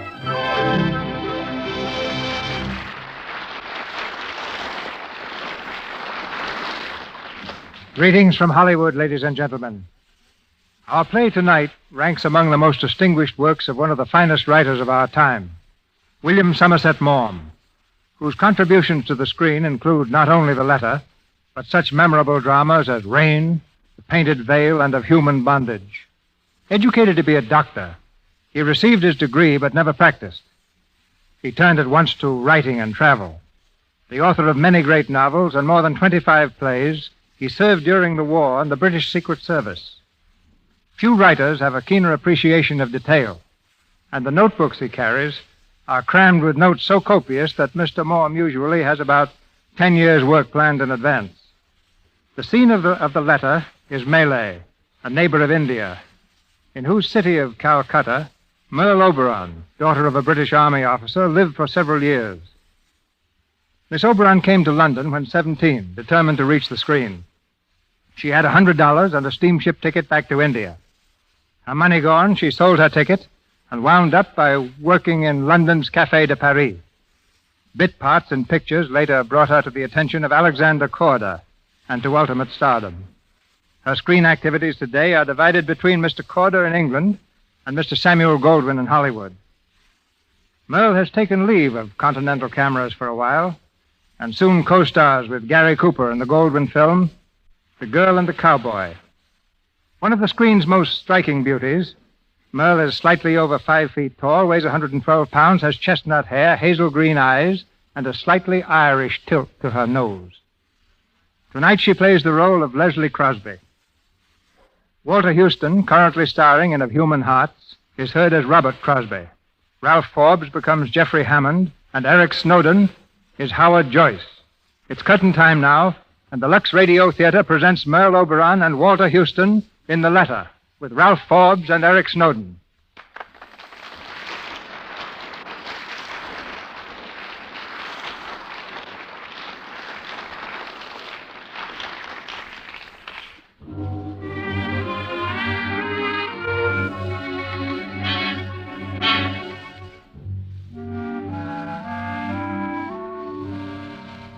At the southern tip of the Malay Peninsula lies the city of Singapore, where harbor lights wink gaily beneath the starry brightness of the tropic sky, where people of many races mingle in hopeless confusion, where rickshaws whirl through narrow, crowded streets.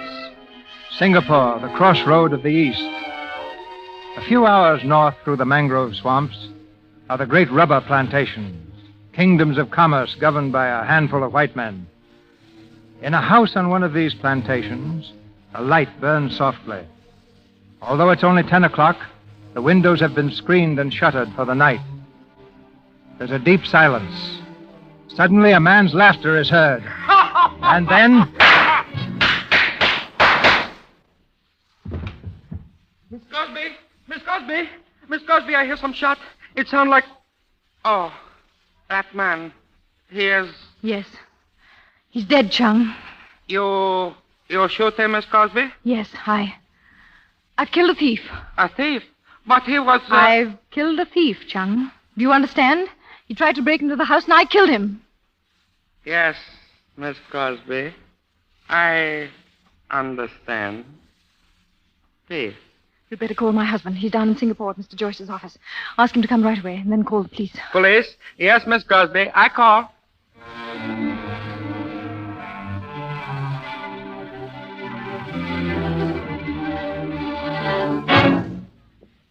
Well, of course, if you really want to buy that plantation, I'll handle it for you. Yes, I want it, Howard. I've had my eye on it for a long time now, and I want it. Oh, just a minute, will you? Yeah. Hello? Yes. Oh, yes. Yes, hold on. It's for you, Bob. Me? Oh. Hello? Yes, Chung? Yes, this is Mr. Crosby. What? No, I can't hear you, Chung. Speak louder, will you? What about Mrs. Crosby? She did what?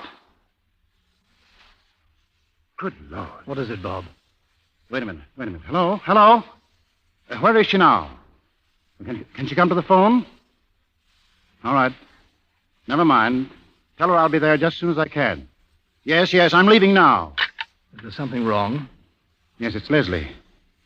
I left her alone tonight. Someone must have broken into the house and she shot him. Is he dead? Yes, the police are on their way there now.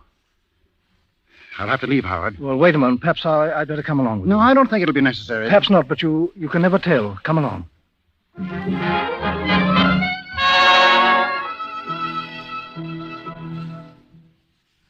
say you didn't hear a sound until you heard the shots. Is that right, Chung? Hear nothing, Sergeant. Hear nothing. Just shot. What were you doing when you heard them? Cleaning teeth like they teach us Christian school.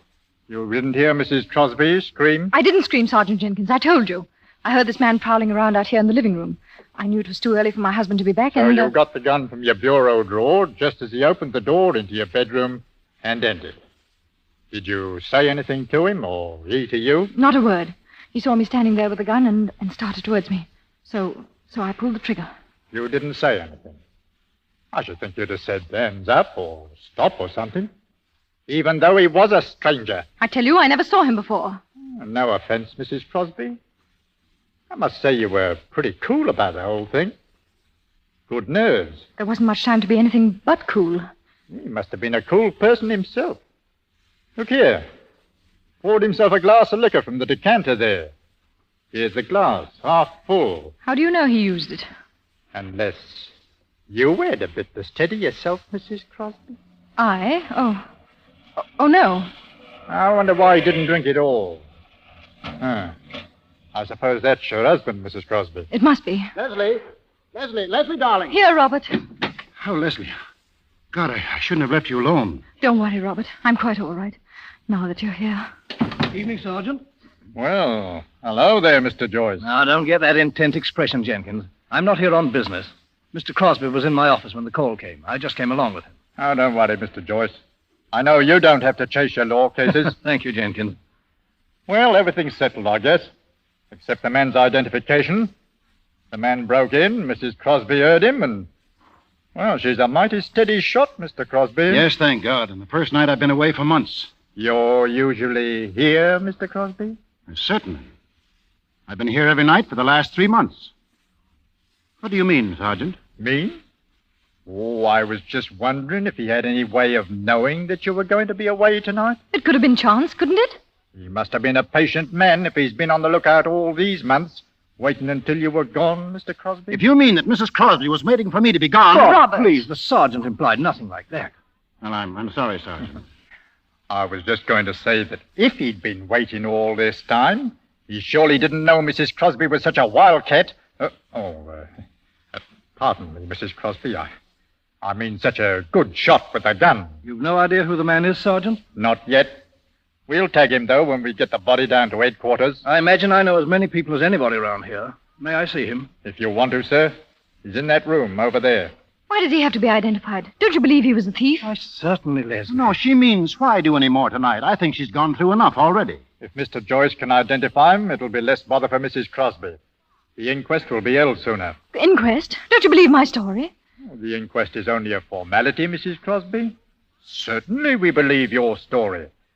You'll just have to tell it to Mr. Bentley, the coroner, that's all. You don't mind if they go in, Leslie? No, of course not. I'll have a look at him myself. You stay here, dear. Right in here, sir. There he is. Now, if you'll stand over this way, you can see his face a little better. Well, Mr. Joyce? Yes, I know him all right. Who is he, Howard? His name's Hammond. Jeffrey Hammond. Hammond? Jeffrey Hammond.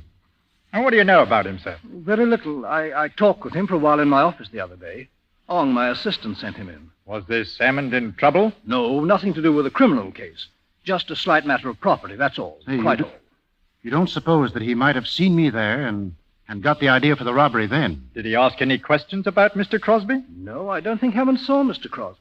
Well, if Ong knows him, he can come to make the identification and save you the trouble, Mr. Joyce. We'll hold the inquest at 10 tomorrow in Singapore. You'll see that your wife is there, Mr. Crosby? Yes. I'll drive her down myself.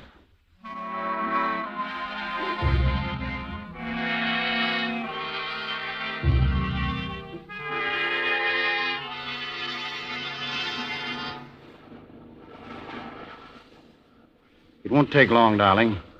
The sergeant said it was just a formality. We'll be in there a few minutes, and we'll be on our way back by noon. Yes, we will, won't we? What's the matter, dear? Nothing. It's so hot and I'm tired. I'm so desperately tired, Robert. Yes, I know you are. I wish there was something I could do to help you. But there doesn't seem to be a thing. You can love me, Robert. Why, I've always done that. Yes. But now I need your love more than ever.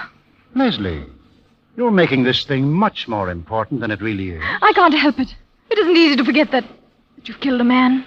Leslie, You don't blame me, do you? blame you? For killing a thief? Why, he might have killed you first. Yes. Yes, he might. What'll they do to me? Oh, just ask a few questions, that's all. I'd like to see anyone try to do anything to you. But people will talk, won't they? I hate the idea of everyone talking about me. Whatever they say, you'll never believe anything against me, will you? But what could they say? I don't know. You heard the sergeant last night. He seemed to imply that I'd invited that man. People are so unkind sometimes. They'll say anything. Leslie, look at me. You're my wife, and I love you. And because I love you, I also trust you. Wouldn't be much of a love if I didn't. Do you suppose I'd believe gossip against what you've already told me? No. Thank you, Robert. Now, come on. We're going in there and get this over with. And then we're going home. Let me help you out, darling. Do I look that bad? Well, you look a little pale. Don't worry. I'll be rosy-cheeked and merry when I come back. Of course you will. Good morning, Leslie. Oh, good morning, Howard. Oh, Howard, I thought Jenkins said you didn't have to come to the inquest. Oh, I just thought I'd come along to lend a hand if I could. Is there anything wrong? No, but Coroner Bentley is apt to waste time on occasion. Well, I hope he won't today. Well, your hopes are dashed. He's put the inquest back an hour already. Why? You'll have to ask Bentley that. You run along inside, Bob. I want to talk to Leslie for a moment. But why does Leslie need a lawyer? I'm playing doctor, not lawyer. You're so nervous, you're making Leslie nervous. Now, go ahead. Well, all right. And I'll see you right after the inquest, darling. Well, Howard. How do you feel? Very well. Why? Leslie, I don't want to pry into your business, but is there anything you'd like to speak to me about? I thought you wanted to speak to me. Well, just to ask you that. Are you sure there's nothing you'd like to tell me before we go in there? What should there be to tell? Nothing, I guess. Just keep your head and don't let them trip.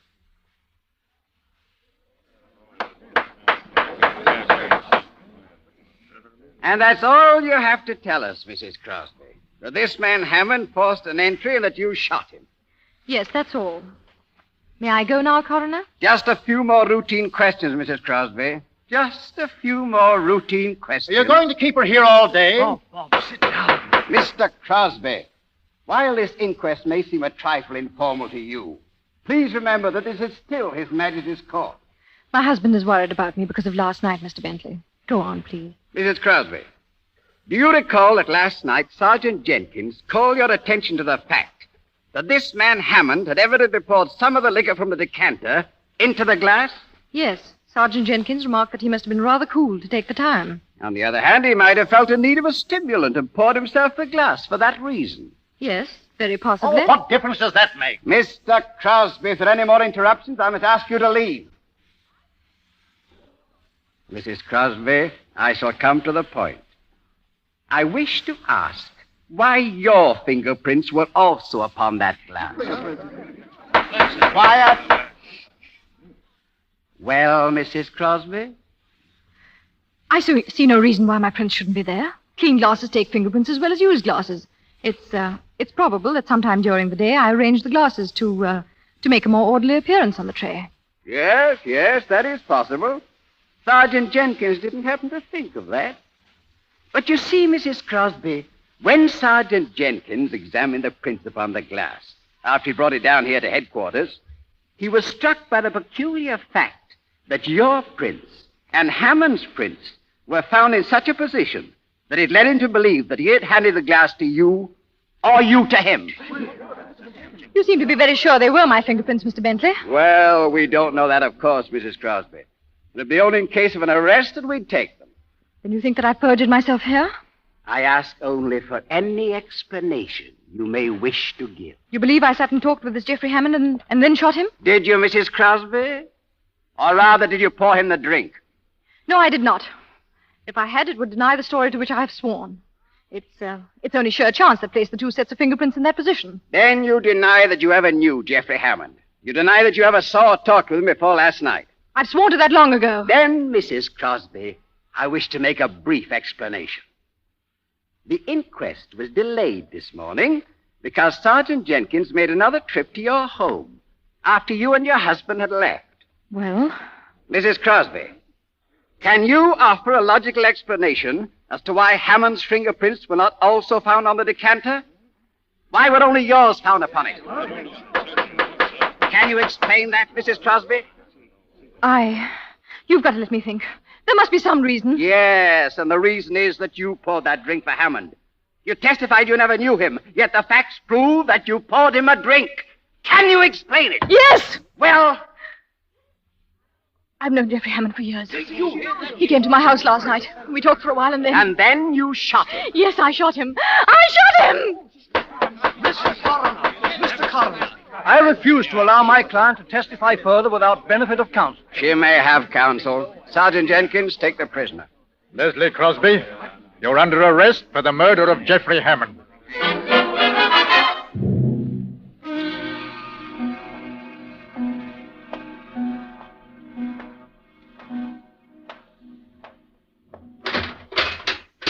Mrs. Crosby?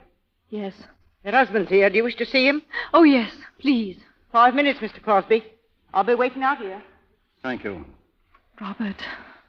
Leslie, I've been waiting to see you all day. They wouldn't let me come to you. You wanted to come, Robert? I've told Howard to take the case, to do everything he can to get you free. You think I can get free? He said he'd move heaven and earth. He's the finest lawyer in Singapore. If anyone can get you out of it, he can. If anyone can get me out of it. Do you think I need a lawyer's tricks, Robert? I don't know what you need, Leslie. Facts coming out the way they did, it made a rather bad impression. But we'll lick that. We'll fight together, the three of us. You're going to be loyal, aren't you, Robert? Even though I lied to you, you're going to be loyal. You've swallowed all your pride and your doubts, and you've come here to stand by me. Because you believe it's your duty. But what are you thinking, Robert? Leslie, I don't know what to think. You haven't even asked me to explain. Is it because you've already made up your mind? Because you think that Jeffrey Hammond and I... Don't, Leslie. Yes. I knew that was it. I saw your face in the courtroom. I felt it when you came in here. Well, you needn't torture yourself any longer, Robert. Matron. Yes? My husband is leaving. Leslie, you can't do this. I don't want an explanation. I just want you to tell me what... My husband is leaving, Matron. This way, Mr. Crosby.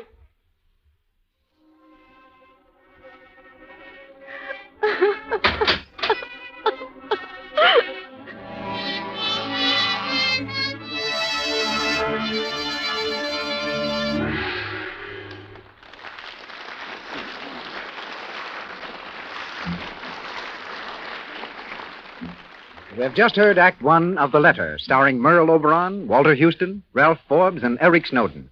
They'll return in a moment to present Act Two. Perhaps you have wondered about the hundreds of people who come here to see as well as hear our plays on Monday nights. Who are they? Movie stars, directors, extras, and people who make their home in Hollywood. Yes, and people from back home who are visiting the entertainment headquarters of the world. Tonight, during this intermission, we are going to introduce you to a member of our audience here in the Lux Radio Theatre. She's on her way to the microphone now. Her name is Mrs. Mattie Thompson. Mrs. Thompson, what are you doing here in Hollywood?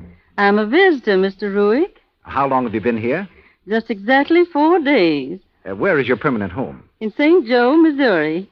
Now tell us what brought you to Hollywood, Mrs. Thompson. Curiosity, I guess. I've wanted to see Hollywood for as long as I can remember. And so the first chance we got, we came. What did you want to see most in Hollywood? Well, most of all, the stars themselves. And the big studios. And I've listened to the Lux Radio Theatre so many times, I was dying to see it, too. Not disappointed, I hope. No, I'm thrilled to death.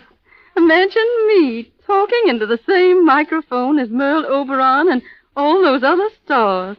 I hope my friends in St. Joe are listening. Tell us, how did you get here from Missouri, by plane or train? No, we came in a trailer. Well, how do you like life in a trailer? Oh, I love it. I have everything as convenient as can be. A real little kitchen. And I cook just like I do at home. Wash dishes, too, Mr. Ruick, with Lux Flakes. Take your Lux along with you, eh? I certainly do. Wouldn't be without it. Always keep a big box handy for nice things and dishes. Sometimes I don't have hot water, you know.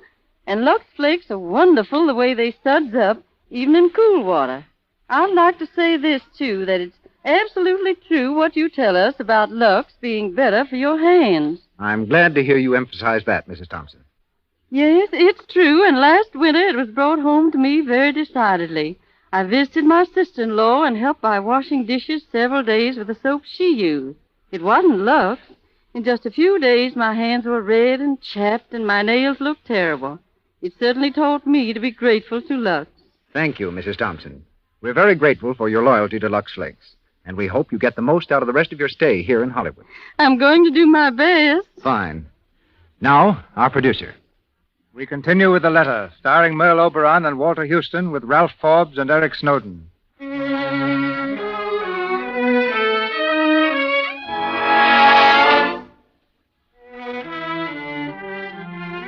It's 1 week later, the eve of Leslie's trial for the murder of Geoffrey Hammond. Her own lack of interest in the case has given rise to the rumor that she intends to plead guilty. Steadfastly, she's refused to see her husband, or the lawyer, Howard Joyce. But now, only 12 hours before the trial's to begin, Joyce walks through the corridor and stops at Leslie's cell. That'll be all, matron. You can let me know when the time is up. Yes, sir. Leslie. Why did you come here? I didn't ask you to come. No, Robert did. Don't turn your back, Leslie. You've got to listen to me for his sake. Life isn't very pleasant for him these days. Is it pleasant for me? You can't help things by refusing to speak. Why didn't you tell Robert that you knew Geoffrey Hammond? Why didn't you tell me? You mean if I had, I wouldn't be here now? You'd be held in custody, yes, but not like this, not like a... Like a common murderess. You said if I told you that I knew Geoffrey Hammond. Yet you must have known. I did know, but you wouldn't give me your confidence. Hammond mentioned your name that day he came to my office. Yes? He said he'd known you back in England. Was that true? Was it? Yes. Oh, why did he come here? Leslie, please. I'm going to help you, but you have to help me, too. I want the whole story, Leslie. Everything. Will you tell me? Yes. It is true that I knew Geoffrey Hammond back in England. Years ago, long before I met Robert. Geoffrey and I, we were engaged to be married. Engaged? You loved him? Yes. Oh, I thought I did. I hadn't known him very long. I knew very little about him. But everything I did know made me love him more. When he asked me to marry him, he gave me a bracelet. A diamond bracelet. It was very beautiful, and I was happy to think he thought so much of me.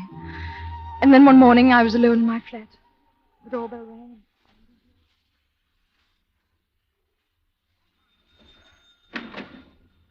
Hello, darling. Good morning, Leslie.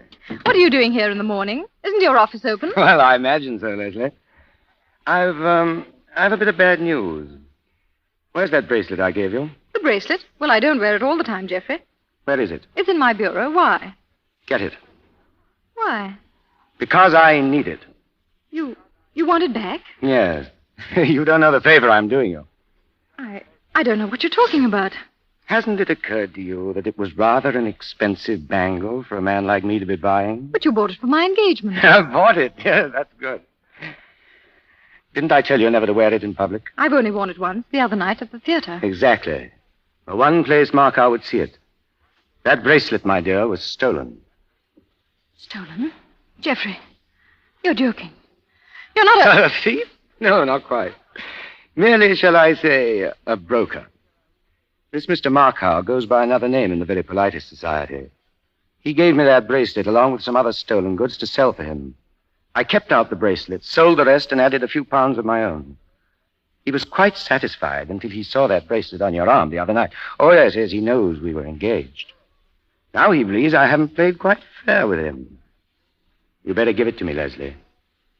You were going to marry me and then tell me this? Oh, now, Leslie. You really don't mean you didn't know? How could I know? What have you ever told me that I should know? Well, what difference does it make? You love me, don't you? Love you? How can I? Oh, nonsense. You fell in love with me, Leslie. With me, Geoffrey Hammond. That's all that matters. You'll forget about this. You will, won't you, Leslie? Yes.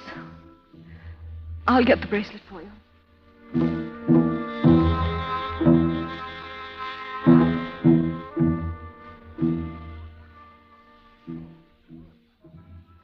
he told me that, everything crumbled. I left England the same night on a boat. I didn't tell him I was going. I just packed a bag and left. It was a boat to Singapore. And that's where I met Robert. He got on the boat at Port Said. He was coming back here to the plantation. We were just shipboard acquaintances until one evening near the end of the trip, we were standing at the rail, looking toward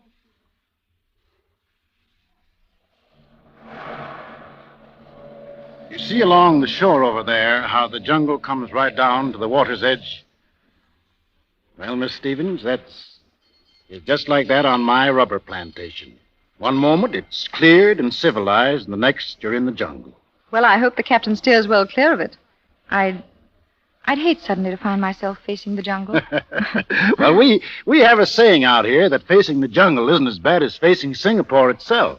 How long is it since you've been back to civilization, Mr. Crosby? If you mean England, I've never been. My father brought me out here from the States when I was a boy. After he died, I just never found time to get back. In fact, Port Said is the farthest away I've been in all that time. I'm glad, though, that I had to make the trip. Why? Well, if I hadn't, I wouldn't have met you. How very gallant of you, Mr. Crosby. Oh, I'm sorry. I'm not very much at ease with women, Miss Stevens. If I've said anything that... Oh, please don't. But I thought Singapore was full of attractive women. Yes, it is, but, well, you you know what I mean. There are very few of the right kind of women. Most of them are married. And I suppose their husbands guard them closely against the attentions of unattached males, such as you. Well, most of the married women are smart enough not to give their husbands any cause for... Oh, now, you're joking, aren't you?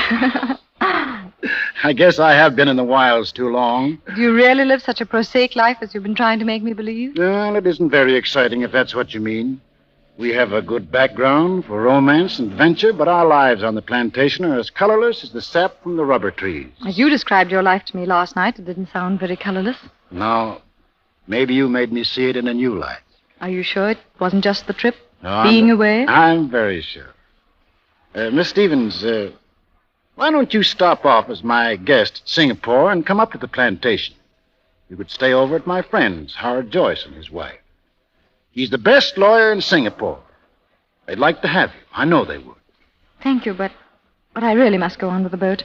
We're only stopping a day in Singapore. But do you have to be in such a hurry? You could jump the ship for a few days and catch another boat like this. That could be arranged. Do you really think it would be possible? Of course. You will stop over then? Yes. I'd like to very much. That's fine. Fine.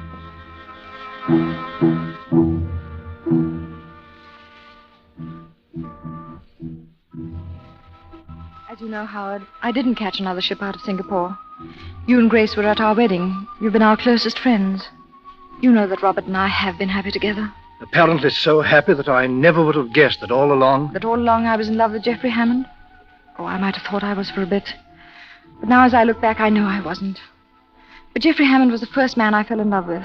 And that peculiar quirk in human nature always kept him in my mind. I never told Robert. There was never any reason to tell him. And then... And then Hammond found you. Yes. Quite by accident, I'm sure. He had no idea I was in Singapore. It was late one afternoon. I'd come into Singapore in the car with Robert. He went to your office to discuss something about buying a new plantation. Chung drove me on in the car for some shopping. We stopped at the market, and he went in to buy some supplies. I was sitting there alone in the car. Good afternoon, Mrs. Crosby. Geoffrey. How are you, Leslie? Surprised to see me? What are you doing in Singapore? Oh, now, Mrs. Crosby, is that a fair question? To ask a man why he comes to Singapore. I remember the Code of the East and all that sort of thing. How did you know my name? Your name? Oh, I've seen you once or twice. I know you married a very rich plantation owner. Very rich. What do you mean? Why, I thought I'd come to call. Always wanted to see how rich plantation owners and their wives live. Geoffrey, you mustn't come. Do you hear me? You mustn't. Are you ashamed of me? Ashamed of your old sweetheart? Of course, my clothes aren't any too good. London police were most inconsiderate. They gave me no time to pack. By the way, they were looking for you, too. They seem to think you were involved in a little matter of a stolen necklace. Geoffrey? Geoffrey, who is this woman? What do you mean by hanging around? Go on. Who is this lady? Oh, this lady. Let me introduce you. Leslie, may I present my little friend, Lee T? Very charming girl, aren't you, Lee T? Now run along. No, you come. Oh, in a moment, my dear. Well, Leslie, when shall I come to call? Geoffrey, you can't. Well, don't you think your husband would like to see me? I should think we've got a great deal in common. You can't do this. I've been happy here. My husband loves me. I did too, my dear. But I need money. A great deal of money. Goodbye, Leslie. I hope my foot hasn't soiled the running board of your pretty automobile. Come along, Lizzie.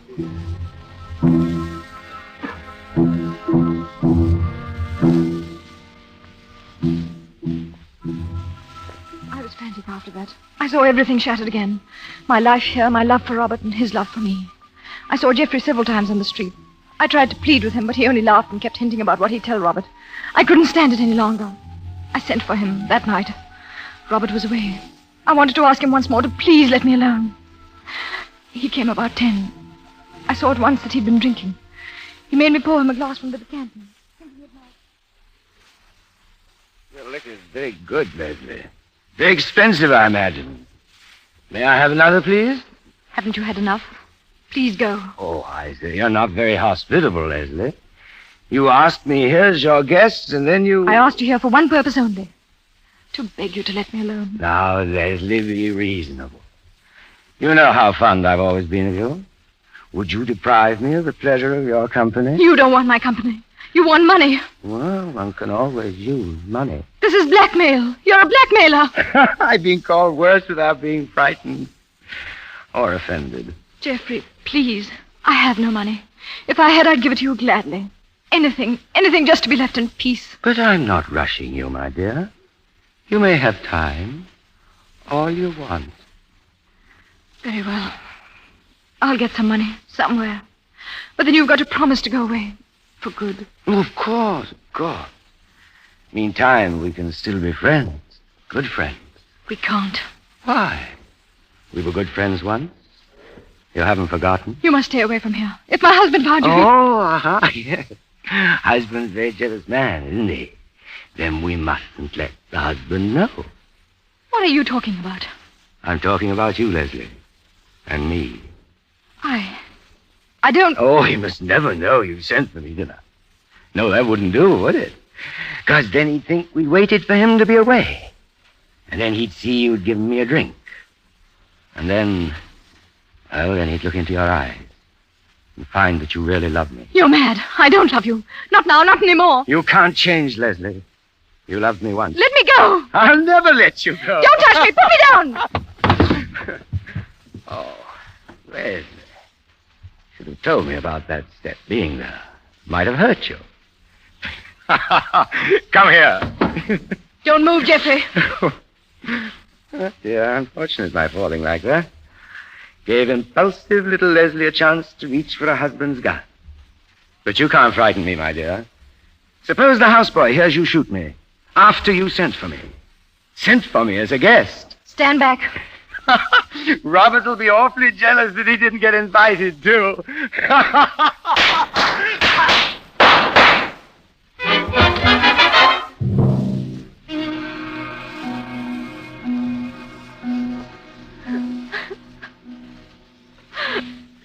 I shot him. Then I called the police. You know the rest. Then it was purely in self-defense that you killed him. Yes. But they won't believe me. We can try it. You knew Hammond, we'll grant that point. You were alone. He came to see you. He was drunk, he threatened you, and you shot him. If they believe that, that's all you'll need to clear you. We won't even mention that you were once in love with him. No one need know that. Not even Robert. You see now why I couldn't tell him? I see. Now, one point, Leslie. You say you sent for Geoffrey Hammond. By messenger? No, I wrote him a letter. A letter? Where is it? Did you get it back? No, he probably destroyed it. There was no reason why he should keep it. Probably not. Just the same, I wish you had it. Your time's up, Mr. Joyce. Oh, in a moment. I'll be here to see you in the morning before the trial. I think we stand a fair chance, but you'll have to be brave for Robert's sake as well as your own. I will, for Robert's sake.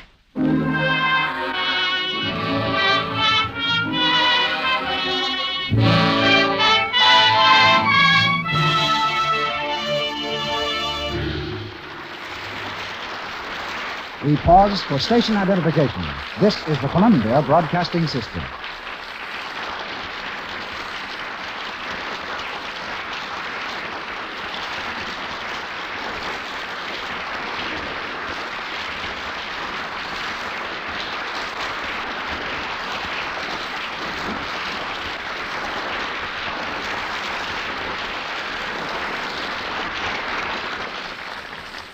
The second act of the letter is over. Merle Oberon, Walter Houston, and our all-star cast will continue in a moment with Act 3. This intermission is highlighted by the presence of a man very familiar with the scenes of our play. He is Carveth Wells, who flew to Hollywood from his Bermuda home to bring us some strange facts about far-off Malay, where the action of our play occurs. A noted explorer, Mr. Wells is author of 10 books, including the bestseller 6 Years in the Malay Jungle. And since Mrs. Wells accompanies her husband on all his expeditions, we're happy to have her with us also. Thank you, Mr. DeMille. Actually, I feel even closer to the Lux Radio Theatre than Carveth does. What do you mean? I hear this program every chance I get, and I think it's tops. But what I mean is this. Being a woman, I'm a little more familiar with the product behind this program, Lux Flakes. I know how much Lux means to women all over the world. And if I say nothing else, I'm glad to have injected my little piece in praise of it. Oh, it's one we've been very happy to hear. Now what can you say in praise of Malay? I've heard some strange tales of fish who climb trees and wink their eyes while they do it. Well, that's absolutely true. When nature came to Malay, she must have gone on a kind of a spree. I've seen seagoing monkeys who wade into the surf and catch crabs, eat them, and then clean their teeth afterward. And I shot a full-grown Malay deer, carried it home in my pocket, and cooked the whole beast in a frying pan. And there's a bird in Malay who feeds his wife on strychnine. You would notice that, wouldn't you? That's true. And it's also a fact that butterflies in Malay are as big as dinner plates. Spider webs are strong enough to catch birds, and I've even heard an earthworm sing. What was the song? Wiggle while you work? Well, if that's hard to believe, what would you say about this? If you chase a Malay lizard, it breaks off its tail, and the tail starts hopping about in order to distract your attention while the lizard itself escapes. In about 2 weeks, the lizard sprouts another tail. You sprout some splendid tales yourself, Mr. Wells. What's your next one? My dear, I don't think we're appreciated around here. Well, it is awfully hard to believe some of these things unless you're there and see them for yourself. But here's something, Mr. DeMille, that I can prove. Here are some examples of real Malay silk. These are typical sarongs worn by the Malay women who love brilliant colors, such as these purples, scarlets, and blues. We've shown these sarongs hundreds of times in all parts of America. They have been worn by models 15,000 times. And there's no mystery why they look so fresh and new after all that wear. They have been washed hundreds of times and always in Lux Flakes. And while I wish we could show you other tangible facts from Malay, Mr. DeMille, what impressed me most about the place was something that couldn't be seen. The complete mystery that grips not only the jungle, but even the plantations. And then it's your opinion that the strange, weird accounts coming out of the Far East are not always the tall stories of imaginative travelers. Well, after spending 6 years in Malay, Mr. DeMille, all I can say is that I now believe a person's thoughts and actions are controlled largely by environment. And in the environment of that Malay jungle, I think almost anything can happen. That's why I'm anxious to hear the third act of tonight's play. I'm told it has a real climax. So let you and I get back to the Malay jungle and let Mr. DeMille get back to the letter. I guess that she is the boss, Mr. DeMille. Goodbye. And thanks for having us. Thank you for bringing adventure to our door.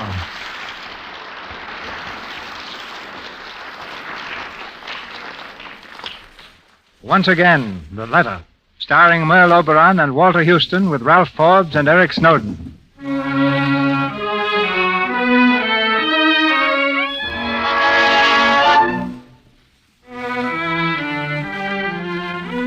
Leslie's trial is over. Behind locked doors, the jury weighs the evidence. As the hours crawl by, Robert paces the corridor nervously. Suddenly he stops and turns to Howard Joyce. Why are they out there so long? What are they doing in there? Easy, Bob. But she was telling the truth. Anyone could see that. She knew Hammond only casually. He forced his way into the house and threatened her. That jury blind? You can't expect them to feel as you do, Bob. You believe her, don't you? Of course I do. I think she'll be glad to hear that. All I want to do is to get her out of this place, take her home and help her to forget. Oh, I was a fool ever to have doubted her. You're sure of the verdict, Howard? Practically. Hammond picked up a rather bad reputation for himself in Singapore. I think she'll be freed, Bob. Yeah, that's all I want now. I'll get her away, and I'll take her up to the Phillips plantation. You can put through that deal, Howard. £5,000 is a lot of money. Well, what of it? I've always wanted the place. Now I want it even more. For Leslie's sake. Mr. Joyce? I beg your pardon? I wish to speak with you, please. Oh, I'm sorry, but I wish to speak with you alone. My name is Lee T. Oh. Oh, yes. Excuse me, Bob. It's rather important. Yes, of course. This way, please. There's a room over here we can use.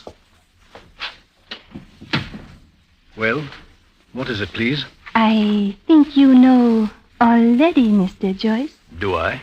That was very clever way to defend Mrs. Crosby, Mr. Joyce. It was the truth. But not all truth.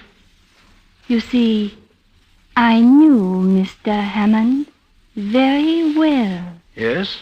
Go on, please. As Mrs. Crosby's lawyer, you must know that on night Geoffrey Hammond went to Mrs. Crosby's house, he went because she sent for him. Did she? That would not be good for a jury to know. How do you know it?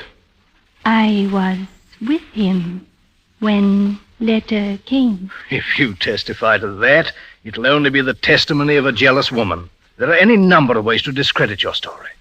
Do you understand? But there is one way to prove it. I have letter. Let me see it. Read it, please. It's not even in her handwriting. You did not think I would bring original with me? This is copy. What do you think of letter, Mr. Joyce? It's an entirely innocently written note. Yes, Mr. Joyce. But it can be read in other ways. Let me read it to you. Geoffrey, I must see you tonight. My husband will be away. If you live, do not come too near the house, for the servants might hear your car. In the name of the love I once held for you, I ask that you do not fail me, Leslie. You see, Mr. Joyce, when you read it as her friend. What do you want for the original of this? £5,000. £5,000? Oh, that's ridiculous. Crosby hasn't got it. Was he not paying £5,000 for plantation of Mr. Phillips? That is what I learned. £5,000 is my price for letter. And my silence. It's all the money he has in the world. Does not Mr. Crosby love his wife that much? Perhaps I should have asked him instead of you. Where is the original? At my home. You will accept my offer? I must talk with Mrs. Crosby. If you'll meet me here in half an hour, I'll know whether the money can be paid or not. In half an hour, then, Mr. Joyce. Good day.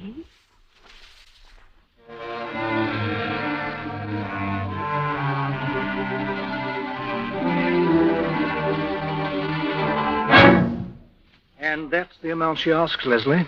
£5,000. Robert's lifelong savings. Must it be bought? You have the note as she copied it. It's a true copy, isn't it? Yes. She could reopen the case with this. It would look very bad. I wish I could advance you the money and then say forget it, but I can't, Leslie. Robert will have to know you paid it. He told me to go the limit. It's not that I'm thinking of. You wonder how he will read it. Yes. Pay her, Howard. Buy the letter from her. I've gambled this far on Robert's understanding. And if he doesn't understand? Perhaps you can guess, Howard.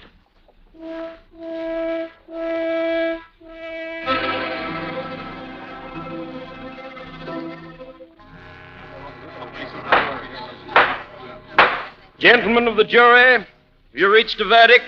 We have. Defendant will rise. Gentlemen of the jury, what is your verdict? Not guilty.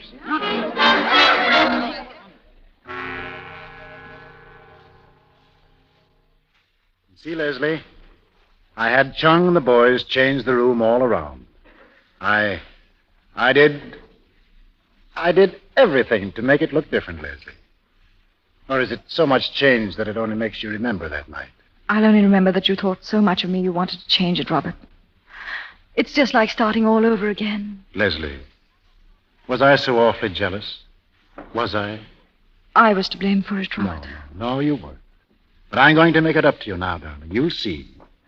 I'm going to make you so happy that you'll never remember it happened. Oh, Robert. What is it, Leslie? Nothing. Nothing. I'm so happy now. I'm going to take you away from here, Leslie. As soon as I get things straightened out, we're going north. North? Yes. To the Phillips plantation. I've had that on my mind a long time. I've decided to buy it. Definitely. But why? You've made this place. It was nothing when you came here. It's like your child. Oh, I hate it now. I hate every tree on it. I want to get away, and so must you. But the risk, a new plantation. It's no risk, darling. It's like a gold mine. Here, look. I have some photographs of it. You can see for yourself. No, please, Robert. Not now. I don't want to see them now. What's the matter? Take me out into the garden. I want to be alone with you for the next hour. I want to walk with you, laugh with you, hold your arm. For the next hour? I've only got an hour alone with you, Robert. I've invited the Joyces over for dinner. I want you to settle with Howard tonight. The first night you're home? Oh, Leslie, I thought... Please understand, Robert. But there's plenty of time. There's never plenty of time for anything. It all goes so quickly. Leslie. Even the next hour.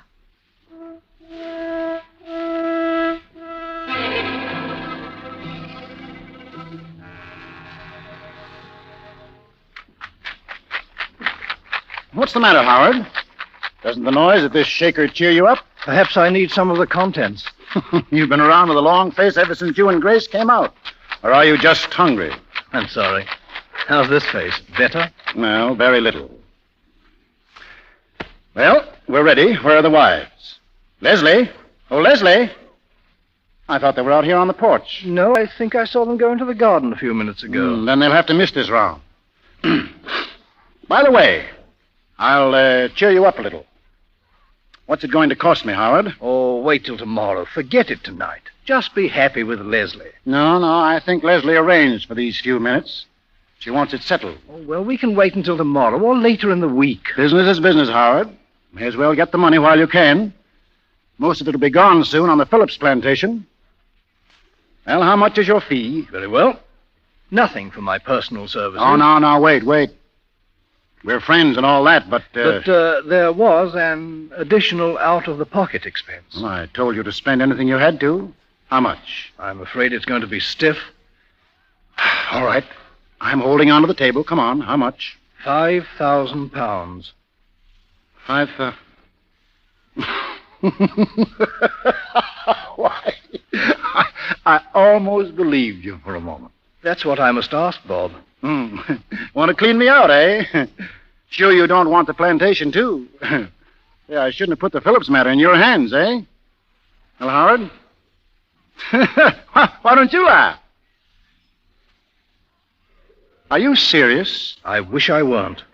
I haven't too much money myself, you know, or I'd let it pass for a while. Why are you holding me up like this? Bob, please. But £5,000. Did you call before, Robert? Yes, I think you ought to be in on Howard's little joke, too, Leslie. It seems he paid an out-of-the-pocket expense of £5,000. Did you know anything about it? Yes, Robert. Then it isn't a joke. No, Robert. What was it for? It was for a letter I wrote. It might have shown up badly at the trial. We had to buy it to keep it out of the evidence. £5,000 for a letter? Must have been pretty damaging. It was. But not in the way you think. Well, what was it? Would you like to see it, Robert? £5,000? Why not? Do you have it with you, Howard? Yes. Here. Give it to Robert, please. Now leave us, Howard. You're sure there's nothing I can do? Quite sure. Thank you. You haven't opened it. You, bought this letter to keep it out of the evidence. Is that, right, Leslie? Yes. Because it might be misunderstood. Yes. Is that all, Leslie? Is that the only reason? It's the only reason, Robert. Then maybe if I read this letter, I might misunderstand it, too. Will you hold that candlestick for me, Leslie? I think we'd better burn this. Oh, Robert. Steady, dear. Steady. There. It's gone. Robert, darling.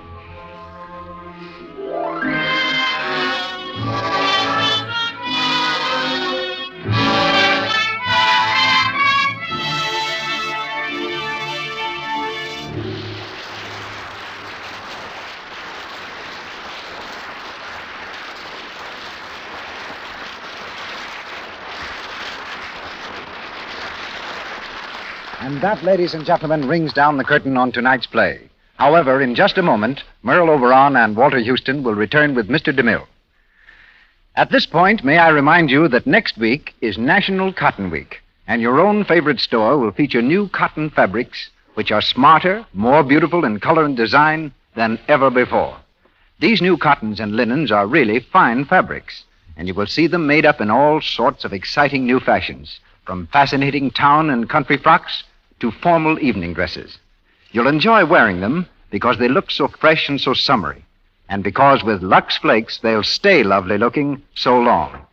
Hundreds of leading stores advise their customers to use Lux Flakes, and it's wise economy to follow this advice. You can depend upon the famous Lux promise. If it's safe in water alone, it's safe in Lux. Here is Mr. DeMille. The stars of the letter return now in a brief postscript. I have special thanks for Walter Houston, not only for his performance tonight, but for the distinction with which he replaced me as producer of this theater while I was in the hospital a few weeks ago. And I'm no less grateful to Miss Oberon for choosing the Lux Radio Theatre for her first public appearance since returning from England. While there, she figured conspicuously in 3 smashes. 1 was in an automobile, 2 in motion pictures. And we hope, Miss Oberon, that from now on your hits will be confined to the screen or radio. Thank you, gentlemen. You know, Walter, I was quite surprised to learn from Mr. DeMille that you're a native of Canada. I've always taken you for a typical Yankee. Oh, you mean because I have that fine, virile profile, that strong, silent look that... Yes. But chiefly, I think, because you have the cutest Adam's apple. It's not an apple, it's a grapefruit. But tell us, Merle, what about your experiences in England? Well, after all, Walter, there's nothing like experience. Well, that's very interesting. Would you care to commit yourself any further, Miss Oberon? Yes, aside from being featured in an automobile wreck, most of my time was spent before the camera. I made 2 pictures over there. One called The Divorce of Lady X and the other Over the Moon. They tell me they're your first comedies. Yes, and in case my acting shows it too plainly, they've bolstered the pictures with some really splendid technicolor. Over the Moon, as far as I know, is the first feature picture in which Paris, Venice, London, Switzerland, and Monte Carlo are all seen in color. Tonight's play, Merle, must have brought back to you many memories of the colorful scenes of India. Yes, Mr. DeMille. But I've never been in Singapore. The closest connection I have with the letter is the fact that I happen to be quite a close friend of the author's daughter. But now about you, Walter. How did you like taking Mr. DeMille's place here as producer? Well, Merle, I thought it was great until after I got home. I drove back to where I live. That's about 100 miles from here up in the mountains. I was feeling kind of proud of myself, and I walked over to one of my neighbors and finally got around to, asking him how he liked the show. Well, he said he thought Deanna Durbin was just about the best thing he'd ever heard. I said, well, that's fine. Now, how did you like the program as a whole, the way it was put together, the production and so on? Well, he thought that was, everything considered, it was pretty good. But Mr. Houston, he added, there was something awfully queer about it.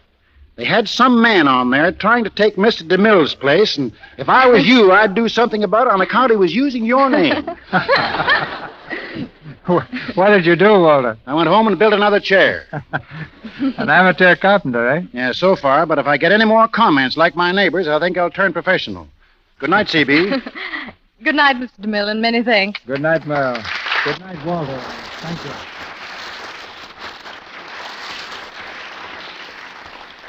None of you will want to miss the thrilling announcement about next week's program to be made by Mr. DeMille in just a moment. Ralph Forbes, who played Jeffrey Hammond tonight, is featured in the new Paramount picture, If I Were King. Louis Silvers appeared tonight through courtesy of 20th Century Fox Studios, where he was in charge of music for the new film, Kidnapped. Our cast tonight included Leonard Mudie as Coroner Bentley, Raymond Lawrence as Sergeant Jenkins, Lou Merrill as Chung, Celeste Rush as Lee T., Sybil Harris as the matron, and Frank Nelson as foreman.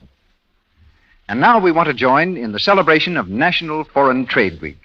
Certainly, everyone who has the welfare of our country at heart must naturally be interested in increasing our share of foreign trade. So here's wishing an ever-growing development of this very important phase of our country's business life. Mr. DeMille. Every now and then, a drama comes quietly to the screen, and without fanfare or ballyhoo, is suddenly recognized as one of the year's most enjoyable pictures. Such a play we bring you next Monday night. I Met My Love Again. The story of a love greater than circumstance and stronger than time. In our production will be heard the same two stars seen in the film, the lovely Joan Bennett and the very popular Henry Fonda. Also that distinguished character actress, May Robeson.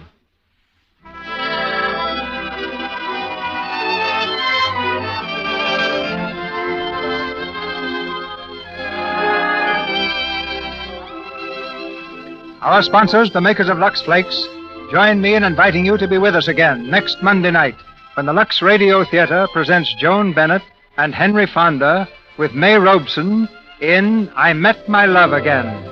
This is Cecil B. DeMille saying good night to you from Hollywood.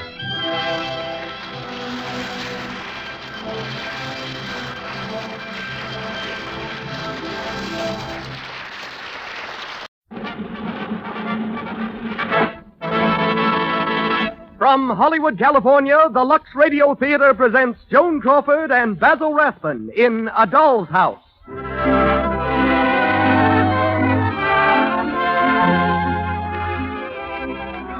Lux presents Hollywood. It's your purchases of our products, Lux Toilet Soap and Lux Flakes, ladies and gentlemen, that make this program possible. For the splendid loyalty you show us, our sincere gratitude. Last week, we announced an offer of a beautiful compact. So many of the ladies in our audience have taken advantage of this offer, we are making it again tonight at the end of our program. So please listen carefully and have your pencils ready. Starred tonight are Joan Crawford, Basil Rathbun, Sam Jaffe, Netta Harrigan, and Vernon Steele in A Doll's House. As special guest, Miss Frances Manson, head of the story department of Samuel Golden Productions. Our orchestra is conducted by Louis Silvers. And now, the producer of the Lux Radio Theatre. Ladies and gentlemen, Mr. Cecil B. DeMille.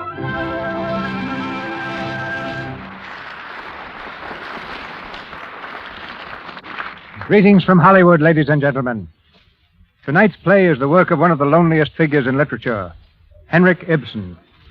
Poverty-stricken as a boy, Ibsen exiled himself for many years from his native Norway because of the lukewarm reception that country gave his plays. First produced many years ago, A Doll's House provoked a storm of angry criticism because the playwright dared express the belief that a happy marriage must have a foundation of truth, freedom, and intellectual companionship. Like all masterpieces, A Doll's House has a deathless quality and has brought fame to a score of world-renowned actresses, to which list we add tonight the name of Joan Crawford. And no one is less conscious of her success than Joan herself. She tackles each new job with the same I've got to make good attitude that she had when she first arrived here, fresh from a Schubert chorus. A Metro-Goldwyn-Mayer star, Joan is seen next in The Shining Hour and is heard tonight as Nora Helmer. Co-starred as Torvald Helmer, a part more sympathetic than his usual roles, is that master of glistening villainy, Basil Rathbone. One of Hollywood's more gentle and considerate citizens off the screen. This splendid actor is currently flaunting his darksome deviltry in The Adventures of Robin Hood, and is with us this week straight from the set of Paramount's If I Were King. Sam Jaffe, who gave such a remarkable performance of the ancient llama in Lost Horizon, plays Krogstad, the same role which brought him unstinted praise when A Doll's House played on Broadway this season. Netta Harrigan plays Mrs. Linden, and Vernon Steele is Dr. Ronk. And now, the Lux Radio Theatre presents Joan Crawford and Basil Rathbone in A Doll's House.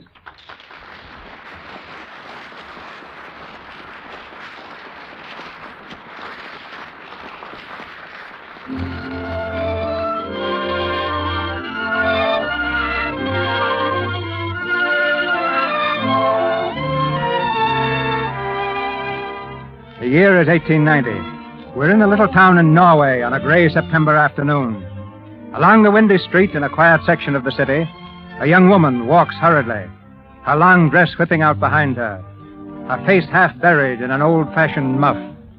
She glances frequently over her shoulder, as if to assure herself that she's not been noticed.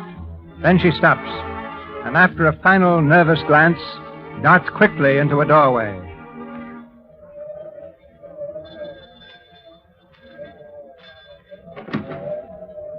Well?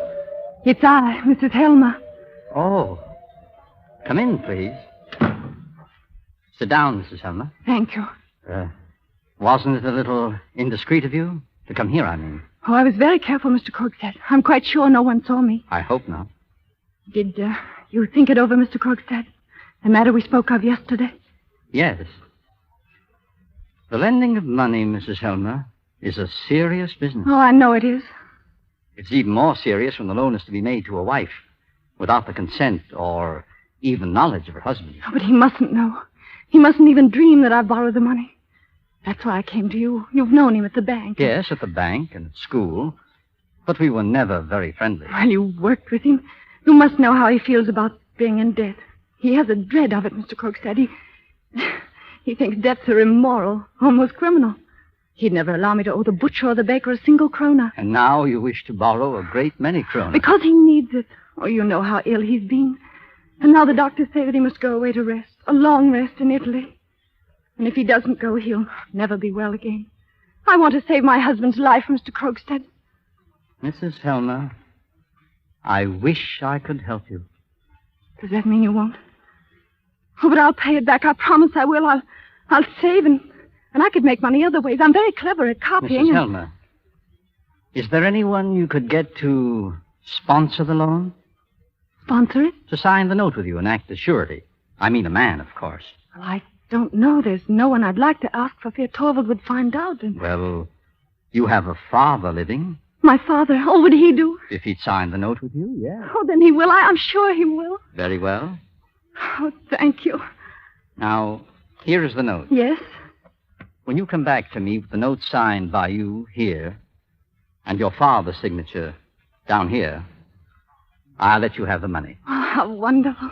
It really isn't difficult at all, is it? Oh, I almost wish Torvald could know. Then perhaps he'd see how clever I really am. Oh, but he mustn't. All he must know is that we have money from somewhere and that we're going away to Italy.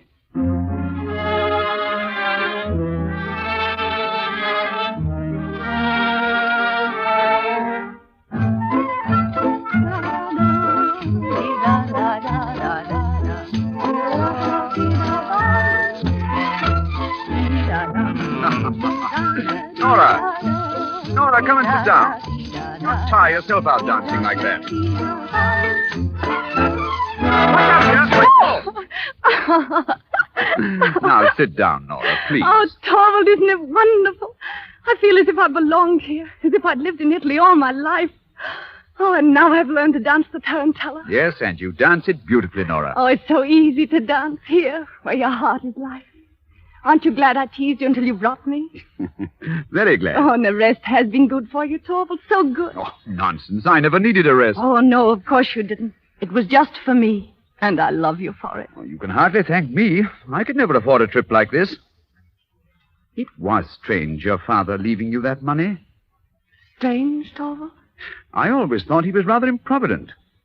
I was sure that he'd die quite penniless. Well, he must have had some put away. Yes. Yeah, nevertheless, it's almost gone, my dear. We'll have to be leaving for home soon. Oh, I know. But I'm so anxious to see the children again.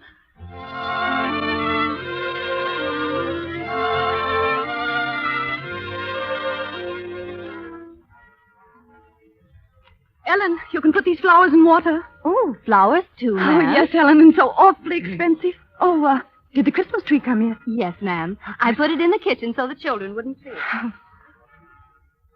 Is that you, Nora? Oh, Torvald, I'm so glad you're home. Come and see all the presents I have. Look, Torvald. You mean to say you've bought all these? Oh, just a few little things for the children and Ellen and Anna and Dr. Ronk and... I suppose you spent every penny I gave you. Oh, no, I did have some left, and then I saw those heavenly roses. Oh, but that's so extravagant. Oh, I know, dear. Torvald, I know, but I just couldn't resist. And what did you buy for yourself? Oh, I don't need anything. Nonsense. Tell me, what'd you like? Something useful, something sensible. Well, if you really do want to give me something, you could give me money. Now, Nora. And then I could buy myself something, just what I needed. But there's no Christmas spirit about cold, hard money. Oh, yes, there is. But you're so extravagant, Nora. On that trip to Italy last winter, we simply can't afford to go on throwing money about, you know. Oh, but you'll be making lots of money now, and we could always get a little credit. Credit? Nora, have you ever known me to borrow money? No, but it ought to be easy enough now. I want no creditors in my life, thank you. We've held out all these years without ever owing anyone a penny, and we're certainly not going to begin now at the last minute. Yes, darling. Of course, you know best. At the same time, we're not exactly paupers. Look, what do you think I've got here? Oh, Torvald, money? Oh, 10, 20, 30, 40, 50. Here, give that back. Oh, Torvald, darling, thank you. This will go a long way. I should hope so. No one would believe how much it costs a man to keep a little thing like you. A lady to see you, Mrs. Helmer. A lady? Well, ask her to come in, Ellen. Yes, ma'am. Well, I must get back to the bank for a while. Goodbye, darling. Come home early tonight. I'll try. This way, please. Who is it, Ellen? Oh, Nora. How are you? You don't remember me, do you? No, I don't think I... Why, yes, Christina. Is it really you? It really is. Christina. And to think I didn't even know you, but you're so changed. Yes, I guess I am in 9 or 10 years. Oh, good heavens, has it been as long as that? But what are you doing in town? I arrived on the morning boat. Oh, yes, to spend Christmas. How wonderful. Oh, what a thoughtless wretch I am. Oh, darling, how can you forgive me? Forgive you? Oh, Christina, I forgot that it's your husband. Yes, my husband died 3 years ago. Yes, I saw it in the papers, but, well, you know how it is. Did he leave you anything? Nothing. Not even any children? No. Nothing? Not anything? Not even a regret. Oh, darling, you must tell me the whole story. I never would have dreamed it. It must have been awful. And to be absolutely alone afterwards. Oh, you know, I have two of the sweetest children. Just wait till you see them. They're out with their nurse now, so there's nothing to disturb us, and you can tell me all about it. No, dear. You tell me. No, really, darling, I won't be selfish today. But I must tell you one thing. Have you heard of our wonderful luck? No, what is it? My husband has been appointed manager of the savings bank. He has? Oh, how splendid. It is. Oh, Christina, can you imagine how it makes you feel to have lots of money? Not only what you need, but just heaps of money. Oh, Nora. Nora, you haven't changed a bit. You're still the same old Spencer. Oh, don't be ridiculous. I've had to work. You work? Oh, but why? Well, Torvald was ill, you know, and of course you mustn't tell Christina. Tell what? Well, we needed money, and of course we didn't have any. So I went. So Torvald thinks we inherited the money from my father. Nora, Wasn't it a little rash of you? But it saved his life. But won't you tell him? Oh, after a great many years, perhaps, when I'm not so young. Oh, don't laugh, Christina. I mean, when Torvald isn't so much in love with me. When it isn't fun for him any longer to see me skipping about and dressing up and acting. Well, then it might be good to have something in reserve. Now, what about you? What are you going to do, Christina? Oh, I wish I knew, my dear. I'll have to find work, I suppose. I was wondering a while ago, Nora, if... What, Christina? Well, with your husband a bank official... You mean he might be able to do something for you? Well, I was hoping... Oh, darling, that's a wonderful idea. Nora, do you really suppose... Oh, just you leave it all to me. I'll give you a note to him, and you go to the bank and see him. Oh, I know he'll give you the position if I ask. Nora, you don't know how much this means to me. Poor Christina. I'll write the note at once.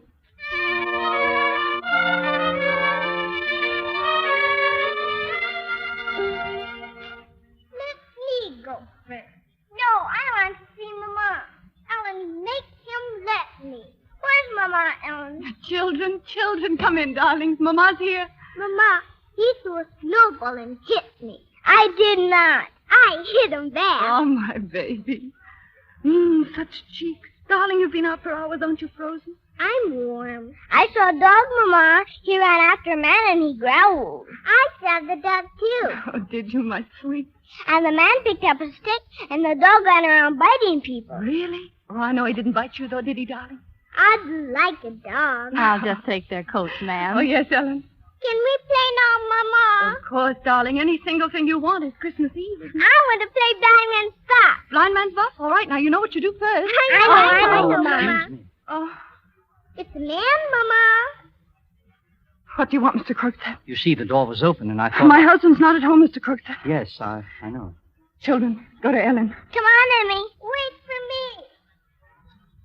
What did you come here for? It isn't the first of the month, Mr. Krogstad. It isn't that. I wanted to ask you something. An hour ago at the bank, a lady asked to see Mr. Helmer. She said she had a note from you. Well? Would you mind telling me if that lady was a Mrs. Linden? Yes. Do you know her? I haven't seen her for a great many years. Naturally, I was surprised when I heard her inquire for your husband. It isn't surprising. She's going to be given a position at the bank. She is? Why, yes. But how? Well, you see, sometimes a little influence with the right people, Mr. Krogstad. You mean you had something to do with it? Well, naturally, I did what I could for my friend. Why? Come now, Mrs. Helmer. You know very well whose job it is your friend is getting. What are you talking about? So I'm just to be thrown out, am I? What? Oh, you needn't pretend you didn't know. How dare you talk like that to me? I didn't know. My husband doesn't tell me his business. Mrs. Helmer, I must ask you to use your influence for me. But I have no influence whatever. But you just said you had, Mrs. That's Helmer. quite different. If someone is to be hired, and if Mrs. Linden is capable, being an old friend of mine might help with my husband. But this is different. Do you expect me to be able to tell my husband what to do? I'm truly sorry for you. Miss Helmer, I don't want your pity. I want your help. You're You trying to really frighten me. can't refuse me. You're trying to frighten me, but I'm not afraid of you anymore. In a little while, I'll have paid off the note, and I'll be through with the whole business. Please listen to me, Mrs. Helmer. Try to understand that it's vital for me to keep my job at the bank. I'm sorry, but really, I'm quite helpless. I tell you, I've got to keep it, that's all. I've got children, and they're growing up. They need to have a father who's able to hold up his head in a respectable position. I tell you, my job at the bank is the only chance I've got to get anywhere. I'm sorry, but I just can't listen. You've got to listen. Mr. Krogstad, you're threatening me. I don't care what you call it. Would you tell my husband I owe you money? I don't know. Why, you ought to be ashamed of yourself. When it's all my own secret, and I'm so proud of it. Why, if he heard about it that way, there's no telling how unpleasant it would be. Unpleasant? Mrs. Helmer, I'm afraid there are some things you don't understand very well. Let me make them clearer for you. You needn't bother. When your husband was ill, you came to me to borrow a sum of money. I promised to find you the money in exchange for a written agreement which I drew up. Your father was to sign this agreement. Was to? He did sign it. Did he, Mrs. Helmer? Well, you know he did it. Anyway, haven't I made my payments on time? Mrs. Helmer, your father was very ill, wasn't he? Yes, he was on his deathbed. Tell me, Mrs. Helmer, do you happen to remember the day he died? The day of the month, I mean. It was the 29th of September.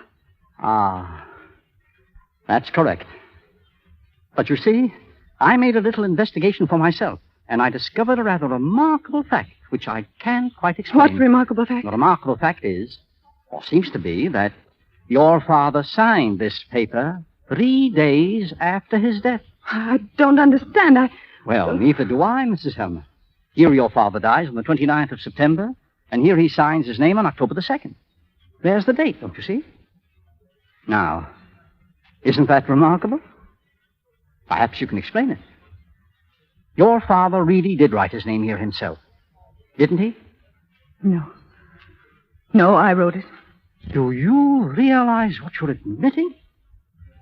That was a very dangerous thing to do, Mrs. Helmer. But why? You'll have your last payment in a few days. Mrs. Helmer, you really don't seem to understand what you've done. Do you know, Mrs. Helmer, that I did something just about like that once, and it ruined me? You mean you took a risk to save someone's life? The law, Mrs. Helmer, takes no account of motives. Then the law must be very bad. Bad or not, if I take this paper to court, the law will condemn you exactly as it did me. I don't believe it. As if I didn't have the right to save my father from worry when he was dying. As if anyone should tell me that I hadn't the right to save my husband's life. I don't know very much about law, and I don't want to if that's the way it is. But I'm certain they'd let you do that. Why, the idea of not knowing they would when you're a lawyer. You must be a very poor one. Maybe I am. But I do understand something about this business you and I are in together. And now, Mrs. Helmer, you can do exactly as you please. But let me tell you this one thing. If I'm thrown off into the mud again, there'll be others to keep me company.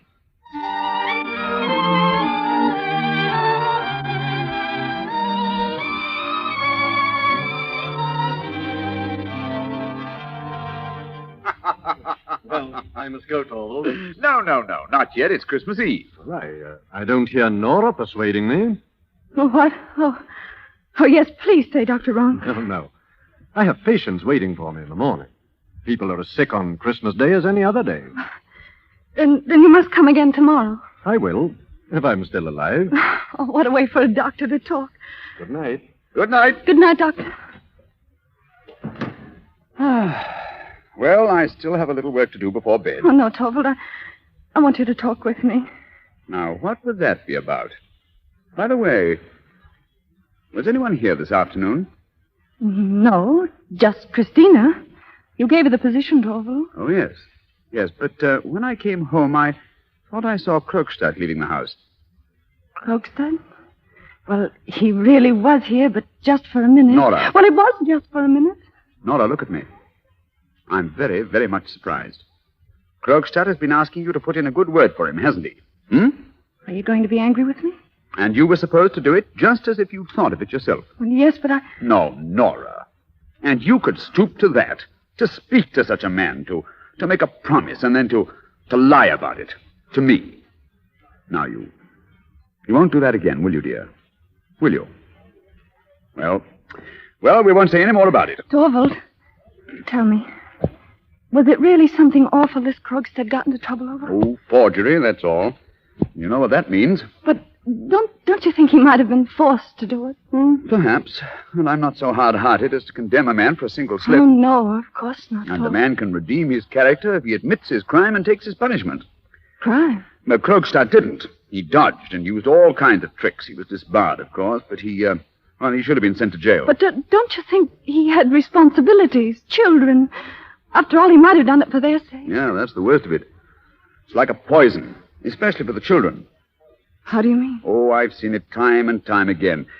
It's really amazing to see how criminal tendencies in children can be traced to lying parents. This Krogstad has been contaminating his children for years. But how? Oh, by his life of lies and deceit, of course. They're all drawn into it with him. Sad, isn't it? I can sympathize with you when you feel sorry for him. But you'll promise not to say any more about it. Well, I'm going to my study. I won't be long. Oh, dear God. Mrs. Helmer, the children want to come and say good night. What? The children. Shall I bring them in to you? No. No, not now, Ellen.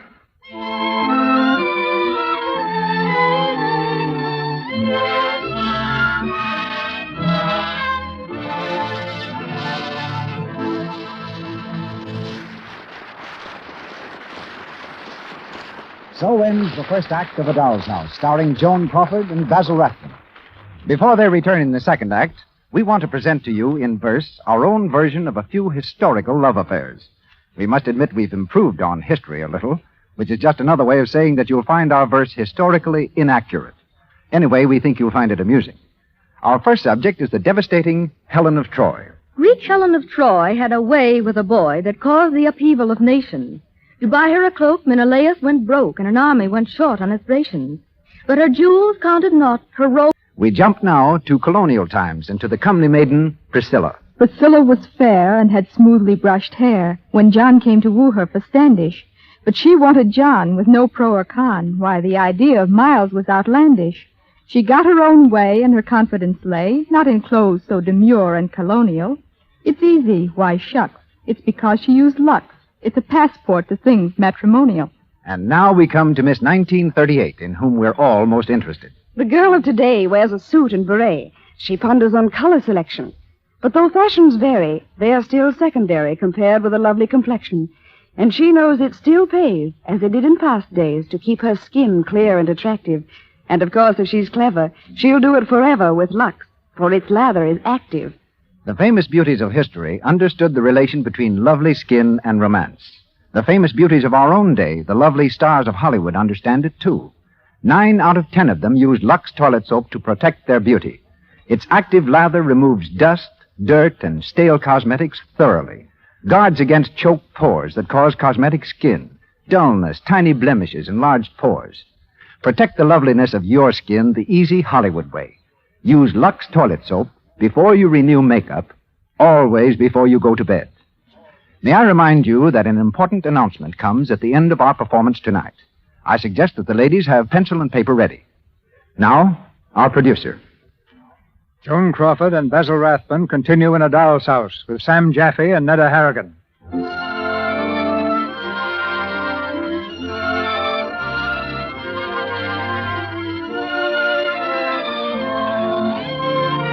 Christmas Day finds Nora in a state close to hysteria.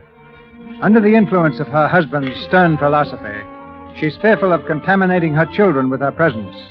And so she's not seen them for almost 24 hours. Now, late in the afternoon, she knocks timidly at the door of her husband's study. Come in. Well, Nora? Am I disturbing you, Torvald? Oh, well, just a little, but, what do you want, dear? Torvald, if I were to ask you for something, to beg you for something very prettily, would you do it? Nora, you can't mean what you were hinting at yesterday. Oh, yes, for my sake, Torvald. You must let Krogstad keep his place in the bank. My dear Nora, it's his place that I'm giving to your friend, Mrs. Oh, Linden. yes, darling, and that's so good of you, but instead of Krogstad, couldn't you just dismiss some other clerk?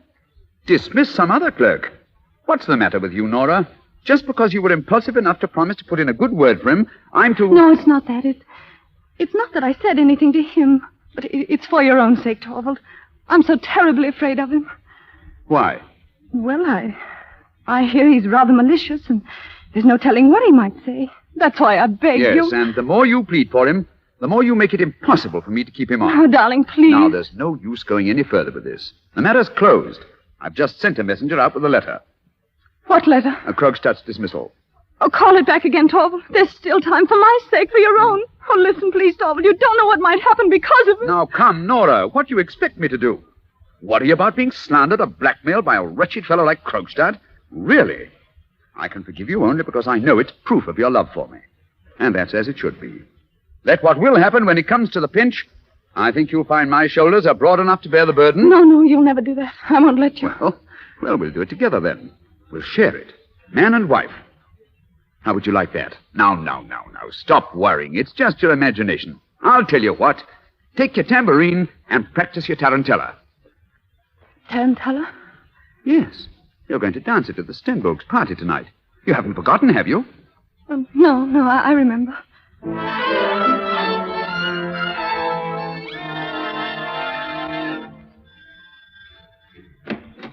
Oh, Mrs. Helmer. Is Dr. Ronkin? Why, yes, come in. Come in, Nora. Thank you.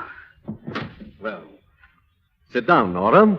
I was just about to leave for your house. Dr. Ronk, there's something I want to ask you. I'm not disturbing you, am I? I always have time for you, Nora. I always will have.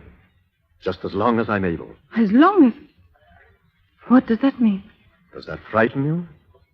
Well, I think it's an odd expression, isn't it? Do you expect anything to happen? Oh, something that's no surprise.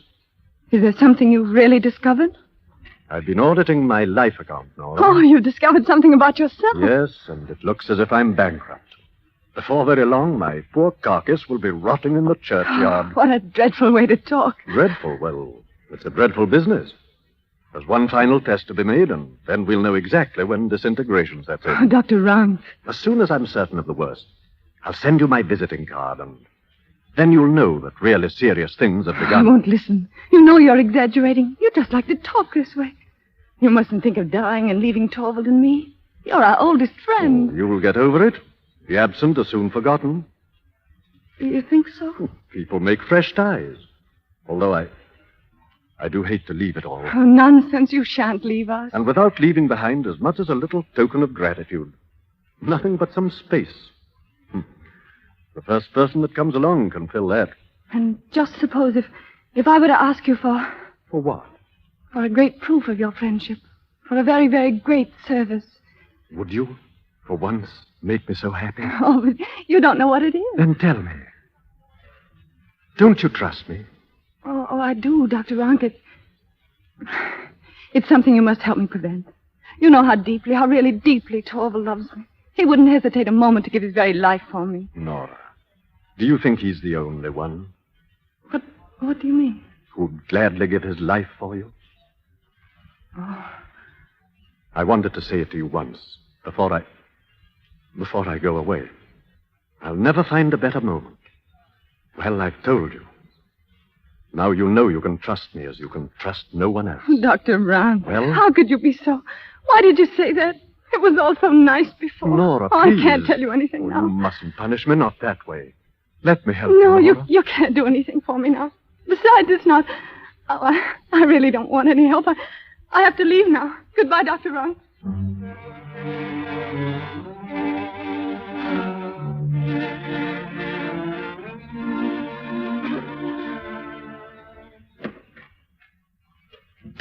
Oh, I'm glad you've come home, ma'am. There's a man here to see you. Mr. Krogstad. Here? Ellen, where's Mr. Helmer? He's out, ma'am. Gone over to fetch Dr. Ronk. Oh, Mr. Krogstad's in the library, ma'am. thank you, Ellen. What do you want here? I want some information, Mrs. Helmer. Be quick, then. What is it? You know I've been dismissed. I couldn't prevent it, Mr. Krogstad. I fought and I stood up for you, but it wasn't any use. Oh. Is that all he Oh, cares for? please, you won't tell. Think of my children. Why should I? Did you and your husband think of mine? However, I've come to tell you that you needn't take this matter too seriously.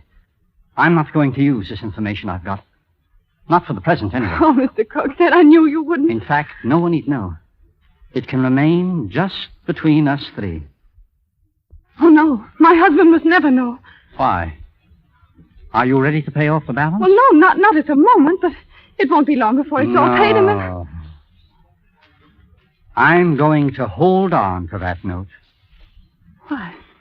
What would you do with it? Just keep it, Mrs. Helmer. Don't worry. No one else will ever know anything about it. So that if you had any desperate scheme in mind, put it right out of your head. We all think such things at first. I did too, Mrs. Helmer. But I didn't have the courage. Nor I. No. You wouldn't have the courage either. Would you, Mrs. Helmer? It would be very foolish. Very, very foolish. Now, I've written a letter to your husband. To my husband? Sparing you as much as possible. But he mustn't ever see it. Tear the letter up. I'll get the money somehow. I'm sorry, Mrs. Helmer, but I think I've told you I don't want it. Well, then what do you want? I'll tell you what I want. I want to regain my foothold in the world. I want to get back to where I belong. I want to rise. And your husband shall help me. No, he won't. He will. I know him, Mrs. Helmer. He won't dare put up a fight. And when he and I are together there, you'll see. Yes, within a year, I shall be his right-hand man. It won't be Torvald Helmer. It'll be Niels Krogstad who runs the bank. No. No?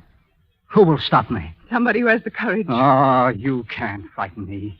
A petted, pampered creature like you? Oh, you'll see. You'll see. Under the ice, perhaps? Down in the cold, black water? And next spring to come up again ugly? Unrecognizable? No. People don't do that sort of thing, Mrs. Helmer. And anyway, what would be the use of it? I've got your husband in my pocket, no matter what you do. Not after I'm gone. Not after You forget. Your reputation is in my hands. You can think of that when you're planning to do something foolish. I'll drop this letter in the mailbox on my way out. No, please. I expect to hear from your husband very soon.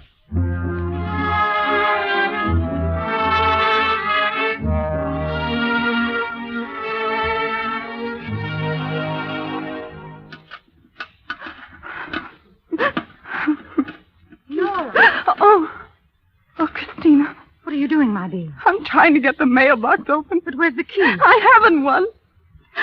Christina, look. There's a letter in there, and it's from Krogstad. Krogstad? Yes, and now Torvald will know everything. Oh, believe me, dear. It will really be best for both of you. But you don't understand. I forged a name. I forged Papa's name. Nora. Listen, Christina. You must witness. Witness? What is there to witness? If anything should happen, if I should go out of my mind, if anything should happen so that I wouldn't be here. Nora, you've lost control of yourself. If anyone else should try to take the whole blame on himself. You are my witness that it was all my doing. No one else knew anything about it. Nora. Oh, I'm not out of my mind, Christina. I know what I'm saying. I did the whole thing. You will remember, won't you? Of course I'll remember, but I don't know what you mean. Oh, no. No, how could you? Because a very wonderful thing is going to happen. A miracle is going to come. Miracle? Yes, a very wonderful thing. But it's so terrible too, Christina. Oh, it mustn't happen. Don't, dear. I shall go to Krogstad right now and talk to him. You? What can you do? In the old days, he would have done anything for me. Krogstad? I knew him very well. Nonsense. You must come tonight. No, I'd better not. Oh, listen. But everyone will It's Torvald and Dr. Rand. They're coming up the stairs. Torvald mustn't see Go me. inside. I'll try to find What in Krogstad. heaven's name are Don't you give up talking hope, about? Nora. A miracle. It must happen. Oh, it must. Come in, Ronk. And I still say you're quite mad. Perhaps. Well, Nora, home again? Yes. How do you do, Dr. Rank? Good evening, Nora. Oh, what's the matter with you, Nora? You look quite upset. Have you been practicing too hard? No, I haven't practiced at all, yes. But you'll have to. Oh, yes, I must. I must practice a great deal. But, Torvald, I can't without you. I know I've forgotten everything. Oh, well, when you've worked on it, it'll come back to you. Sit down, Ronk. Where are you going, Torvald? Just have a look at the mailbox. Oh, no, don't do that. Oh, why not?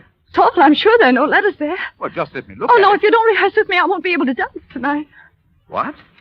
You're really as nervous as all that about it? Terribly, Torvald. Let's rehearse now. There's time before dinner. Sit down and play for me, and you can direct me. You know the way you used to do. All right. What a creature. Play, Torvald, play.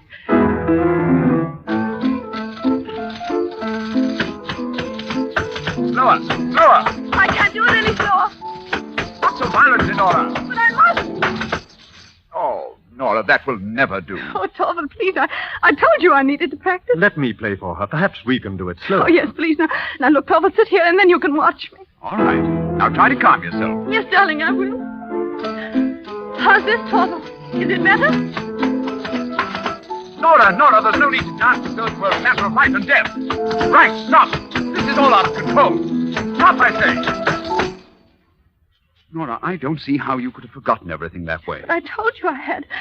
Oh, Torvald, you must practice with me right up to the last minute. Promise, Torvald. Well, certainly, if you wish. Well, you're to think of nothing but me. Not a letter, not a paper. You mustn't even look at the mailbox until after the party. Very well, my dear. But you seem so overwrought. Now, let's all go in and we'll have dinner and then we can practice again later. Thank you, Torvald. Come along, Rog. Thanks. 7 o'clock. 5 hours until midnight. And the tarantella will be over. 5 hours to live. Nora, are you coming? Coming, Torvald?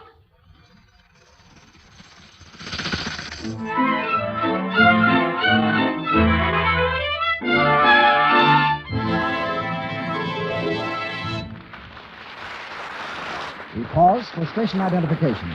This is the Columbia Broadcasting System.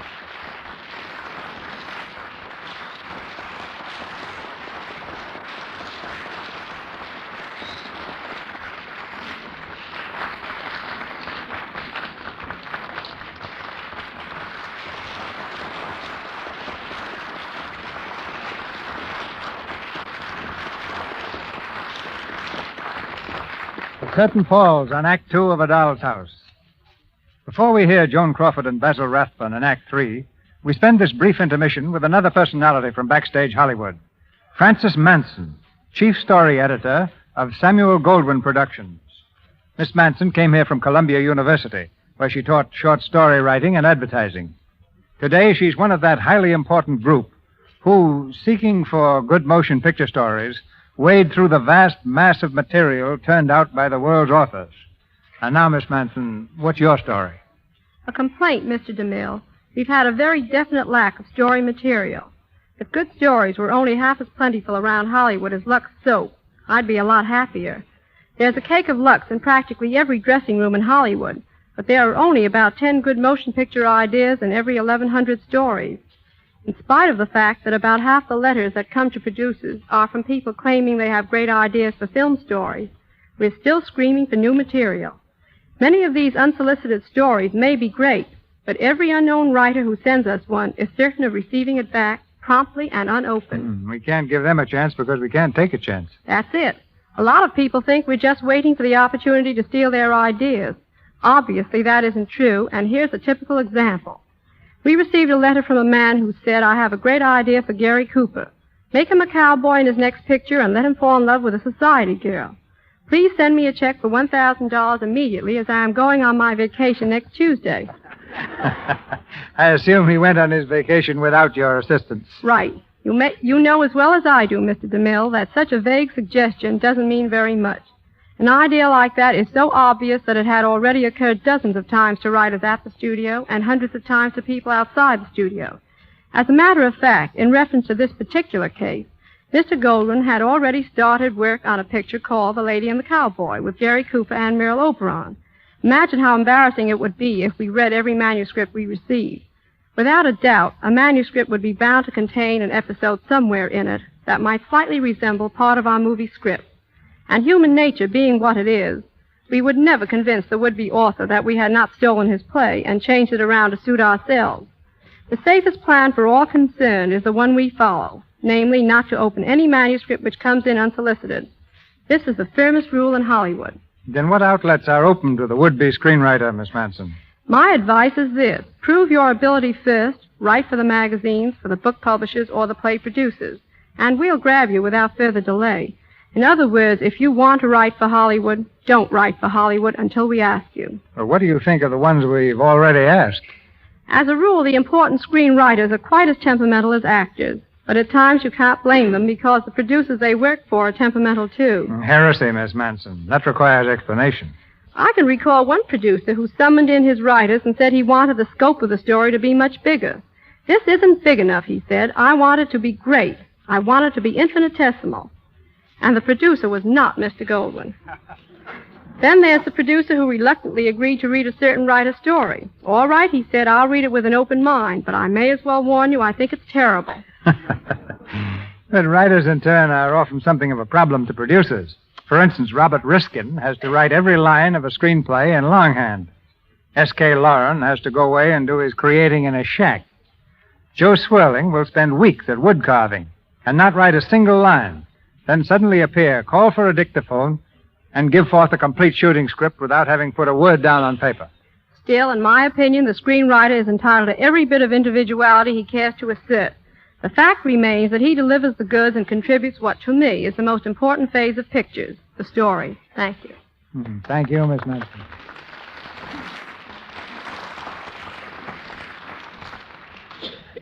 Act 3 of A Doll's House, starring Joan Crawford and Basil Rathbun with Sam Jaffe and Netta Harrigan. Later the same night, with Christina gone to use her influence with Krogstad, Nora dances at the party. Faster and faster she whirls about the room, her cheeks 2 spots of crimson, her eyes burning, and then the tarantella ends. Nora, come here. Oh, Torvald, did I dance well? You were magnificent, my dear. You remembered everything I told you. Come now. We must go home. Oh, no, not yet, darling. Just a little longer. But it's late, Nora, and you're tired. Yes, I am tired. Come along, dear. We'll say good night.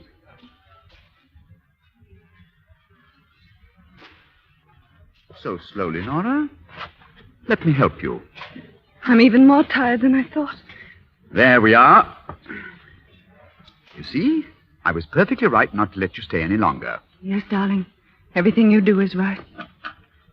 Torval, what are you doing? I want to clear out the mailbox. So late, Torval. Won't tomorrow do? Look at all the letters that have collected. Why? What's this? What? Dr. Rank's visiting card. It was right on top. He must have just put it in tonight. I wonder what this means. What is it? This black cross over his name. What a ghastly idea. You'd think he was announcing his own death. He is. What? How do you know? Has he told you something?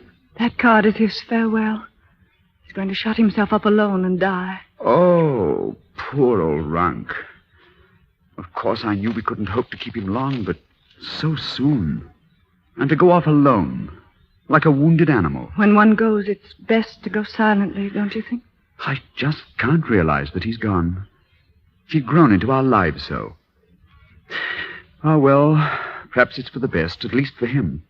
And for us, too, because now we have to depend entirely on each other. Go in, dear. Oh, it's a relief to be home again. Come here, Nora, you enchanting creature. Torval, don't, please. Why not? Oh, I know what it is. You have the tarantella still in your blood, and it makes you all the more tempting. Read your letters, Torval. Oh, but a moment ago, you asked me to wait. Oh, my darling, I can't hold you close enough. You know, I wish sometimes that you were in some great trouble, so that I could do something really marvelous for you, risk my body and soul, everything. Please, you must read your letters, Torval. What an insistent creature. Very well. Let me see. This is strange. A letter from Krogstad. I wonder if he's going to ask... What's this? Nora, do you know what's in this letter? Yes. He says that you're a forger. That you forged your father's name. Is it true? I loved you, Torval. Answer me! Is it true? It was all because I loved you. Stop saying that. Yes, it's true. You fool!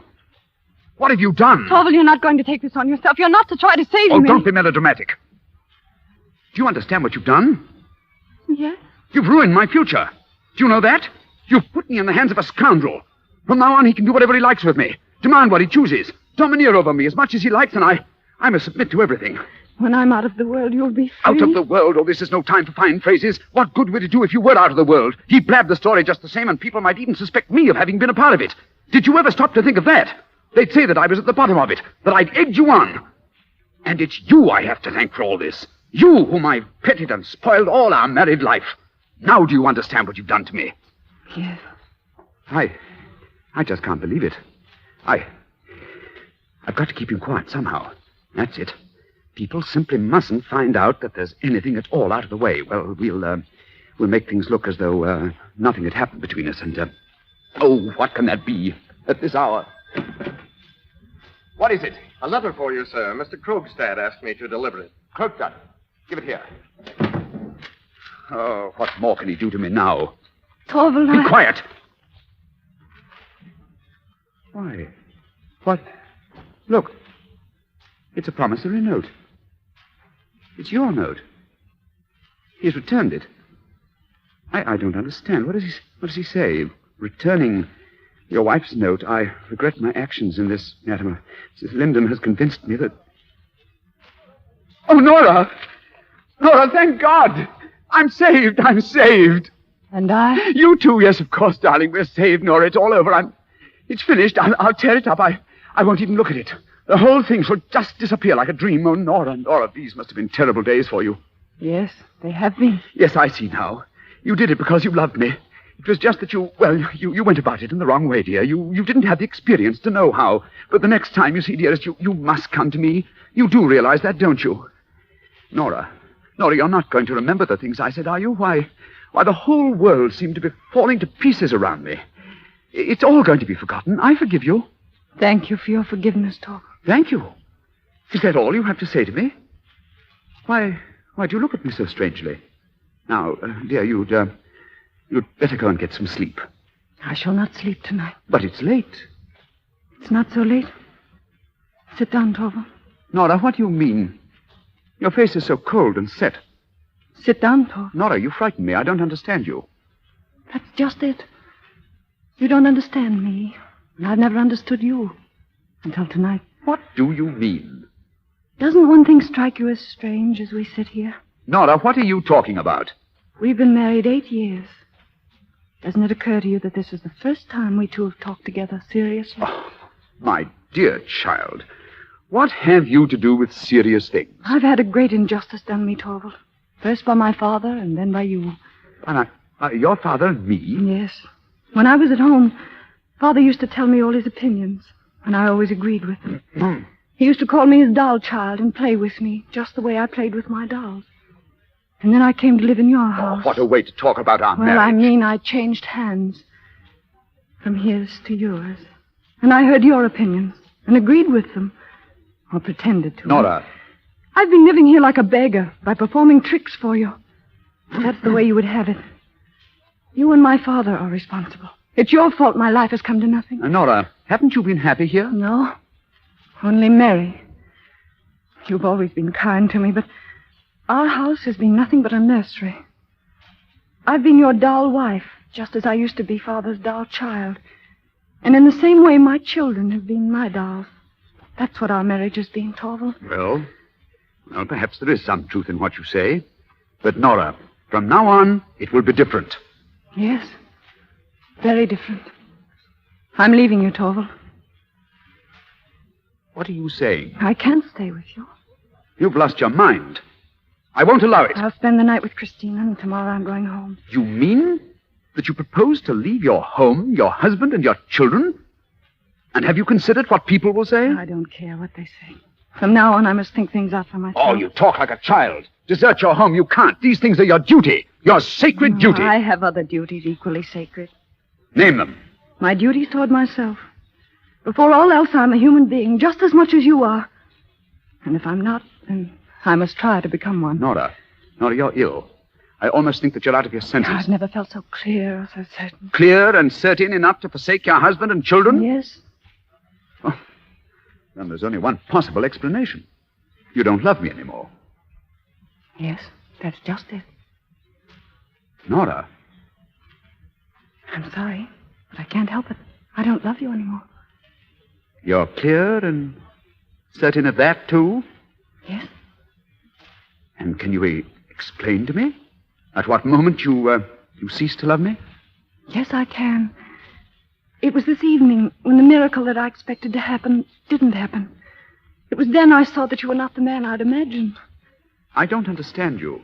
For 8 years now, I've been waiting for a certain wonderful thing to happen. To happen between you and me. And I've been waiting patiently because I know that really wonderful things can't happen every day. And when I saw that this catastrophe was hanging over me, I said to myself, it's coming. The miracle is coming. When was this? Torval, when Crooksted's letter was lying in the box, it never occurred to me that you'd think for a minute of submitting to that man's conditions. I was certain that you'd say to him, all right, tell everybody, publish it to the whole world. And I was certain that after that... After that what? When I'd covered my wife's name with shame and disgrace? Oh, then I was sure you'd come forward and take the whole thing on yourself. You'd say, I'm the guilty one. I? But Nora... Oh, I'd never have accepted such a sacrifice. Of course not. But what would my word have been against yours? That was the miracle I hoped for and dreaded. And to prevent that, I wanted to die. Nora, I would gladly work day and night for you. I'd bear any sorrows and want. But no man sacrifices his honor even for the woman he loves. Millions of women have done it. Oh, you talk like a child. You think like a child. When you got over being frightened, not for me, but for yourself, and you knew there was nothing more to fear, and it was as if nothing had happened. I was your doll again, and you would take twice as much care of it in the future because I was so weak and fragile.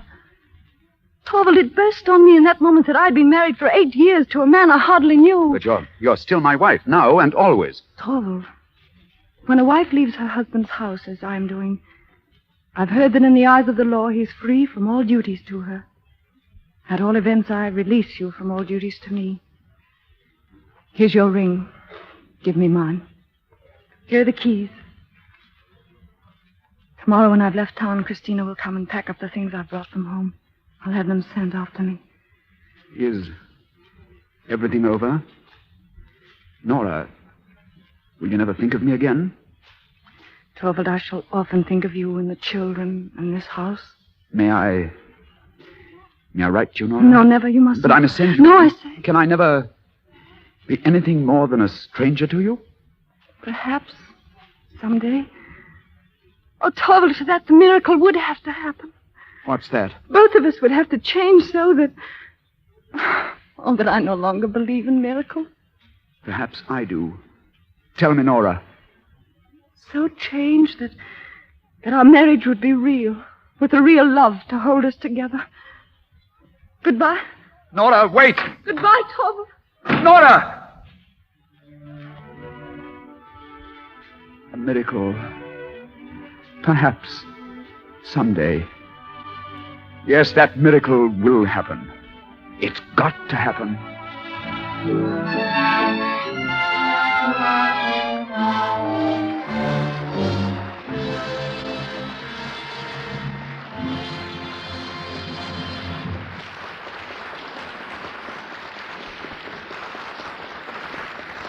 And so we take our leave of Ibsen's play. A little later, Melville Ruick brings you the important announcement mentioned earlier tonight.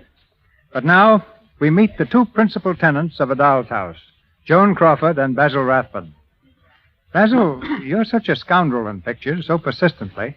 How did it feel to take off the whiskers and play a less villainous role? Well, C.B., getting into A Doll's House was like getting out of a dog's house. I've played villains on the screen so long that every time the steam radiators hiss at my house, I take a bow. But what's particularly interesting to me is that I've never been a villain on the air. I've often wondered, Basil, what type of letters the fans write to you men who put the menace in the movies. Oh, I get a lot of letters, Joan. The only trouble is that they all seem to have the same idea. They just hope that someday I'll get the thrashing I deserve. But the more disliked you are by the audience, the better the producers like you. Well, that's comforting anyway. I've been perforated by swords so many times, I now train on a bed of nails. Rather sad, don't you think? I never know just how to save my skin from lunging heroes. Did you ever try Lux soap? 9 out of 10 stars protect their skin with it. Yes, but Lux soap makes me look so completely lovely, Joan. I'd soon be out of work. Yes, I'd get to look like you, and that... Oh, I mean... Well, that's all right, Basil. I understand. And until I want to look like your partner in crime, I'm going to continue using Lux soap, because I don't think there's anything nicer for a lovely complexion. And now, having disposed of Basil's problem, Mr. DeMille, my sincere thanks for bringing A Doll's House to the air and allowing me to play Nora. And my appreciation, too, to Mr. Rathbun and to Mr. Jaffe, who made a special trip from New York to be here. And to Miss Netta Harrigan, Mr. Steele, and all the others in our cast.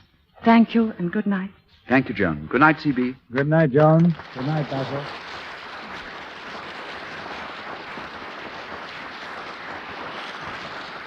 There's another real treat in store for you next Monday night. In a moment, our producer, Mr. DeMille, will be back to tell you all about it.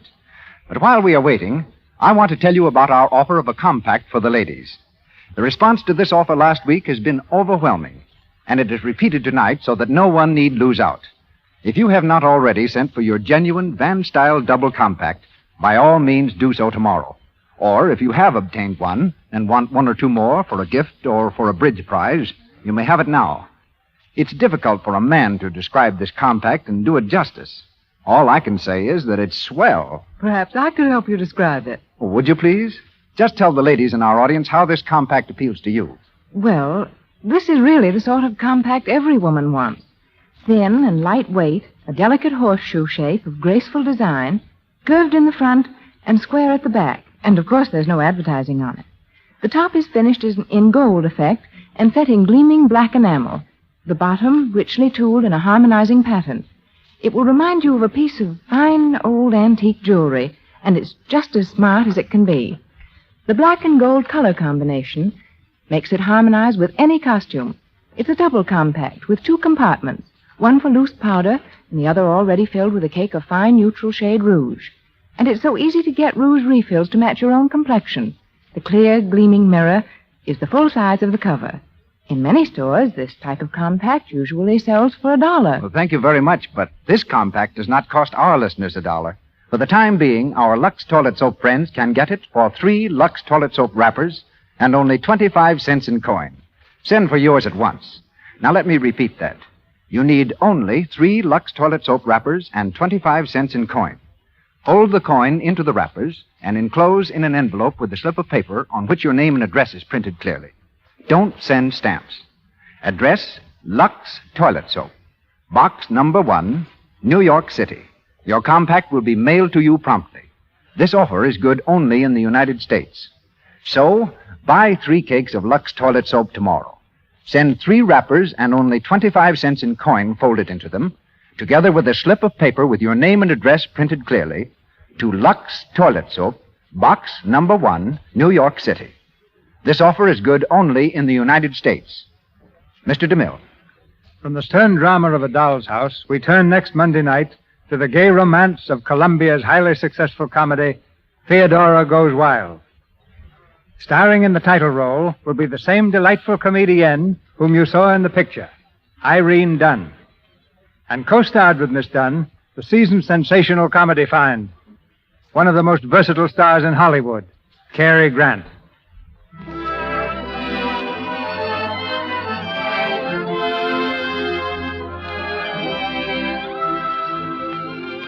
Our sponsors, the makers of Lux Toilet Soap, join me in inviting you to be with us again next Monday night when the Lux Radio Theatre presents Irene Dunn and Cary Grant in Theodora Goes Wild. This is Cecil B. DeMille saying good night to you from Hollywood.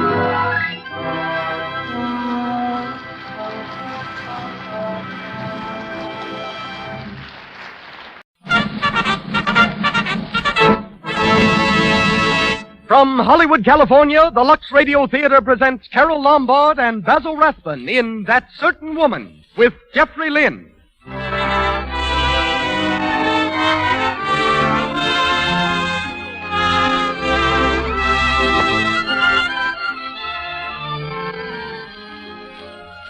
Lux presents Hollywood. Our play tonight is a drama of a girl against circumstance, a girl whose future is ruled by her past, but who finally finds a new tomorrow of hope and happiness. Starred in That Certain Woman, produced with great success on the screen by Warner Brothers, are Carol Lombard, Basil Rathbun, and Jeffrey Lynn. Mr. Edmund Goulding, the distinguished Hollywood director who wrote and directed the screenplay, is our special guest, while Louis Silvers conducts our music.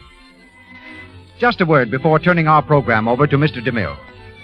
May I remind you that a beauty care used for the most famous complexions in the world has to be very special. Well, Lux Toilet Soap is. 9 out of 10 screen stars use this gentle soap because it has active lather. Lather that removes stale cosmetics, dust, and dirt thoroughly from the pores. Try it. See how soft and smooth it leaves your skin. And now, our producer. Ladies and gentlemen, Mr. Cecil B. DeMille.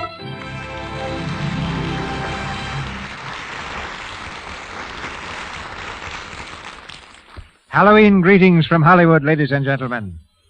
This is a night of masquerade when millions of mummers, young and old, don colorful disguises and startling attire. And Carol Lombard also changes her spots. Theatrically speaking, she puts aside the droll mask of comedy and bows to the public in the cloak of drama. Miss Lombard's decision to forsake slapstick for drama may surprise many of you, for it comes on the heels of lavish displays in the magazines, celebrating her as the reigning queen of sophisticated laughter. But Miss Lombard is as wise as she is witty. With a sharp eye on the future, she's sighted the end of the madcap comedy cycle and has chosen the Lux Radio Theatre as the opening scene of a new chapter in her career. With Miss Lombard, it's drama from now on, at least for a while. Not only in radio, for she plays a highly emotional role in her new David O. Selznick film, Made for Each Other, co-starred with James Stewart. Carol has always shuttled back and forth between comedy and drama with the ease of a truly great artist. Under contract to William Fox when she was 15, she fled weeping with nervousness from the preview of her first picture. Next, she turned up in Max Sennett's boisterous two-reelers, and then became Paramount's #1 glamour girl, with a cinematic sigh for every custard pie she dodged in the name of Sennett. While her screen parts during the immediate future will be more vitally dramatic, Miss Lombard's interests off the screen remain unchanged. These include tennis, which she plays with a tireless intensity, skeet shooting, and the designing of a new ranch in the San Fernando Valley. Tonight, in That Certain Woman, she's heard as Mary Donnell. Basil Rathbun, who's being applauded so vigorously for his work in the new Paramount film If I Were King, returns to our stage as Lloyd Rogers. And as Jack Merrick, we feature Jeffrey Lynn, the superb young actor who carries off many of the honors in the recent Warner hit, 4 Daughters. And now for the play. It's curtain time and start time as the Lux Radio Theatre presents Carol Lombard and Basil Rathbun in That Certain Woman with Jeffrey Lynn.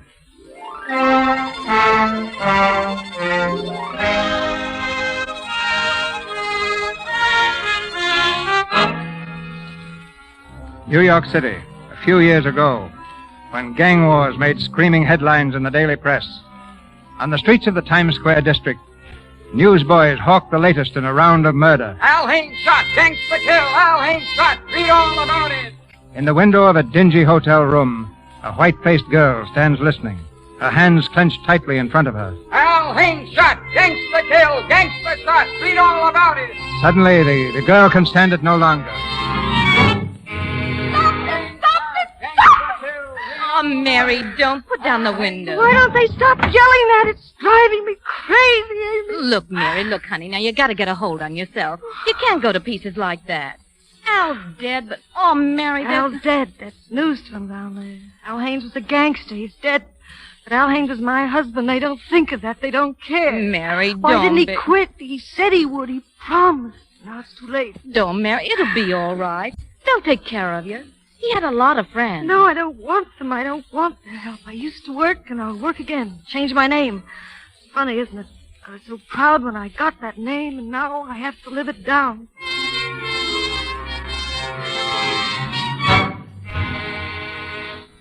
Rogers, Tilden, and Trench, good morning. Mr. Rogers? I'm sorry, Mr. Rogers is busy. Will you wait? Rogers, Tilden, and Trench, good morning. Oh, yes, the bonds. They'll be exchanged according to the trust agreement. That is, if it's satisfactory to you. It is? Fine. Goodbye. Did you get that conversation down, Miss Donnell? Yes, sir? All of it? Yes, sir. You're amazing. How long have you been here now? Almost 3 years, Mr. Rogers. Remind me to raise your salary as of the 1st. Thank you. That's the second raise in a month. Oh, it is it? Well, cancel it. Yes, sir. Well, better take that stuff into your office and type it up, Mary. I'll have it for you in 10 minutes. Good. Hello, Mary. They told me this was your office. I've been waiting. What do you want? Don't you remember me, Virgil Whitaker of the Daily Press? I covered the story when Al Haynes was shot. Listen, Whitaker, I have a good job here. Yeah, I know. And I've worked harder than you've ever worked in your life to get where I am now. Nice going, too, Mrs. Haynes. My name is Mary Donnell. Now get out, fast. Mind if I smoke? Wouldn't you like to make $1,000, Mary, just for your signature? Now, look at this. It's a Sunday series on the old gang stuff. Where are they now and all that? See, My Life with Al Haynes, signed by his widow. Signed with your name like you wrote it. Only you didn't really, because I did. And I can get you a check today. Now you get out of here this minute. Lay off me. All right. But when this story comes out, don't say I didn't give you a chance You to get out of here. Miss Donnell, Yes, Mr. Rogers? can you step into my office a minute? Certainly. Mary, who's that man in your office? Friend of mine? It didn't sound that way. I heard you ordering him out. It's something I can take care of myself, Mr. Rogers. Mary, you've been with me for 3 years. We've never once, I think, stepped out of the roles of employer and secretary. Will you forgive the lapse if I ask you here and now to allow me to be your friend? Thank you. You're so square and kind. Being here with you, it's meant so much. And now I'm making a fool of myself. No, Mary, you're not making a fool of yourself. And I'm not going to try and tell you now what your being here has meant to me. And so, having exchanged compliments, shall we return to that untidy fellow in your office? No, Mr. Rogers, when you engaged me, I said I was married. That's all right. You were a widow. You knew that I was Mrs. Al Haynes? Of course I knew. When you were out there at that desk, licking stamps, when you were going to night school, making your own dresses. You know, Mary, there are only 2 kinds of people in this world. Yes, sir? Us and all the others. By us, I mean we fighters. And now, Mary, who is that lad out there in your office, and what does he want? Oh, it's a relief to tell someone. It's about a series of articles in the papers called Gangsters and Their Morals. Where are they now? He writes them. He's written one about me. I only want to go on and make a life for myself. If everyone knows about it, I can. Right. The whole series ought to be stopped. How? We'll just have to convince that reporter fellow that it's a bad, cheap idea, bad for the whole community. I'll see him now. What did you say his name was? Whittaker. Virgil Whittaker. Virgil, eh? He doesn't sound so tough. Hello? Hello, Roger speaking. Where's for him? Say, who's this? Jack Merrick. How are you, lady? Jack! When did you get back from Europe? This morning, I think. I'm still a little hazy. You sound it. What about lunch? Unfortunately, I'm having lunch with my father. Storm clouds are a-brewing again. Oh. Trouble in Paris? Nope. Monte Carlo. 500,000 francs. Say, I don't want to speak to you anyway. Where's that gorgeous secretary of yours? I didn't know you. Just a minute, Jack. This is for you, Mary. Jack Merrick. Merrick? Hello? Hello, beautiful. I just got back. We're having dinner at 7. Are we? Ambassador Roof. Still love me? Not yet. Good. Don't be late now. But, Jack, I can't. Bye. Crazy fool. I didn't know you knew Jack Merrick. Oh, yes. He spoke to me here one day a long time ago. Uh-huh. You like him? I don't know. Yes, I guess I do. You can't help liking Jack.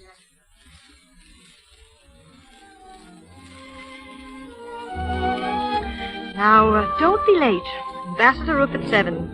What time is it now, Mr. Merrick? Oh, now stop. I couldn't help it, Mary. I'm sorry I kept you waiting, but... kiss me, beautiful. Jack, don't!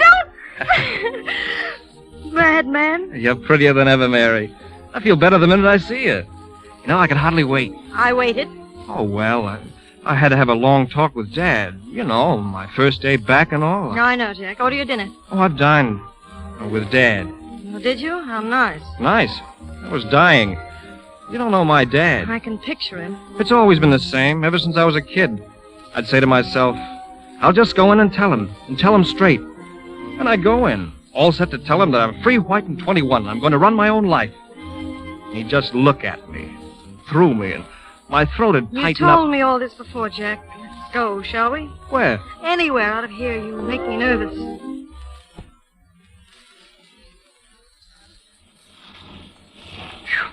You know, I haven't walked so far in years. What's the idea? Well, I thought it might be good for you. Well, this is where I live. Hey, wait a minute. I don't mind walking if you get somewhere, but we didn't. It's no use. Let's forget it. I told you before you went to Europe. Go on. We'd better be just good friends. You're a strange person, Mary. I can't make you out. Don't try.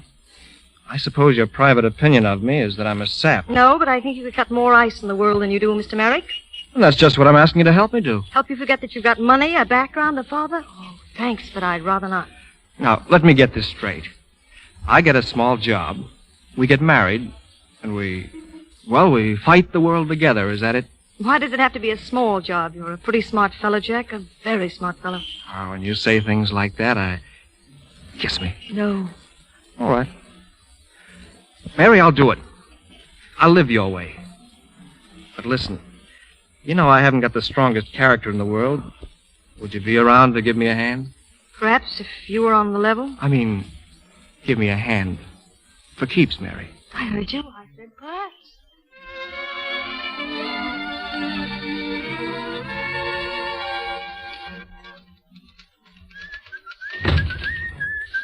Good morning, Miss Donald. You mean good afternoon, don't you? What? Is it past noon? 1:15 to be exact. You were out late last night. I was. Were you? I was. I was with Jack Merrick. So was I. What? After you were. He came back to the club. Oh. Mary, you and I took a little excursion into your personal life yesterday, didn't we? Yes, and you were very kind. Well, that man Whittaker just phoned, by the way. He sounded quite human and very grateful to you for getting the new series of articles on businessmen. I'm grateful, too. Good. Look, Mary, if you don't want to answer this, just say so. Do you care enough for Jack Merrick to marry him? Yes, I do.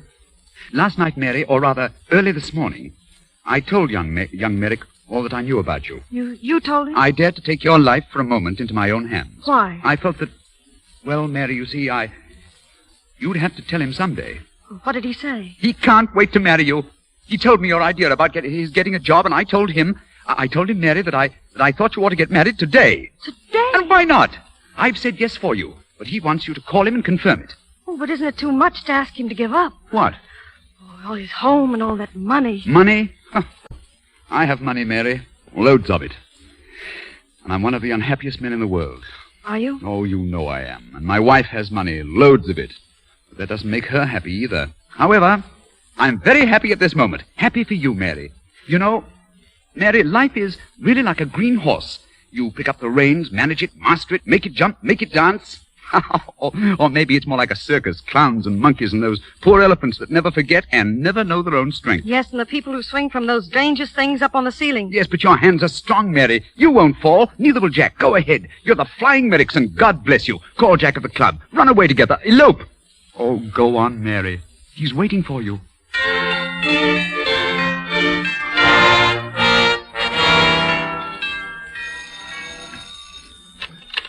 Mr. Merrick, secretary. Hello? Let me speak to Norton Merrick, please. Who's calling? Police Commissioner Finley.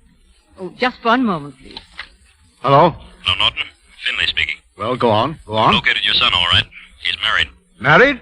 When? Last Tuesday morning. He's at a little country hotel up in Connecticut. Finley, can you meet me right away? Sure. I'll pick you up at your office. We'll drive up there. I didn't expect to see you here. Why didn't you come upstairs? Because I wanted to see you down here. Without your wife. I see. How are you, Commissioner? How are you? Did you come up here to congratulate me, too? We can do without that. Did you have to marry her? What do you mean? Are you sober now? Do I look drunk? I took my last drink a week ago, before we got married. That was one of Mary's conditions. Mary's conditions? I came prepared to meet some of Mary's conditions. Look, Dad, I'm all set, out on my own. I'm getting myself a job. Outside of being good friends, I don't need you, Dad. If you know what I mean. That's another of Mary's conditions. Jack? Oh, Mary, come in here. Well, the bellboy said you'd gone downstairs and... Oh. Mary, this is my father. Dad, this is Mary. How do you do, Mr. Merrick? Mary, I've told Dad our plan, and naturally he's a little surprised. Surprised? Do you realize what you've married, son? Or did she get you before you could find out? Now, wait a minute, Mr. Merrick. We've known each other for 2 years. Well, you might have studied me a little more closely in those 2 years. I'd have settled for more than you can possibly get now, Mrs. Haynes. Now, listen, Dad. We don't want anything from you, Mr. Merrick. You don't, hmm? No. What are we waiting for, Jack? Let's go back. Wait just a moment. We're going to be married a long time, and maybe Dad... I mean, if he has anything to say, now's the time to say it. If Dad wants to put his blessing or even his okay on. Go on, Jack. You're doing great. Well, I don't see why we can't show him how we think. The only thing you can show me is an annulment. An annulment? Jack, do you know anything about this person you've married? He knows all about me, Mr. Merrick. Does he know that you have a police record? A record? Well, that's a lie. Tell him, Mary. It's a little distorted. A commissioner will tell you how distorted it is. Well, Commissioner? Well, it's not exactly a record, Mr. Merrick. She was picked up for questioning. Something about her husband. But her name is on the books, isn't it? Yes, it is. But this has very little to do with my marrying your son, Mr. Merrick. I don't quite see that. You'll forgive me, I'm sure. But he is my son. It's his life. My life. I know it's his life. That's one of the reasons I married him. I felt that if someone were behind him to lend him a hand, he might become something more worthwhile. You were behind that other man you married, weren't you? That thug, that murderer. I was just a kid then. I didn't... Oh, I'm not going to apologize.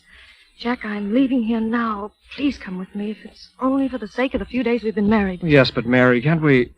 Maybe we can straighten this out. I don't think so. Are you coming? Oh, but Mary, don't you understand?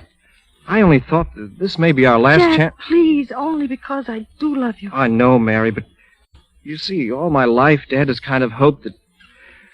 Oh, I can't explain it. Darling, don't try to explain it. I'm going up and pack now. You'd better stay here. Your father must have a lot to say to you about the annulment. Goodbye.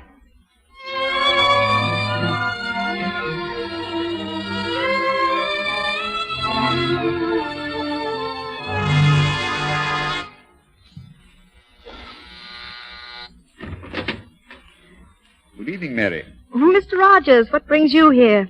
Bad news, I'm afraid. May I come in? Of course.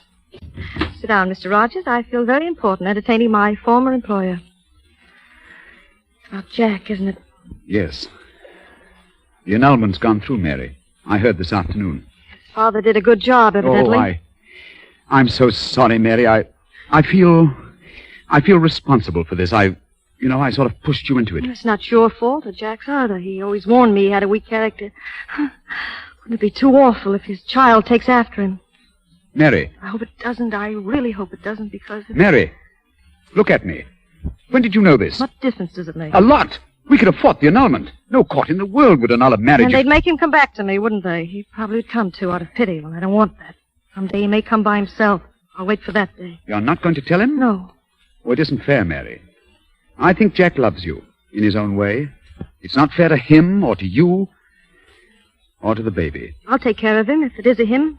He's going to be strong, and no matter what happens, he's going to stand on his own 2 feet. And he's going to learn to be one of us, fighters.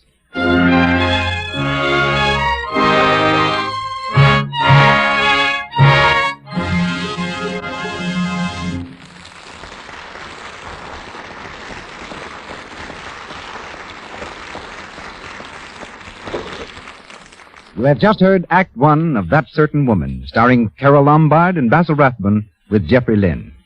Now, before our actors come back in Act Two, we have a little game for you during our few moments of intermission. It's making sentences out of words, to test imagination and quickness. For example, a little girl was asked to use Delaware in a sentence, and she answered, "What will Delaware to the party?" It's not only cute, but to do it fast, you really have to be quick on your feet. Standing right beside me is Miss Jones, who is said to be very smart at these things. She's pretty, too. Miss Jones, I have a little list of words here.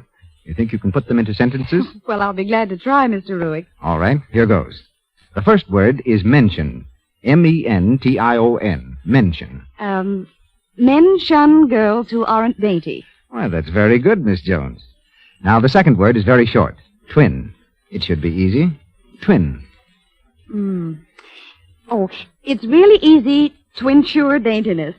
Twinsure daintiness. That one just gets by, Miss Jones. But you must be leading up to something. You're probably going to tell the ladies in the audience how to ensure daintiness. Well, anyway, the last word is abandon. When you take a Lux toilet soap beauty bath, put a band on your hair to keep it dry. Thank you, Miss Jones. Just as I suspected, this smart young lady was leading up to the fact that Lux toilet soap makes a luxurious beauty bath, a delightful way to ensure daintiness. Its active lather carries away from the pores every trace of dust and dirt, leaves skin really fresh and sweet. Charming screen stars like Barbara Stanwyck, Joan Blondell, and Irene Dunn tell you it's the best way they know to ensure daintiness. Try a Lux toilet soap beauty bath tonight. You'll love its perfume, the delicate, clinging fragrance it leaves on the skin. Now, Mr. DeMille. We continue with That Certain Woman, starring Carol Lombard and Basil Rathbone with Geoffrey Lynn.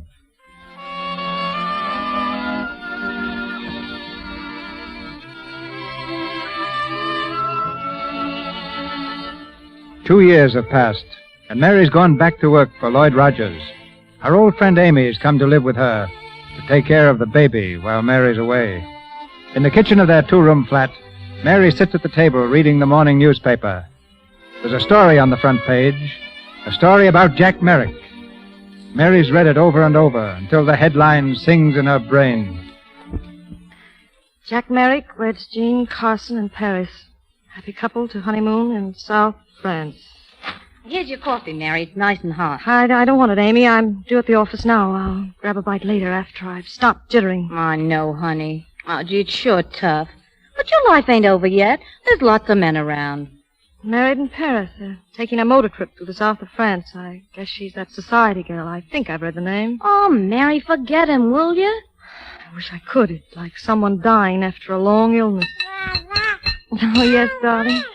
Honey, don't bang your spoon. Amy will take care of you. Bye, sweet. Amy, you remember to get some oil for his scalp? Yes, madam. I will, madam. Anything else, madam? Thanks, Amy. It'll all work out somehow, won't it?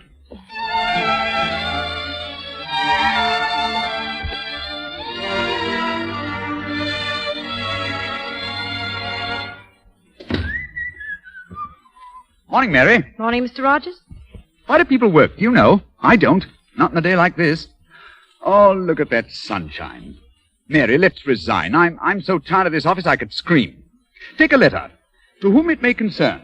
You know the address. I I positively, definitely, and finally refuse to spend another day in court devoting my energies to... Are you taking all this down, Miss Donnell? Mary. What? Mary, I heard this morning about Jack Merrick's marriage. Did you? I imagine he's quite happy. This Jean Carson girl, she must be one of the... Mary, come here. Life's a kind of dismal affair without a sympathetic and personal interest, isn't it? It could be possible that someone else might take Jack's place. You're very young and, if I may say so, very attractive. I couldn't imagine anyone else. No? Oh, well, of course, I was thinking of myself. Were you, Lloyd? Well, it sounds awfully conceited, doesn't it? But I've been pretty unhappy, too. We ought to make a good pair, Mary. You see, my wife and I... Well, that may soon be over. I think both of us are hoping for a divorce, and when it is over, I hope that I might have a chance to make things easier for you. No, I'm sorry, Lloyd. I guess I'm one of those unfortunate girls you read about in novels. She only loved once. Sure. But you can't blame me for taking a chance, though. You're sweet. And you wouldn't blame me very much if I just went on loving you, quietly like? Oh, Lloyd. I'll take it. Hello? Yes, this is Mary Donnell. Who? Oh, Whittaker. What? When? Was he hurt? Oh, God. Mary, here, sit down. What is it? What's happened? It's Jack. They had an accident. Their car overturned 50 miles from Paris. They're both in the hospital, unconscious. Oh, Lloyd. Mary, get a grip now, a tight one. Mary, will you do as I tell you? I took your life in my hands once before, and I made a mess of it. Well, this time I won't. You're going away at once. You're going to take your baby and that woman who lives with you, and you're going to White Sulphur Springs for a rest. I can't do that. Yes, you can, and you're going to. If you don't, you're going to have a nervous breakdown. I've seen it coming on. I'm going to take care of you, Mary. I don't want you worrying about anything. Do you hear? Jack. There's nothing you can do for Jack. Whether he lives or dies, that's not in our hands. Mary, will you go? Yes. Thank you.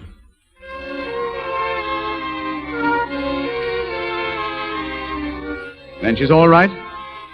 Did Dr. Hartman come up there? I see. I'll call again tomorrow, Amy. And you better tell her about Jack. They say he'll live. That might cheer her up. All right. Goodbye, Amy. Take care of her.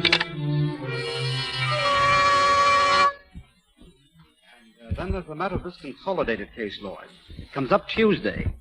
Is this the brief you drew up? Lloyd! Oh, the consolidated case. What's the matter, Lloyd? Matter? Yes. Is the practice of law beginning to bore you? Mm-hmm. A little. Maybe we better dissolve our partnership. If you want to, Tilden. Lloyd, what's wrong? What's on your mind? You haven't been yourself for weeks. Oh, it was two other fellows. What? Never mind. Pretend I didn't say it. I think I'm a little tired, Tilden. Will you do me a favor? Go along and see Dr. Hartman. If there's anything wrong with you, he'll fix it. Get right down to the root of the trouble, eh? All right. Let's get on with that brief.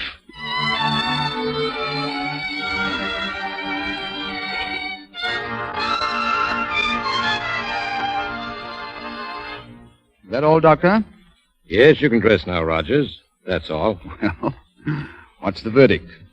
Do I live? Yes, you'll live. Fine. Just how long you'll live will depend entirely upon yourself. Oh, there's a catch, is there? Your heart's not too good, but that isn't what has me worried. What's the matter with me, Doctor? Frankly, I don't know. There's no medical term to express it. You're just burning yourself up, Rogers. Faster than any doctor can heal you. Maybe you know what's wrong. Maybe. When brilliant fellows like you lose their grip, they go pretty fast. You'll have to rest. Learn to relax. Thanks. How long would you say I had? No one could tell you that. Perhaps 5 years. Oh, all right, Doctor. I'll count on 3.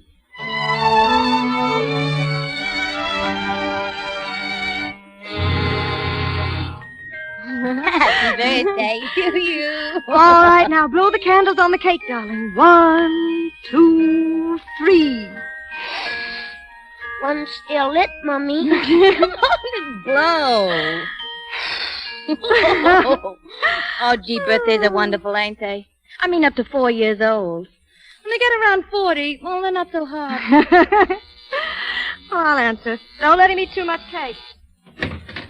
Good evening. Oh, hello, Mr. Tilden. Come in. I'm sorry to disturb you. Is Mr. Rogers here? Mr. Rogers? Why, of course not. What's wrong? Mr. Rogers had a bad spell at the office after you left today. We took him home. He was delirious. Oh, no. The nurse left him for a moment this evening, and now he's disappeared. I thought he might be here. But why? Because he talked of you constantly. Mrs. Rogers asked me to come here. If he is here and you're hiding him... Are you mad? You'd be in a rather bad spot, Miss Donald. What are you talking about? I think you know. You must realize that you and your child have become an obsession with him. Will you please go? If he does come here, I'll telephone you. Good night. Mary, Amy, Mary. did you hear that? Yeah, why didn't you slap him one? I don't understand it. Lloyd, he talked about me. Is he in love with you, Mary? Yes, he said he was once. I didn't take it too seriously, but he never mentioned it again. I thought he was just trying to be kind. Oh, poor Mr. Rogers. I guess that's why he's done so much for us. Well, for you. Yes, for me.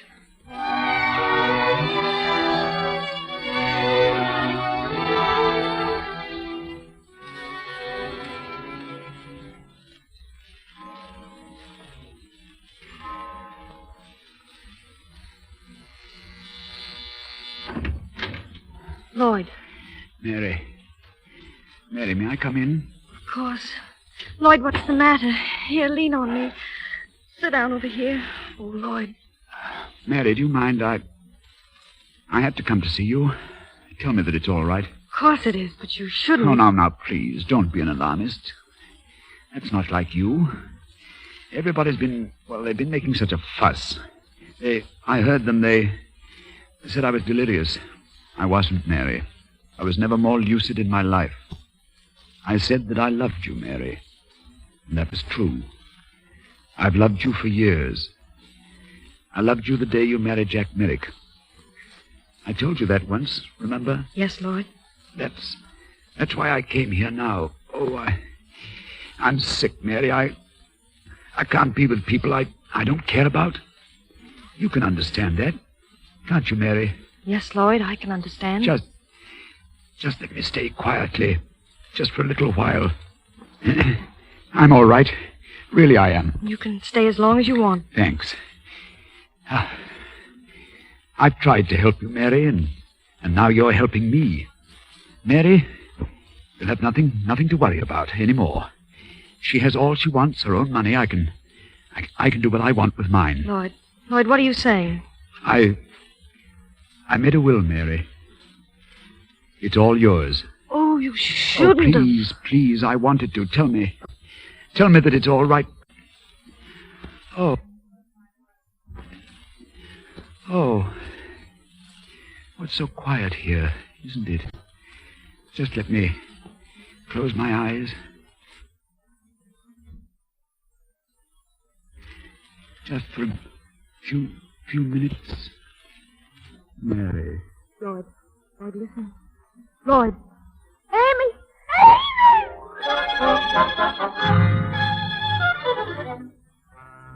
Read all about it. Lloyd Rogers, dead. Boy, a gangster's widow. Lawyer dies a widow's home. Boy needs Mary $500,000. $500,000 for Mary. Read all about it. Mystery Child. Mystery Child. Mystery Child. Mystery Child. Mystery Child.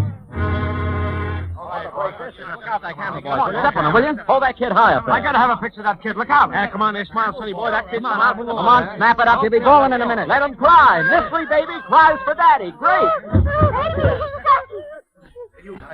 Cut it out. What's the matter, Whitaker? Get out of here. Go on. Hey, listen, Whitaker, who do you think you are? Do I have to show you? All right, then. I'll get out. All of you. Marietta, they locked me in the kitchen, and then they took all those pictures. It's all right. Thanks, Whitaker. Here, Jackie boy. Don't cry, darling. I'm sorry about this, Mary. So unfair to Jackie. I'll see what I can do about it, but I'm not hoping for much. Thanks, anyway. I'll call you later. Oh, Mary, I'm awful sorry. I couldn't help it. Never mind, it doesn't matter. Going away now. Well, where? Anywhere. Well, what about the papers? They're saying that Mr. Rogers... You can't stop people from saying anything. There's someone out in the hall now. Take care of them. Get Jackie dressed. Okay. What do you want out here? Hello, Mary.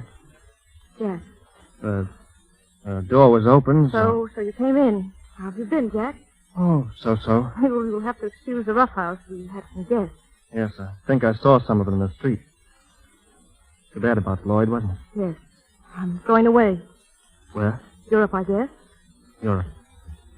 I haven't been to Europe since... How is your wife? Fine, considering.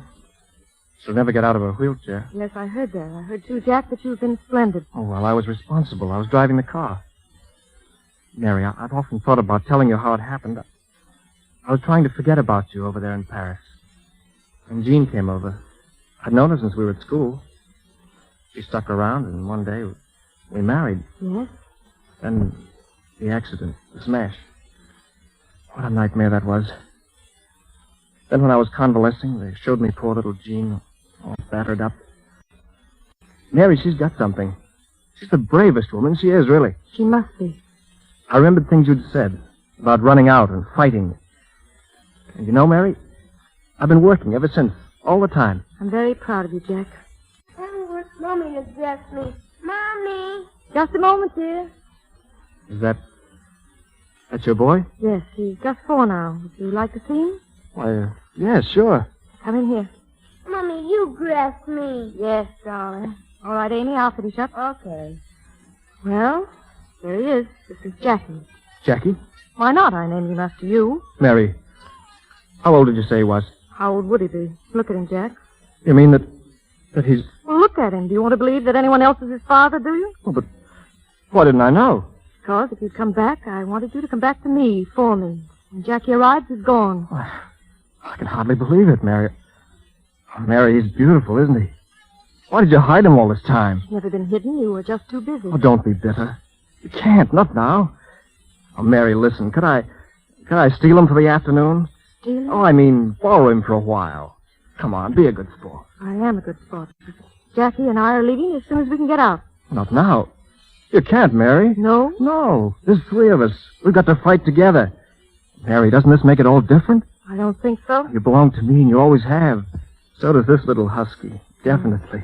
Noticed how much he looks like you? Sure, anyone can see it.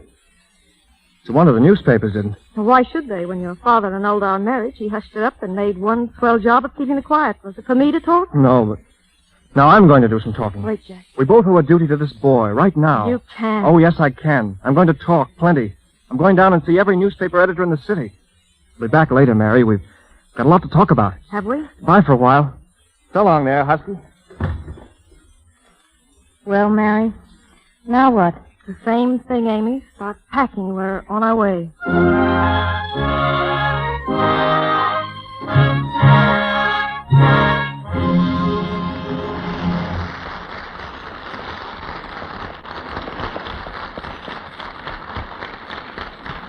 Pause for station identification. This is the Columbia Broadcasting System.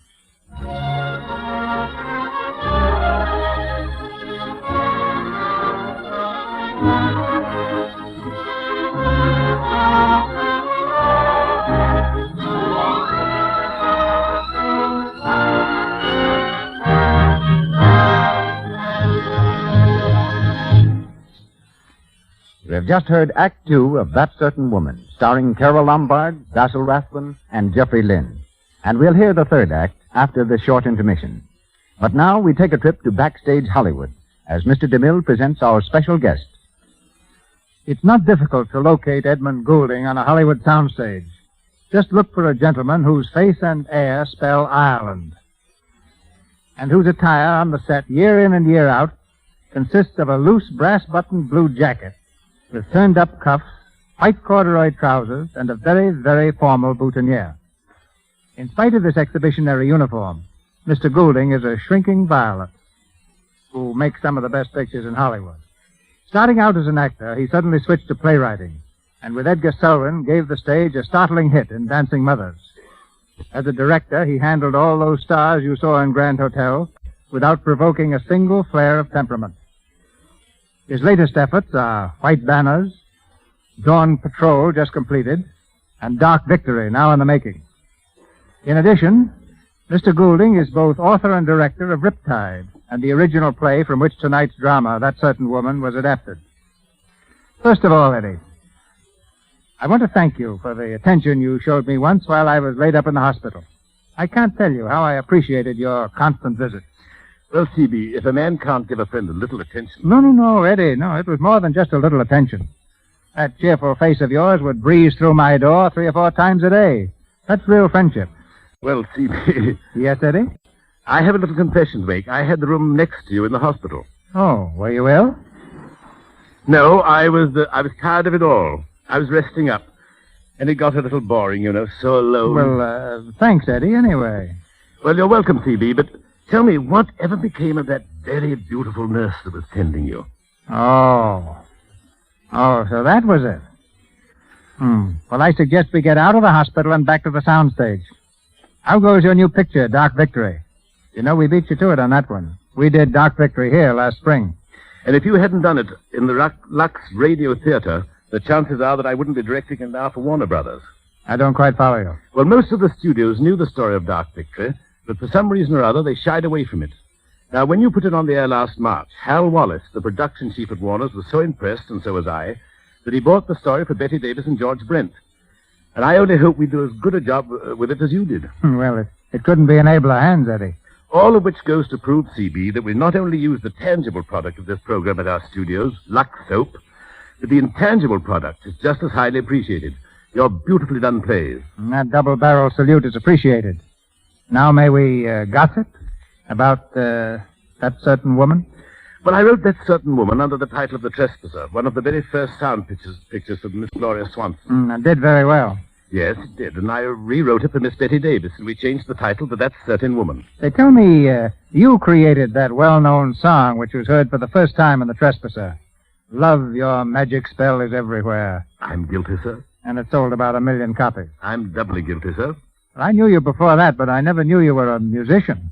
You didn't know I was a choir boy, Mr. DeMille, with honest blue eyes and a cherubic face?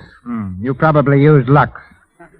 But, go on about that song. Well, it happened like this. We needed music desperately in the early days of sound pictures to help take the place of the old-fashioned screen titles. I was looking for a certain kind of strong musical phrase. So to every wandering musician I met on this lot, I'd say, here, come here. This is what I want for The Trespasser.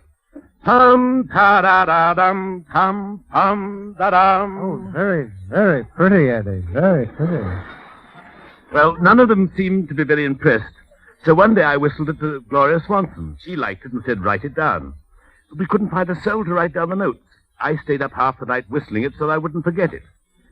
Elsie Janis wrote the words for it, and Gloria Swanson wound up by singing it in the picture. You whistled to Miss Swanson and automatically become a great composer. Have you whistled successfully since?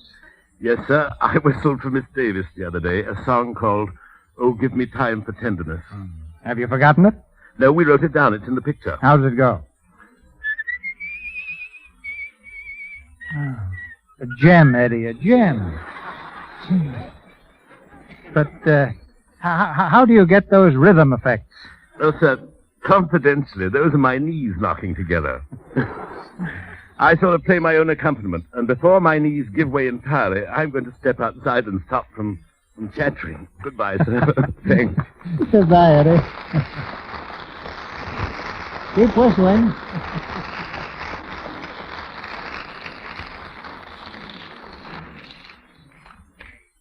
That Certain Woman, starring Carol Lombard and Basil Rathbone with Jeffrey Lynn.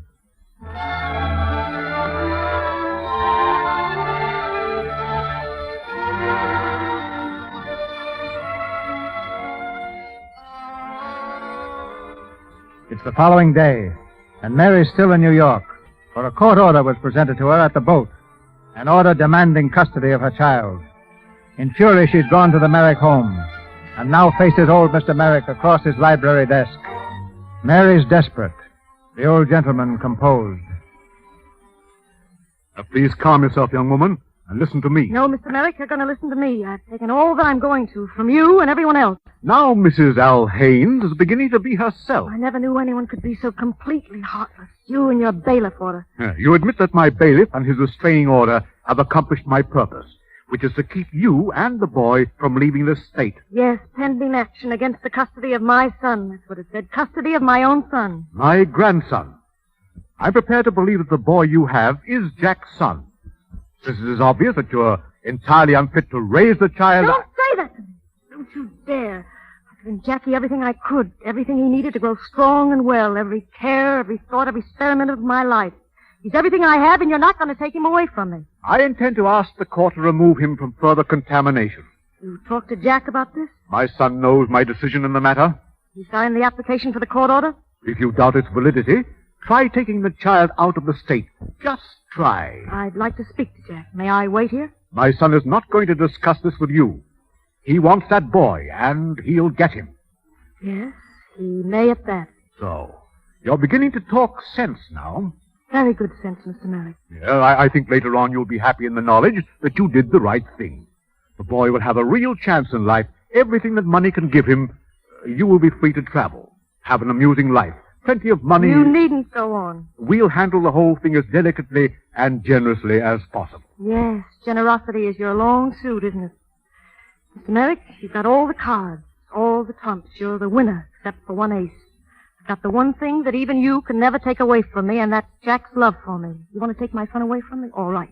I'll take your son away from you. My son will have his father and his mother, too. I'll go away, I'll travel, I'll have an amusing life, and my husband will be with me. Hello, Mary.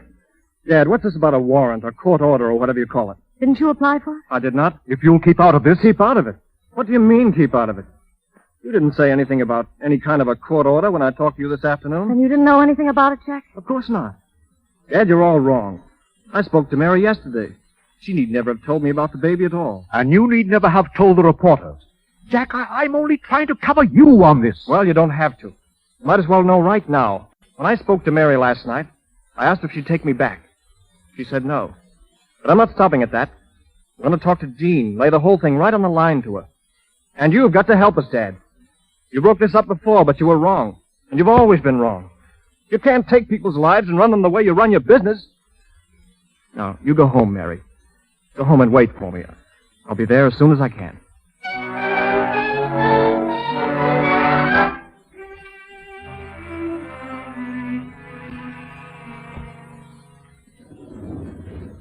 Going up, Miss Donald? Please. Yes, a lady been waiting for you in the apartment, Miss Donald. A lady? Yes, and she said she was a friend of yours. I let her in. I wheeled her in. Oh, thank you. Yes, and I knew you wouldn't want her to wait outside. Hello. Good afternoon. You're Mrs. Merrick, Jack's wife. And you are Mary Merrick. Two Mrs. Merricks meeting for the first time. Why, I hope you don't mind my waiting here. Oh, I'm glad you did. Looks like moving day. Yes, it is. We're on our way to Europe. I was very fortunate to catch you before you left. Do you mind if I light another cigarette?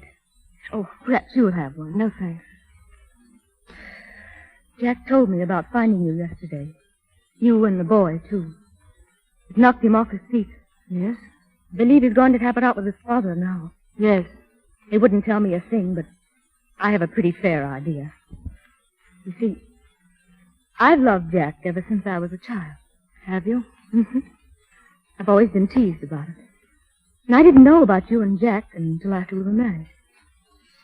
I've always wanted to meet you. To thank you. For what? You've played a great part in the molding of Jack's character. No, not really. Oh, yes, you have, really. You've been gentle and loving and so patient. You realize what it means for a young, healthy man. Mrs. Merrick, why do you come here? To ask you to take Jack. To ask me? You must. Why must I? Because he's deeply in love with you. And you love him? Of course. Loving him, you could come and ask me to take him. You could give him up to me. What right have I to hang on to him? Just because I love him. I'm only half a wife. Oh, but isn't love bigger than just... It's not bigger than our sons. A man needs a son, and sons need fathers. That's why you've got to take Jack. You've just got to. For the boys. Doesn't it hurt you to say this? Of course it hurts. Nothing fine comes without its pain. You found that out when your baby came, didn't you? Yes, I did. Is that his picture there on the table? May I see it? Of course you may. Oh, he's lovely, isn't he? Will you excuse me for a moment? There's someone at the door. Don't mind me. Please. Come in, Jack. Well, Mary, all set? I've just left Dad. He's actually coming over on our side. I'm on my way home now to talk with Jean. Jean is here. Here with you? Why? Because she's a wonderful person, I think. Oh, yes, she is, But but... listen, Jack, we're going to call off all plans, you and I. You're sticking to her, and I'm going away. We've been talking, and I didn't know a woman could be so fine. She's shown me something real about love and living. But, Mary... Don't talk anymore. Please don't. I can't. Take her home with you, Jack. Take her now.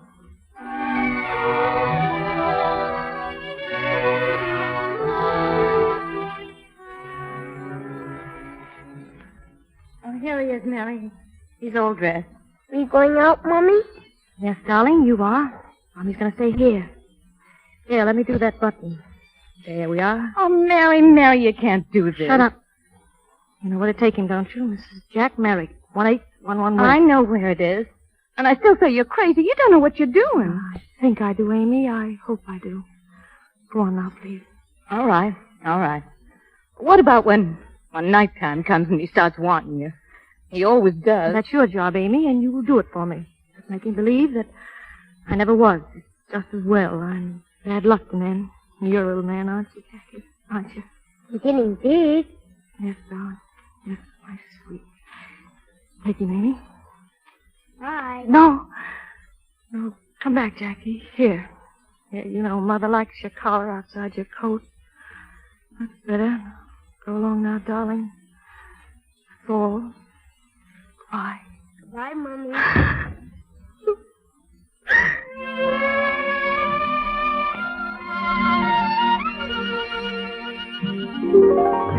Passage to Liverpool, is that right, madam? Yes, please. Will that be for two, madam? Just one. I'm traveling alone. Hello? I can't hear you. Sailed for where? Well, trace her. Put detectives on her. Find out where she is. Never mind the cost. I'll take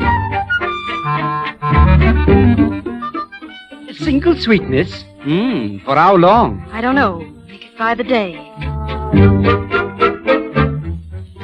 You are traveling alone, Fräulein? Yes. What time's the train for Naples leave? Signora will have dinner alone? Is that considered strange here? No, Signora. Only the passes for one, madam. Single suite? Fräulein is traveling alone? Alone, Signora? Single suite? Alone? Alone, Hello. Signora? Passes for one, Alone, madam. Signora? Passes for one, madam.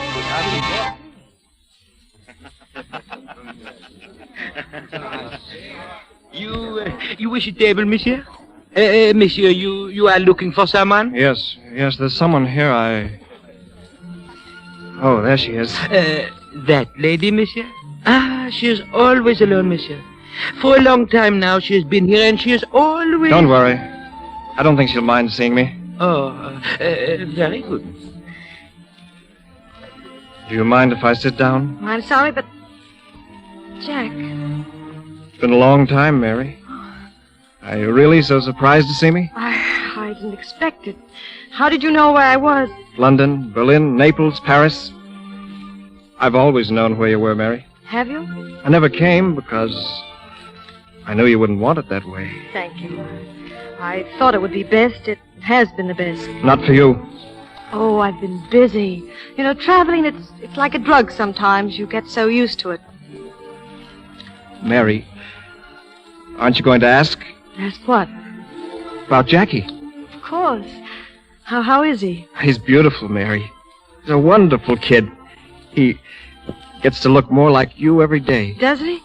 Is he still the great big sailor? You know, those suits? Sure. You ought to see him ride his bicycle. When he throws a curve that's really got a brake on it. Oh, Mary, wouldn't you like to see him again? How is Jean? Jean? You mean you didn't know? Jean died, Mary. Last winter. Died? Oh, she was such a wonderful person. Yes, she was. She thought you were pretty wonderful, too. So do I, Mary. Oh, please. Mary, look at me. You know why I'm here, don't you? Yes, it's just that I can't quite believe it. It's happened so often before in dreams. It's real this time. Jackie, is it fair to him now? He thinks that... Oh, no, he doesn't. We've never let him forget. We couldn't. He still asks for you, Mary. At night time? Every night of his life. Oh, Jack. How many nights will it be before we're home?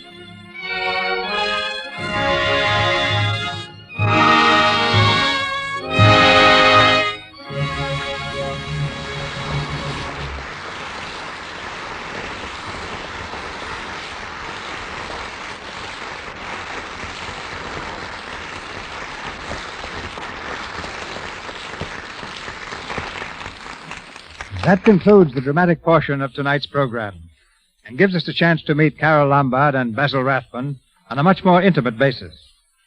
There's one question in particular, Miss Lombard, that I think our audience would like you to answer. Is your vacation from comedy roles a permanent one, or are we going to see the Lombard brand of humor back on the screen someday? Well, Mr. DeMille, I think an audience likes variety just as much as I do, as any individual. The parts I played tonight and in my new picture are the first dramatic parts I've attempted in about 5 years. I expect to make a few more serious pictures, and then I think it'll be time to laugh again. What are your thoughts on the subject, Basil? Tainted with envy, Carol. I've been slinking and snarling on the screen for such a long time. Yes, I've been slinking and snarling on the screen. But when I visit my barber, when I go to visit my barber for a haircut, he keeps asking me if I'd like it clipped or long around the horns. Well, don't despair, Basil. You've played one sympathetic part tonight, and if you'd like to play another, you may choose any makeup you wish. Now, you wouldn't kid me, Mr. DeMille. I know it's Halloween. I should say it is, Mr. DeMille, and I had every intention of bringing you a pumpkin for my farm. But, I haven't started the farm as yet, but they say there's nothing like cultivating your own Halloween pumpkins. Must be quite a thrill to watch the nose and the eyes and the mouth get ripe, and the little candles inside grow bigger and bigger. Carol. You don't grow pumpkins... Oh, well, let it skip. But still, on the subject of pumpkins, they are highly desirable, as Halloween for aiding and abetting the lovelorn. Pumpkins? Mm-hmm. Certainly. For centuries, hundreds of Rathbones have been married off by following these simple rules at Halloween. Turn your boots towards the street, put a pumpkin at your feet, tie your stocking round your head, and you'll dream of one you're going to wed. Sounds a little corny to me.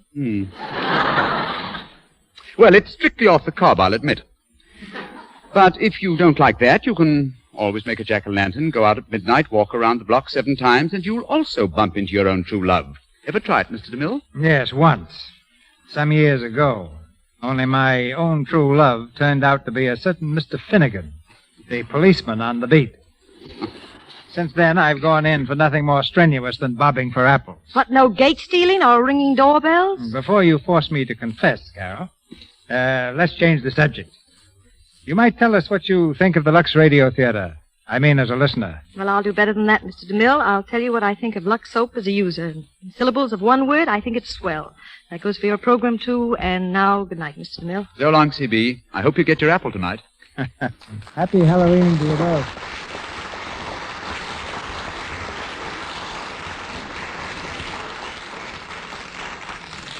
Two brilliant stars and a grand play await you here next Monday night. Mr. DeMille tells you more about our bill in just a moment. Heard in our cast tonight were Montague Shaw as Norton Merrick, Elizabeth Wilbur as Amy, Lurene Tuttle as Jean, George Pembroke as Tilden, Galen Galt as Dr. Hartman, Bobby Larson as Jackie, Frank Nelson as Virgil Whitaker, Louis Merrill as Commissioner Findlay, Mary Lansing as telephone operator, Sada Cowan as secretary, James Eagles and Ross Forrester as newsboys, and Edward Marr, James Robbins, and David Kerman as reporters.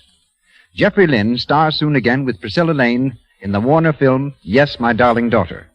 Louis Silvers appeared through courtesy of 20th Century Fox Studio, where he directed music for Suez. Here's Mr. DeMille.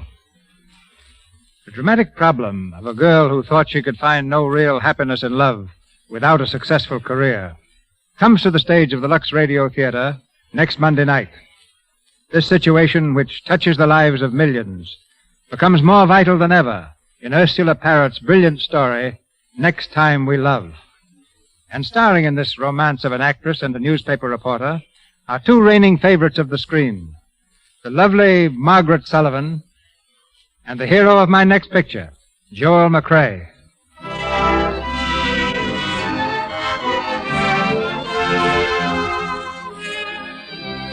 Our sponsors, the makers of Lux Toilet Soap, join me in inviting you to be with us again next Monday night when the Lux Radio Theatre presents Margaret Sullivan and Joel McCrea in Next Time We Love. This is Cecil B. DeMille saying good night to you from Hollywood.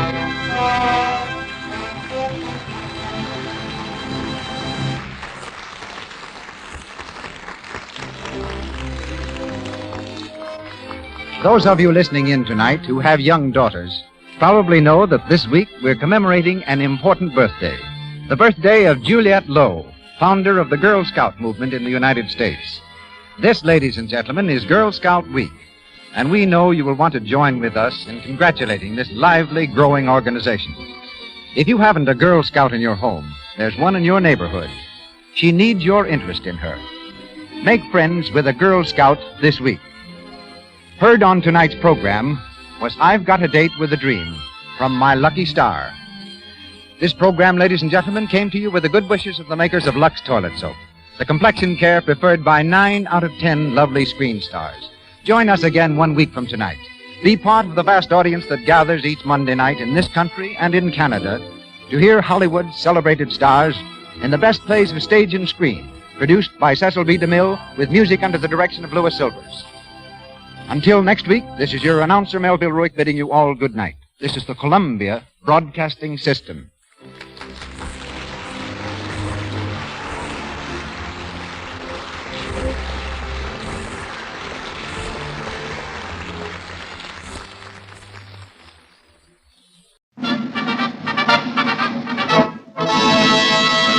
From Hollywood, California, the Lux Radio Theatre presents Clark Gable in The Buccaneer with Olamp Bradna, Akim Tamiroff, and Gertrude Michael.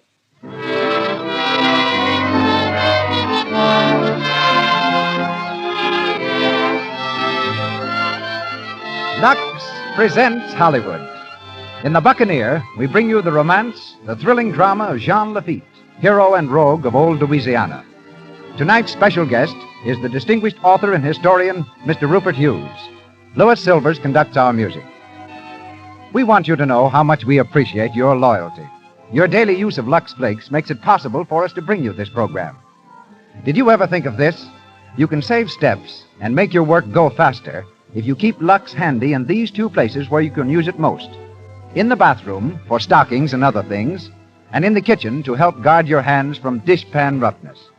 So it's a good idea to get 2 or more boxes of Lux Flakes at a time. And here's another tip I'd like to pass on to you. You'll save money if you buy Lux in the large size package. We hear now from the producer of the Lux Radio Theatre. Ladies and gentlemen, Mr. Cecil B. DeMille.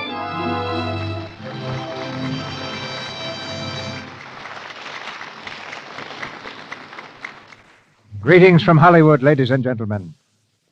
Behind the making of The Buccaneer was my hope that this picture would be something more than entertainment, that it would revive the memory of a hero whom history has all but forgotten. Springing out of the swamps of Louisiana, out of the mire of infamy, this fabulous figure scattered one of the blackest nights in American history with the bright flame of victory.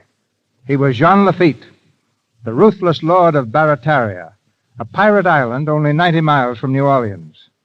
He was Jean Lafitte, the pirate patriot, who, with Andrew Jackson, saved New Orleans in the War of 1812, and of whom Byron wrote, "He left a corsair's name to other times, linked with one virtue and 1,000 crimes," and without whom all America west of the Mississippi might now belong to England. No one knows where Lafitte came from, or where he's buried. As for his soul, it might be in paradise or purgatory. He earned a place in either. But tonight, Lafitte roars out of oblivion, brought to us by one of the most celebrated personalities the screen has ever known, Clark Gable.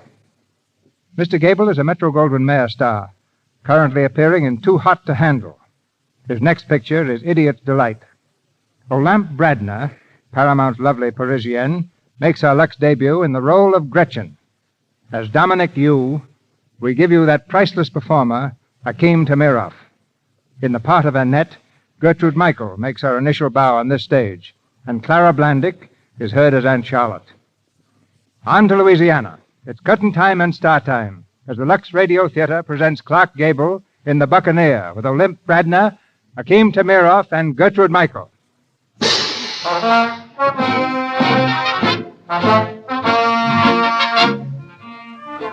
1814, the citizens of New Orleans often saw a printed notice brazenly displayed in public places. It read, "Sale of rare and notable goods this day at the Temple." It was signed Jean Lafitte. The Temple, scene of this thieves' bazaar, was a clearing in the cypress swamps. There, beneath tendrils of dripping moss, Jean Lafitte and his pirate crew insolently hawked their wares.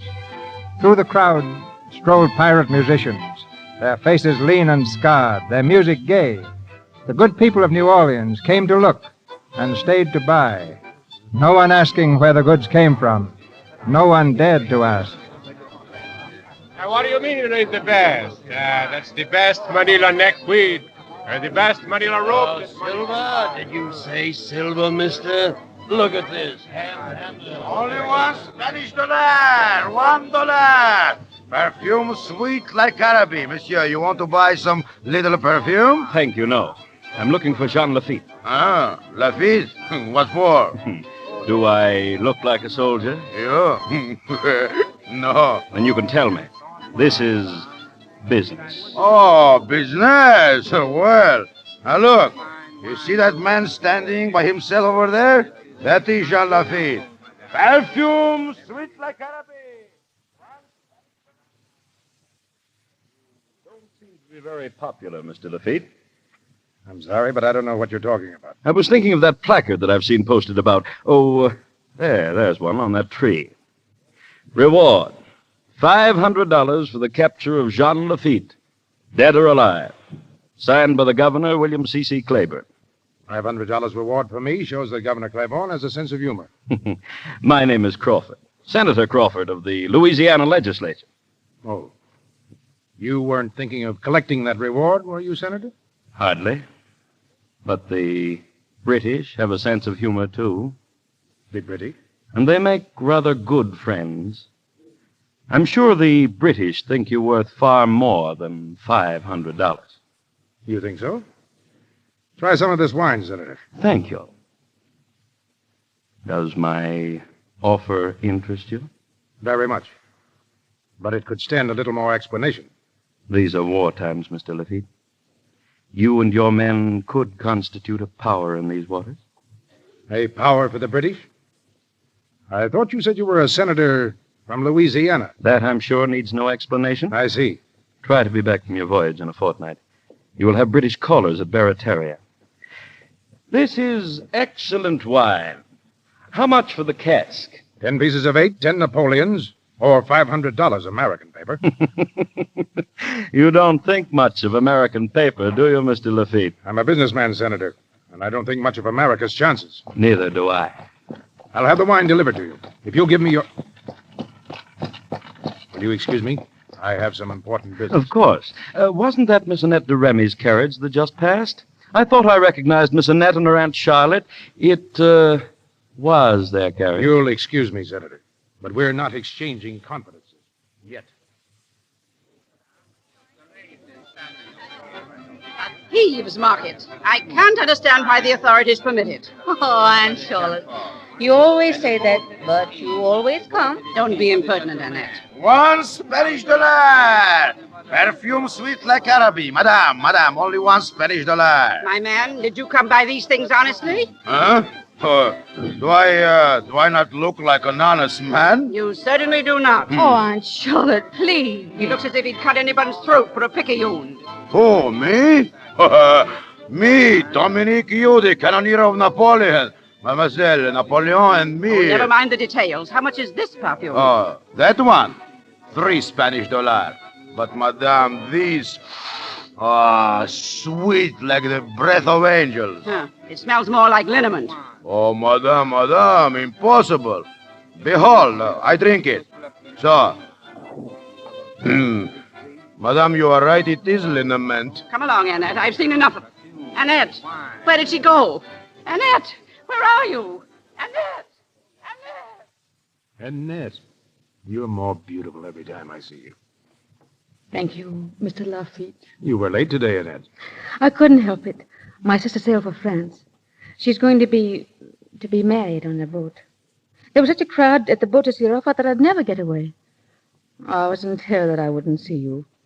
And in terror that I would. Oh, Jean. What are we going to do? Marry me. We could sail to France, too, like your sister. Marry you. And I suppose you'd print the wedding invitation on the back of Governor Claiborne's reward for you. Dead or alive. My sweet, you can have the governor's ears for a wedding present. Oh, darling. Won't you ever be serious? You're in danger every hour.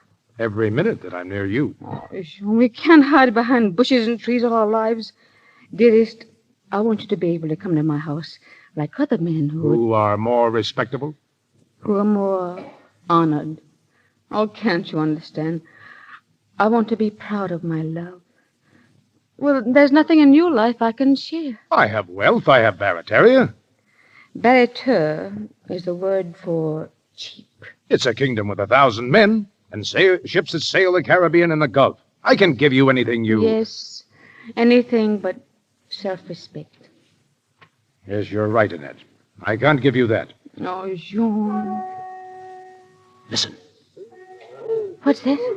Trouble. You better go. Hey, boss. Boss. Dominic, what's wrong? The governor. The governor is coming. He's bringing soldiers. We show him, eh? No steal, Dominic. Tell the men to carry the boats to the bayou. Load them with every piece of merchandise we have and shove off. Let the people stay, but the men and goods go. Hurry up. Now. Aye, boss.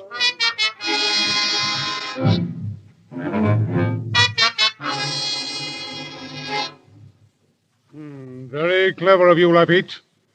An hour ago, you were very busy here selling your stolen goods. And now, nothing. Very clever indeed. Thank you, Governor Claiborne. Praise from you is high honor. Only fear of injury to some of New Orleans citizens prevents me from bringing you to justice now. But they shall hear the judgment we have passed on you. Mr. Collector? Yes, Governor. Read the placard there. On that tree. Read it aloud. Yes, Governor. For making himself a general nuisance, I offer $10,000 reward for Governor Claiborne's ears. Signed, Jean Lafitte. You take this as a joke, do you, Lafitte? You'll find nothing to laugh at when General Andrew Jackson arrives in New Orleans. I respect General Jackson. He said there's no room under the American flag for such bandits as you and your men. Do you laugh at that, sir? No. But you have bigger and more respectable bandits who laugh at your flag, making fortunes by selling sugar and cotton to the British. We all have faults, Governor. But I have respected the American flag, and we've never attacked a ship that flies it.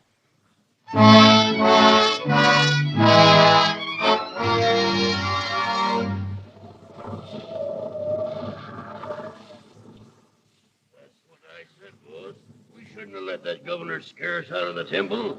Where are we now? No place. 3 days at sea and not a haul yet. Shut up, Facial. Well, Dominic, come in. What do you want?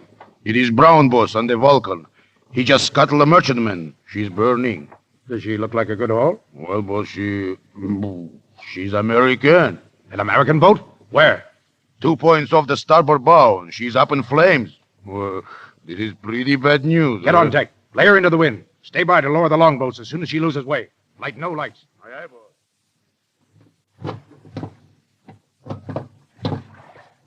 She's burning pretty fast, boss. Can you see her name yet? Name, not yet. Boss, there's the Vulcan. Brown is standing by. I'll attend to Mr. Brown later. Hey, what is that? We're yours. Never before have I heard a barking fish. There it is. Get that dog, Bishop. Hey, there's more than a dog here, boss. There's a girl, too. Get her in the boat. A girl, eh? Well. Oh, a little pink mackerel, eh? Lay her down over there. You all right? Yes, What boat is that? Speak up.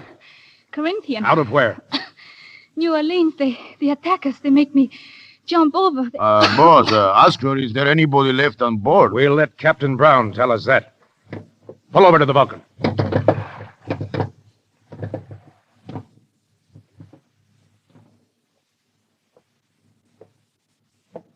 And all those other people on that ship. You put them off in boats, Mr. Brown? How many boats did you put them in? None. You remember my order, Mr. Brown? That all hands on a captured ship should have a chance for their lives. We're through taking orders from you, Lafitte. You are, Mr. Brown? My orders forbid boarding any ship flying the American flag. That's the flag I'm under, up there in the masthead. The black flag, eh? We're men without a country, Mr. Brown. Men cast up by the sea. Perhaps we'll be Americans someday. But not you, Mr. Brown, because I'm going to hang you now. You ain't going to hang nobody, Lafitte. You're just a blubber-smelling pirate like the rest of us. And you've given your last command.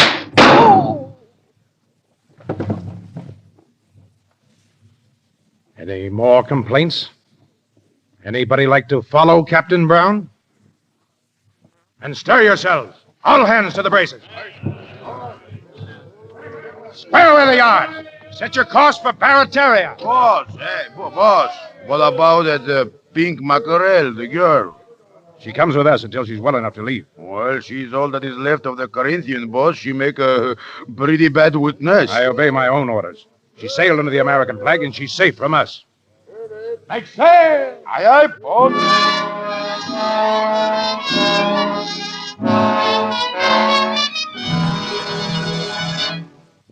And everything from the Corinthian is to be kept out of sight.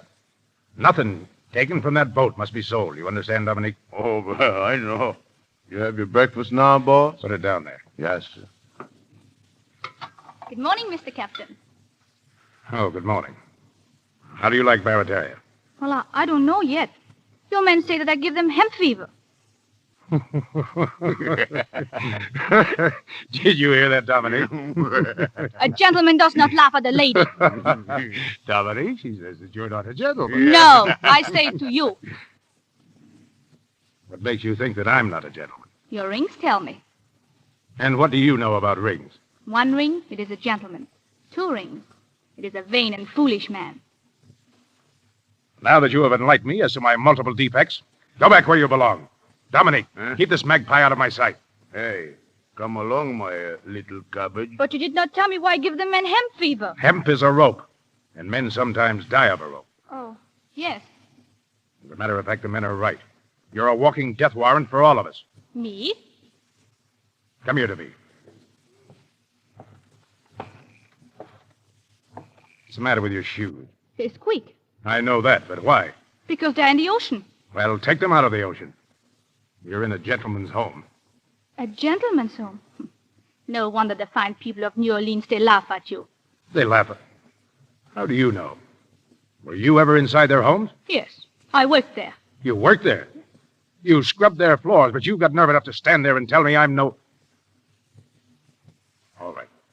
Since you're such a monument of judgment, you can stay here and make yourself useful. What can you do? I can cook, but I won't. You certainly won't. What else? I can sew, but I won't. Do you eat? Yes, thank you. But you won't. Ow! Before you eat, you'll learn to make yourself useful. Scipio, give her the keys to this closet. She's going to learn to scrub floors. Yes, here they are. Boss, boat coming in. Give me that telescope. Yeah, mon capitaine, here. Can you see? Who is she, boss? British man of war, Sophia. Oh, we'll let them have it, eh? No, she's sending a boat under a flag of truce. Lock up that mackerel of yours while these Englishmen are here. Aye, aye, boss. Come along, my little toadstool. We'll lock you up. What have I done? Huh? Nothing. Nothing yet. That is why we lock you up. You locked me up because you're afraid of me. You are afraid I'll tell those British generals that you burned the Corinthian. And I will if you lock me up. No, my pink rosebud. You will not if I lock you up. Go on. In the closet.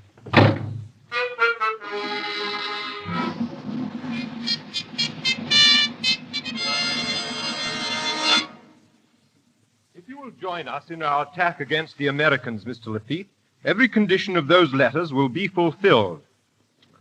It's a generous offer, Captain Lockyer. Generous. The rank of captain in the British Navy and $30,000 in gold. Will the Americans match that? No. They've only offered $500 for my head. While we offer a full pardon to all of you, we will guarantee that... You lock me up, Ah, but you forget. I have a key. Who is this young lady? Come in, Gretchen. These gentlemen are officers of the British Navy. They command big warships. They are interested in who you are. You're certainly not American. Are you Dutch?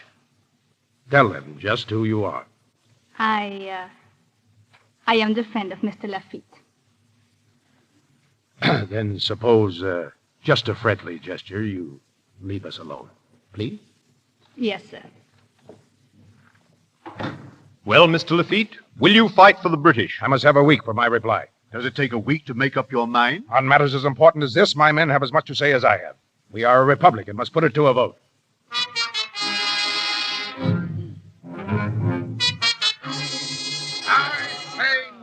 Well, I say yes. I say we fight for the British, and why not? Aye, that's it, Granby. Give it to him. Give it to him. England will shake America like a dog shakes a rat. Here, aye. And what do you get from Claiborne?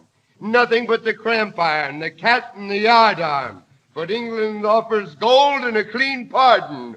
Who's for England? Yes! Shut your grab traps! The boss ain't had his say yet. Chuck your love. What do you say, aye, boss? What do you say, aye? You for England, yeah? You scum of the world. You sewer-bred rats. Every country in the world has spewed you out. There's no land you can call your own. You, Jacques, you like it here, hmm? The air is sweet, hmm? Different from the stench of the sewers where you hid after you murdered your father. And you, Hans, the spoiler of the dead, the slinking grave robber of Hamburg. Miguel, the petty pickpocket of Madrid. And you, Dominic. Boss, please, The pet cannoneer of Napoleon. Oh, well.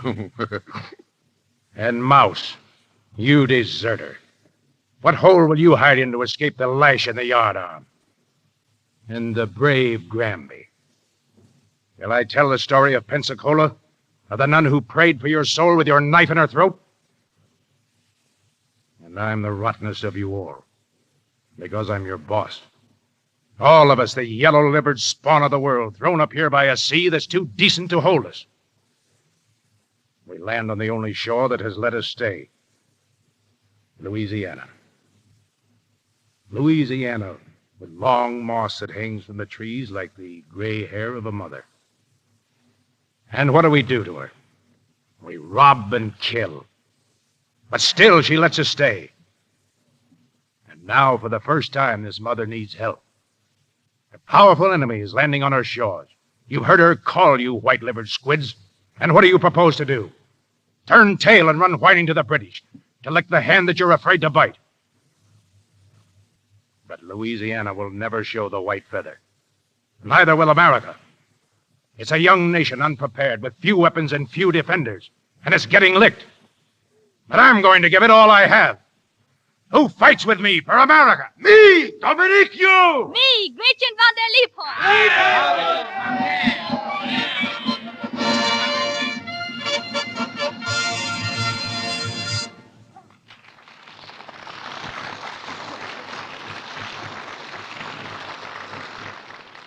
That was the first act of The Buccaneer, starring Clark Gable with the Lamp Bradner, Akim Timiroff, and Gertrude Michael. In just a moment, the curtain goes up on Act Two. But during our intermission, let's drop in on the Brownings. It's after dinner, and the family is gathered round the fire. As the scene opens, the two girls, Dot and Midge, are talking about Miss Enright, the director of their high school club. She's going to be married, and the club is giving her a shower, but... Gosh, Midge, what can we get for her? I'm just stony broke. Me too, Dot. Let's ask Dad. Shh. Not while he's doing bills. Watch out, girls. I hear you. But I just can't give you anything for presents right now. Perhaps your mother can help you. Oh, so I'm to solve the problem.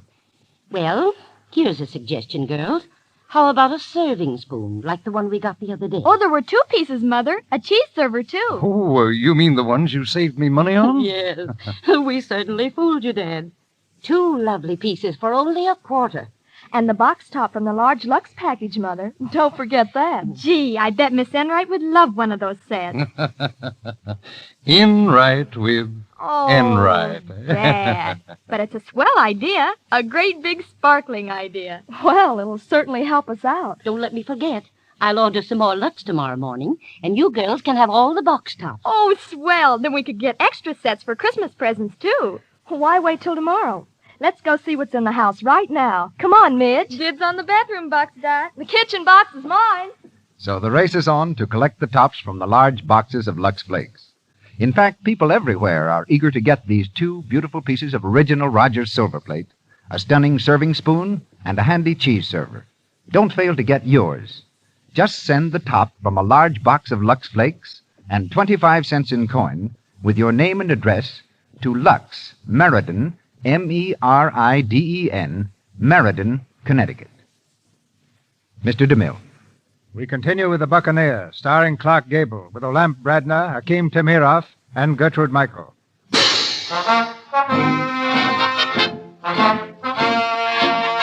With the cheers of his men still ringing in his ears, Jean Lafitte sailed alone to New Orleans to place his army of pirates at the disposal of the government. The governor has accepted his offer, and now, before returning to Barataria, Lafitte brings the news to Annette. Jean, you shouldn't have come here. Shouldn't I? No. But I'm glad you did. Oh, Jean. No. Wait. Look at me. Carefully. What do you see? A man who is very dear to me. What else? A man who shouldn't be here. Nothing more. You don't notice a difference in me? No. What is it? I'm respectable. Jean. Yes, my good woman, respectable. At last. Oh, you precious fool. Whatever are you talking about? It's very simple. Governor Claiborne and I are friends. They've accepted my offer to save New Orleans. No, Jean. Oh, please be careful. That is true. Lafitte, Claiborne, Jackson. Those names will live in history. Oh, Jean, tell me. I'm on my way to the tailors now. If I give them 200 men, it'll be a captain's uniform. 500, I'm a colonel. 1,000, it's a general's epaulets. The governor thanked me for my loyalty. Why, we're thicker than thieves. Well, closer than peas in a pod. Come here to me. Oh, dearest. You know, it's really not a bad feeling. What? Respectability. And how could you judge of that, Mr. Lafitte? And Charlotte. Good evening, madame. Annette, you'd better see if any of the silverware is missing. Madame, I found something a lot more precious than silverware. I'll take this miniature of your niece. Do you mind? Mr. Lafitte! You have caught me red-handed, but I'll make my escape. Goodbye, madame. I go to annex Louisiana to Barataria.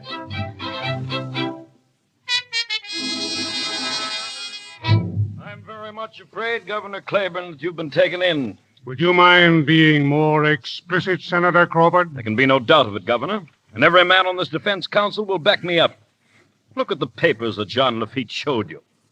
No British insignia, no seal attached to any of them. Now, these letters are forgery. I think Senator Crawford is right. They seem scarcely credible. A commission in the Royal Navy? This is probably a scheme to lure Jackson to New Orleans so the British can land at Mobile. Oh, that sounds like common sense to me. What shall we answer him? I know the exact answer, Governor. Dead pirates make the best pirates. Our sentiments exactly. Very well. We'll send our ships to storm Barataria.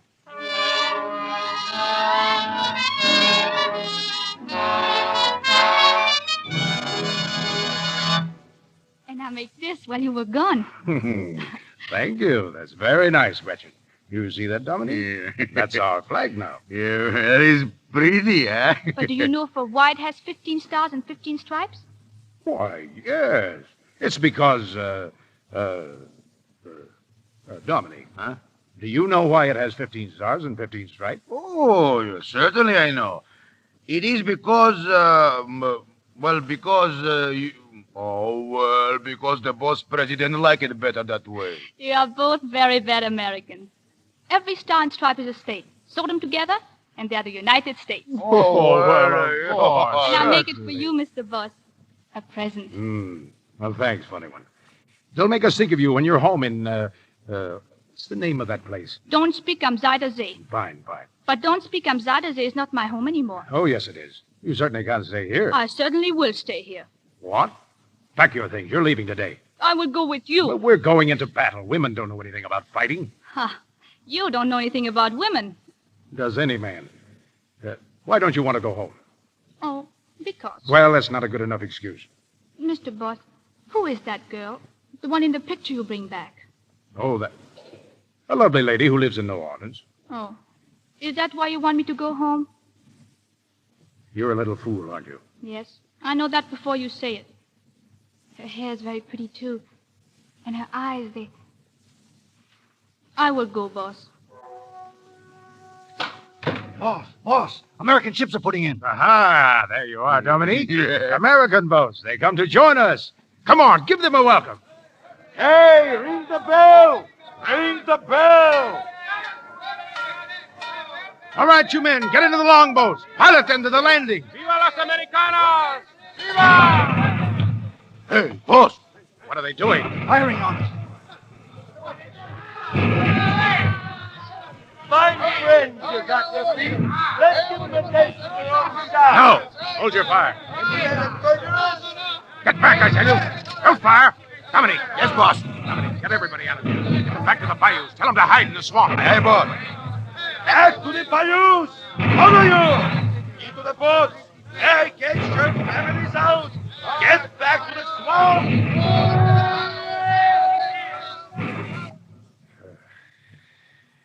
We let them come as friends, and they shut us down like dogs. Boss, you pushed the boat all the way to the swamps. Maybe you sleep a little now. The stars are out. Not for those men lying in the sand back there. Can't you forget your thought just for one moment? No. They'll hang every man they caught today. A 1 day's trial in New Orleans and 4 feet of rope. Maybe, boss. But what those ships did to your men is only what you have done to other people. That's not true. I saw it on the Corinthian. Those were never my orders. But you were the boss. Yes, that's right. I am the boss. And I'm to blame for every man dead at Marietta. And somebody's going to pay for it. Now you want to kill some more. Oh, you're a funny man, boss. All you think of is fighting and killing. Don't you know there's such a thing in the world as love? Yes.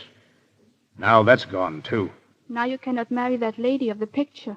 Don't bother me with your silly questions. But love is not a silly question. What do you know about it? A great deal. I'm in love. Yes? With whom? With you. I don't know whether to bow to you or use this paddle on you. It does not matter which. I love you. When you're a little more grown up, you'll find some fine young... I'm more grown up now than you will ever be. You spend your life fighting, and fighting is for little boys, not for men. And you're a very bad little boy. But I love you. Oh, it's too late for all that. Too late for me and too early for you. No, never it is too late, and never it is too early to love. Oh, boss. Boss, you don't even know what it is to be happy. I know a life you never even dreamed could be.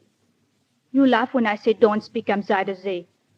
But there's an old little house on a little river where the tulips, they are... I'd turn your river to poison. No, boss. And every day we say hello to an old stork who makes his nest on the roof. That is good luck. And all day the windmill sings, ka-ching, ka-chung, ka-ching, ka-chung. Yes, that's a sweet dream, little Gretchen. And I thank you for it.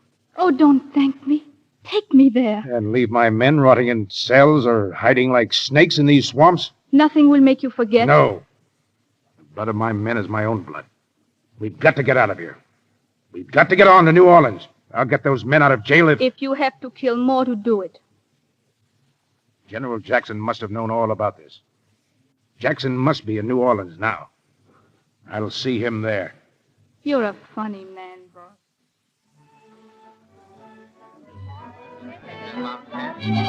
There he is, General Jackson. General Jackson. Where they are, can't see. General Jackson, ma'am. Why, he's just coming through the door. Oh, yes.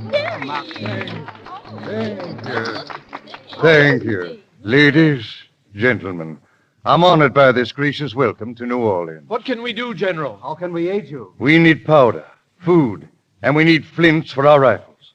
But above everything, we need men. Men to fight beside us for America. And now, I must beg you to excuse me.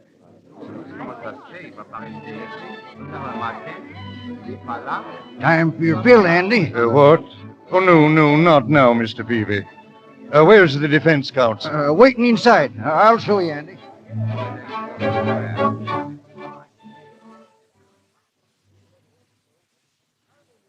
You to carry a musket, General, but we have a right to know what'll happen to New Orleans. Before I'll surrender this city, gentlemen, I'll burn it to the ground. New Orleans will not be sacrificed to your madness. Now, I begin to know America's friends from our enemies, Senator Crawford. The legislature will meet at once to discuss surrender. I believe, Senator, your sympathies are with the enemy. Better to be in the hands of the enemy than in the hands of a maniac. Mr. Peavy. What's bothering you, Andy? Show these gentlemen out. All right. Skedaddle now. Skedaddle, everybody. Come on.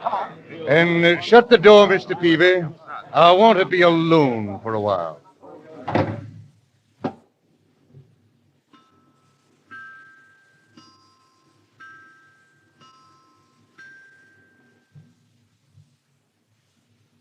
Stay as you are, General Jackson, and don't call your guard. I have you covered. I'll call my guard when I'm ready. You seem to be looking for an easy way out of life. Where'd you come from? I've been standing outside that window. I want to speak to you. Who are you? My name is Lafitte. The pirate? The privateer. With a price on his head. I'll have no truck with men of your breed, Lafitte. At this moment, you're not in a position to be exclusive. You're an impudent devil and... What do you want? The lives of my men. Why should I give a horseshoe in Hades for their lives? Among other things, to save your own. Then I refuse. Your men are pirates. A scum fouling this city in its hour of need. And I don't relish threats. And I don't relish talk. You'll sign the order for their release. Now. Don't shoot, Mr. Peavy. That's an old trick, General. I'll keep my eyes on you. As you please. Mr. Peavy, this is Mr. Lafitte, the pirate. Evening, Mr. Lafitte. Shall I pull the trigger now, Andy? Mr. Peavy stands outside the windows, too. Have you anything to say, Lafitte, before I answer Mr. Peavy's question? Well, I have some personal property to dispose of. A matter of 8,000 flints. Flints? Musket flints? Where? Where the powder is. How much powder? 30 kegs, enough to work our cannon for a week. Put your gun on the table, Mr. Lafitte. Thank you. Get out, Mr. Peavy. Andy, can't I tie him up for you first? No, thank you. Go on.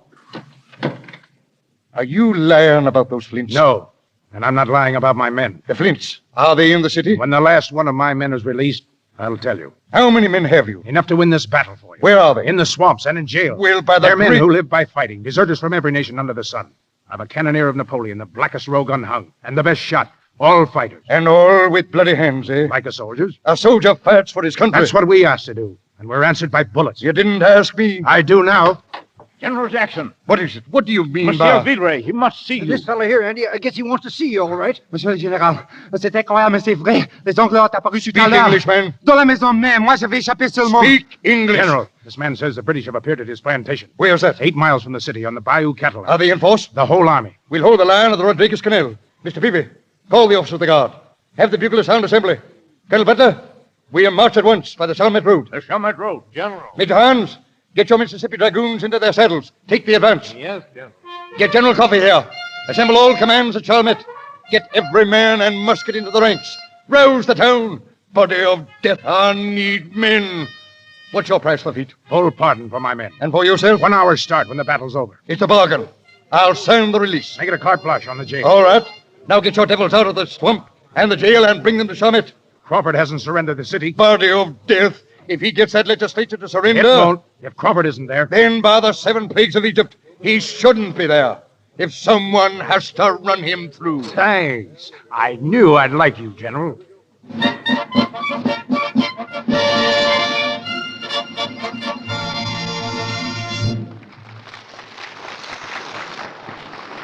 We pause for station identification. This is the Columbia Broadcasting System.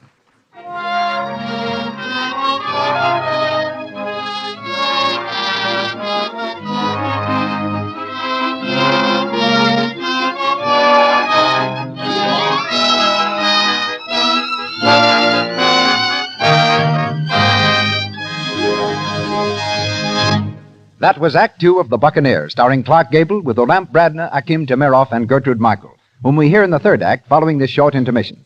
But before Mr. DeMille brings you, as his intermission guest, one of America's most famous authors, let me just give the ladies in our audience this reminder. It's thrifty to buy several big boxes of Lux Flakes at a time, so you'll have it handy always in bathroom, kitchen, and laundry. Sweaters, blouses, and dresses, as well as undies and stockings, stay new-looking longer when you give them regular Lux care.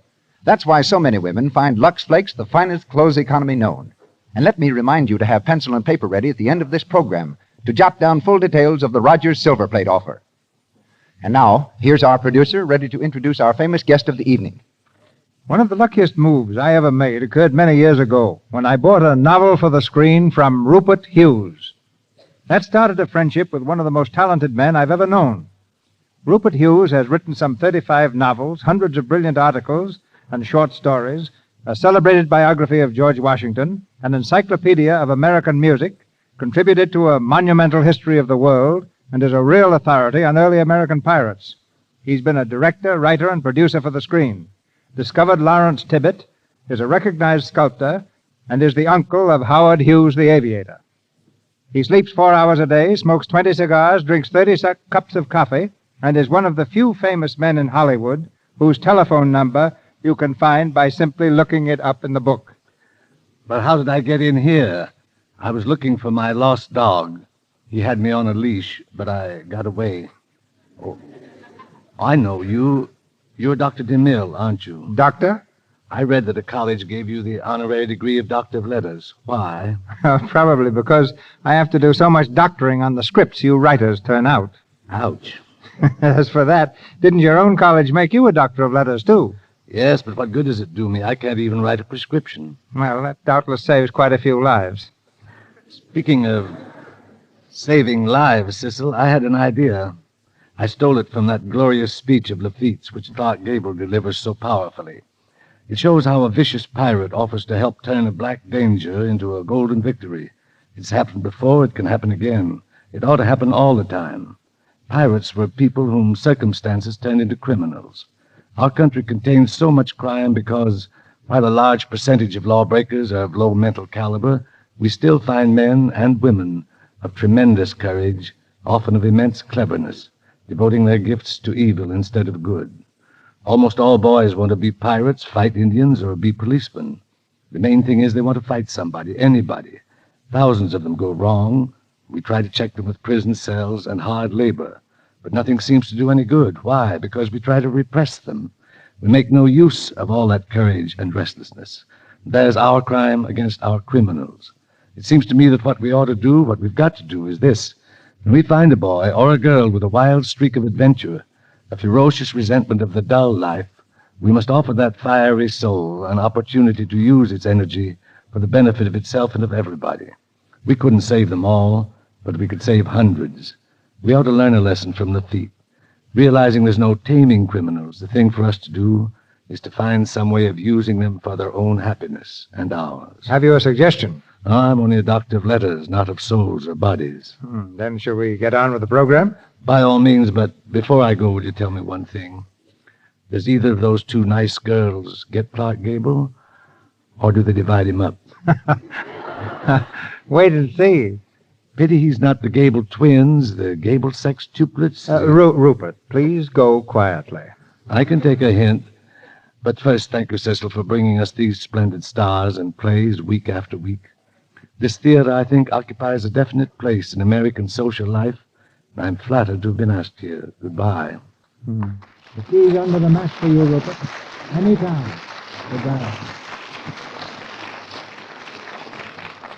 The Buccaneer, starring Clark Gable with Olamp Bradner, Akim Tamirov, and Gertrude Michael.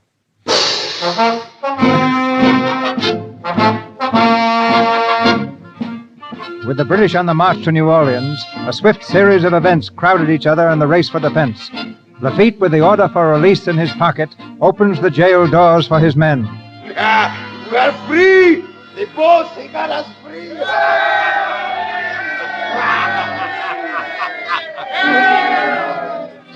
In a fair fight with the traitor Crawford, the Buccaneer pirate made certain that the legislature would not surrender the city.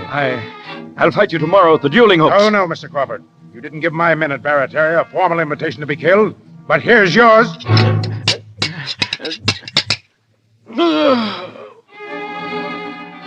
With Crawford dead, the city sprang to arms. Out went the call to Lafitte's men hiding in the swamps. Through the bayous they came, paddling madly toward New Orleans, the woods echoing to their battle cry. Lafitte wants you! Into the city they poured, up to the line of defense, to fight side by side with the regulars, repulsing every advance made by the British, driving them back inch by inch, until at last came the welcome cry. Victory!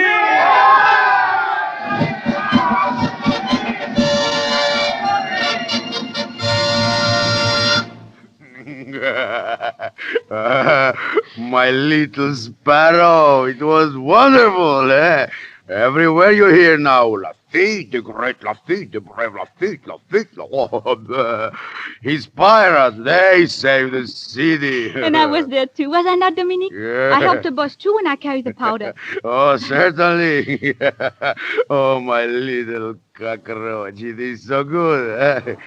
No more they hang us, eh? No.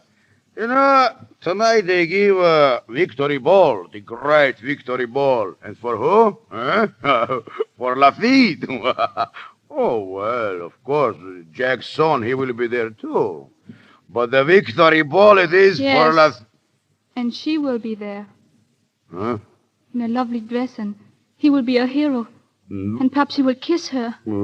What is this? And then she will marry him. Oh, well, that is how it is, eh? Oh, I cannot help that I love him. He says my shoes squeak, but he makes my heart squeak, too. Well, what is it that you want? I want to go to the victory ball. I want to wear a more beautiful dress than hers. I want to sparkle in more beautiful jewels than she has. I want my hair so lovely, her always look like hay. I want to be so grand and shiny, he won't even look at her when I walk by. I want to make him love me. Oh, Dominic. Oh, by Jiminy Diablo. And who can do this for my little mackerel, eh? Me, Dominic, you. I have more jewels than anybody else. I have the beautiful dresses, too. I have all you want. Look in that chest. Huh? Dominic. Oh, how wonderful. And all for you, my little shrimp. But where did you get these things from? Huh? Where? Oh, I don't remember. I think off the boat.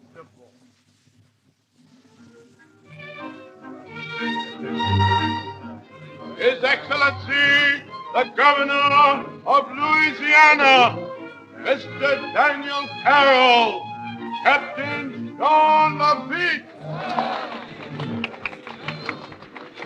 Well, Captain Lafitte. General Jackson. I have the honor to inform you, sir, that I have dispatched letters to the President commending you and your men for service to the country. Thank you, sir. Your example was inspiring to follow. Oh, General Jackson. Oh, yes. Your officers are brilliant as well as brave. Oh, Mr. Remy, may I present Captain Lafitte, who has won the respect of the whole army. Of the entire city. Captain Lafitte. Your respect, mademoiselle, means everything. May I have the stamps? Certainly. Captain. This way, mademoiselle. Let's get out of here. Now. Oh, Jean. I'm so happy I could cry. Let's laugh instead. Out on the balcony where we can be alone. Oh, Jean. It's all true. It is true, isn't it? You mean, am I respectable? I hope so. And then? Yes. What, Jean? I've been trying to think of something nice to say. Something sentimental. I can feel the words. They get right up to here, and then... Oh, don't bother. I know what they are. I'm thinking them, too. Darling. Good evening. Oh, good evening. They told me Captain Lafitte was here. Yes, mademoiselle. Oh, Captain. Captain, how nice to find you. You remember me? We met one time on the sea. You do appear in strange places, mademoiselle. Oh, this is Miss Deremy. Miss, how do you do? How do you do? The captain is really a delightful, wicked man. Don't you think so? I found him both. But mostly wicked. You flatter me, mademoiselle. Shall we dance, Annette? But you haven't admired my new coiffure. Yes, it's very nice. My but dress? Does it not excite you? Not as much as your presence, mademoiselle. Oh, now you tease me. Oh, it is a beautiful dress, mademoiselle. Now, I know where you had it made. Oh, yes? In Gay Paris. Oh, no. In Gay New Orleans. Your dressmaker made one just like it for my sister, Mary. Your sister? Yes. This has the same tucks and everything. She took it with her when she sailed on the Corinthian. The Corinthian? Oh, excuse me. What a strange little creature. I've seen her before somewhere. Annette, your sister was on the Corinthian? Yes, why? Jean, why do you look like that? Have you heard anything about Mary? No, nothing. Oh. Now I remember that girl. She was on the dock with Mary. She was sailing on the Corinthian, too. I'm going to ask her. Annette, please. Please don't ask her, Annette. But why, Jean? What is it? Annette, believe me. Trust me. Oh, I don't know what you're talking about. I'm going to find that girl. Wait, mademoiselle, please. I want to speak to But you. I must go. You won the Corinthian, weren't you? No, you make a mistake. But I remember you well. Anything I wrong, do. Miss Remy? This girl, she was on the Corinthian. The Corinthian? Why, it's never been reported from Havana. Where did you leave the Corinthian, miss? I don't remember. You didn't fall overboard, did you? Yes, I fall overboard. A big splash and I swim. Well, good night. You didn't swim all the way back, did you? Oh, he picked me up. That man over there. Please, I must go now. Oh, he picked you up. One of Lafitte's men picked you up. Yeah, me, Dominique, you. I pulled this little mackerel out. Oh, what is all this? Where is the Corinthian? Where did you leave my sister? Oh, I don't know. I don't know. But how? Why, you're wearing her minute, too. No, that's mine. It's the one I gave her. It's my mother's picture. How did you get it? I found it. I found it, please. Oh, no, you didn't. And you didn't find that dress. Aunt Charlotte! Aunt Charlotte!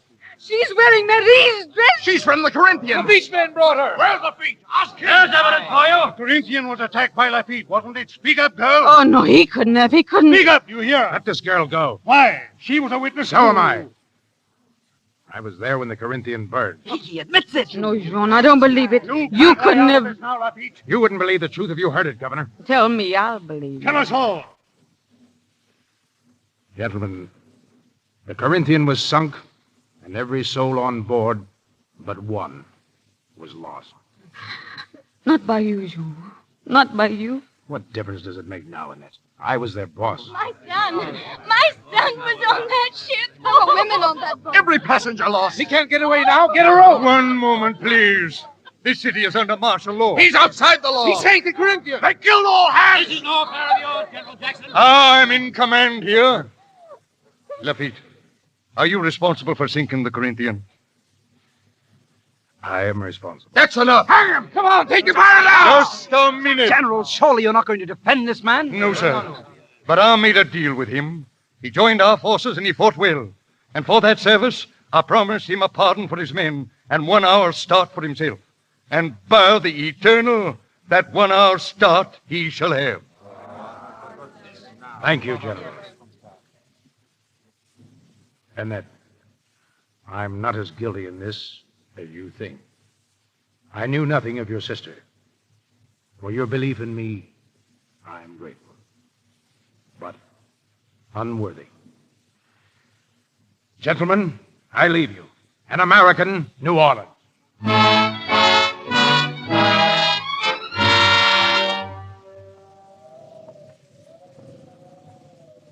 Well, I think we make it, boss. They never catch this boat now. What flag we break out, boss? We have no flag. Huh? Well, what course we steer? Where we go? Straight out to sea. Aye, boss. Yeah, mon captain. All hands to the tops. Square away the yard. Mr. Boss, Gretchen, you shouldn't have come here. I go where my boss go. We're going out to sea. This deck under our feet is our only country. Well, it's a good deck. And our home port, sooner or later, will be the bottom of the sea. I'll be there, too. With you, boss.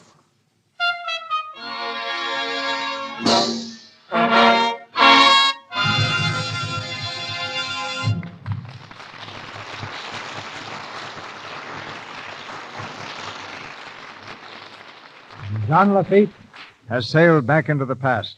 In his place stands Clark Gable. Our evening would be only half complete without a word from Mr. Gable.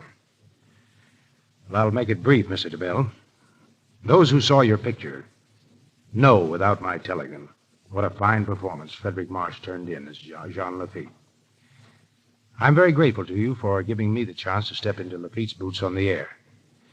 If I measured up to the standards set by Mr. Marsh, I would be still happier. I'd like to thank everyone in the cast. But better yet, Mr. DeMille, I really think that Miss Bradner, Mr. Tamiroff, and Miss Michael should come up here and take their own bows. Let the ladies talk first. I'm a very polite fellow. Thank you, Akeem. Oh, I don't know how I sounded, Mr. DeMille, playing a Dutch girl with my French accent in an American play. However, though, I'm a very loyal listener. This was my first time on a Lux Radio Theatre, and if it's as nice as this all the time, I surely hope you let me come back. Very, very nice, Alan. And now, Miss Michael. Well, you seem to be running the show, Akeem, but it's all right. Fire away. It's all quite understandable, Mr. DeMille, with Mr. Tamiroff playing a big part in your new picture, Union Pacific. I think he's entitled to get at the microphone as soon as he can. Goodness knows he's trying to. Shh. Gertrude, please. It's all yours, Akeem.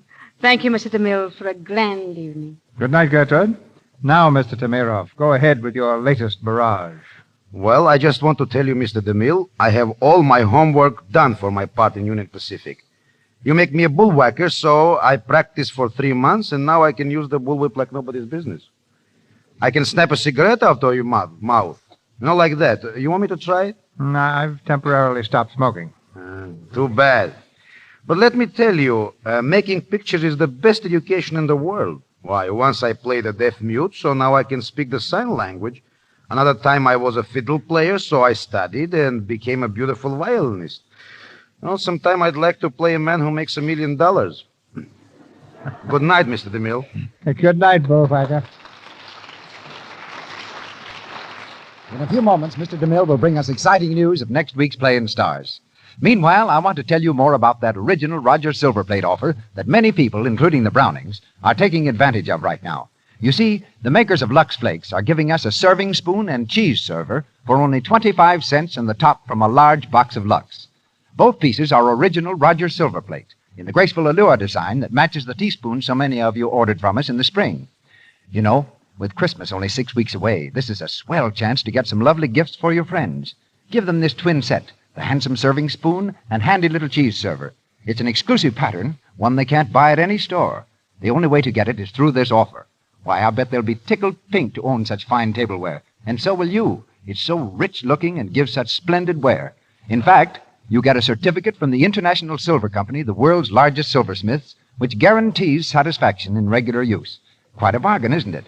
Why, here you are getting beauty and quality and guaranteed service for only 25 cents on a Lux box top. Just cut the top from a large box of Lux Flakes. Write your name and address plainly on a piece of paper.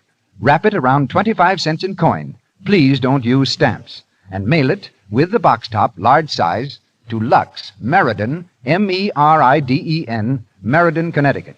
This offer is good only in the United States. I'll repeat that.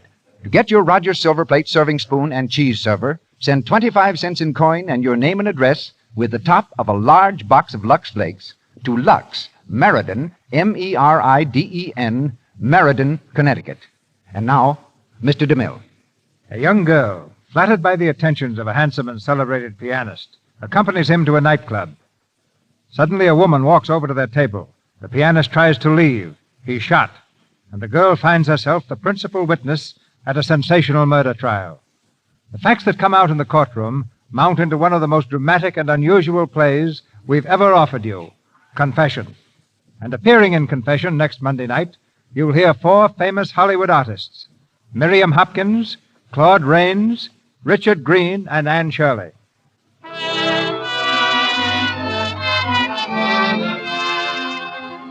Our sponsors, the makers of Lux Flakes, join me in inviting you to be with us again next Monday night when the Lux Radio Theatre presents Miriam Hopkins in Confession with Claude Rains, Richard Green, and Anne Shirley.